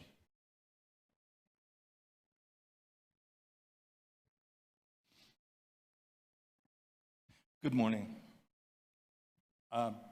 Ziad, I'm pleased to be here. I think we probably got more from you than we ever gave you. But that doesn't matter. I'm pleased to be here. I want to thank the sponsors, and I want to thank you in advance for your attention today.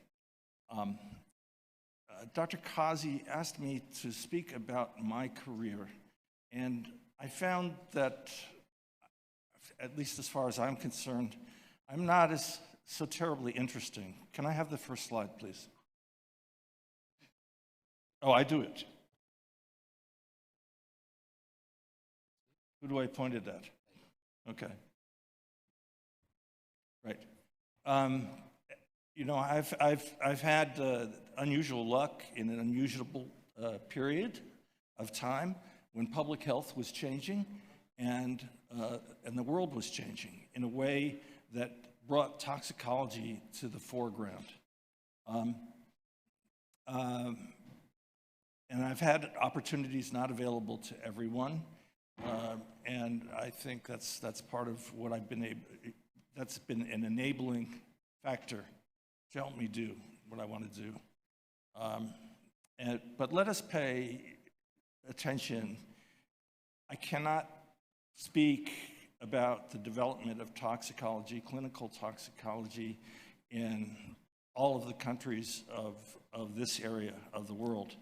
And so I'll confine myself mostly to how clinical toxicology developed in the United States. Let's go to the next slide, please. Oh, I have sorry. Oh, my luck. The location and time. The U.S. following World War II was a very vigorous economical economy. I was in the generation that's known as the baby boomers. There were a lot of children born after the war. My father was also a respected physician scientist. He worked in infectious disease and worked specifically on influenza vaccine. And I often think of him as issues come up these days with influenza and what he would have done and how interesting he would have found it. I had a couple of illnesses while a child that required specialty care, and I went into New York City from the suburbs of New Jersey frequently, and I came into contact with hospitals, and I found them to be fascinating places. I also went to my father's lab, and I think I was stimulated there. I had excellent mentorship, and I had excellent students, like Dr. Ziad Kazi. In the course of my career, I've been influenced by such people as Dr. Sir Richard Dahl, the well-known British epidemiologist who died in 2005, I'm sorry to say. Dr. Clark Heath, a famous cancer epidemiologist, Dr. Henry Falk, who discovered the link, or had a major part in discovering the link between vinyl chloride and cancer. Dr. Stephen Thacker, who is well known at CDC. He died young, and various parts of the CDC are named after him. And as I said, I have had great students and people to work with me. Now, if you go through clinical medical toxicology in the United States, you find really that the first impetus for it occurred in the 1950s.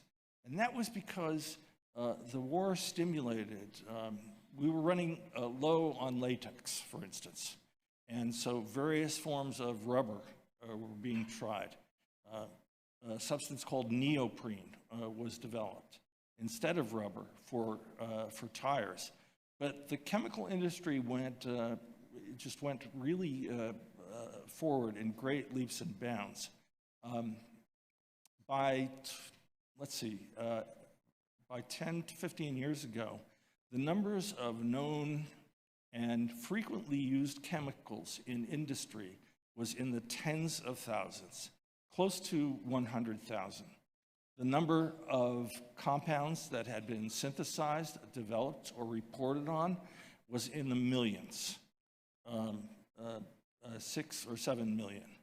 And the American Chemical Society has a registry by which they keep the numbers. So it becomes a very difficult field when people are being exposed to all sorts of things. And so it was with increasing complexity that pediatricians, particularly because children, well, I remember having very young children, they'll eat almost anything. And you can, and any poison center knows that so many of the calls are about children and what they ingest. Many of the more serious cases are related to adults because sometimes their motives are suicidal or towards self-harm. That's infrequent with the children, of course. In the 1950s, there were literally hundreds of poison control centers. It became a popular thing for every hospital or healthcare institution to have this as something that would make add luster to their prestige, and add something. But there was really there was little, if any, quality control at that time, and there wasn't a process for evaluating. There was no certification. Also in the 1950s is when Dahl, who I think read medicine in the 1940s, started to get results from the British physicians study. And one of the things he looked at was smoking. And it started to come out that there was an association with lung cancer. Dahl's work was was pivotal in terms of the United States response when Surgeon General Luther Terry made the announcement that lung cancer and smoking were associated. Of course, we know now that smoking tobacco is associated with many, many health conditions, but this is certainly one of them. So I believe it was for that and in his related work that he was knighted by the Queen of England. 1958, people started to be concerned with cancer, and there was some legislation which was not given great importance at the time, but it was called the Delaney Clause, and it was added to a piece of legislation regarding our Food and Drug Administration, saying that the FDA could not allow any known carcinogens to be in food. So this is a time in the 1950s of many chemicals starting to realize the problems of chemicals and what they represented for public health. So the precise words, I believe, are the Secretary of the Food and Drug Administration. That is odd because it's called the Commissioner of Food and Drugs, but perhaps that came later. Shall not approve for use in food any chemical additive found to induce cancer in humans or after tests found to induce cancer in animals. The problem with that is that as chemistry progressed, it's hard to say, it became harder and harder to say that there was nothing, not a single molecule of a carcinogen in food. If you think about it, foods are very, very diverse group of chemical substances. And so to swear about that, you have to be a very, very good chemist. You can't actually swear that I have not put in anything that is chemically a problem. So as chemistry became better in response to the synthesis of new chemicals, we really didn't know, and it was hard to follow the Delaney law. In United States jurisprudence,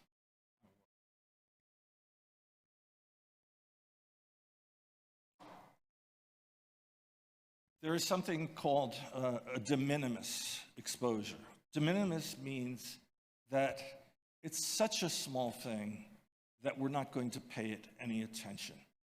And ultimately, that was the concept on which low-dose exposures were regulated, such that if you have a risk for some additive ingredient in food that is less than 1 in a million in a lifetime by estimates, or perhaps 1 in 100,000, that you might that could be called de minimis, meaning it's not big enough to worry about. And that is a legal concept. That is not a health concept. But we developed it into a whole new area of public health and medicine, in toxicology. So let's move along. We'll return to Delaney. Clinically, in the 1960s, poison centers and clinicians continued to struggle to treat an ever-growing spectrum of causes of intoxication. The chemical industry was off and running and was extremely successful. Pollution became a problem because there weren't definitions of pollutants, and there weren't clear-cut rules about who could dispose of what and where they could dispose it. The US government tried to assist, at least the clinical side of the equation, by providing sets of reference cards on particular toxicants. And these made their ways around. I talked with my colleague, Dr. Barry Rumack, who is old enough to have practiced during that time, and who told me that the cards were usually one set per hospital, that frequently the cards, they were meant to be easily replaced when they were lost, and they actually migrated to patients' charts, away from the set. People would mark them up and so forth. So public health had developed further by having fewer poison centers recognized as, they became recognized as a critical public health resource. But the problem of funding started to emerge, and it continues to this day in the United States. Dr. Rumack, I believe he made a great deal of money, but he managed to get consumer product data, including proprietary formulas, and to put them in a database, which became widely used as computers became available also in the 1960s, were available to medical toxicologists. Sorry, I was going to say next slide.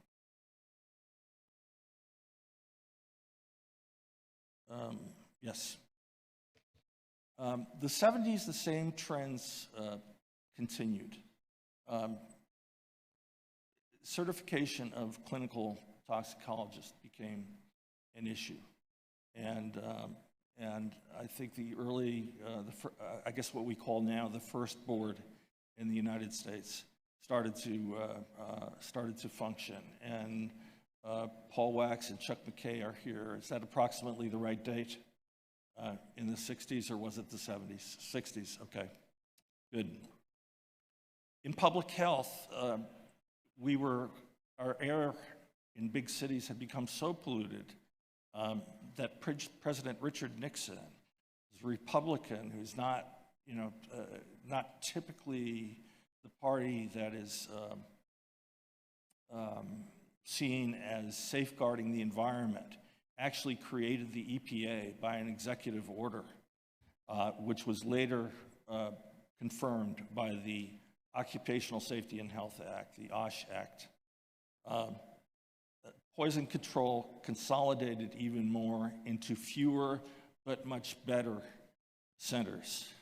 And the quality control of poison centers became a concern and started to be addressed. U.S. public health agencies began to study with this began to have to deal with this Delaney concept. But it was a difficult area. How much are you going to absorb? Well, in FDA, if you have medicine or food, USDA safeguards food, EPA, the environment, how much, if it's in the soil, how much dirt gets in people's mouths. There were really no data at that time to really help move that study along. That's since been addressed, but slowly. And CDC got into the act, especially with regard to Love Canal. The Love Canal incident changed the country. It led to legislation that created the so-called Superfund. In other words, a way to clean up some of these dumps where people had just left all sorts of chemicals without regard or any thought for future contamination, the likelihood of very toxic chemicals getting into groundwater, whether those chemicals were toxic or what. So in the 70s and beyond, risk assessment became an important area, mostly done with animal data, which of course raised the question of how similar humans are to animals. For instance, even in mammals, we don't all have the same organs. There's a distinct area of the mouse, I believe, called the forestomach. If the forestomach, which we don't have as humans, generates a tumor after exposure to a certain chemical, does that count? Does that make sense? How much is de minimis? And how do you estimate that from animal data? How do you even treat the animals? Animals such as mice with, I think, 1.5 year lifespans, rats with 2.5 year lifespans, how do they compare with a 70-year lifespan of a human being? The area of animal extrapolation, full of theory and not much data, became a very important concern. So that remains an issue and an area for study.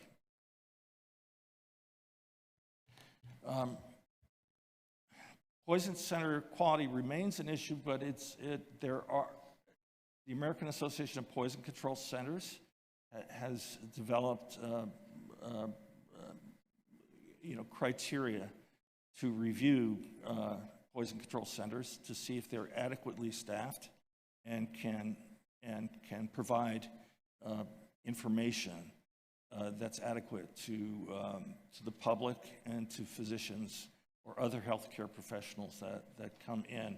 So that's an issue of which we should be proud, and we are proud because of the concerted effort of toxicologists. There are not very many of us that are clinical and see patients, but we're scattered throughout the country. But we come together and we make make these kinds of decisions, and it's an important aspect of the way we function. Public health surveillance of intoxications began in a really meaningful way in the more in the late 1990s, the early 2000s, and continuing to this day.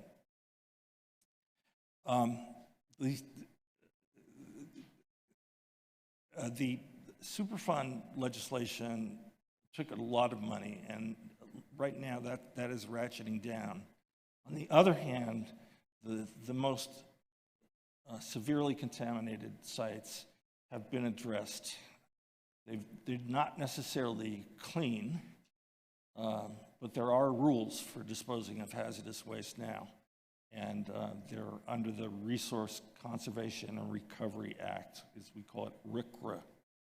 It's not a word, it's just a bunch of letters. But those are the initials of that legislation. So let me conclude. Where we're going, both as clinicians and in terms of public health, is in a pathway that is coming together.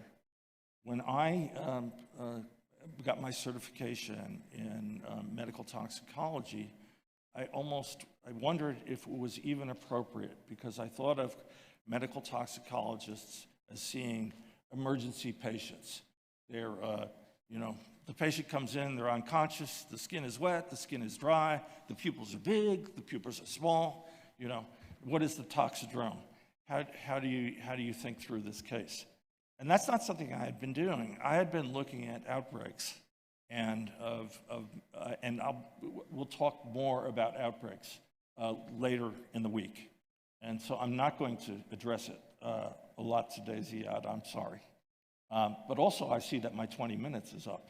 So perhaps I should stop talking. But clearly what we do in public health affects what the clinicians do, and vice versa.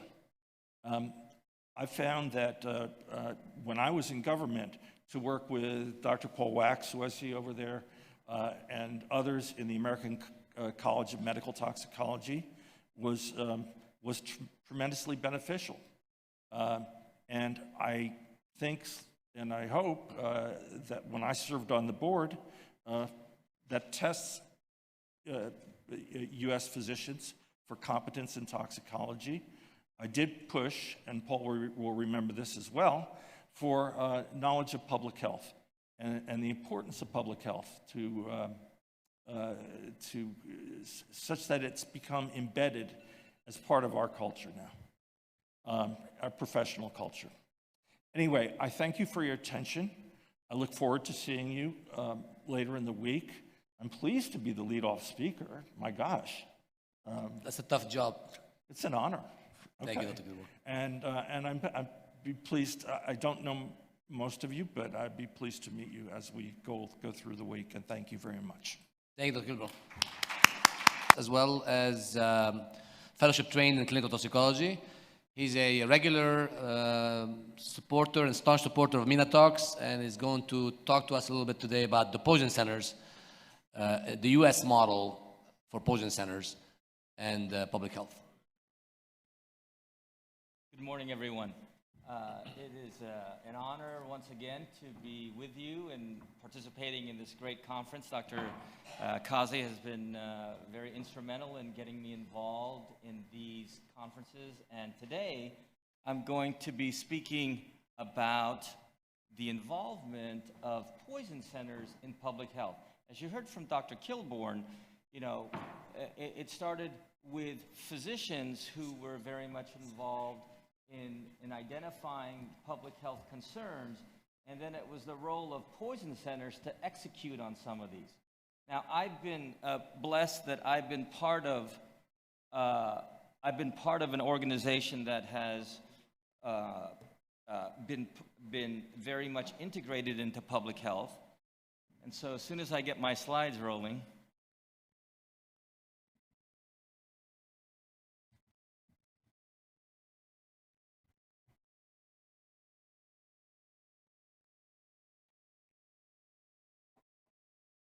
will it show up on this screen? No. Okay. So I've been very fortunate that the program that I work for has been very much involved in public health. And so just a little bit about me. You heard Dr. Kazi talk a little bit about me, but I am trained in pharmacy at the University of California.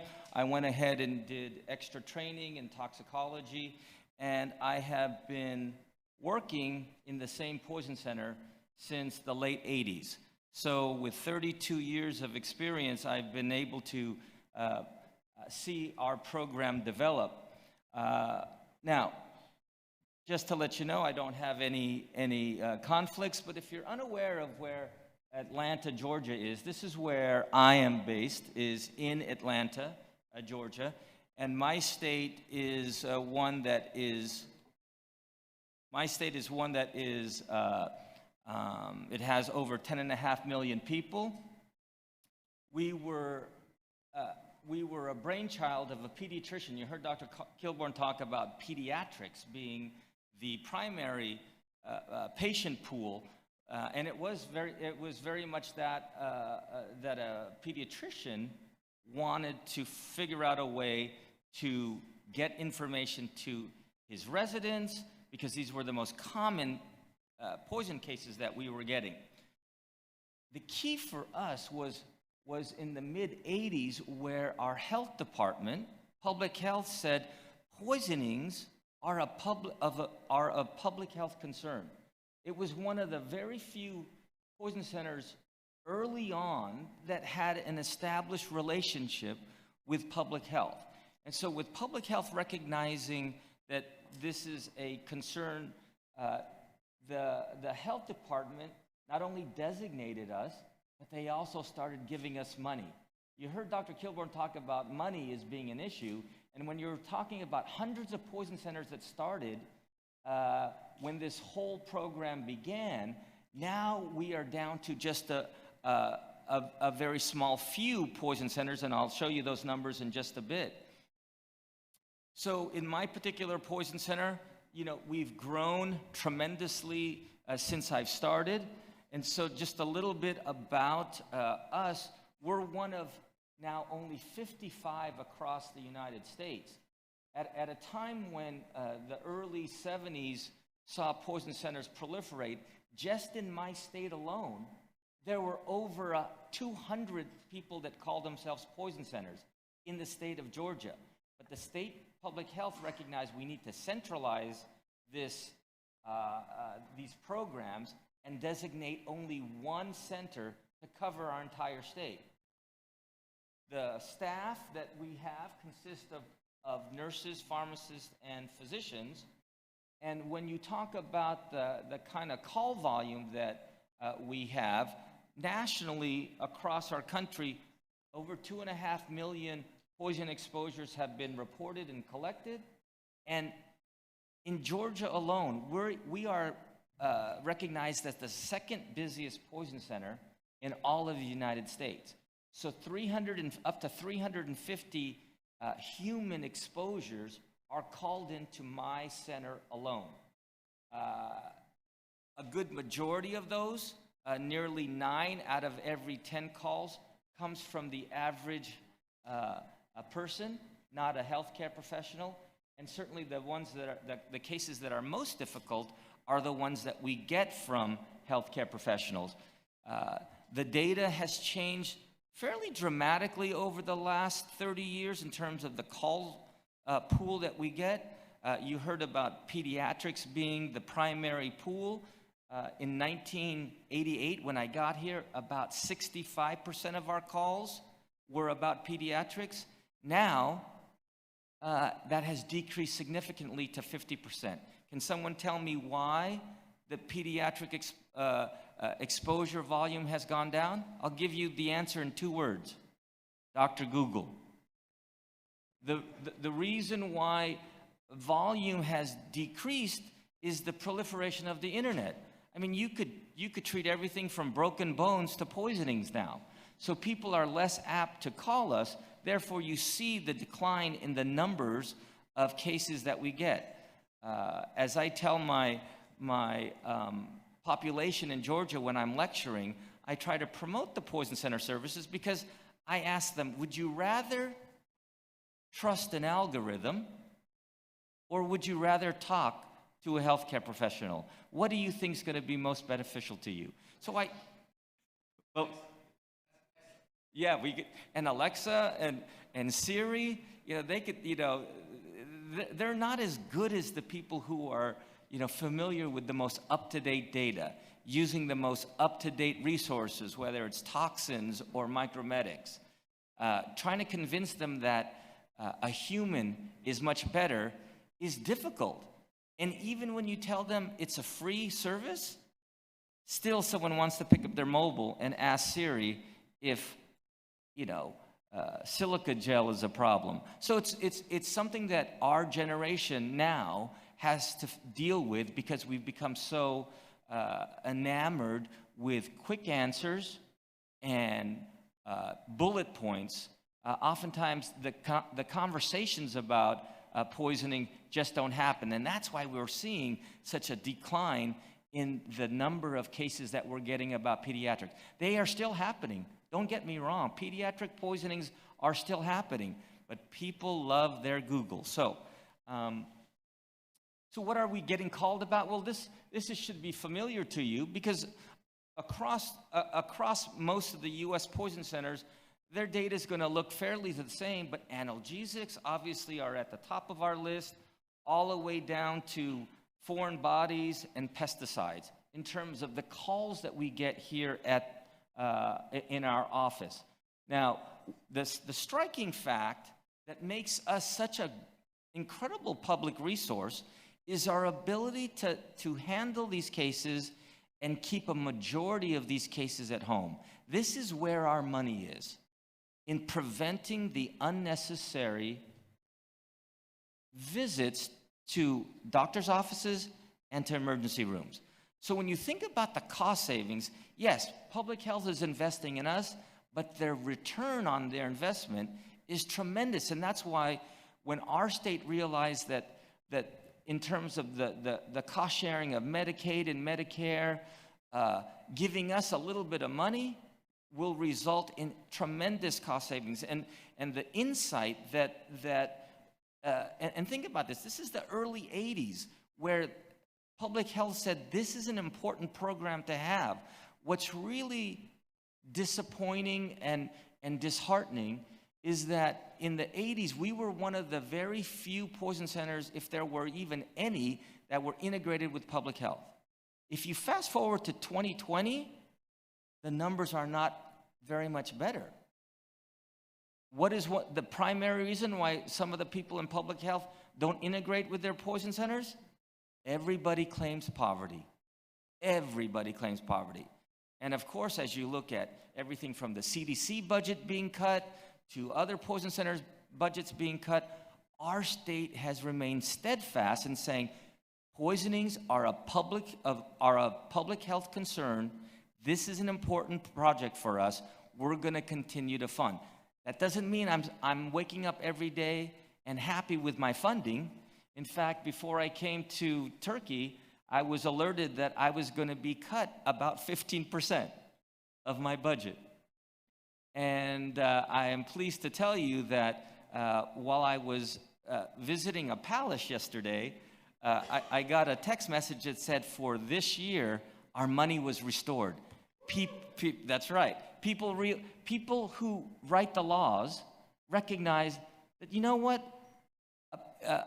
being penny wise and pound foolish, cutting our budget would result in far more millions of dollars. They wanted to cut us hundreds of thousands of dollars, but yet the cost to them would have been millions of dollars. And finally we got, after a couple of communications with state public lawmakers, they realized this was a very foolish decision to cut our money. But not everyone is successful as us. And so we've been lucky that we've been able to convince state public health that we need to be funded at the levels we're being funded.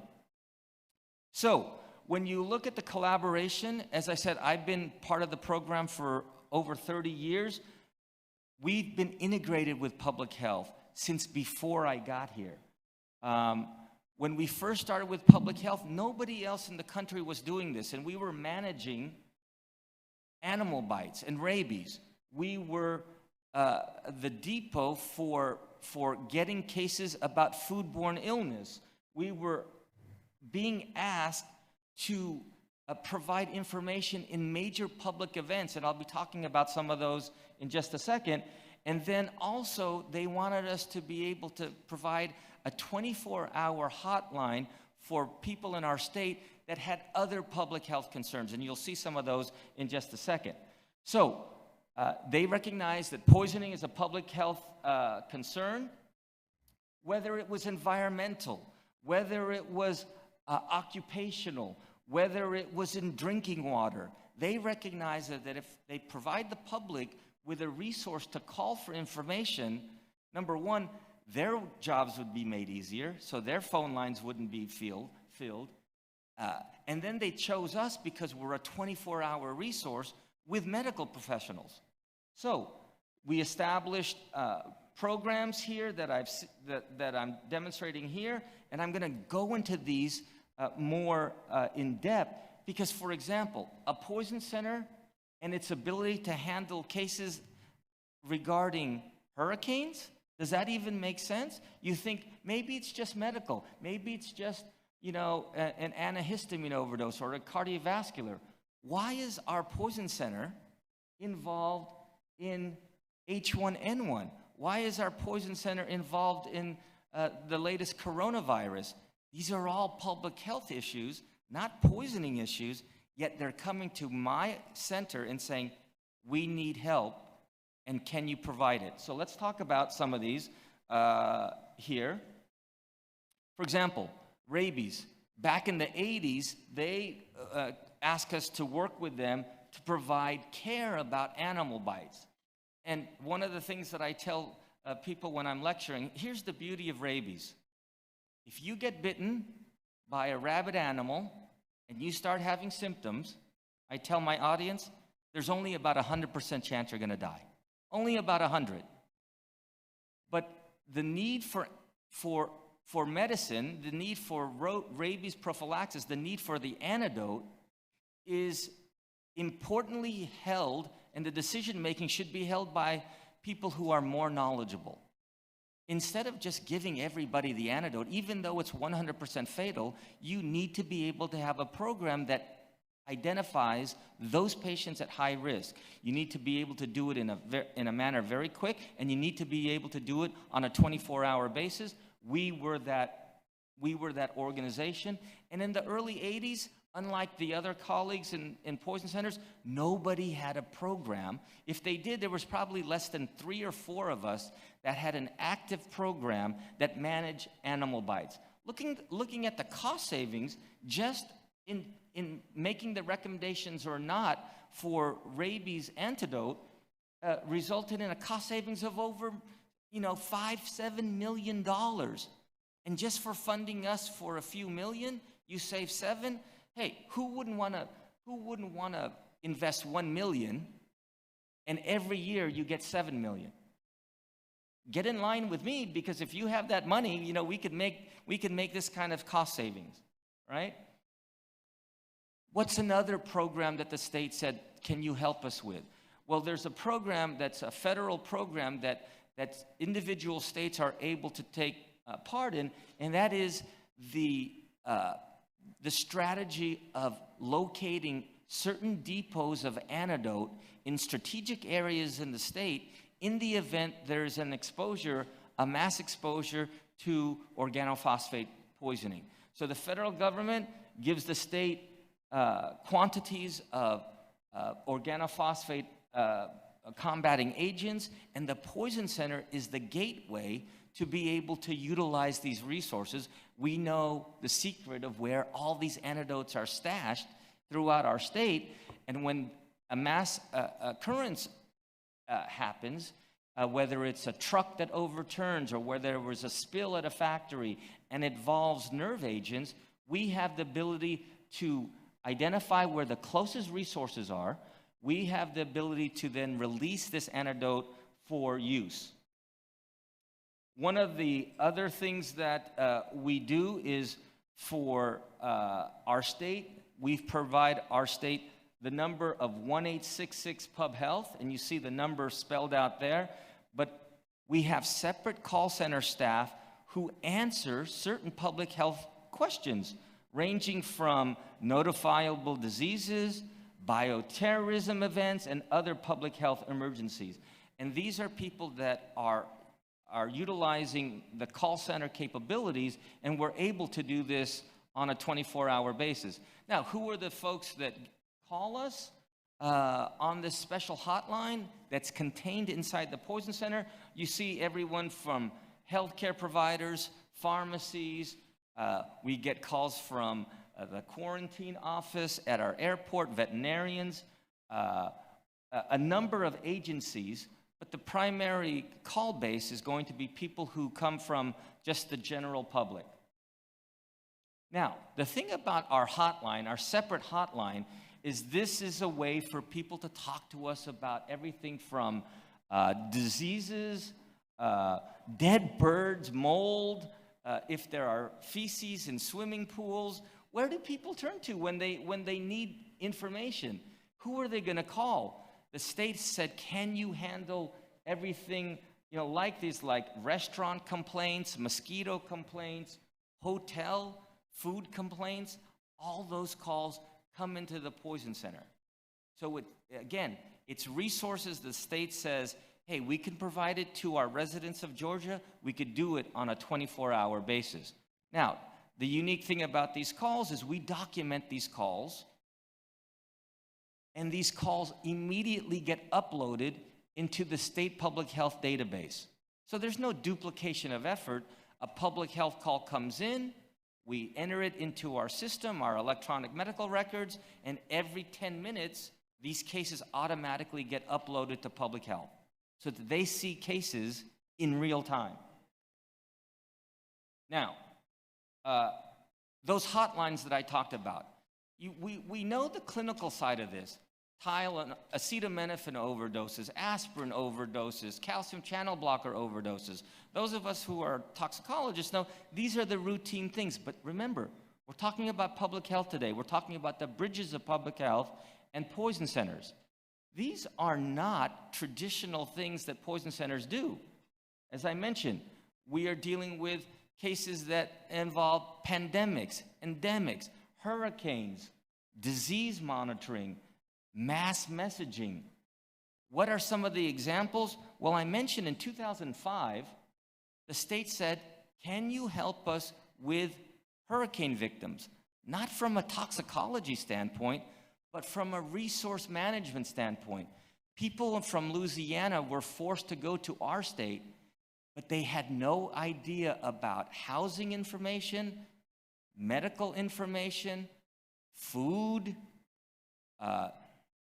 people who needed glasses, everything like that. The state said, we need your assistance, and we think you could do it. Why? Because we had the infrastructure. We had a call center. We had an electronic medical record.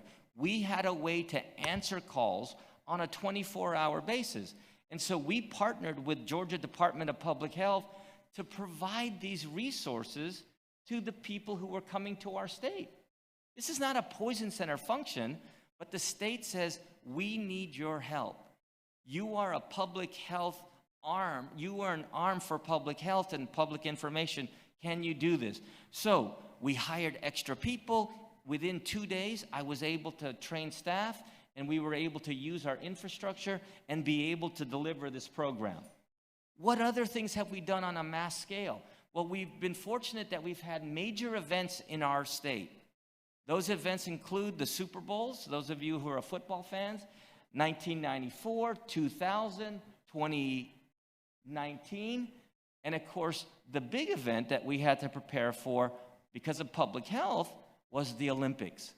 In 1996, the Olympics came to Atlanta, but it was in 1992 that we were awarded the Olympics. And from 1992 to 1996, we were working nonstop to be able to provide certain public health information to the people who came to the state. Now, primarily we were looking at bioterrorism events, and so we all got fairly familiar with anthrax and nerve gas, and so we were ready to provide that information, and I'm going to share with you the mechanism that we were looking to use to do that. So, when you look at pandemics and such, in 2009, the state asked us, Dr. Lopez, can you provide a call center for people who have questions about H1N1? Again, this is not a poisoning, but they wanted to use our infrastructure of healthcare professionals who could work in a call center around the clock. And so they gave us a little bit of money that they would never be able to use to spend, to develop a program, but they knew they could use our infrastructure and be able to do and deliver these programs immediately. We started not only with H1N1, but we've done work in Ebola and Zika. Again, a poison center and infectious disease, you don't think these are partners, but we are in bed all the time.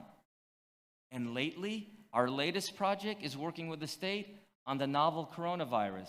Again, what is our role? We have been asked to take monitoring capabilities, meaning monitoring temperatures, monitoring symptoms, not a poisoning, but a valuable public health resource. So when the patients arrive at Atlanta Airport, they are told to call a certain number. They don't know they're calling the poison center. They know they're calling public health. And so again, we feel, honored to be able to help in these particular events. The one that happened that was a public health emergency happened just a couple years ago.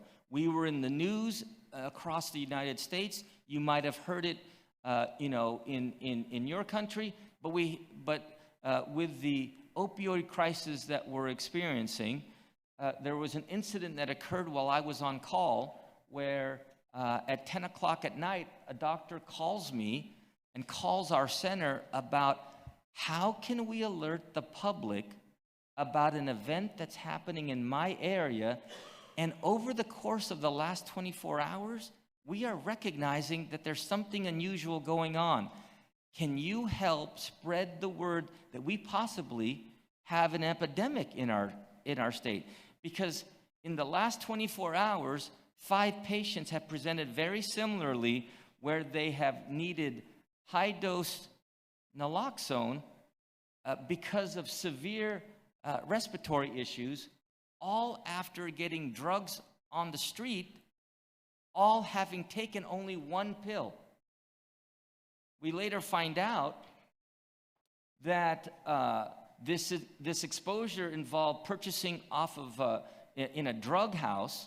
A small amount resulted in major problems, and our cases were being fed electronically into our system, and hospital data later confirmed in a syndromic surveillance study that there was something in fact going on. But who was the first agency to recognize it?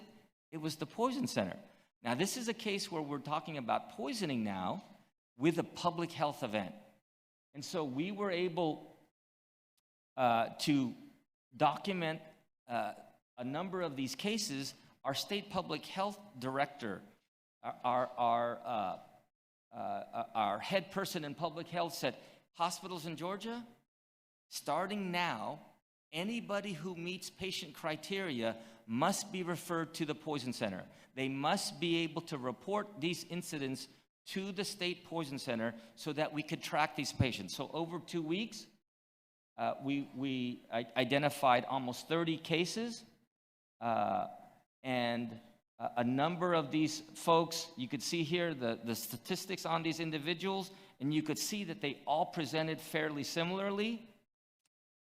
When all was said and done, we understood all these patients were looking to buy Percocet, and when they ended up taking these Percocet, they almost died. In fact, 5 individuals died of the 27.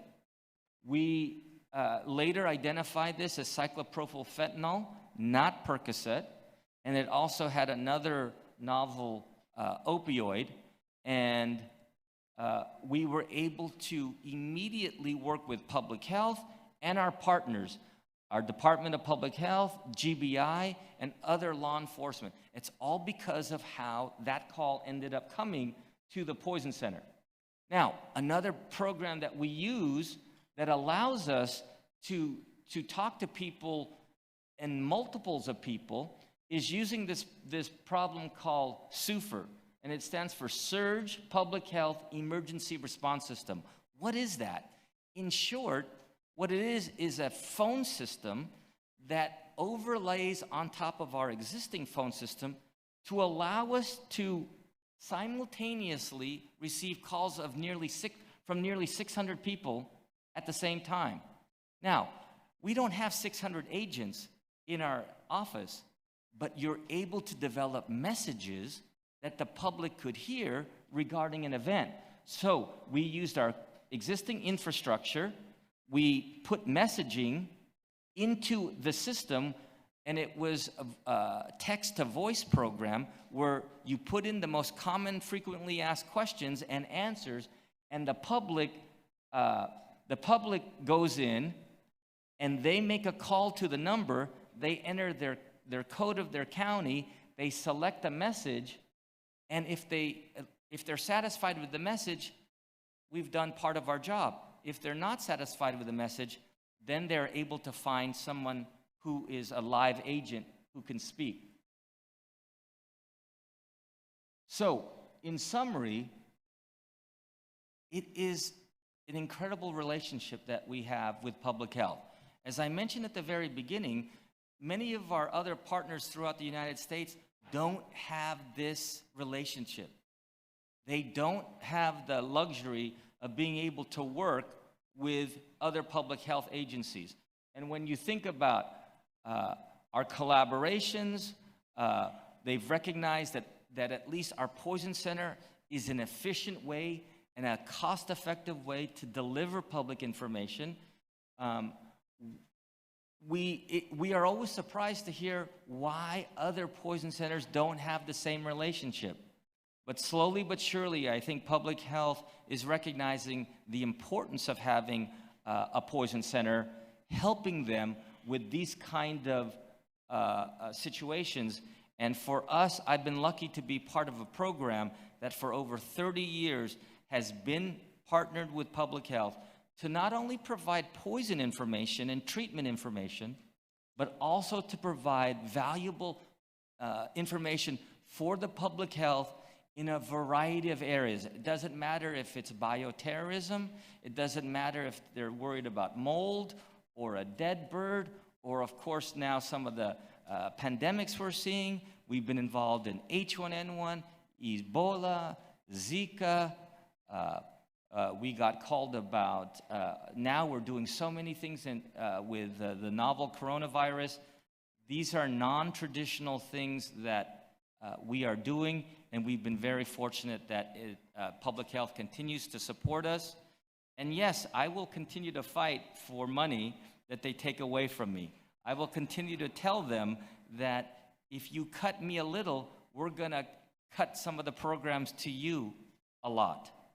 And when they realize the people who push pencils, the lawmakers who write the laws, it's easy on paper to say, well, cut Dr. Kilburn's program by 10%.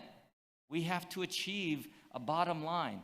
We realize that people do listen to us. We realize that lawmakers, know that the Poison Center helps us. And I've been very fortunate that I work for a program that integrates with public health very intimately. Thank you very much. Dr. Lopez, thank you. Any questions? The center is unique because it also contributes a very important toxicology resource for the world, an information resource called toxins. And, oh, you are, okay, sounds good. So Gaylord is still on stage. And then we are going to look at the poisoning emergency from the scene to the Poison Center and beyond. And what they want to do here is they want to share with you various stages of poison center involvement with paramedics, with the hospital, etc., and how they are able to assist along the way.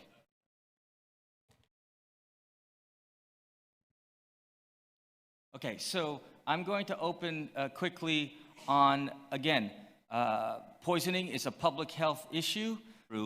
Both Lucy and I will be talking about what happens from the scene to eventually when you get seen. Because those of us who are in a poison center model where we have our poison specialists working primarily to provide information as opposed to, physicians who do it from start to finish, we're going to share with you a few cases where our poison specialists are the ones who are managing these very critically ill patients. And so, as a reminder, my state is populated with 10.5 million people. The Poison Center is staffed with this kind of organization. We have poison specialists. We have 19 full-time people. We have computer people. We have trainers. We have residents. We have fellows. We are probably the most best staff group of toxicologists in all of the United States, with our resources at Georgia along with our resources with the CDC. The staff that primarily handles the emergencies are nurses, pharmacists, or physicians. So those are the people who work in our call center. And these are folks handling the calls on a daily basis. Now, I'm going to go over 4 cases really quickly, cases that we get on a day, very commonly, and it starts with these routine cases that our folks handle. So let's take case number 1, where we have a pharmacist who's calling the poison center for information. So the pharmacist is calling us about a 4-year-old patient who gets 4 tablets of iron pills. Now, what the mother is asking not the poison center, but the mother is asking her pharmacist for advice. Now, what I would have preferred the pharmacist to do is tell the mom to call the poison center, but instead he calls us. Okay, so that's not uncommon, but the pharmacist doesn't know what to do because they're not trained. So they call us and we take history, and so we put the pharmacist on hold, and what do? What is our next step? Well, I've been at these conferences and we've talked about the development of guidelines so that your staff can do the majority of work for you. So we have a guideline on our internal internet that allows us to look for cases that have specific protocols, specific actions you take. And when you go to our protocol book, you'll find that we do have a guideline on how to handle iron ingestions. So our poison specialist says, hey, let me read the protocol, let me see what has to be done. And when you read the protocol, you'll realize that for pediatric patients, we have a guideline of how much they could take without having to go into the hospital. So when you figure out that you could do calculations and realize that your patient did not get enough iron, you do your simple calculation. This is a case where we performed the calculation. We recognize it as being not a problem, being subtoxic. We decided to do an additional call 4 hours after they got a hold of us, and we realized that the patient only had minor effects, maybe some nausea and some vomiting, and then we decided to keep the patient at home and we closed the case. Very cost-effective way, and think about how much an emergency room visit would cost if this patient went directly to the hospital. Think about how much cost it would be if they just went to their pediatrician. And think about the time that it would take to do all this. The Poison Center, a public health partner, said, we can do this, we could keep them at home, and these are one of the 85% of cases we keep at home. What about case number 2? A dad tells us that his 3-year-old son just had awoken from a nap. He took a nap for 5 hours, and when the child wakes up, he tells his father that he ingested a penny. And so, again, a poison center is in place. The father recognizing that there is a resource for me to call instead of immediately going into the emergency room. He calls poison center. Now, for those physicians in the room, some of you are probably saying, oh, it's probably nothing, just leave it at home. Well, in order for us to make a decision, we turn to our guidelines again.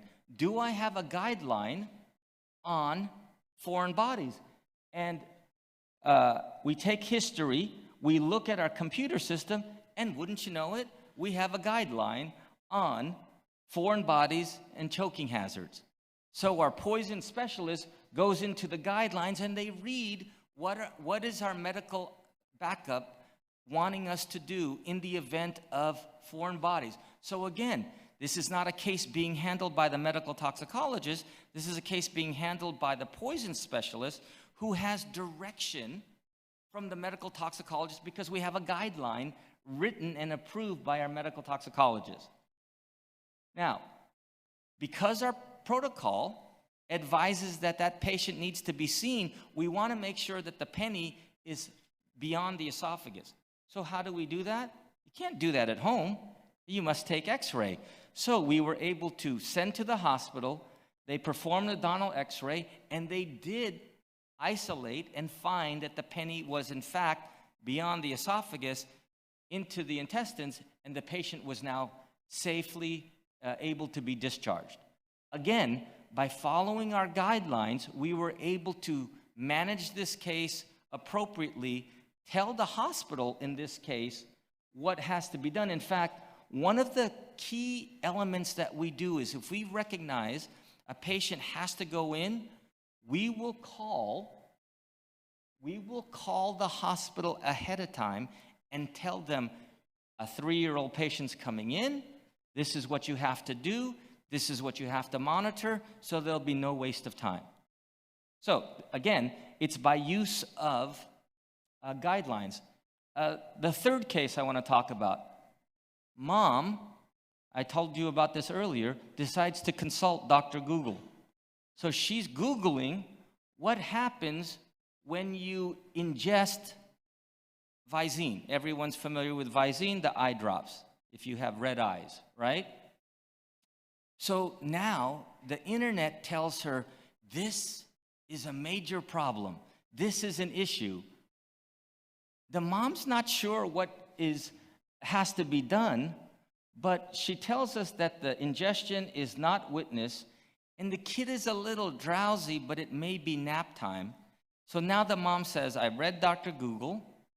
It sounds like it's a problem, but let me talk to a real person.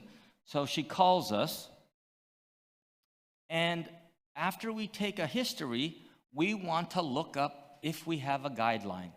And wouldn't you know it? We have another guideline. We have a guideline for imidazoline compounds and vasoconstrictors. And when you look at our guideline, you'll notice that we have a specific protocol that if you have this ingestion, these symptoms, you must be evaluated. Again, these are written by the medical staff, Dr. Kazi, Dr. Geller, Dr. Morgan. These are the physicians who write these guidelines so that the staff has directions on what to do. It's not cases that you have to deal with on a minute-by-minute basis. Many poison centers have these guidelines, and they are basically instructions on what to do in the event of a particular type of exposure. As per our guidelines, we noted that the child had to be referred into the hospital. We went ahead again and called the hospital to say that little Johnny is coming in. This is the poison center. This is what can occur in this particular overdose. These are my steps that I want you to take, and these are the things you need to look for. The child gets to the hospital fairly quickly, within 20 minutes, and the child is noted to be altered, is noted to be somewhat CNS depressed. We follow up with an additional calls to the hospital. After the child is admitted, we follow up. Our protocol calls for continued follow-up of these patients, and we do 2 more, and we realize that the child is fine after 24 hours. Boom, boom, boom, they go home. And because the hospital is waiting for our specific recommendations, they will follow our directions. In this case, the outcome was good. Now, the last case that I have is the following. We have a 20-year-old patient, a female, who calls us and says, can 1/2 bottle of insulin, if I inject 1/2 bottle, I hope I will be able to die. That's what she was asking. And she's asking because she wants to make sure she dies from the insulin. Why? Because she's tired of always being admitted to the psych ward. She now is tired of her life. And so this is an unusual call for us where someone says, did I do enough to kill myself? So you might be thinking, well, how do you handle a call like this? You could go to your resources. That's what we did. You could go to the databases. That's what we did. But I want to share with you what steps we took. So we asked the patient to go into the hospital immediately. And for many cases, they simply don't follow our recommendations. Now, when we called the hospital, we advised them early what they have to do to treat this patient. Now, one of the things that we, as part of our protocol, for anybody who we refer to go into the hospital, we always call the home back within 1 hour after they call us to make sure they followed our recommendation. So, number one, we called the hospital and we told them patient X is coming. Within an hour, the hospital didn't call us back. We realized the patient may not have gone to the hospital. So we called the home and there was no answer. But how are we guided with a case like this? Because it's a situation that's life-threatening, guess what? We have a guideline. We have a protocol. What are the cases when you need to call a medical toxicologist? When is it that it's important for the poison specialist to seek extra help in managing a case that may be difficult? We have a protocol for it. So, we have a protocol here. Within 45 minutes of a call, I told you that part of our procedure is we tell you to go in. Part of our procedure is if you don't arrive at the hospital, we're going to call you back to see if you left, if you're following our directions. Over the next 2 days, our office calls the hospital to give them further instructions. On admission, 2 hours after the initial call, the hospital calls us, the patient in fact arrived. Voila, this is good news. The patient arrives, they have a blood glucose of 22, so they immediately, initiate therapy, D50, D10, IV glucose, and then they're calling the poison center for more advice on what to do. They're waiting for us to tell them if there are other complications with so much of this product being exposed. Our job was to help with hand-holding of managing this patient. Over 2 days, we called 5 additional times to make sure everything was good. And our last follow-up on day 3, the patient was deemed medically stable and now transferred to psychiatry, which she doesn't want in the first place. So it just represents for you, at least for us, the steps that we have to take in order to manage these cases. And my colleague will present a much more complicated case that will dive into managing poisonings and the amount of work that goes into handling a very serious case. So I'll turn over the podium to my colleague, and then after the presentation, we would be open to answering any questions. Dr. Hamoudi, question? You go ahead.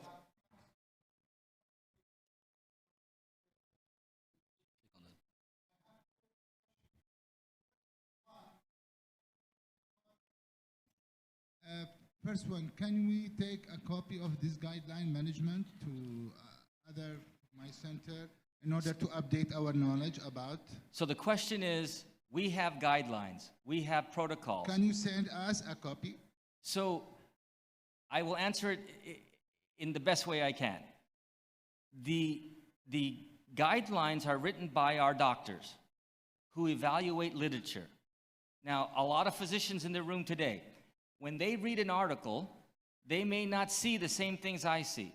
So these guidelines were written by people who know the literature, and they decide on their own actions they would take. Because our poison specialist, myself, we work under the umbrella of the medical toxicologist. Yeah, right? yeah, I know. So now, to answer your question as best I can share with you our protocols. Now, you could follow them if you like. If you trust us, you could follow them. But I would be open to sharing some of these protocols. Yeah, if it is available in a software, it would be easy us to get an access, but not an internet access, because the internet services in my country is not so good. Yeah. So if you for have us, a software, this is the first look, question. these are all contained within our own internal internet, right? So we have easy access. We could talk after the presentation about specifically how you might want to evaluate our data, look at our data, and maybe use it in your setting. We could talk afterwards. Okay. Okay? Thanks. The second question about the financial funding of these numbers of calls, because no one in my country might fund or pay for these calls. How would you manage it? So funding is a very tricky problem. Some of us get state funding, some of us get federal funding, some of us get no state funding. Since the early 80s, Georgia has recognized this is a public health concern. So we had insightful leaders in public health. That's what it takes. I have a fellow who just graduated from my program. She went to a state with no public health money, no public health relationship. Her job is to establish a relationship with the leaders in public health, and I'm understanding she's making some progress, even though she's only been on the job for 2 months. So you have to make progress talking to the people in public health. It doesn't happen just by magic. And we could talk more about some of our strategies. Okay, thanks a lot. Thank you, Hamoudi. For the sake of time, we're going to move on. That's great. That's okay. Thank you. Thank you. So I'm going to follow on. I've got a bit of a complex case that I'm going to present. First of all,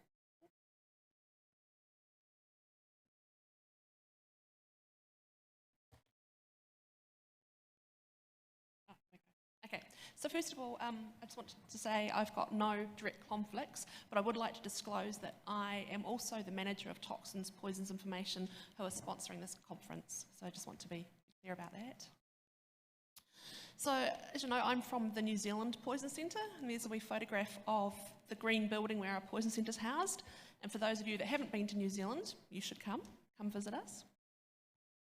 So I'd just like to say that Dr. Kazi's title for this stream, Bridges Between Clinical Toxicology and Public Health, I think is absolutely perfect. How are bridges built? Bridges are built using struts. One strut on its own cannot support a bridge. So a strut essentially provides outward-facing support. So if you look at that, we are essentially all struts on that bridge. So I just want to talk a bit about when a poisoning occurs, who gets involved?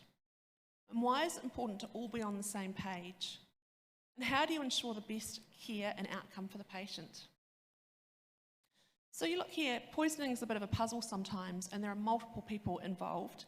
That can be everything from the caller or the patient themselves, the caller's family, spies who take the initial call, medical toxicologist who becomes involved to consult, paramedics, the ED doctors, the ICU consultants, And then finally, mental health or public health.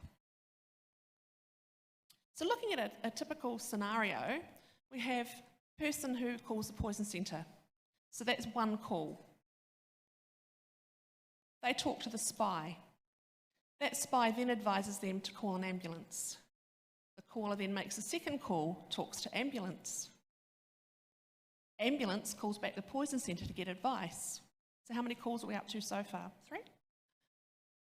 The ambulance then transports the patient to the emergency department. At the emergency department, the staff then call the poison centre back for further information. Then the emergency department will hand over to ICU. So we have multiple conversations going on here about the one case. Are we all speaking the same language? Are we all doing the same course of treatment? It's very important that we are. ICU then potentially calls back the poison centre to talk to the medical toxicologist for further guidance. And then finally, if mental health are involved or public health, potentially they're also calling the poison centre. So if you look at all of those calls or conversations, they all add up to support that one case. So how do we record this? We were talking before about funding, and we know that funding is very difficult. If you underreport calls, you're not doing your job, so potentially you could lose funding because you're not seen as taking enough phone calls and providing enough support. If you overreport a case, you could end up with sending public health into a tailspin because they think the situation is actually a lot worse. There's more poisonings happening than there are. So it's really important that we record calls and record them accurately. So just looking quickly at calls versus events versus exposures, they're actually all very different things. And as you can see there in the middle, I failed art class at school because I can't draw people. So typically, 80% of our calls will be one phone call involving one patient and one substance. Generally, they're pretty straightforward. So it's typically mum calling the poison centre about their child who has ingested paracetamol. Very easy, no further involvement, one exposure. You can have one call involving multiple patients and one substance. So again, mum phones up, both her children got into the paracetamol. So again, one call, multiple patients, but still just one substance. You can have multiple calls involving one patient and one substance. So we talk to mum, mum goes to the hospital, then the hospital phones us. Still only one event, but it's 2 phone calls. You can have multiple calls involving one patient and multiple substances, and multiple calls with multiple patients and multiple substances. So for example, some sort of public health emergency, a chemical spill, there's going to be a lot of phone calls backwards and forwards to the poison centre about a large number of patients and potentially, several chemicals involved. Again, how do you record that accurately? So just going back through, so one call, one patient, one substance will be put down as one exposure. One call, 3 patients, one substance would be 3 exposures, but still just one phone call. 2 calls, 1 patient, 1 substance, 2 phone calls, but only 1 exposure. See, it gets confusing? 2 calls, 1 patient, 6 substances will be 2 calls, but 6 exposures. And then, for example, if we had 4 calls involving 2 patients and 2 substances, that would be recorded as 4 calls, but 4 exposures. So just looking at this case that I just want to walk you through and the calls and the conversations that were involved. A 37-year-old male attempted suicide by ingesting silazepam and aspirin.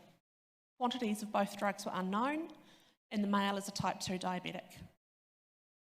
So the first conversation, day 1 of the exposure. His distressed partner calls the poison centre. She calls in a distressed state, tell us about the suicide attempt that happened last evening. She thought her partner would be okay, but he's just had a seizure which lasted 30 minutes.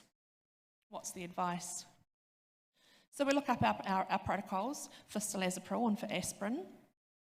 And in this case, for an acute on chronic dose of silazepam, medical observation is recommended for ingestions of 5 times the patient's usual single dose. Well, we don't know how much he took, so that's an uncertainty. Symptomatic cases are all referred. We know he's symptomatic because he had a seizure, so that ticks the box. And exposures with intent of self-harm, well, we know it was a suicide attempt, so that was another reason for sending him in. Second conversation in this case. The stressed woman has to ring the ambulance because of his symptoms, and he's just had a seizure. Our advice is to talk to ambulance direct. That way, if he deteriorates while he's on the call, they can guide her through CPR, etc. Conversation number 3 in this case. Ambulance then call back the poison centre.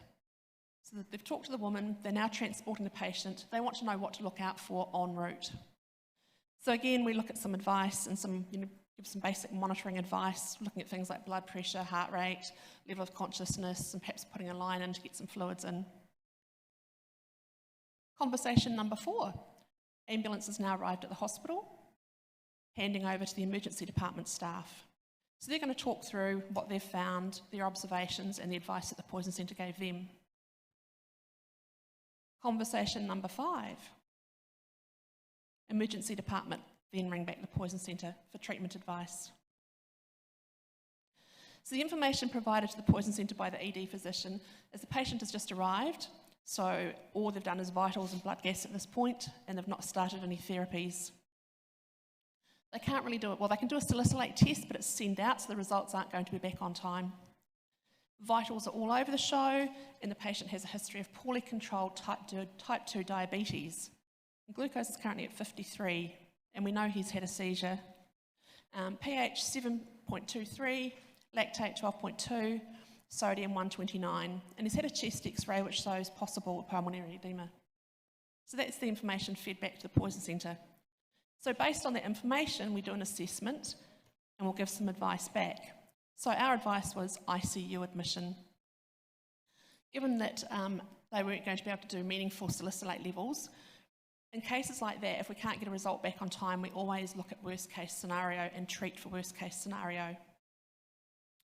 It was advised to start hemodialysis, and there was some caution advised if the patient needed to be intubated.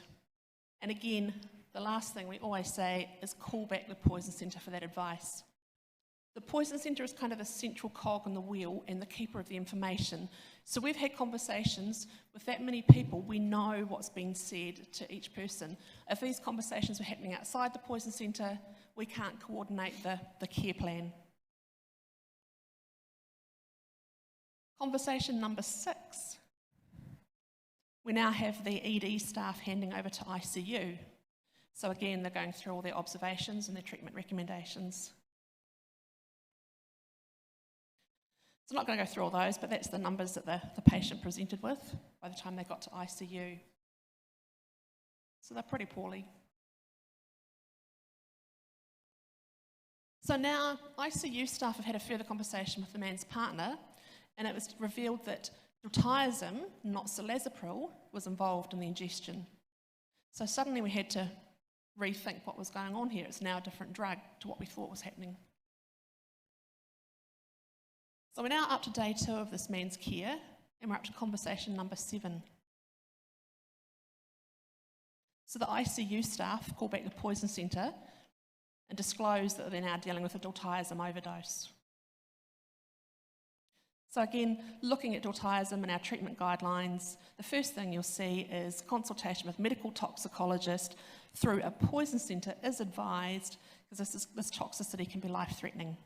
So it's right there. First thing we say, call the poison centre for a discussion.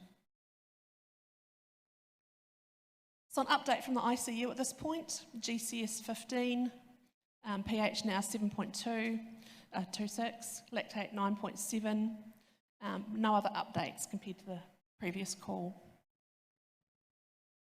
Advice from the poison centre, it was to start or continue hemodialysis, monitor for onset of bradycardia, hypertension for diltiazem toxicity, and again, keep the poison centre involved and tell us what the progress is. A few days later, so the ICU have been supporting this patient for several days now.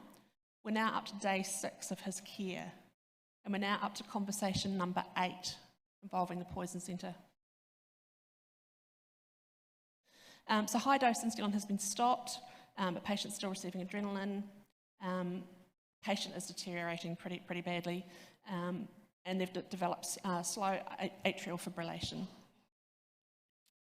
At this point, their neurological exam had worsened. One of the things that was not clear was the symptoms of CNS depression were not in line with what we thought he had taken. Let's just skip through this. So at this stage, there was concern for brain death. The patient was too unstable to move to MRI. Every time they tried to move him, his vital signs dropped. So discussing the history that there were known drugs that should cause significant CNS depressive effects that would mimic brain death, we advised to check medication history again just in case there was anything that had been overlooked or missed. Turns out that there was some colchicine tablets missing, but again that didn't fit the profile of what we were seeing. But it highlights the importance of getting a really clear history and knowing what else could be going on here. At this stage, a family meeting was planned and any further care and support was withdrawn, and unfortunately the patient did pass away. So we've got one case, 8 conversations, and 7 very, very long days. It's complicated. So how is this recorded for public health? Most poison centres have a due diligence to report to their funders or to public health to advise them of events that are happening for funding reasons, but also for surveillance. So it's important to get this accurate.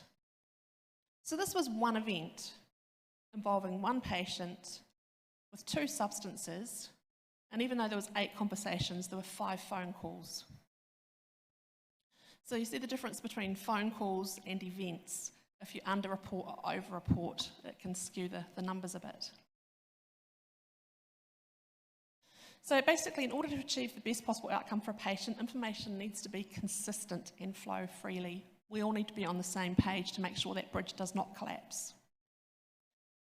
And so from the initial call, from the scene, right through to hospital discharge and follow-up, the treatment needs to be consistent and have the same treatment plan.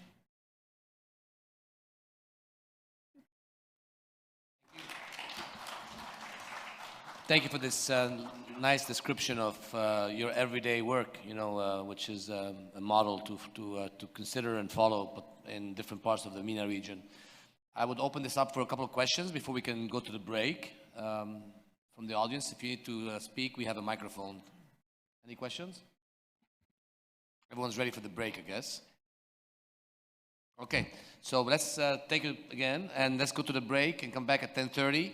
Please be on time because we have a webinar from Dr. Mazen Melkawi from WHO, EMRO, Center for Environmental Health Action from Amman, talking about the WHO efforts regarding poisonings in the region. Thank you. All right, psychology. It is my honor to present to you our next speaker from Amman, Jordan. Our next speaker from Amman, Jordan is Mr. Mazen Melkawi. Mr. Mazen Melkawi is the regional advisor for the WHO Center for Environmental Health Action. He is going to discuss with us a little bit about the regional framework on public health preparedness and response to chemical events for the purpose of the international health regulation implementation. He will share those remarks with us over 20 minutes. After that, we have rapid updates about various poison centers in the region from representatives from 5 poison centers. Each of those presentations will be a 10-minute presentation. And hopefully we'll finish on time for lunch, lunch around noon. With no further delay, Mr. Melkawi, please go ahead and you can start your presentation. You can go through slideshow if you like, slideshow mode on your PowerPoint. Good morning. We can hear you good. Okay. I'm glad to speak to you this morning, and I regret that I lost the opportunity of participating face-to-face to chat and discuss, issues of mutual collaboration with colleagues. Mr. Melkawi, do you want to go on slideshow? You can go on slideshow mode. All right, very good. We can hear you well. Great. In this morning session, I will be speaking a brief introduction on the international health regulation. I'll shed some light on chemical events, and the joint external evaluations that we are doing jointly with the countries to determine their capacities of responding to chemical events. We did some analysis for the joint external evaluation mission, and last year actually we developed a plan of action, to help countries to respond to chemical events in the year 2018 and 22. International health regulations is an agreement between most of the countries of the world, 196 countries, including all WHO member states, to work together for global health security, actually, including events like biological and chemical and radiation hazards. The new thing about IHR, it does not just focus on infectious and non-infectious diseases. This meeting is being recorded. It focuses actually on the what we call the all hazard rather than specifying specific type of hazard. Through the IHR, countries agreed to build their capacity to detect, assess, and report public health events. And during the couple of slides, I'll show how this is very much linked, to the subject of your meeting. Within the IHR framework, or the multi-hazard dimension, there are 19 capacities or 19 things that are being discussed. And if you notice in red, the chemical event is one of the issues that I will focus on. One basic thing, you know it better than me, that the global understanding of the complexity of the health impact of chemicals is not as easy as we can imagine. The number of chemicals is on the rise. The latest estimate of WHO that 2.7% of the global deaths, about 1.6 million people, are dying because of exposure to chemicals. The chemical releases arising from technological incidents, natural disasters, conflicts, and terrorism, the man-made, are common. And during the 10 years from 2000 to 2009, about 3,200 chemical disasters, killing about 100,000 people and 1.5 million affected. It is there, it is on the rise. A chemical event in one country can lead to health consequences in another. This is the main issue that we are concerned. There are a lot of examples where a chemical spill happens at a water river, and affects several countries. It is essential to talk that the IHR implementation is not just the responsibility of the Ministry of Health alone. And when we come to toxicology and poison centers, it's very clear that it's not necessarily the Ministry of Health alone. But the collaboration, that's a very good example, about an incident that happened in a factory on a water supply where several countries were affected. If we look at the number of unintentional chemical poisonings in the region, which is unfortunately a bit old estimate, in the region, about 8,400 people lost their lives actually because of toxicity. And we all know that registration of toxicity is not that bad. I would say the real number is much higher. In 2014, the countries of the region did what we call the self-assessment actually, and they identified the gaps in different aspects of IHR. In a sort of, I don't expect you to read, this, but these are the capacities that are linked to chemical events and preparedness. And if you see, the picture is, from a self-assessment, is good. It seems that green is capacities are there, more or less a lot of green is in green, which means that the capacity is fair. But unfortunately, when we did the assessment jointly with the countries, the picture was a bit different. And in the joint external evaluation, actually, we are measuring two main indicators. The first indicator is mechanisms are established and functioning for detecting and responding to chemical events, and we give usually a score from 1 to 5. And the other one is that is there an enabling environment in place for the management of chemical events. Again, this scale is from 1 to 5. Yes, I'll continue. Capacity 1 means there is no capacity. Capacity 5 means that the capacity is there and is sustainable, and there is a detailed way of estimating that. This is the result of the evaluation of 18 countries of the region. As you notice, it's almost the blue and red, which is yes and no, or the capacity is there. Roughly speaking, 54% of the capacity is there, which means that unfortunately still we are not ready to deal with chemical accidents or chemical events. And one of the main issues that we are losing is non-existence of poison centers and the poor clinical management, let me say, at hospitals. This is in a nutshell, the evaluation of the different aspects of chemical safety. As you notice, the picture is completely different from what we see in the self-assessment. A lot of red, which means that the capacity is not there, and one of the lacking capacities is really the poison centers. And actually, in most of the countries, either see this is, if I'm not, if the pointer is clear, in most of the countries of the region, either the poison center is not existing or is not functioning to the level that it is serving 24/7 the whole country. In the first indicator, we see clear gaps, and we know the chemical event and poisoning surveillance system is weak or not existing. Chemical laboratories for testing and sampling is weak or not existing. Functional poison center is weak or not existing. I think this is closely related to what you will be discussing in the coming 4 or 5 days. And accordingly, we built actually a plan of action for the countries of the region, in order to bridge these gaps. I'll just browse through those main activities.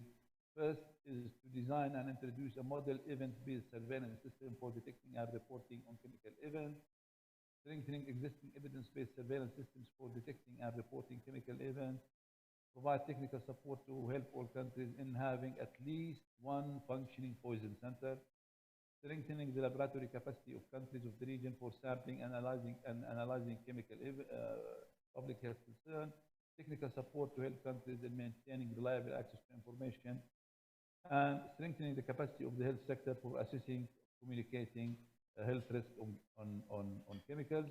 I don't want to go in all the details. This is a very rough talk about what we are planning in the coming 3 or 4 years to help countries and region in responding to chemical issues. And back to you. Thank you, Mr. Mazen. I think your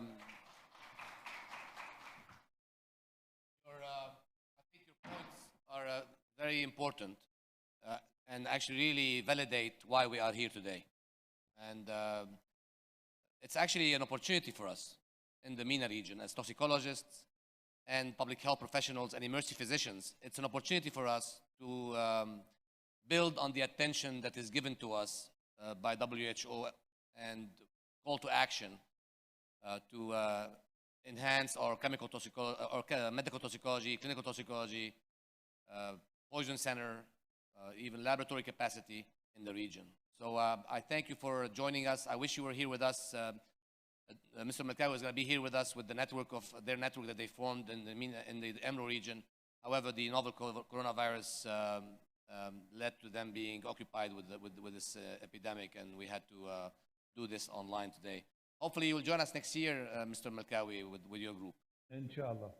Now we are going to keep going. Mr. Melkawi, if you'd like to watch the slides, we are going to keep the WebEx going. And actually, I don't know if we're able to do that. Actually, we're not going to be able to do that because of the technology. We will share with you those slides for the Poison Center updates. I can email them to you afterwards so you can look at them.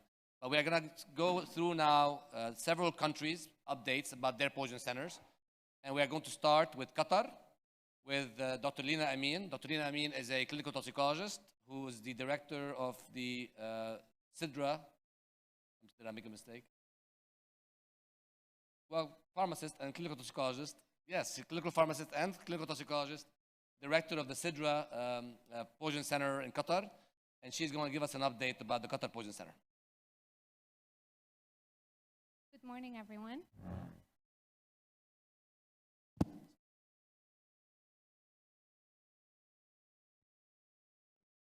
Good morning, everyone.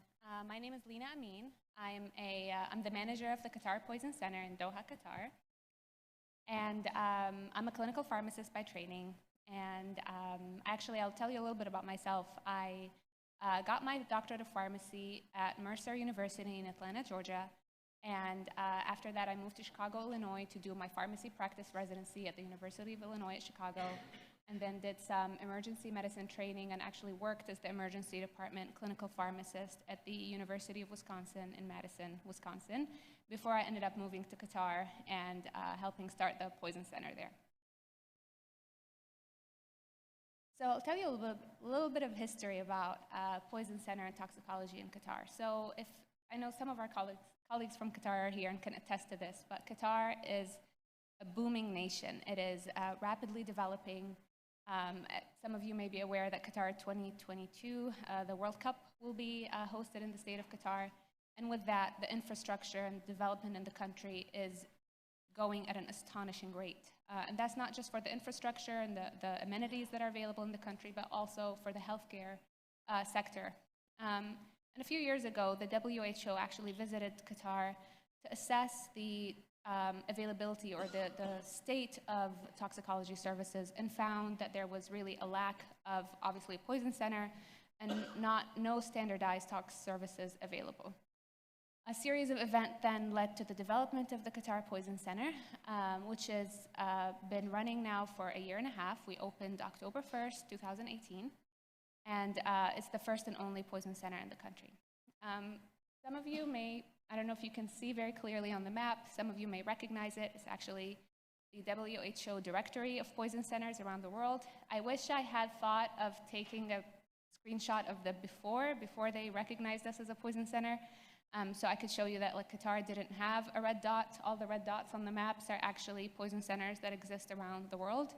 But before we opened the poison center, Qatar did not have any poison center established and didn't have any recognized resources available. But with the opening of the Qatar Poison Center, we were able to get that red dot on there for us. And to me, that's a small, big win in a way. Okay, so with our services at the Qatar Poison Center, if you were to visit us, which I encourage everyone to visit Qatar and come see us, we're practically identical in structure, organizationally, and in function to a standard North American model of poison centers. I know the Georgia Poison Center has some additional public health activities that we don't, but in general, our functions are very, very similar. We're staffed by US-trained and board-certified medical toxicologists and clinical pharmacists who are also specialists in poison information, or what we refer to as SPIs. And we run the call center that serves the entire country, but we also, where we dispense poisoning management advice, but we also have additional activities like research, education, training, and lots of public outreach. So Dr. Ziad mentioned that we're Sidra Poison Center. We're actually the Qatar Poison Center, but we're located at Sidra Medicine. Sidra Medicine is a state-of-the-art tertiary care center for women and children in Qatar. It opened, the outpatient clinics, I think, opened 2015, and then the hospital opened in 2016. It's an amazingly, incredibly beautiful building. It's probably the most beautiful hospital that I've ever worked at, and probably will work at. I have some pictures on there that you can see. But Sidra was, or is, part of Qatar Foundation. Qatar Foundation is a nonprofit organization in Qatar that was actually founded by Her Highness Sheikha Moza bint Nasser, who's the mother of the current emir. And it's comprised of over 50 academic research and healthcare facilities that serve the country. All right, so what do we do at the Qatar Poison Center? Well, obviously, our bread and butter, what we do every day, is to manage poisonings. And we do that through our nationwide poison helpline, through our call center. We also promote the development of toxicology in Qatar through education and training. We're involved in research, and we're heavily involved in public education, promotion, and awareness about poison prevention and management. And I'll discuss each one of those further. So for poisoning management, as I mentioned, our bread and butter, our day-to-day activity is providing care through our call center, which really serves everyone in Qatar. We get calls from public, we get calls from healthcare facilities all over the country. Surprisingly, we've actually had some international calls as well from over 10 countries over the past year. It's always a pleasant surprise to hear someone talk from or request your advice and help from somewhere outside of Qatar. So it's nice to know that our reach and our help is able to extend beyond our borders. And our clinical management of poisoning complies or is standard with guidelines, policies, and procedures that follow regular standard of care that's in the US. Who works in the poison center? So our poison center, our call center is staffed by specialists in poison information, or SPIs. They're all PharmDs, so they all have doctorate of pharmacy degrees with specific background in critical care and or emergency medicine, and they've received some specialized additional training as specialists in poison information. They are the ones who receive the calls from the public. They're the ones who receive the calls from physicians, nurses, pharmacists, and various healthcare facilities all over Qatar. And they triage and manage those cases, they document them, and sometimes they involve our medical toxicologists in certain cases depending on our guidelines. And they're all, actually everyone in our poison center is bilingual, speaks Arabic and English, except for our medical director who only speaks English. Our call center is also fully electronic. We have online resources. We also document all our cases in a database that we maintain. Some of you are familiar with it from the US. And we have a very advanced telephony system that supports our large-scale functions.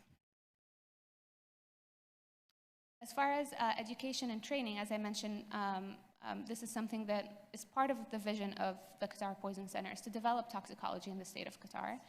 We actually have started a medical fellowship in toxicology that's soon to be ACGMEI accredited.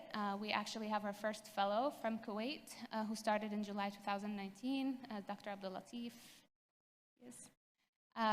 We also offer lots of poison center rotations in toxicology. We've had medical students from Weill Cornell and also from Qatar University.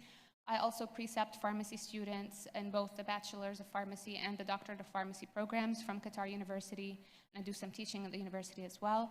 We also offer the Specialist in Poison Information training that's specially tailored and customized to what a SPI would need to do or how they would need to function in a poison center in the Middle East. So it takes into account the challenges that they would face, takes into account language issues, and is really a fully comprehensive, very detailed, very intensive program. And we've also hosted several BHLS and HLS courses and others throughout the year. Just as this is for our medical fellowship program, just wanted to let everyone know that we are actively accepting applications. And if you have any further questions, you can speak to me or to our medical director. So in addition to our education training, I'm really proud to say that in almost less than 1 year since we've opened, we have completed 10 research studies. We've had 7 abstracts published and presented posters and or oral presentations at 13 local and regional conferences. Actually, one of our SPIs right now is presenting some of our studies at a primary healthcare conference in Qatar. Actually, I think her presentation was or is tomorrow. And we're also heavily involved in public education awareness. Public health awareness is not an area that's highly developed in Qatar, especially poison prevention. And so we have, over the past year, we have been involved and active in a lot of public events, public holiday events, health fairs, and pretty much every opportunity where we could have access to a large gathering, gathering of public, we've made sure to attend. And it's always gratifying to have people come up to you and say that they've called you, that they've spoken to you, that you've helped them in some way. We've also introduced National Poison Prevention Week to Qatar. This is something that did not exist before, and we've copied the idea from the US. And we did host an art contest for students from schools all over the state. Last year we had over 600 applicants or art entries. So it's always really nice to kind of have the public get involved and become aware of poison prevention and just what you can do to serve them. Obviously, other than that, we've participated in media appearances, and we have social media accounts that we use to raise awareness further about the Poison Center. So if you're not following us, you can follow us at Poison QA. And with that, end my talk. Thank you, Dr. Dina. Any questions? I follow you on Twitter. Thank you. Thank you. Can we leave the questions till the end, Mazda, because I have to keep going. And then Dr. Badir Hattali, Director of the Oman Poison Center. Dr. Hattali completed her fellowship at Emory University in medical toxicology. She's also an emergency physician consultant at the Royal Hospital. She's also working as well at Hamad Medical Center in Qatar. So she has multiple hats. And she is a board member and treasurer of Minatox. So she has all the money. That's not completely true, by the way. Good morning, everyone. Thank you so much for being here and helping us with Minatox 2020. We are delighted to have all of you. And we would like to thank EBAT for hosting us this year. I've been giving an updates about what is the process and how we are doing in Oman for the last probably like 2 or 3 years. So this is just a follow-up of what we are doing so far. So we are in Oman, we are like a population of around 4 million. Half of us are Omanis and half of us are expat. And you can see that, there is a challenges when it comes to the kind of the exposure that we are facing, because it's like a different, we get like from different countries all over the world.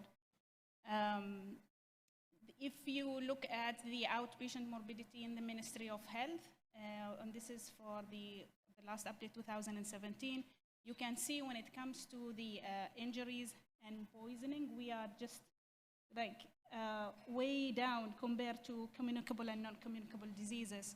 And so it was really hard and difficult to convince the ministry how important is this specialty and how do we need to advance care in this field.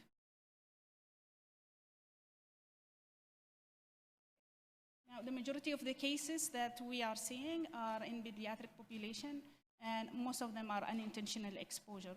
Though we see some of the occupational and environmental exposure, which is quite significant in the country. When it comes to all outpatient morbidity, there are around, this is basically based on an ICD-10 coding, so we are not 100% accurate, but we see around 90,000 cases related to toxic exposure per year.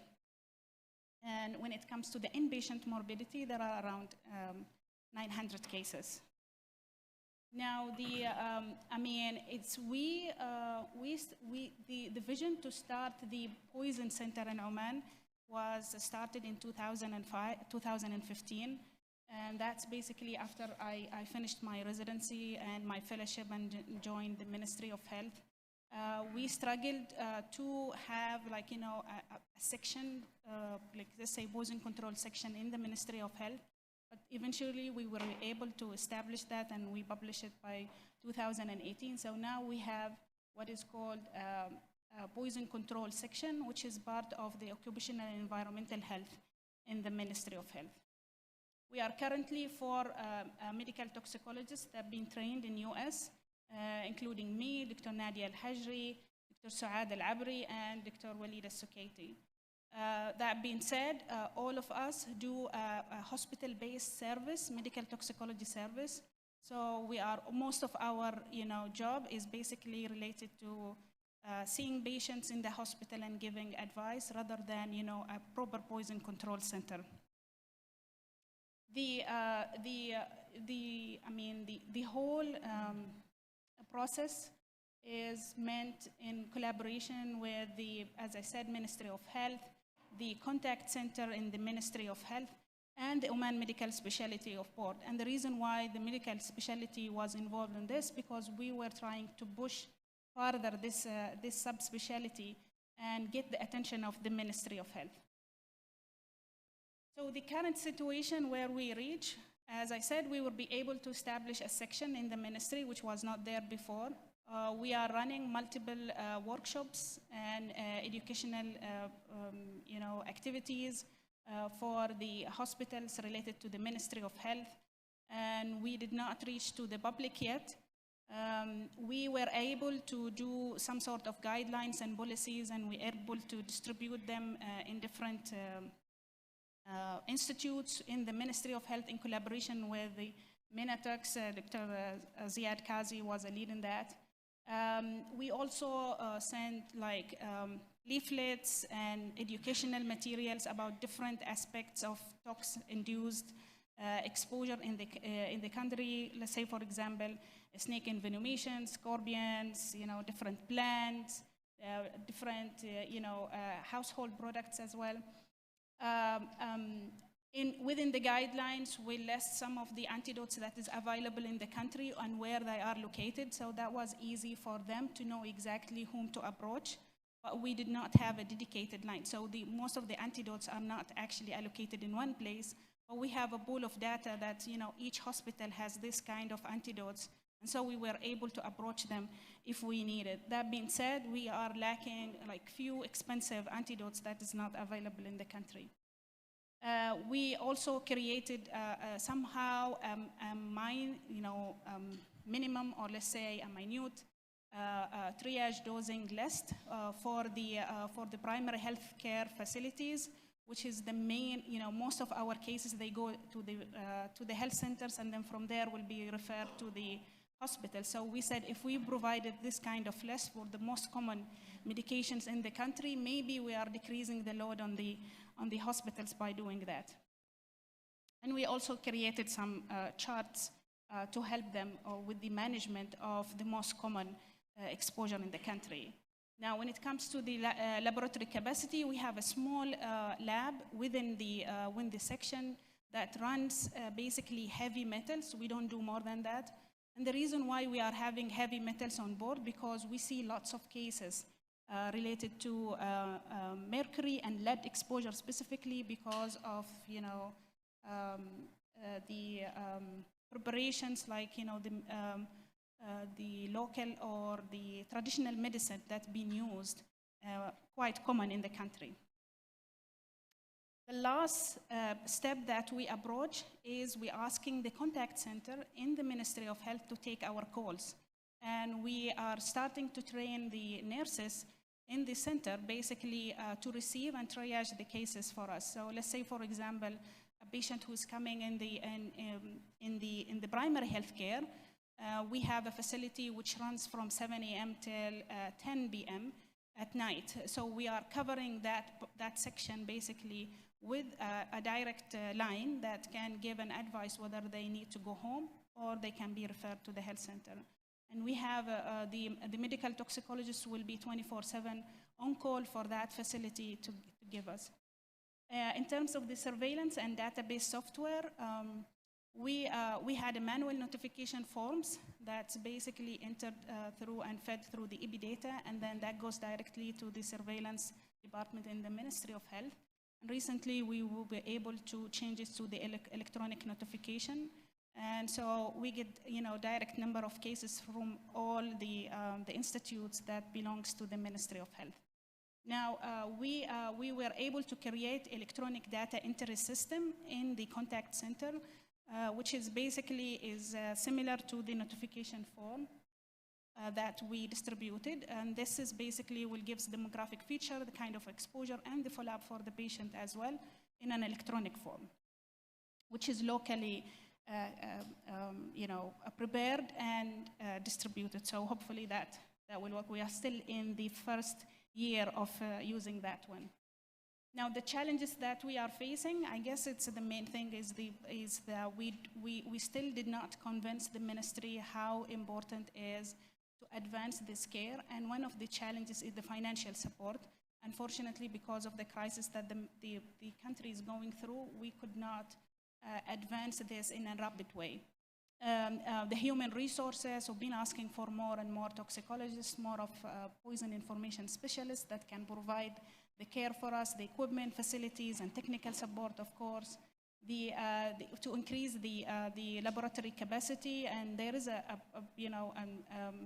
a step forward in terms of the Central Public Health Lab, where all of this will be integrated together. We have issues with toxicovigilance. We don't have that yet in the system. We have only a simple surveillance system, and that should be. And then we started with the collaboration with different countries in order to, to help advancing the care, and hopefully we can reach somewhere in that. So that's basically an update about what is going on in Oman. Thank you, Badriya.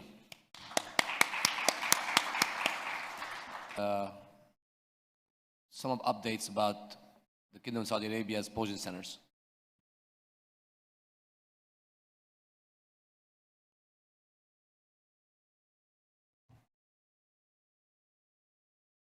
By the way, for Turkey, there's a session on Turkey. We are going to collapse it with the afternoon session on Turkey. So Dr. Ainur Shaheen is going to do the Turkey update in her afternoon lecture.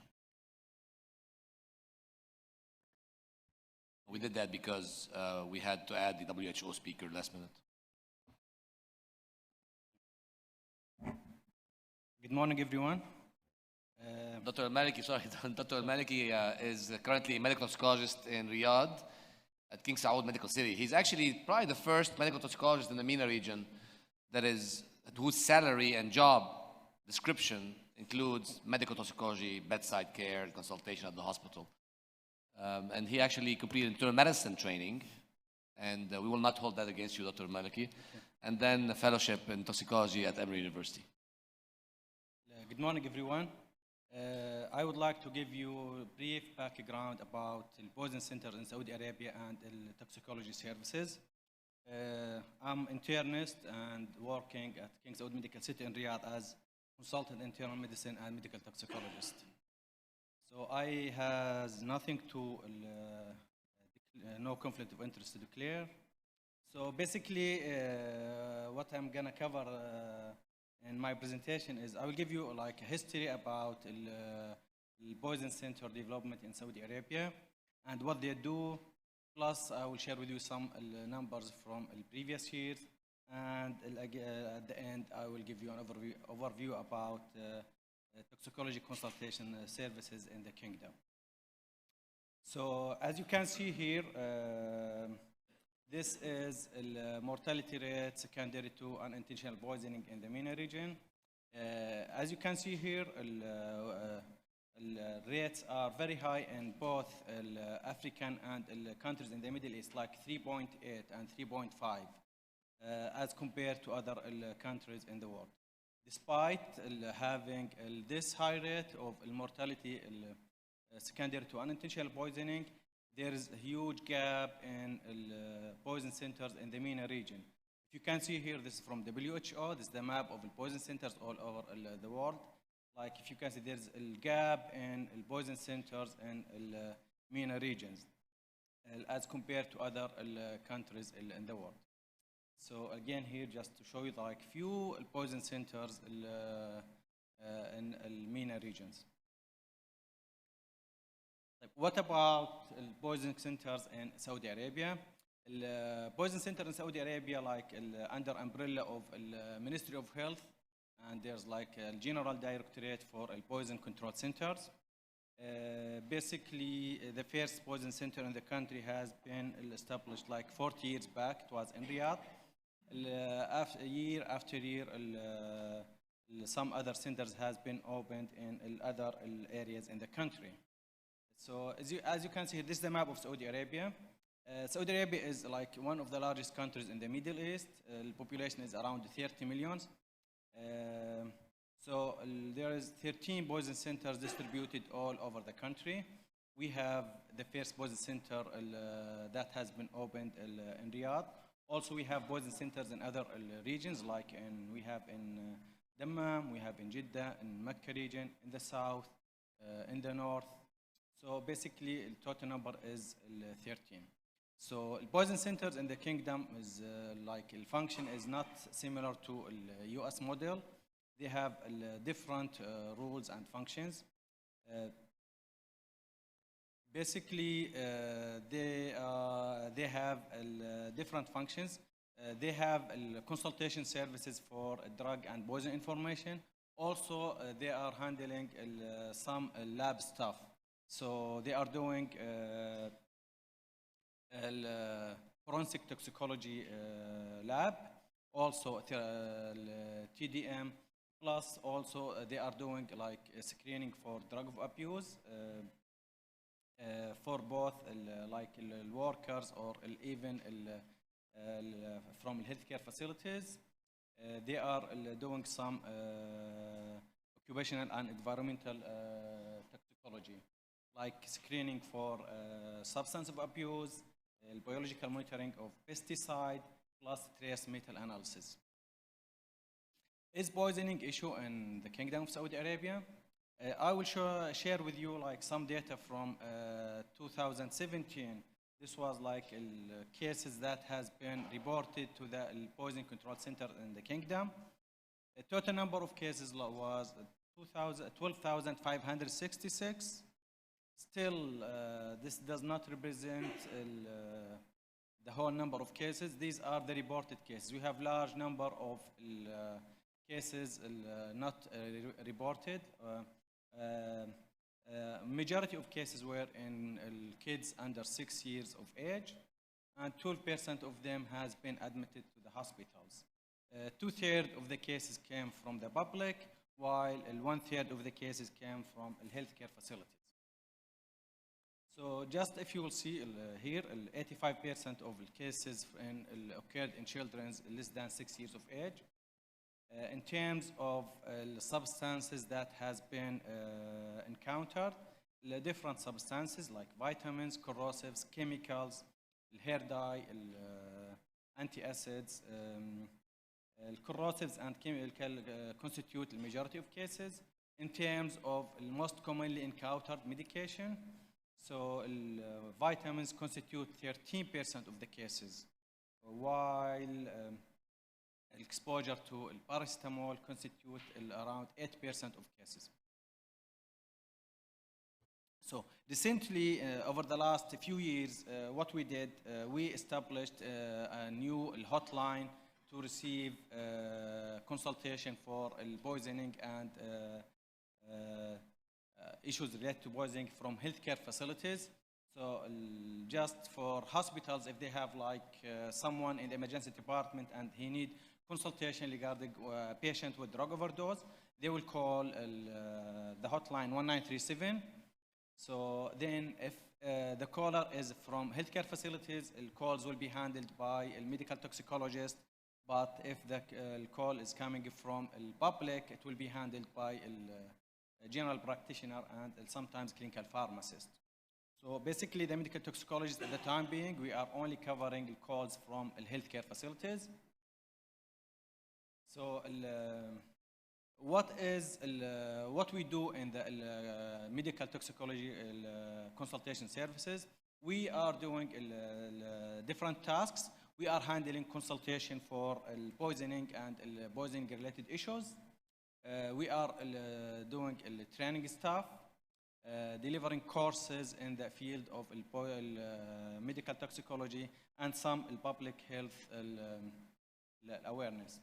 So basically, if a medical care facility, they have a patient who was exposed to a chemical substance or intentionally ingested any medication, what they will do, they will call 1937, and again, the call will be directed immediately to a medical toxicologist in call. We are covering 24/7. We have 12 medical toxicologists on the service, covering all hospitals from all governmental and even private sector in the kingdom. We give immediate advice about how to manage this patient disposition and the follow-up.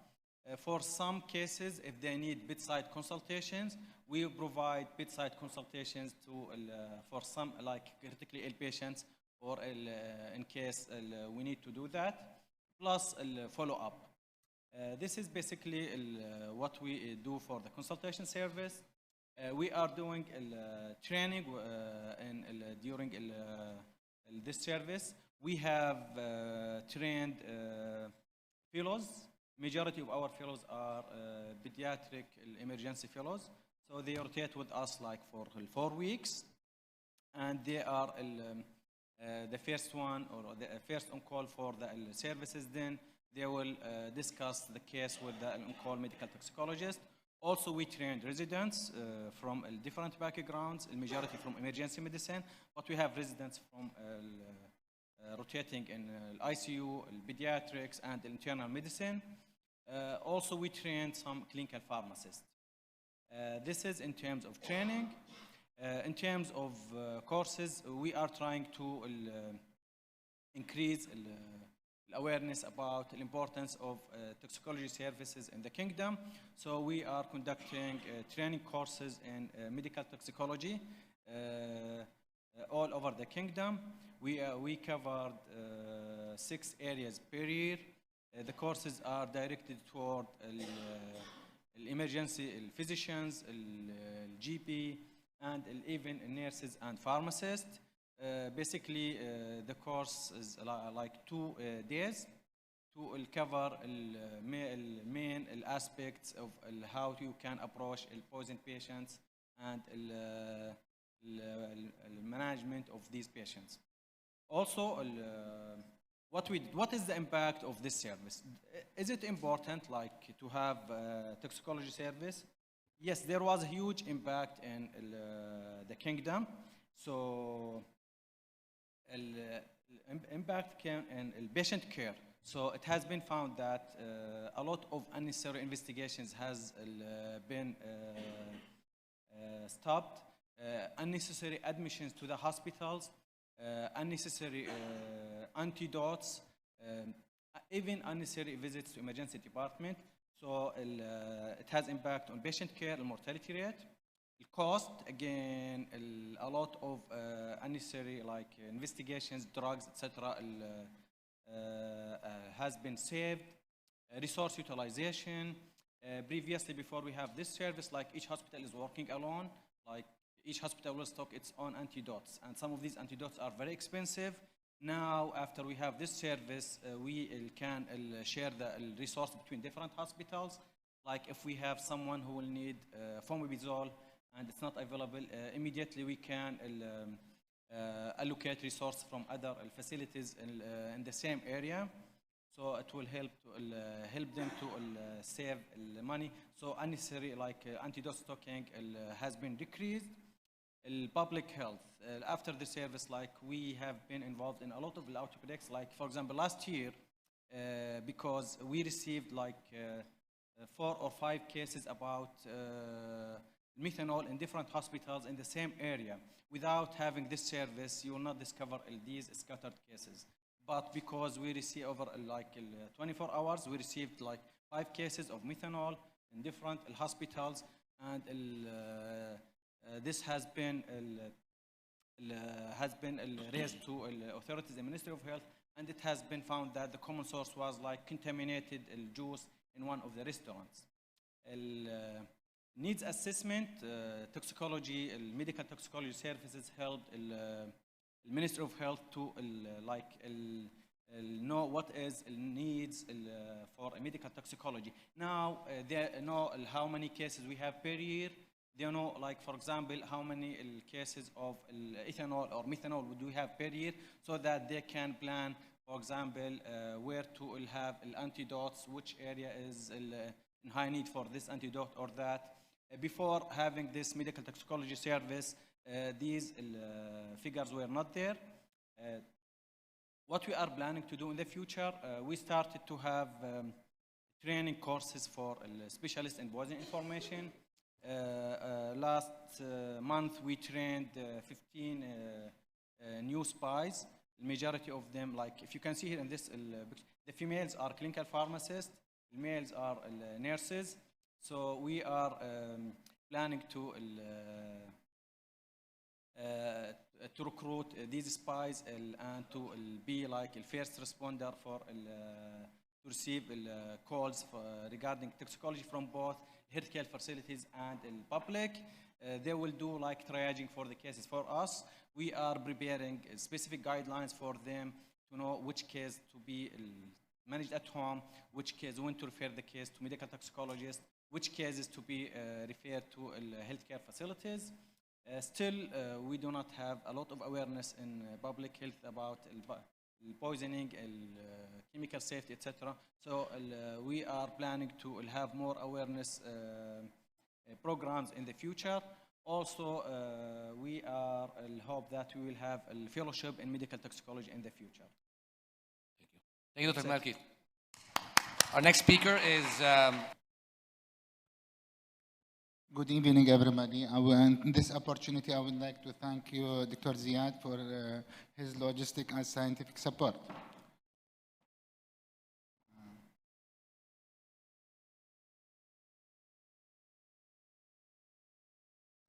In fact, I will talk about a brief introduction about poisoning control, Baghdad Poisoning Control Center. Baghdad Poisoning Control Center located on the ground floor of Al-Ghazi Hariri Hospital for surgical specialties within the medical city complex. It is established in 1998.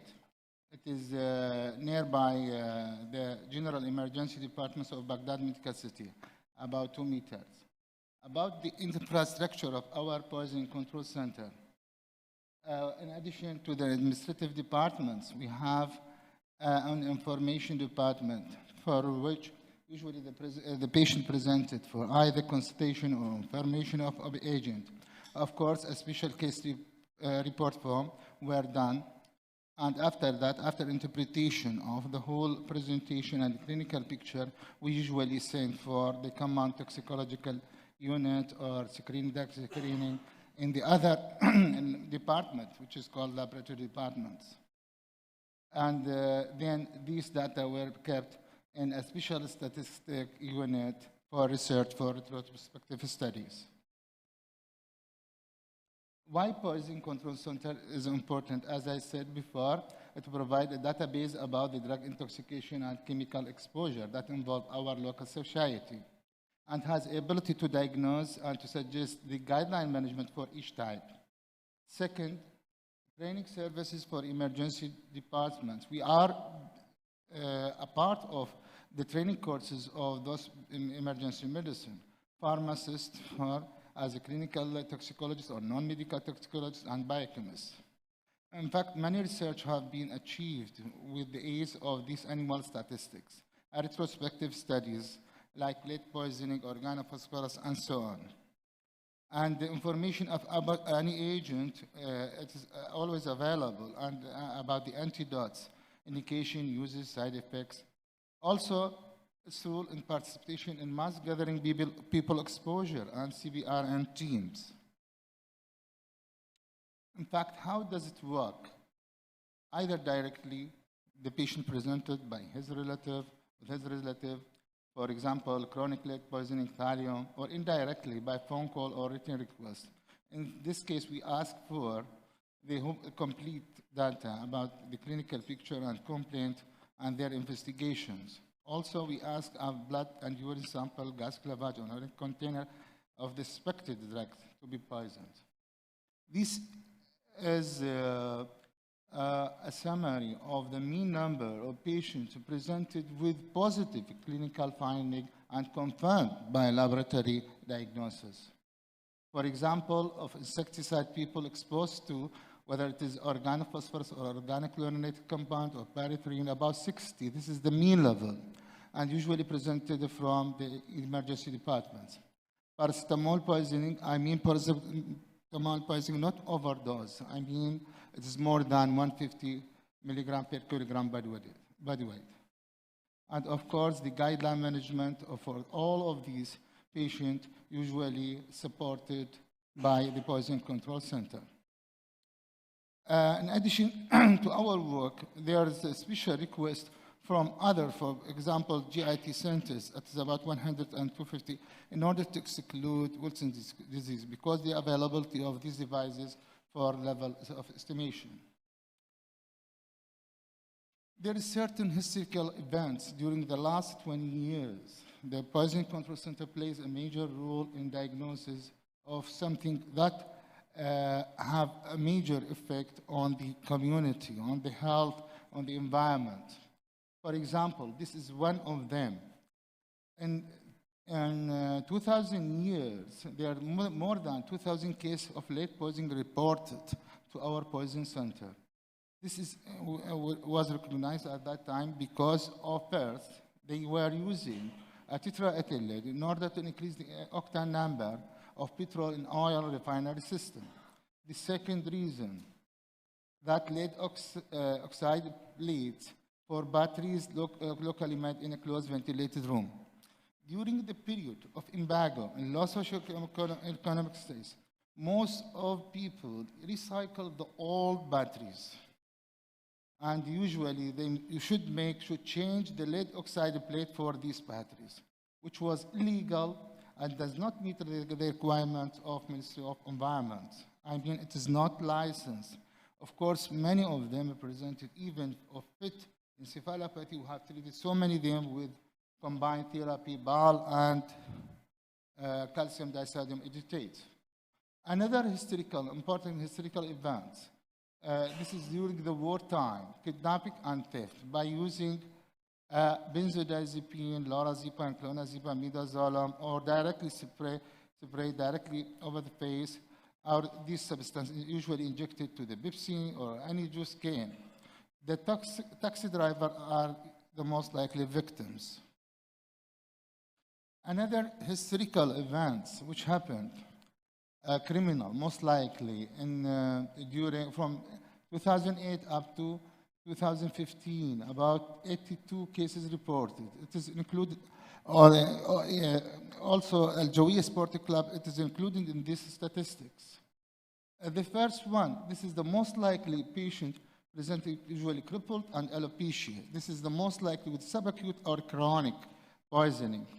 Sometimes they presented with alopecia alone, or rarely it is presented with a bluish discoloration or desquamation of the skin. Another historical event, mustard agent by ISIS. In fact, Taza village involved, which was belonged to Kirkuk city, the former number was 60, and the public number is thousands. Also, many of our soldiers exposed in Abar region, and there are so many times they were exposed to in Mosul city, many times, 10 times. This is the most likely, a bulle is the most likely typical appearance of a blister agent. Chlorine gas exposure for more than 10 times. This is an example. Al-Taji area, more than 100 people exposed. Al-Sadr area, more than 300 people exposed. We treated them, we gave them the major guideline for the treatment of chlorine gas. Yeah, this is the mass gathering people exposure during a religious celebration. In fact, millions of Al-Shia usually walk to the Imam. In this religious activity, we have to support them by referring a special team to walk the medical team at that time in case of poisoning. These are the usual antidotes available nowadays in my center. In fact, the antidote is problematic for all of them. We don't have, for example, FAB for digoxin and other, some of them are deficient. Of course, there are atropine or naloxone are available in the other departments, like anesthesia and so on. These are the devices that usually used by my lab. The first one is atomic absorption. We have 3 devices.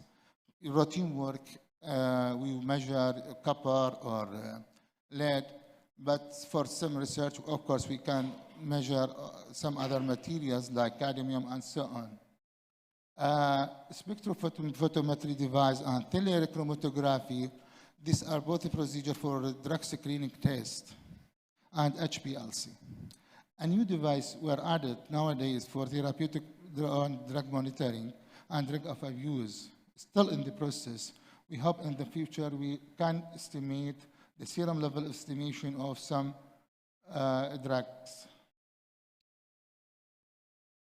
Our vision for the future, the antidotes should be available all over the time, updating our devices. For example, GC-MAS and ICP, inductively coupled plasma emission, unisolated equipment and fully equipped with high-skilled medical personnel.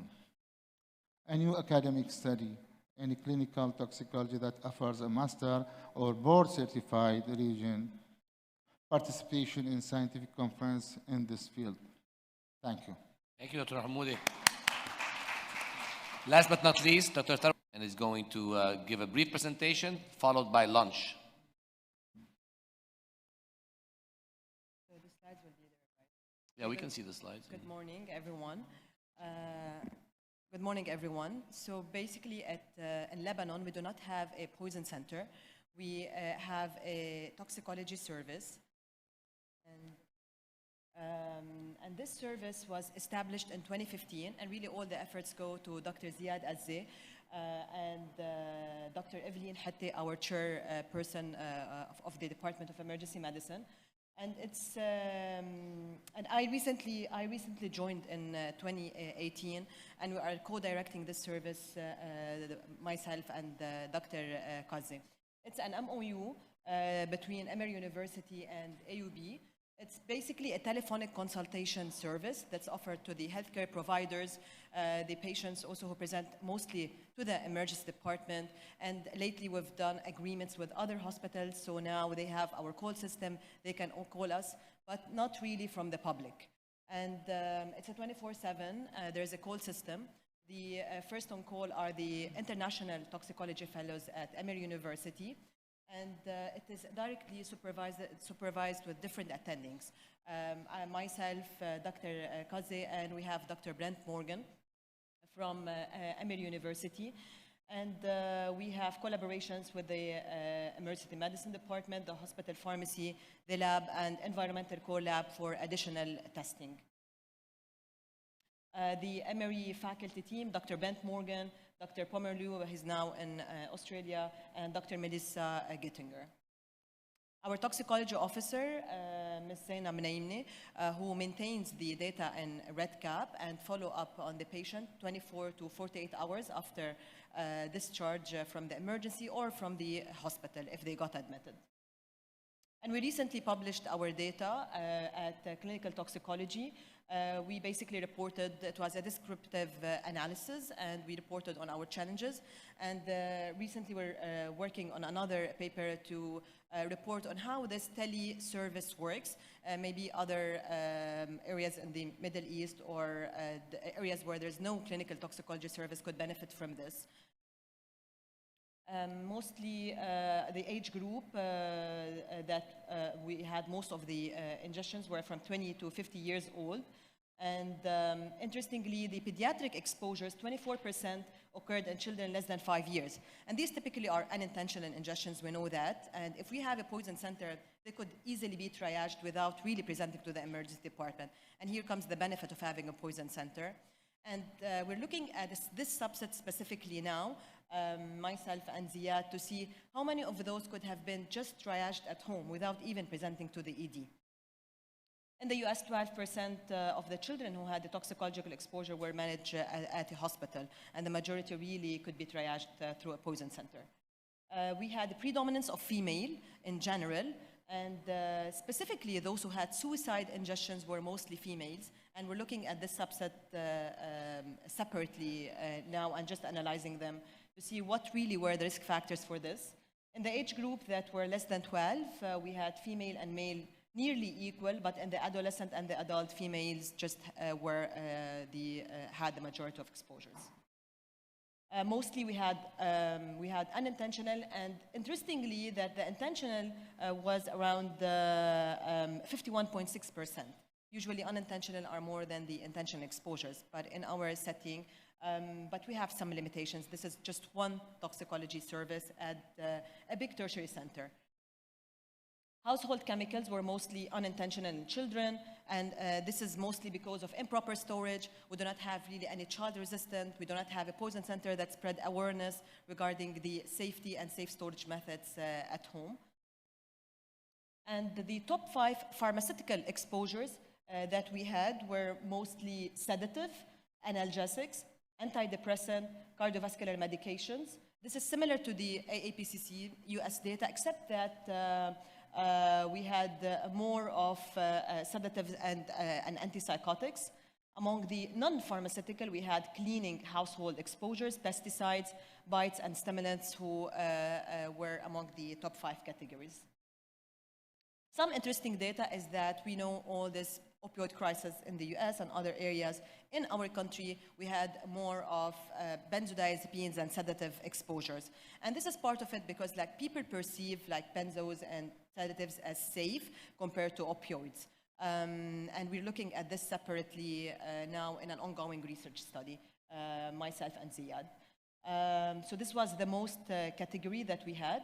And acetaminophen, like other data in other areas in the Middle East and in the US, was the most reported pharmaceutical. We do not have IV and acetylcysteine. We use the PO. We've been doing well with the PO and acetylcysteine so far. We didn't have really any issues, and it's really excellent. The benzodiazepines, as I mentioned, really is a common problem in our country. People are really more just scared to use opioids. And even we have another thing is that other than the perception of the patients, we have regulations regarding dispensing of opioids. We only have tramadol that requires a prescription. We do not have like Percocet or other really medication that could be dispensed. And just at the hospital, you have the morphine. So this regulation helped in limiting the opioid misuse and overuse. Special situations, we have Diongzit. I don't know if you're familiar in some areas in the Middle East with this medication. It's banned in the US. It's a combination actually of a very terrible combination where you have an antipsychotic and a tricyclic antidepressant, melitaricetam, and it is very commonly used. I mean, literally people would go to like death ceremonies, you will have Diongzit. It's something like, if you're stressed, they will take a pill of Diongzit. This is very commonly used. And also we're looking at this separately. And it was reported in our 13 cases of our exposure. We had also interesting cases that led to death because of a tumescent liposuction that occurred at clinic, mostly with lidocaine. We had 2 cases. And an intragastric Botox that led to bad neurological outcome. Also, this was used. And also we had other non-pharmaceutical environmental exposures due to Datura stramonium, where patient presented with an anticholinergic toxicity, and this was also common. Another special situations where we had elemental mercury. It's still used in some areas, not that common, but it's still used. And pesticides, we also had lots of pesticides, and lately we just took care of a severe pesticide exposure. And cardiovascular drugs also, it's very common, and this was among our top 5 pharmaceutical exposures. We have limitations of antidote. We do not have the digibind for digoxin, though digoxin is very commonly used. I use it in my emergency department because we do not have the IV diltiazem. So it's commonly used, and surprisingly, we do not have the antidote for this. But we didn't have really much cases. We had 2 cases, and one of them, because of the use of a Jamaican stone, more of an Ayurvedic medicine, where the patient presented with a ditch toxicity presentation that was managed with supportive care and eventually did well, luckily. For the snake antivenom, we do have it, but we do not have a local production for that. We imported from Syria. That it mentioned on the leaflet that it covers our 3 poisonous snakes. Currently, for a short time, we had a shortage because of the situation, and we were importing from different areas, but now we have it back in stock. We do not have, at our university, because it's more in the urban, we really do not see much of the snake envenomations. As far as for the medical outcome, we had no effect or minor effect. You had the moderate to major, and we had 3 deaths in our data. We took care almost of more than 500, but at the time, 477 patients were analyzed in this data set. And the deaths were mostly due to lidocaine and tricyclic antidepressants. 18% left AMA, and this is something common. I mean, we have some limitations. Also, insurance companies do not cover for poison exposure, and usually the families want to discharge the patients, but usually there is a family member. But we were managed to follow up through our officer on 46.6% of those patients were followed up, and they did not have any major events. We have future plans. We're now trying to collaborate with other hospitals to increase the use of this telephonic service and to collaborate with the Faculty of Health Sciences, with the MOPH, and hopefully we will have in the future to train toxicology fellows once we increase our team. Thank you so much. Thank you, Dr. Wat. Thank you.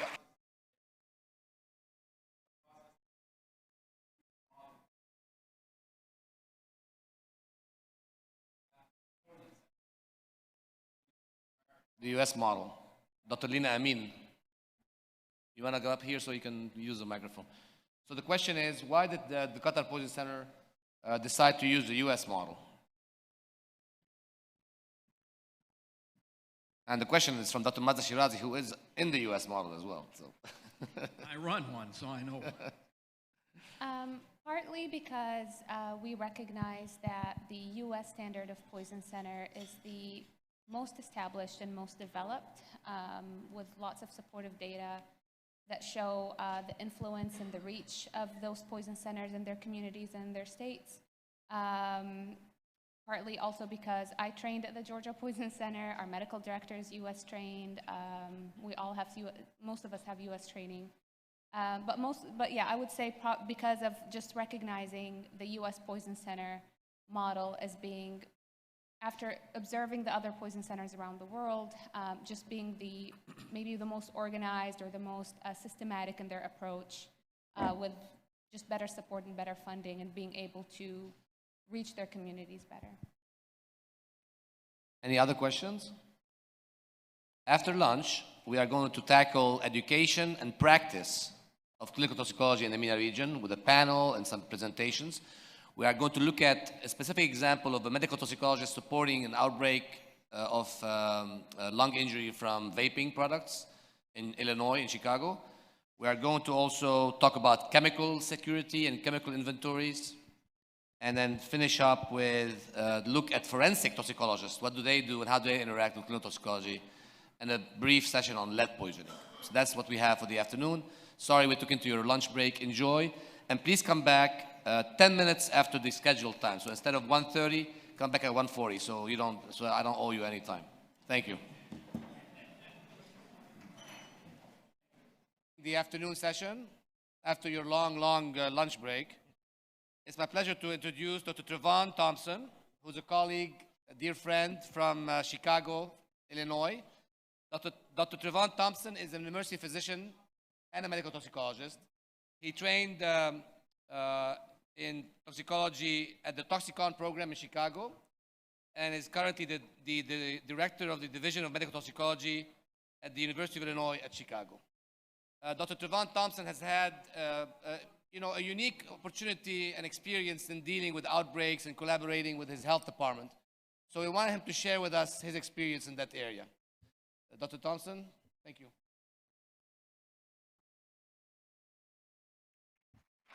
Thank you. Good afternoon. I have the challenge of being the first speaker after lunch. I hope you can stay awake. I am Trevon Thompson. I'm a medical toxicologist and emergency physician at the University of Illinois in Chicago, and I want to talk to you about a few things here this afternoon. Most importantly, maybe I have no conflicts of interest to disclose. Probably important when talking about poisons, so I'm not trying to facilitate or encourage poisoning. I want to start just a little bit by giving a little bit of background before I go too far into my talk, and that is to talk about medical toxicology in the United States. I think you heard a little bit about this morning when Dr. Lopez was talking. You're going to hear some more about this from Dr. Wax and some others, I think, this afternoon. But I think it's important that we understand kind of some foundational background from where I come from in talking about some of how these outbreak investigations have occurred. So quite obviously, I think, we may know now that medical toxicology is a subspecialty. In the United States, it is primarily a subspecialty of emergency medicine, though there are other pathways into medical toxicology, internal medicine, pediatrics, preventive medicine, et cetera. But it is an organized subspecialty that requires fellowship training. It's a 2-year fellowship training program. There's a certification exam, and then there's maintenance of certification. This is all important, I think, in understanding that medical toxicology is well developed, as was talked about earlier this morning, in the United States. And we have a built-in collaboration with our Poison Control Center network and the National Poison Data System. So through our poison centers, which you heard a lot about this morning, we are able to collect both regional data. So in Illinois, for example, the Illinois Poison Center, we're collecting on a daily basis our regional data regarding poisoning and reports of poisoning to our poison center system. But also all of our poison centers in the United States feed into the National Poison Data System so that we can actually track data on a national level as well. Now that's important as we think about the concept of the medical toxicologist as a collaborator. And I think we are uniquely situated to be a collaborator in many regards. One may also seem obvious, but I think it's worth mentioning. We, at least the way I function in my service at the University of Illinois at Chicago, we are a consultation service. So an internal medicine team or an emergency department or sometimes even surgeons or neurosurgeons may consult us, asking for our recommendations on how to care for someone they're concerned about a poisoning, is poisoned, et cetera. So we're naturally working with many others as it relates to the management of a case. But it goes beyond that.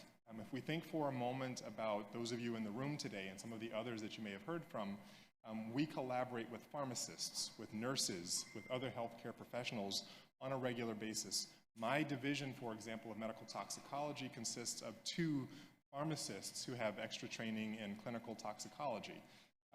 The SPIs, the specialists in poison information who may answer the phone at the poison center, might be a nurse, a pharmacist, or a physician. So we're always collaborating just as a natural function of what we do on a day-to-day basis. With that, I want to highlight a couple of outbreaks that I was involved with and have been involved with. And these are just a few of several, but these are ones that have been published that will really highlight some examples of how the medical toxicologist can function as a collaborator with public health in dealing with poison outbreaks. So this case here, this was a fentanyl outbreak that occurred, not the current one that's going on in the United States, but the one that occurred in 2005. This centered in the Midwest, primarily in Chicago. And there's an interesting story here. So I was a first-year fellow when this happened. This was an evening.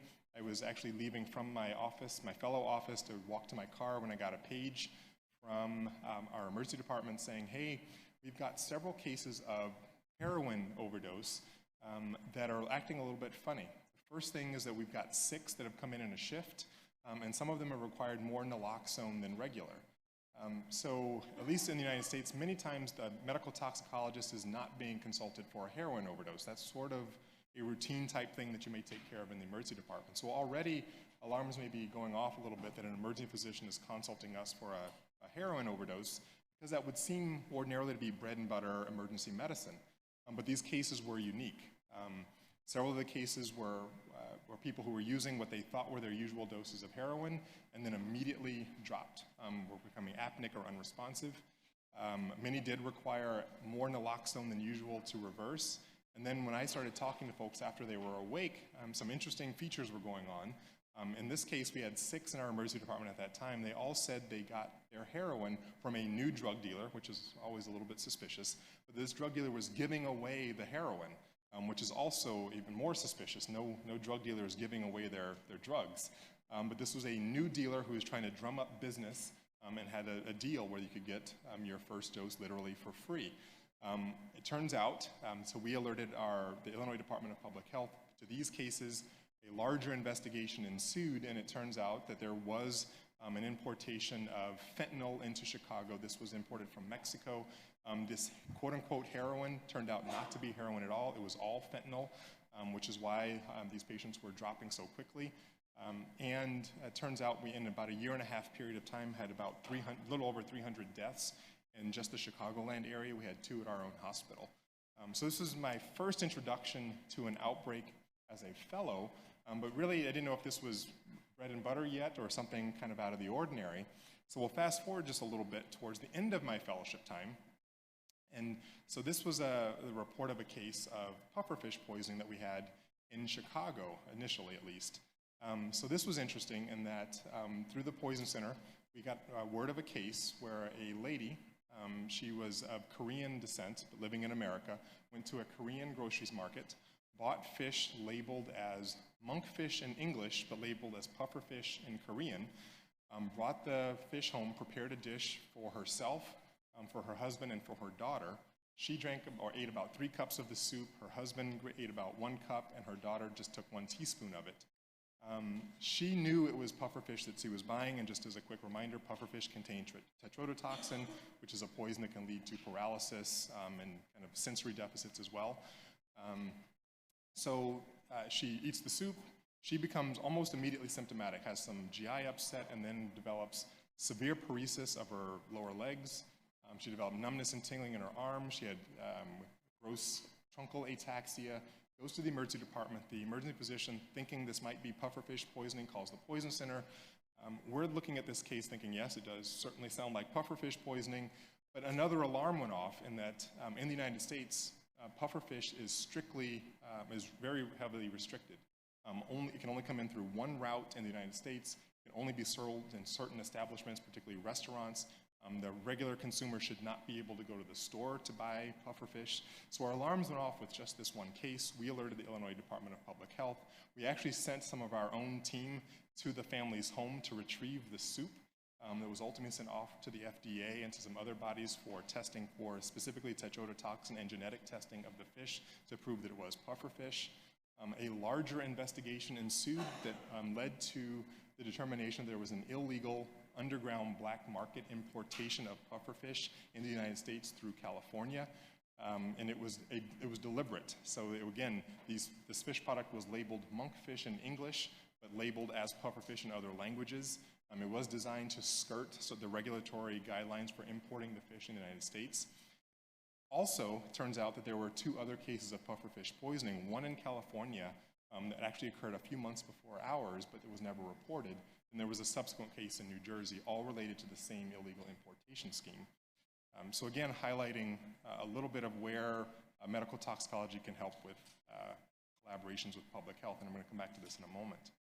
The last outbreak that I want to talk about is more modern. So this was about March of 2018. In Illinois, our service was consulted on 2 index cases, it turns out. This was a father and son who presented to an emergency department with bleeding, primarily hematuria, and really no exposure for why they should both have hematuria simultaneously and other bleeding. Turns out they looked a lot like rotificum poisoning. Their INR was almost undetectable. It was so high. Didn't really make sense, though, because they had no known exposure. They were both factory workers, and they thought that perhaps there was some dust in the factory they were exposed to. That was the only exposure they could identify. But there was nothing that really explained why this father and son all of a sudden developed a profound coagulopathy. So those 2 cases came into our service through the Poison Center, and we immediately actually alerted the Illinois Department of Public Health in this case as well, mainly because we couldn't understand what was going on. The circumstances did not make sense. So a few days go by, several more cases of patients randomly sort of showing up in emergency departments in Illinois with profound coagulopathies occur. Through history taking in these subsequent cases, we learned that there seemed to be some sort of association between this coagulopathy and people abusing synthetic cannabinoids. And then we were able to go back to the 2 index cases, ask them direct questions. Were you using synthetic cannabinoids?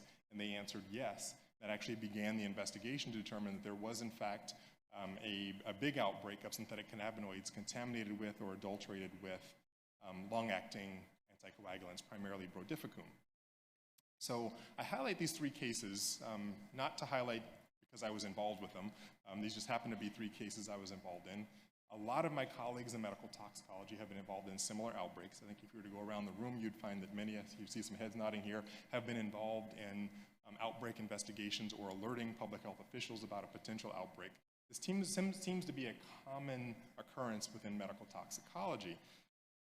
And so in thinking about medical toxicology and also our Poison Center network, we are often the first to know about a toxicologic outbreak. Our eyes and ears are to the ground, so to speak. We're sort of like first responders in a sense, in that we have a sense of what's going on, whether in your local areas as it relates to either drugs of abuse or pharmacologic agents or what have you.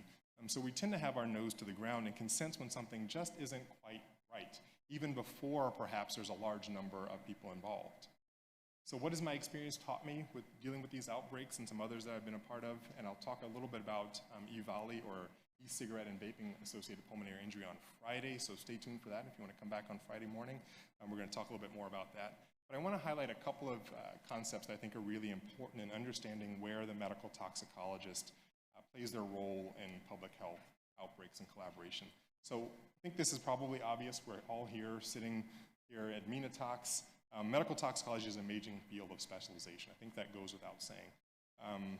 In addition to the breadth and depth of cases that we may take care of, we are really in a unique position to, one, prevent many poisonings, and also manage poisonings, because many poisonings are treatable when you know the right treatment to provide.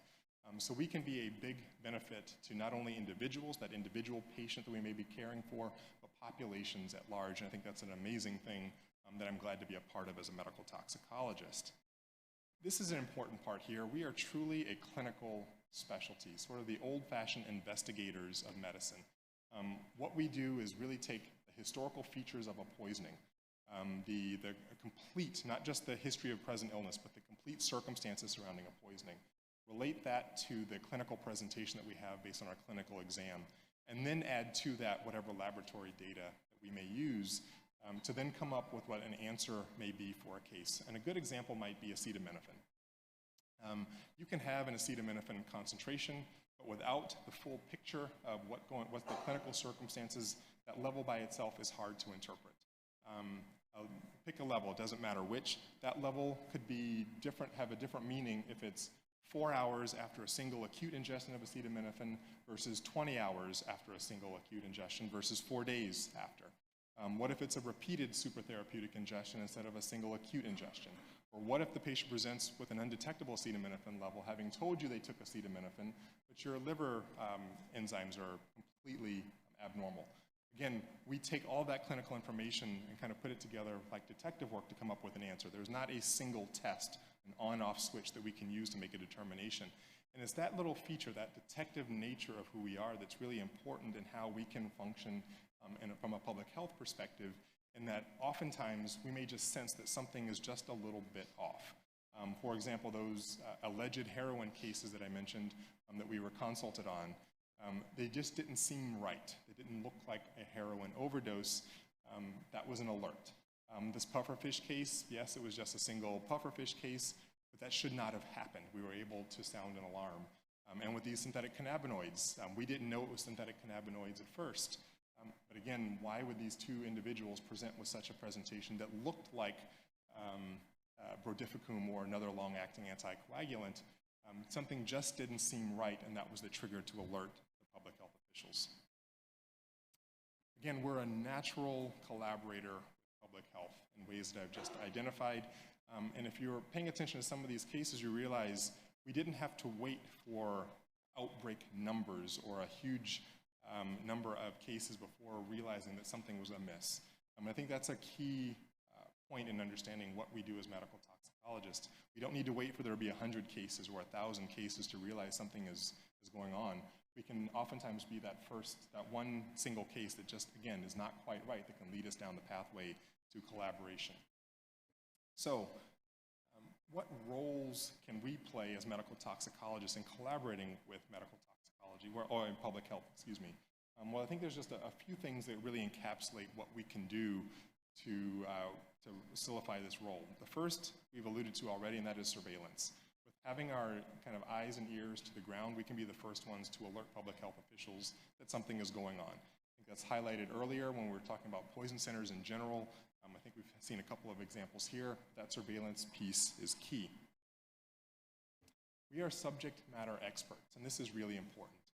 When it came to, for example, the synthetic cannabinoid anticoagulant outbreak, our toxicology service were the ones who developed the treatment algorithm that we use throughout the state of Illinois, and even some other poison centers asked us for our treatment algorithms in determining theirs. It was that subject matter expertise that was important. we could be useful in helping determine what a case definition may be for a particular outbreak. We can help with resource utilization. There may be times when antidotes may be costly or not widely available. We can help determine what the resource allocation may be in these sorts of situations. So being a subject matter expert is really important in these public health realms, realizing that our public health colleagues may be experts in public health, but they may not know a specific poison to the degree that we might know them. We can help inform law enforcement and investigative measures. So this is a little bit tricky in that we want to keep a divide between clinical care of the patient and sort of the med-legal system as it relates to, or the legal system as it relates to police and crimes and that sort of thing. Many of our patients may be doing something that may be considered illicit. For example, buying heroin off the street is an illegal activity in the United States. So whereas a patient may not tell the police where they got their drugs from or some of the circumstances regarding their poisoning, they may tell us as healthcare professionals, and it's then important for us to feed that information back appropriately to public health officials in a way that keeps our patients in a safe space, understanding they can trust us with information without directly necessarily becoming involved in a law enforcement issue themselves directly. So while there's a tricky balance that has to be played there, it is important for us to know that certain pieces of information we may want to feed back to our public health officials in helping to realize what's going on here. And for example, the case of the fentanyl cases that we took care of, the dealer was on the west side of Chicago. We got that information from the patients directly, what corner they actually bought their drugs on. They were not willing to tell the police that directly, but they were willing to tell us as healthcare professionals. And lastly, we can help inform legal responses. I think this is important. Lawmakers are, I don't know how laws may work or how politicians, more importantly, may work in some of the other countries represented here, but oftentimes in the United States, politics is based more on image than what's actually the right thing to do. But there are times when we as healthcare professionals can help inform the law or the legal response. For example, and I'll talk a little bit about this on Friday with the e-cigarette pulmonary injury issue that's been going on recently in the United States. Many jurisdictions in response to an outbreak of pulmonary injury from electronic cigarette use thought to just ban e-cigarettes outright or ban some of the flavorings that may be involved in e-cigarettes or change the age requirements used to, or before you can buy these products. Thankfully in Illinois, before making any sort of rash response, our governor decided to form a committee to hash out some of the details behind what a legal response might look like. I was fortunate enough to be part of that and was able to offer some medical toxicology thoughts on what some of the outcomes might be for particular actions. Ultimately, we did not go with a ban in the state of Illinois and focus more on education, but I think informing legal responses can be part of the responsibility that we may have in helping with a public health outbreak so that laws that may be passed don't have unintended consequences and ultimately lead to harm or driving more patients to underground use of something that would be easier for us to take care of if we're above ground. So with that, we'll keep things nice and simple and keep us on schedule here. Medical toxicology and public health are natural collaborators, and I hope I made that case before you today, that the true nature of what we do as medical toxicologists directly lines up with us and keeping us as collaborators with our public health officials in many regards, not the least of which comes with informing legal responses and helping to be subject matter experts to being that bridge between perhaps the patients and law enforcement and being just that, again, natural collaborator to help surveil what's going on in the landscape of poisoning and outbreaks. So with that, I'm happy to take any questions. We should have plenty of time for questions, and I think we're close to on schedule now. We have time. Yeah. Any questions for Dr. Trevon Thompson? Anybody has experience in outbreak, being involved in an outbreak in your country? If you'd like to share it. Dr. Ihab, the microphone please, Dr. Ihab. Dr. Ihab Aki from Doha.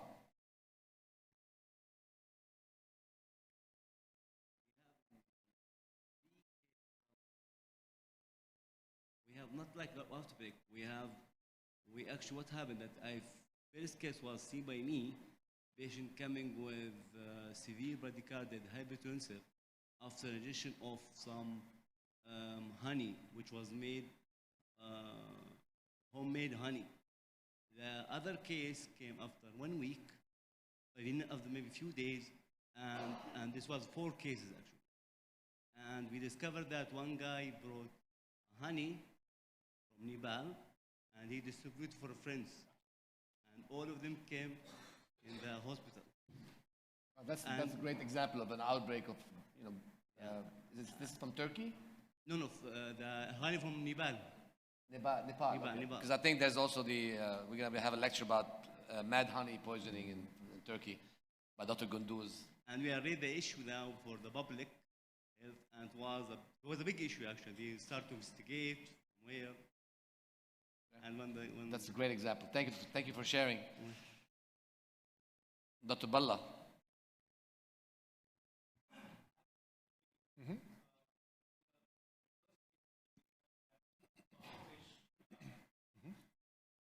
had that pufferfish poisoning.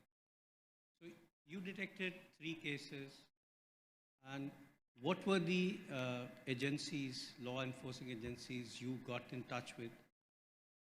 Did you go back to that Korean supermarket and see how many other of those mislabeled products were sold? Did you go and kind of track them, any one of them?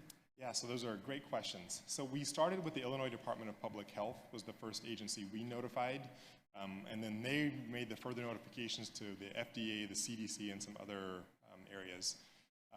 Interestingly, so I and my co-fellow actually went to that market. So both of us actually shopped at the same market that this outbreak occurred. We went looking for the fish, but there was none left. And it turns out the Chicago Department of Public Health ultimately also went to that market. And it turns out they had sold all of their product before we showed up. So it was actually all gone. They were able, they meaning Chicago Department of Public Health and some others, were able to retrieve some other specimens from the community that also highlighted exactly what I mentioned, that it was labeled monkfish in English, but pufferfish in Korean. And if you're interested, if you Google a picture of monkfish, it looks nothing like pufferfish at all. So it was clearly deliberate mislabeling. We tried to be our own, as a medical toxicology fellow, I tried to be my own little investigator since I did know of the market where the fish was purchased, but there was none left. Dr. Balla?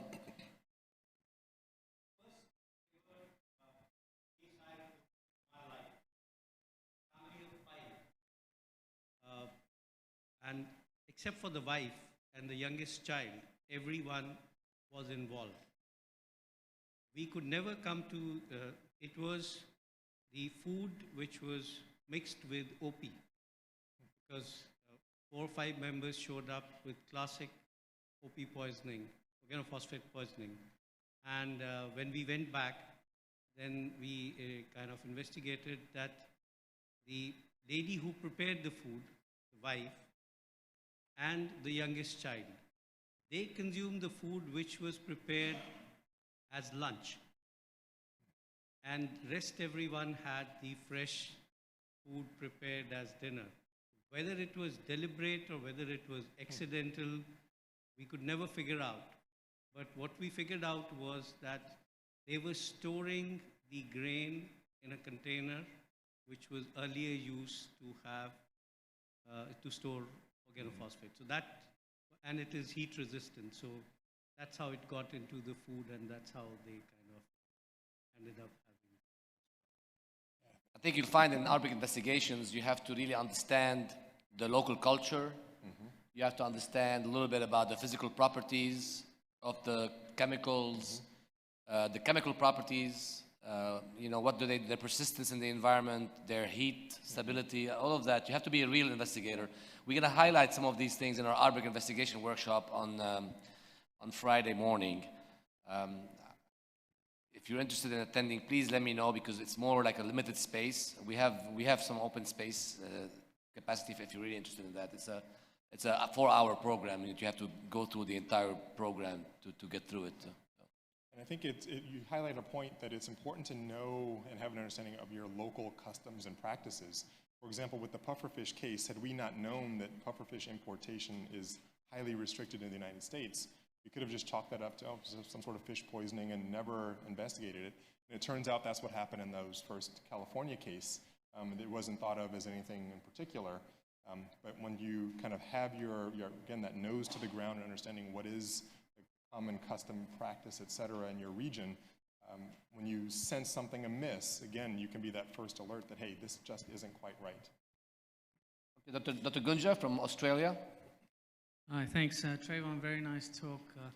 I think I just want to highlight, we've all been part of many cases, I'm sure. I just want to highlight three which kind of complement what you've just been talking about. One was about 10 years ago, we had cases which were in the US and Australia, and they'd been going on for several months, but was finally detected when these children were swallowing little beads and then became unconscious. And it finally came out that one of the children actually vomited and also passed through the stool hundreds of these tiny beads. And we found out that the manufacturer in Hong Kong had switched, because it was cheaper, 1,5-pentane-diol, which was used to stick those little beads together to make a toy, to 1,4-butane-diol. And they thought, oh, that's the same thing, it'll work, it's cheaper. But we all know what 1,4-butane-diol does in the body when metabolized to GHB. Another case we had, and your Korean case made me think of it, we had these Chinese patients that had all bought a certain product from a Chinese supermarket in Western Sydney and turned up with methemoglobinemia. They came into several hospitals, all within about a month of each other, and it happened because we have the poison center as well as emergency physicians end up being like a beacon that people call. And what happens in one location, it stays a secret. Nobody knows about it until it happens in multiple locations. And what had happened was this particular manufacturer had switched sodium borate to sodium nitrite to cure meat and so forth, and ended up with multiple cases of methemoglobinemia. And the last one that we've had just in the last few years was similar to the US and other places where there's been lots of heavy metals in Ayurvedic medicines from the Indian subcontinent taken by lots of people. And what I've learned, what we've learned from these several cases and others is that the various agencies themselves were historically not talking to each other very well. So food is only interested in food. They don't care about lead, for example. Even if you ate the lead, they don't care about the lead. The environmental people are only interested in if you breathe something or touch something. They don't care if you ate something. And public health seems to also their funding issues are also tied to what is naturally what's most, where they're going to get the biggest bang for their buck. So often I find the poison center, like what you've just mentioned, ends up being like this tie-in organization that can talk to all these different people and provide that subject matter expertise. It's an excellent point. Thank you, Dr. Gunja. All right, for the sake of time, thank you, Dr. Thompson. Move on to the next presentation with Dr. Andy Nelson from Sandia National Laboratory.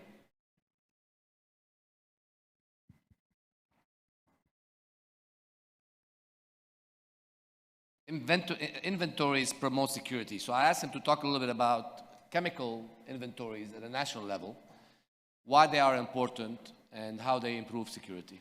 Dr. Nelson. Thank you. Assalamu alaikum. Good afternoon.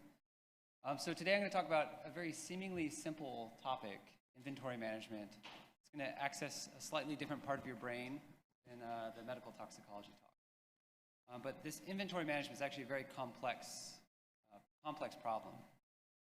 So first I'm going to start with a story. In 2005, there was a new university formed in the United States in California, University of California, Merced. And they started a new chemistry program. And they had a new graduate student, Jason West. And this student actually had a history of creating methamphetamines. He'd been making methamphetamines for many years. He was an addict himself. He was also selling to friends. Well, he joined the university, and now he had access to large quantities of chemicals he could use to make methamphetamines. And he stole about 9 kilograms worth, or enough chemicals to make 9 kilograms worth of methamphetamines, which would be several $1,000s worth of equipment. Several $1,000s worth of materials. And this went on for a couple years until he got really greedy and stole a vacuum pump. And that's when his research advisor noticed that he had been stealing things. And when the police investigated, they interviewed his advisor. His name's Matthew Meyer. And he has this quote: "Researchers generally assume that graduate students will recognize and appreciate the importance of the opportunities and responsibilities they are entrusted with to carry out research in cutting-edge laboratories. I am, of course, deeply disappointed that the trust I place in one of my graduate students appears to have been broken."